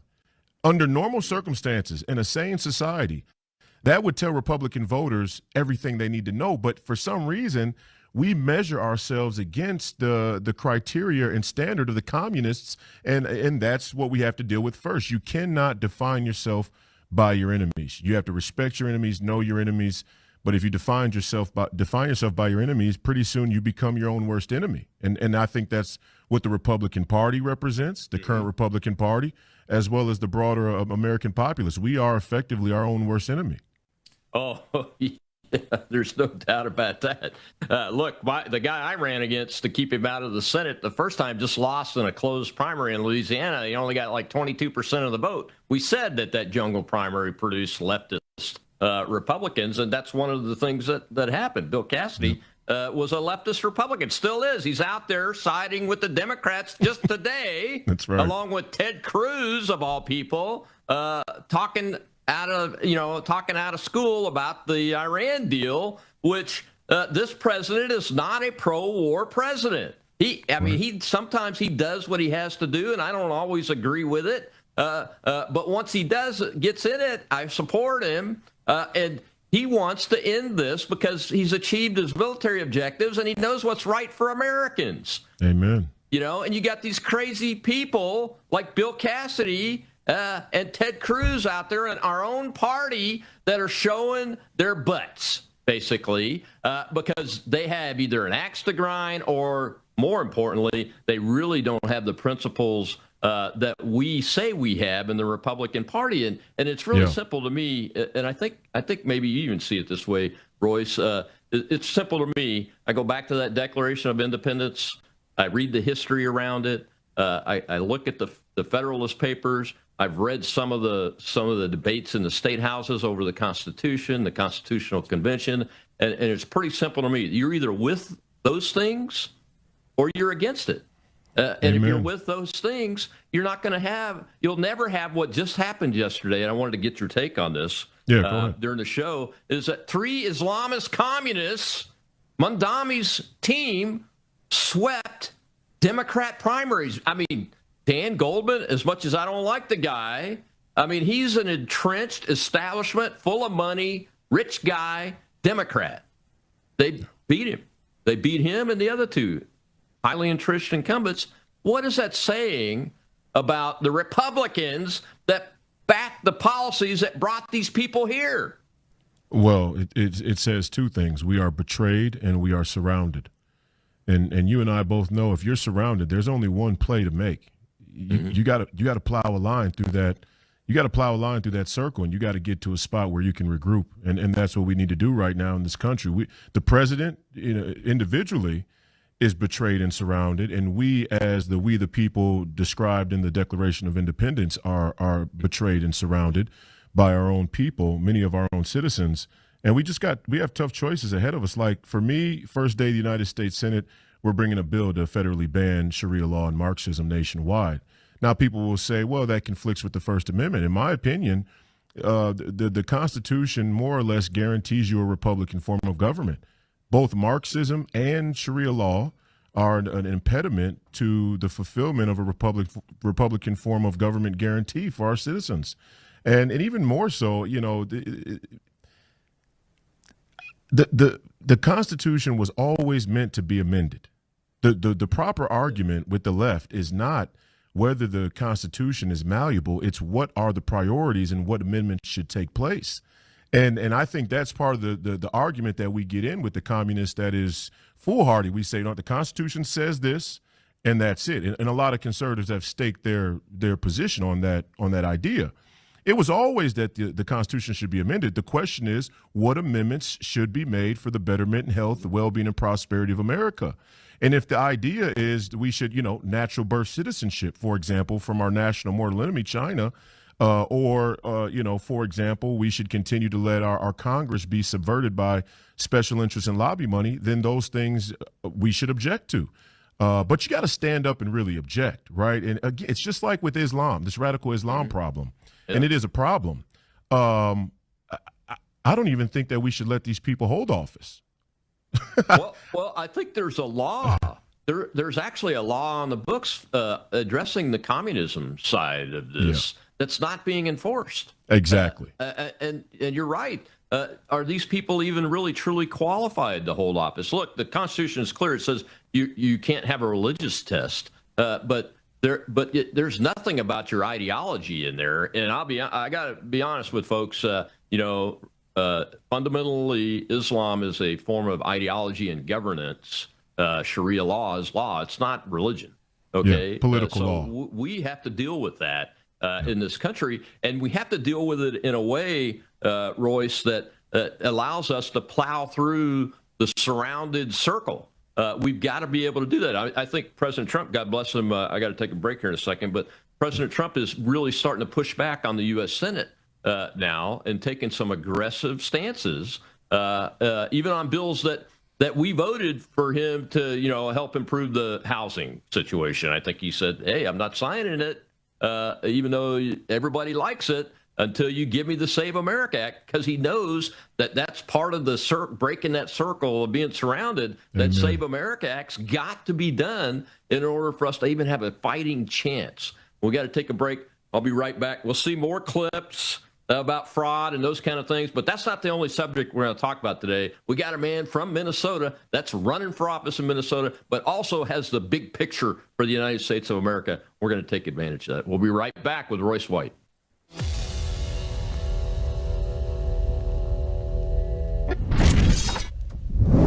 At a certain age, you stop chasing younger. You start protecting what helps you feel steady, strong, and well. Your body's collagen matters. It supports the structure of your skin, joints, and connective tissue. But as the years go by, your body needs more support from the inside. That's where Bella Grace Elixir comes in. Bella Grace Elixir combines Verisol collagen, the world's most clinically proven collagen, with Asteryl astaxanthin and cat's claw in a proprietary blend designed to help support the processes that reconstruct collagen, while also offering antioxidant and anti-inflammatory effects. And this isn't just for women. It's for men and women who want to age with more confidence, more care, and a daily wellness routine that supports the body from within. One simple elixir, thoughtfully formulated for whole body wellness. Take care of the body that has carried you this far. Order Bella Grace Elixir today at melissahousebg.com.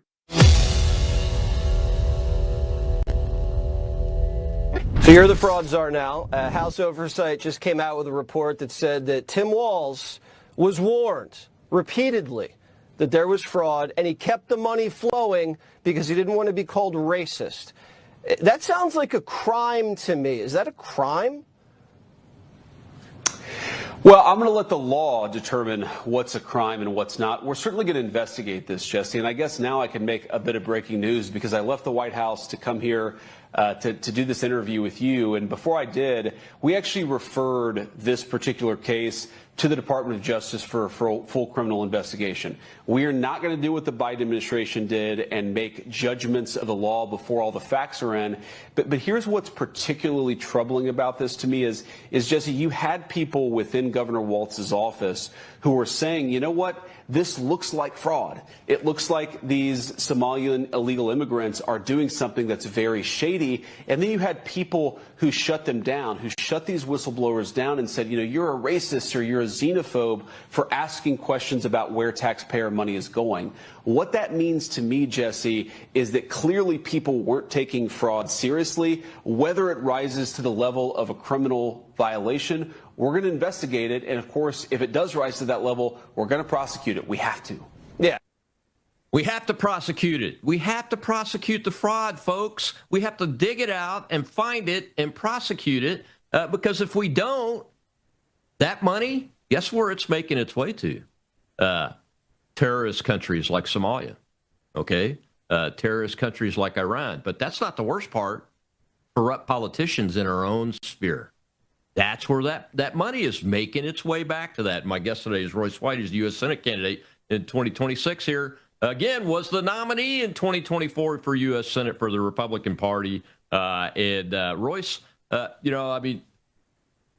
fraud and the word Minnesota, we have to talk about it. But I think Vance is on the right track there. You know, we don't make prejudgments before the law, but they refer it to the DOJ. But, man, it seems to be taking a long time. What's the perspective of folks in Minnesota that you're talking to on this? Scary proposition. I think as far as the everyday Minnesota resident, I think the political polarity is so bad. There are a lot of Democrats in the state that would accept the fraud that has taken place under the Democrats in exchange for a single issue like unfettered, unlimited illegal immigration or the right to kill your own unborn child, as sad and tragic and unfortunate as that may be. And I just say that not to, not as hyperbole or to be sensational. I really do mean, and I think J.D. Vance is a great vice president because he speaks in legalese, and a part of backing up the commander-in-chief, in my opinion, the rightful way to back up the commander-in-chief is that you have somebody well-versed in legalese who can talk to things with that legal authority. And J.D., nobody's better than J.D. at that. But we're at a moment in this nation's history where, with all due respect to J.D. and even the president, I'm just a little bit more radical in that I think you take a place like Minnesota. I've lived here my whole life, 35 years, born and raised. Mm-hmm. And to see what this state has become over that 35 years is nothing short of unacceptable. At the very least, it's unacceptable. But all problems in our nation are supposed to be solved through the will of the people. Now, it brings you to a very fundamental question. What happens when the overwhelming majority will of the people is corrupt or aimed in the wrong direction? What is it incumbent upon a commander-in-chief or other patriots to do when, for example, in Minnesota, Democrats are essentially saying the Democrat representatives, the Tim Walzes of the world, could have engaged in as much fraud as possible, as much fraud as, what's the number? Doesn't matter, 50 million, 100 million, a trillion. No number would be too much for us to still vote Democrat because we're interested in our global, mass migration philosophy or the right to choose, a woman's right to choose. At that time, when things have gotten that out of touch from reality, the state of Minnesota should be federalized. Well, yeah, I mean, in the Constitution itself, it says that the federal government, one of its responsibilities, I believe, the executive branch, is to guarantee a Republican form of government to each state. And when a government is overcome by corruption the way it is, it's no longer a Republican form of representative government, is it? Absolutely, 100%. But we're not even willing to go there. That's why I appreciate what you were saying before I got on the show. Is like, Mr. I Can't is dead, or at least he should be. And I still think we're interested in playing this game. I genuinely worry these days about the time horizon here because, in my opinion, if we give the government back in the midterms and then, God forbid, in 28, because of this manufactured consent, President Trump's a failure, Republicans are racist, they're bigots, they want women to die from not getting the proper health care, or transgenders to commit suicide because they won't cut their genitals off. If we lose the government to these maniacs, I don't think we'll ever get it back again. And, if President Trump and the rest of his administration have a different theory, then fine, by all means, they're in a position to make that call. But if I was advising the president, I would tell him, in all seriousness, sir, you've done everything you can. You've tried your best to negotiate with these people, to reason with these people, to try and speak from a place of common sense and basic national interest. We've tried everything we can. We can no longer leave it to chance. And, your Rachel Maddows of the world are going to cry and kick and scream and say, oh, they're fascists. Antifa, get the gay flags. They're fascists. Yeah. No. National security will never let in another 20 million foreign invaders the way they did. And we do not believe in mutilating our children or any ideology that condones it. Yeah, it's interesting. I don't know if you saw it this morning, but with the Mondami win, the National Republican Congressional Committee, and like the NRSC is for the Senate, it's the Incumbent Protection Program, is what I call it. The NRCC is the Congressional Incumbent Protection Program. They sent funeral flowers to Hakeem Jeffries' office door because his candidates, his incumbents, lost to Islamist commies. That's the NRCC, the Republican leaders that keep the Congress Republican as part of their mission. And they don't, what struck me with that is, and I tweeted about it, is that they obviously don't see what time it is from a danger perspective. Right. These are the guys that really control which Republicans have what in Congress, besides Mike Johnson, the Speaker of the House. Now, Mike, to his credit, went on the air and had a press conference saying, "No, this is very serious." But it's his people. He controls the NRCC. He controls those guys. All right, it's run, I'm sure, by one of his trusted congressmen and everything.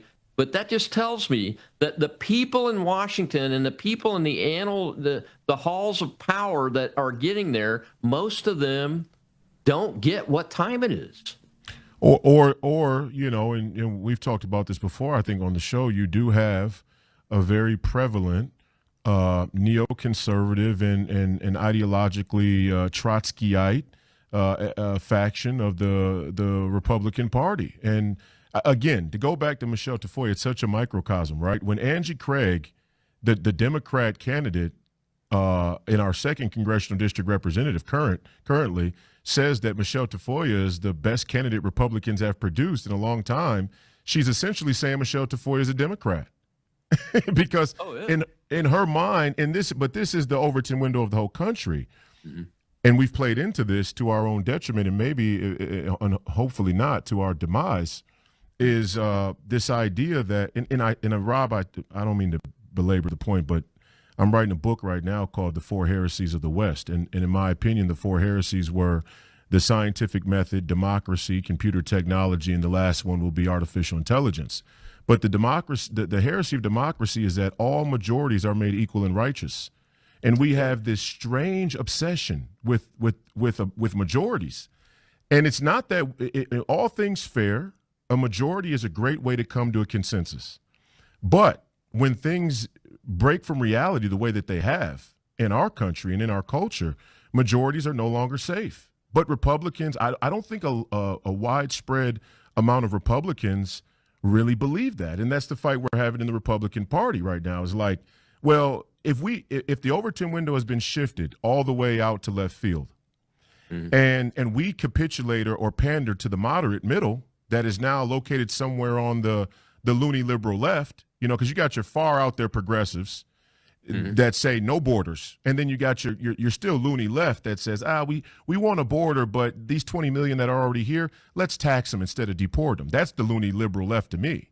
So if you want to pander to the middle or the moderates or the independents on that Overton window, you end up on the left.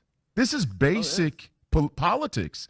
And I think a lot of people still believe in those politics and say, well, Mitt Romney's the best we can hope for. Okay, but that's how we got here. Yeah, I totally agree. And they're wrong. The interesting thing is that, and it's more than interesting, it's frustrating, is that the people that still believe that, they were wrong on Mitt Romney when he was running for president with Paul Ryan, on both those guys, and they're wrong today.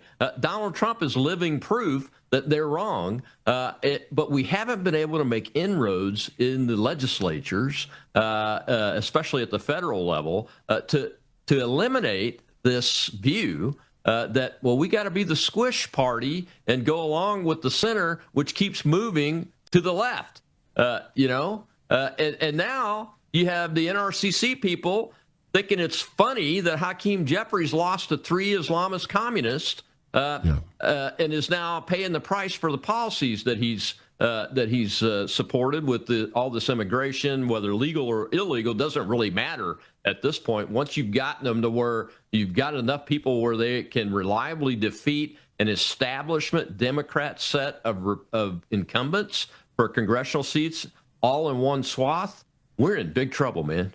Big trouble. Well, and again, we're not even working from the same reality as these people. The uncomfortable truth is we're in a fight on the right to save the republic, right?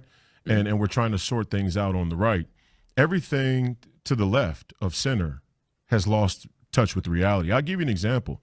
I just did a debate with a up and coming Democrat commentator. His name is Isaiah Martin, and he's got he's always featured on CNN, and he's young, and he does all these debates and whatnot. And we had this moment in our debate where I explained to him how NATO works and that the American taxpayer is provides the lion's share majority of funding and money to the NATO alliance, and he actually said that's not true. I mean, you're a 32-year, veteran, Colonel, and what do you think of a thing like that? Do the American people and does America provide the majority of the money for NATO in your expert opinion, sir? To this day, they do. Now President Trump is making some headway on that by insisting against all opposition that the NATO countries stop being vassal states and actually pony up for their own national defense because the United States has got other things it's got to do with our funding. But that guy, I'm glad you told me that. I have to go look him up a little more. Well, but it's my point. Clips, my only point bringing it up is not only that he made that erroneous claim that America doesn't foot the majority of the bill for NATO, but you and I both know we also provide the logistical and technological backbone, which is a cost that can't necessarily be quantified in real dollars, right? I mean, you have your budget, and then there's being the backbone of the alliance, which has, kind of these hidden costs. But regardless, it's not that he made the erroneous claim. It's that so many people believe it. Yes. Which, for the life of it, it goes to show you the other side of the aisle is unmoored from reality. We're not even working from the same baseline reality. Diplomacy demands that two groups of people who may have slightly different opinions are still working from the same baseline reality. That's gone. And that debate topic is an example. Like, in what world do we not foot the bill for NATO? First, we put in 62% of the money on paper, not to mention everything else we do. So it goes to show you again, and I implore the president every time I get a chance, sir, you've done everything you can possibly do to appeal to these people's reason. But when reason and logic break down, the logos breaks down, and our 250th anniversary, if we depart from the logos, God, truth, logic, reason, any more than we already have, I don't know that we save this republic without a lot of violence and death. And I actually think it'd be less violent if he just says, you know what, we're not letting in another 15 million foreign invaders, and we can't trust that you people won't do that. So until we come to a better political circumstance, I'm going to go ahead and keep the government out of national security. That would really get them by an uproar. We got to take another break, Royce. When we come back, I want to talk a little bit about the judiciary and what you want to do with that, because come on, man, we can't even do subpoenas anymore. We'll be right back with Royce White.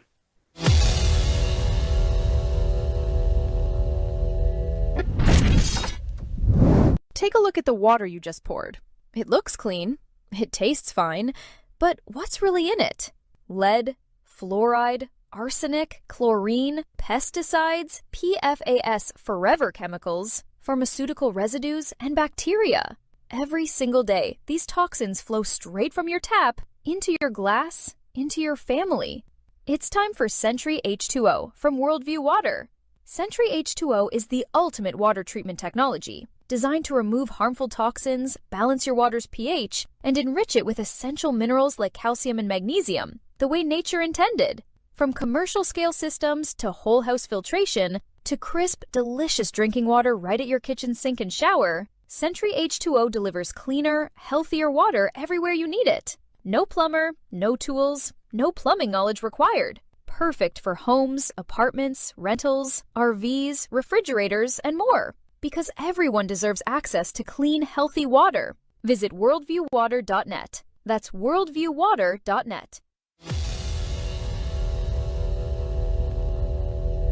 U.S. judge has rejected DOJ subpoenas issued to Minnesota Governor Tim Walz and Minneapolis Mayor Jacob Frey over their refusal to cooperate with President Trump's federal immigration crackdown. The judge writing in his ruling that he feels the subpoenas were, quote, a blatantly unlawful and unethical use of the grand jury process. The Department of Justice has not yet responded to that ruling. Welcome back to the Rob Maness Show. It's Truth Thursday. My guest today is Royce White. He's a U.S. Senate candidate in Minnesota again, and an advocate. It's real simple. An advocate for America. I mean, come on, people. Royce, I have to show that clip because the judiciary is something I've been talking about for a long time. You've talked about it, I know. And most of us that have logic and reason and still believe in the basic structure of the nation are talking about the judiciary, but the people that have the power over it, the Congress, refuse to do anything about these guys. Yeah. Oh, absolutely. I mean, judicial supremacy is what it is. And to think that a George Bush appointed judge who turned down these subpoenas doesn't show a broader lack of loyalty in the GOP from the neoconservative Bush foreign policy folks who really in secret hate the president's guts. And I think he knows it, but he's in a precarious position where I don't know if he sees a viable political path without those people. It's exactly what it is. I mean, and I try and tell this to patriots. I don't say this to be sensational. The night of long knives is coming for patriots. We have to understand. And these people are collaborators. They will aid and abet. And when the commies finally, you got to remember Bill Kristol, a conservative thought leader extraordinaire. His father, his father was the intellectual thought leader of the entire neoconservative movement. Mm-hmm. And Bill Kristol throws in with Mamdani, in this nation's darkest hour. What do people think that's a sign of? You think Bill Kristol's ideological following has vanished? No, they're in there and they're entrenched not only in D.C. but throughout these courts nationwide. These people at the opportune moment will stab us all in the back, and I think that's part of what's going on right now, even for the Republican-appointed judges. Yeah, if you understand crowd dynamics at all, and I know you do, at some point there is a tipping point. To quote Malcolm Gladwell, he's got chapters of them, situations where he describes the tipping points in his book, The Tipping Point. But at some point in human dynamics of people as groups, so whether it's a crowd altogether or as groups in organizations like a government or even a corporation and everything, at some point the tipping point gets reached when things have gone awry from a governance perspective. And then the momentum takes over and it becomes uncontrollable as to what the outcome of that is. So we got a question from the live audience. Let's go ahead and take that before we get too much further into this, and I'll let you respond to that. Go ahead, Joe. We have Kat the Hammer, sir. Hey, guys. I'm really glad you're here, Royce. You guys got me all fired up now. And I'm going to try to articulate as best I can. So here's the deal. Back a few years ago, when me and Shell started doing spaces, at the end of the night, I'd be saying, you guys got to hold the line. The barbarians are at the gate. Well, the barbarians are through the gates, my friends, and we are folding like a cheap suit. I don't get it. You got Mamdani sworn in with the Quran, and nobody's up in arms about it. When did we stop making people assimilate? Like, everybody is just like folding. So my question to you guys is this. I've posted about Mamdani, and some people kind of come at me like, well, freedom of religion, blah, blah, blah. And I'm like, yeah, but this is the United States of America. We require people, at least I thought we did, to assimilate to our way of life. Other countries do it. I don't know why we're not more of a hard line about that. So we get a guy that gets sworn in New York, swearing in on the Quran. And I'm sorry, I'm going to say it. I don't care if it's popular or not. I don't think Islam I don't think it's a real religion. And I know people will argue that with me. I don't care. I do believe in freedom of religion, but I think it's crap. And do you think there's a conflict there? That's what I'm trying to get at. Do you think there's a conflict that some people are going, well, freedom of religion, so we can't say anything, so we got to be delicate. You got like the weaker Republicans that won't do anything. And I'm like, when are we going to get united? I know, Colonel, you say it all the time. If we don't get united as a party, how are we going to fight this? They're going to win. And I'm going to stop right there. Let her answer. Thanks, Kat. What's that? Sorry. Let him answer. Go ahead, Royce. Well, I think Islam is a religion about as much as communism is or secular humanism is, and they all are religions. And so it is a religion in that sense. But it, like the Colonel said, it is a political movement. Islam is a political agenda, and it has explicitly political aims in its faith practice, and to disregard that is just naive. And again, I think it's weak Republicans using it as an excuse. Look, a federal ban, for example, I gave the policy proposition of a federal ban. You can be Muslim in this country. You can be Muslim in private. You just can't hold a position in our government, in our military, or in our education system. And I think that sends a very strong message, which would mean you can't be a mayor of a city. You certainly can't be a transgender jihadist communist in charge of the world's financial capital. If any cities, I mean, hey, little podunk Minneapolis here, you want to call 5 times the prayer. We're just a Fortune 500, hotbed. No problem there. But the world's financial capital you give over to a jihad communist, guys, does the word suicidal empathy and self-destruction register at all? And nations have died from it. And the Roman Empire is a great example. They died because they wanted to defend a global empire, or at that time what they felt was a global empire, and they didn't take the warnings of the barbarians who had overrun the streets of Rome. And we're still fighting that today, all through Western society and now here in America as well. But Europeans have already failed, and that's why the UK prime minister's resigned. I don't think he should resign. I think the royal family should resign. But hey, I'm a lunatic, right? But America, it's happening too. So I'm never going to be pro royal family of any country ever, right, because I'm an American. Amen. My ancestor walked out of his county as one of only 5 Scotch Irishmen in North Carolina. Everybody else was loyalists, and he said, "No, we're not doing the royalty thing here." So I'm never going to be that way. It's in my blood. It should be in every American's blood. Amen. Man, as I was listening to you talking, I remember an article that I read in the last couple of days by Daniel Greenfield. Now, Daniel's he's a Zion, pro-Israel kind of guy, but it was a great historical article going all the way back to the days of Washington, Adams, and Jefferson, when we were fighting the Islamists in the Barbary Pirates, Morocco. It was a very good historical article because, the people that are like fingernail deep in history will always go, well, Morocco's our longest time friend and ally. It's our first alliance we've signed with and all that. But it came to that because they tried to kidnap Americans and steal, get them to pay tribute to let our ships pass. And eventually we had to put the hurt on them, on Morocco, to get them to sign an agreement. But then they broke the agreement and nobody could understand it. So they started studying the Muslims. They called them Musselmen back then. And they realized that these guys are always going to lie. It's their way of doing it. The only thing you can do to get them to the table is overwhelming force or threat of overwhelming force. You cannot deal with them in any other way. That's antithetical to the Republican form of government of the United States of America in every state. 100% agree. Absolutely.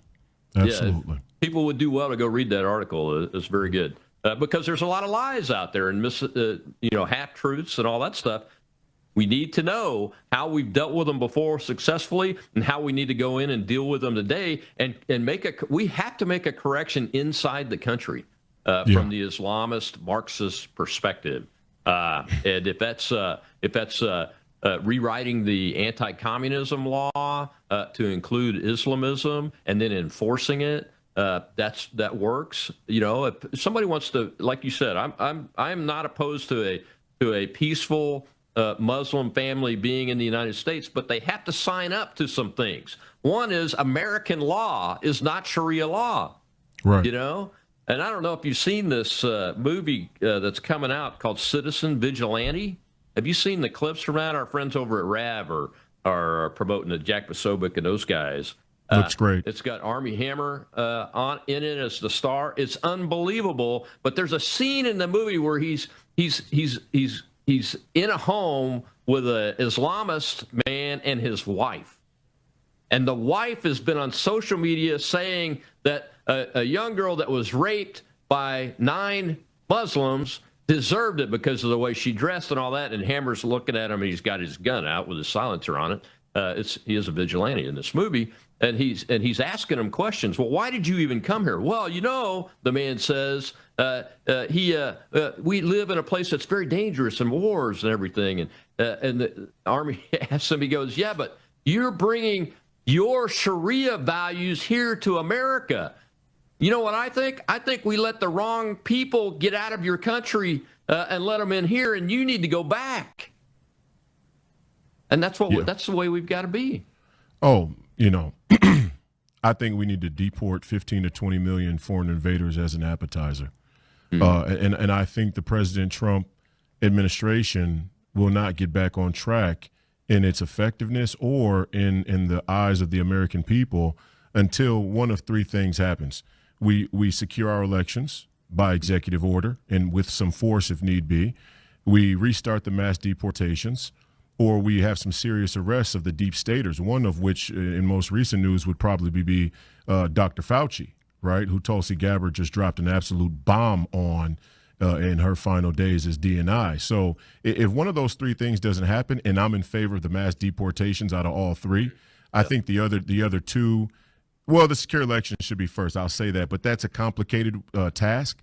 I think the mass deportations would probably be the best good faith gesture that the commander in chief can give to the American people, that this administration is going to get back on track here. Yeah, that's a way to get this done quickly, because it doesn't take very long. Because as you know, once the momentum gets going, people start leaving on their own instead of having to go through the process, which is very painful. All right, sir, we got to take our last break. When we come back, we'll see another clip. Ilhan Omar. I can't let you go without us talking about Ilhan Omar, the most famous Somalian Islamist terrorist in the United States Congress. We'll be right back with Royce White.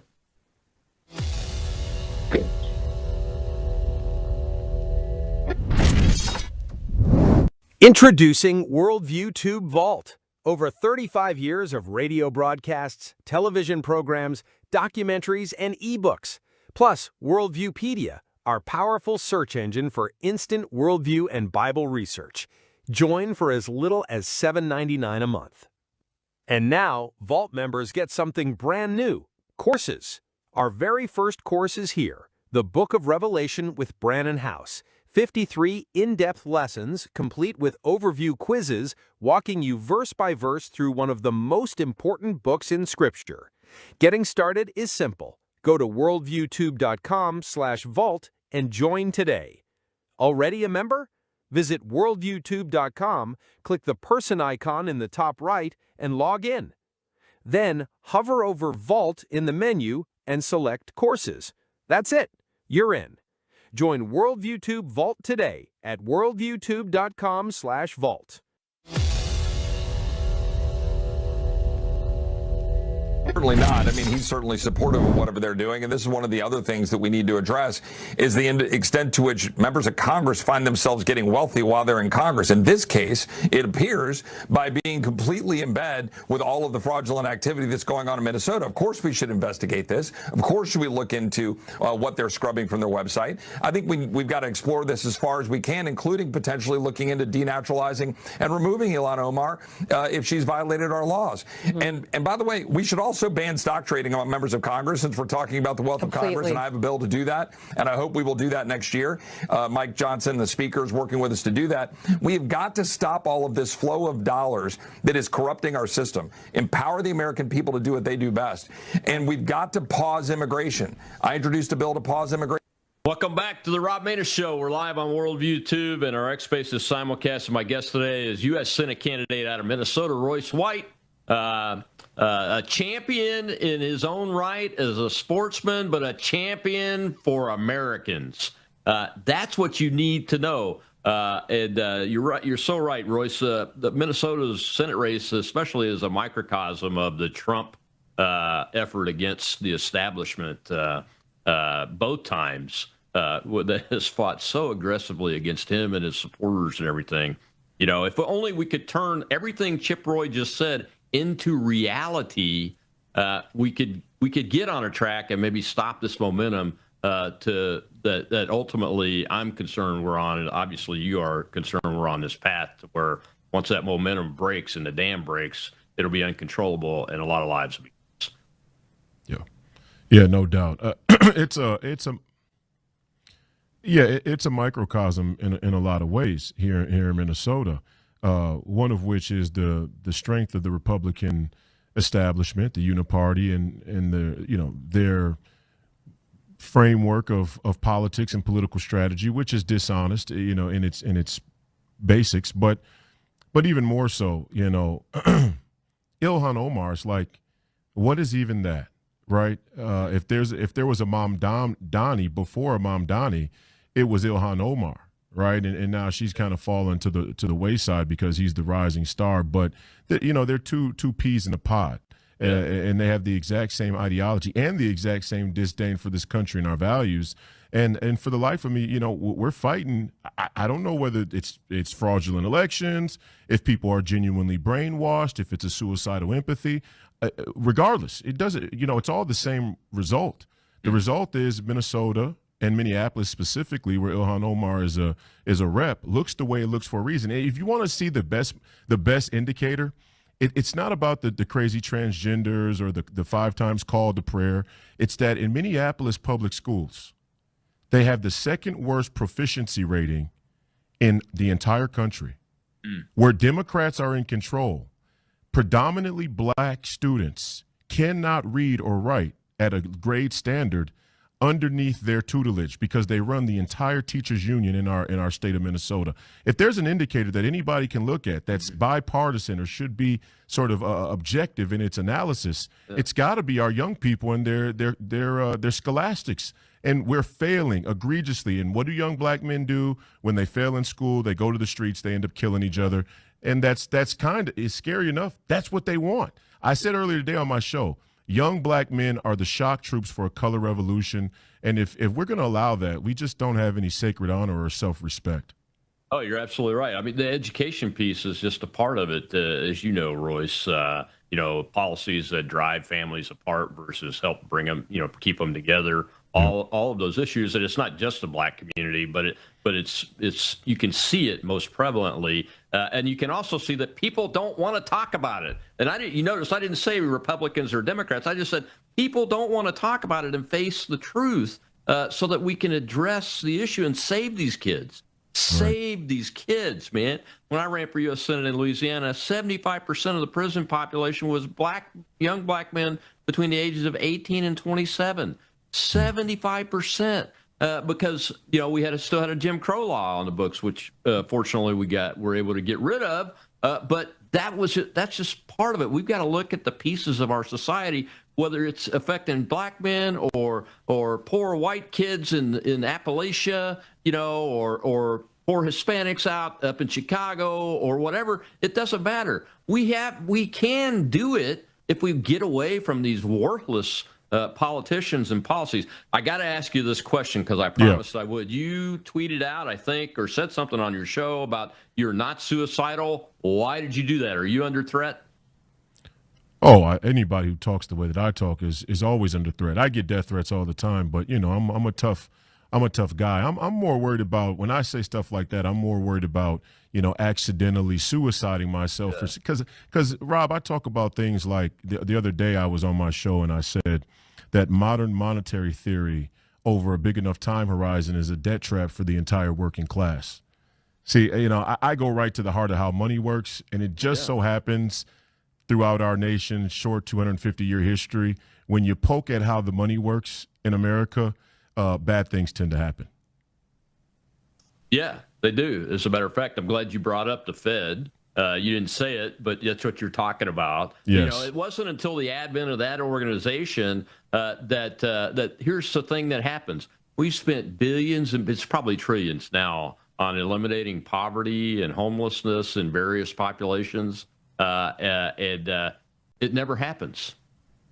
It never happens. And I'm convinced that because we didn't have that level of poverty and homelessness pre-Federal Reserve. and the control of monetary policy and those kind of things, did we?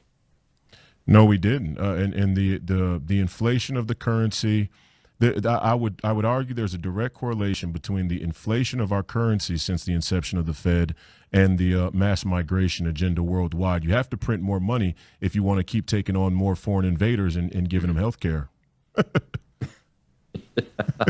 Yeah, and when your money is not based on something like a gold standard, then you're free to do that. That's why right. it was eliminated.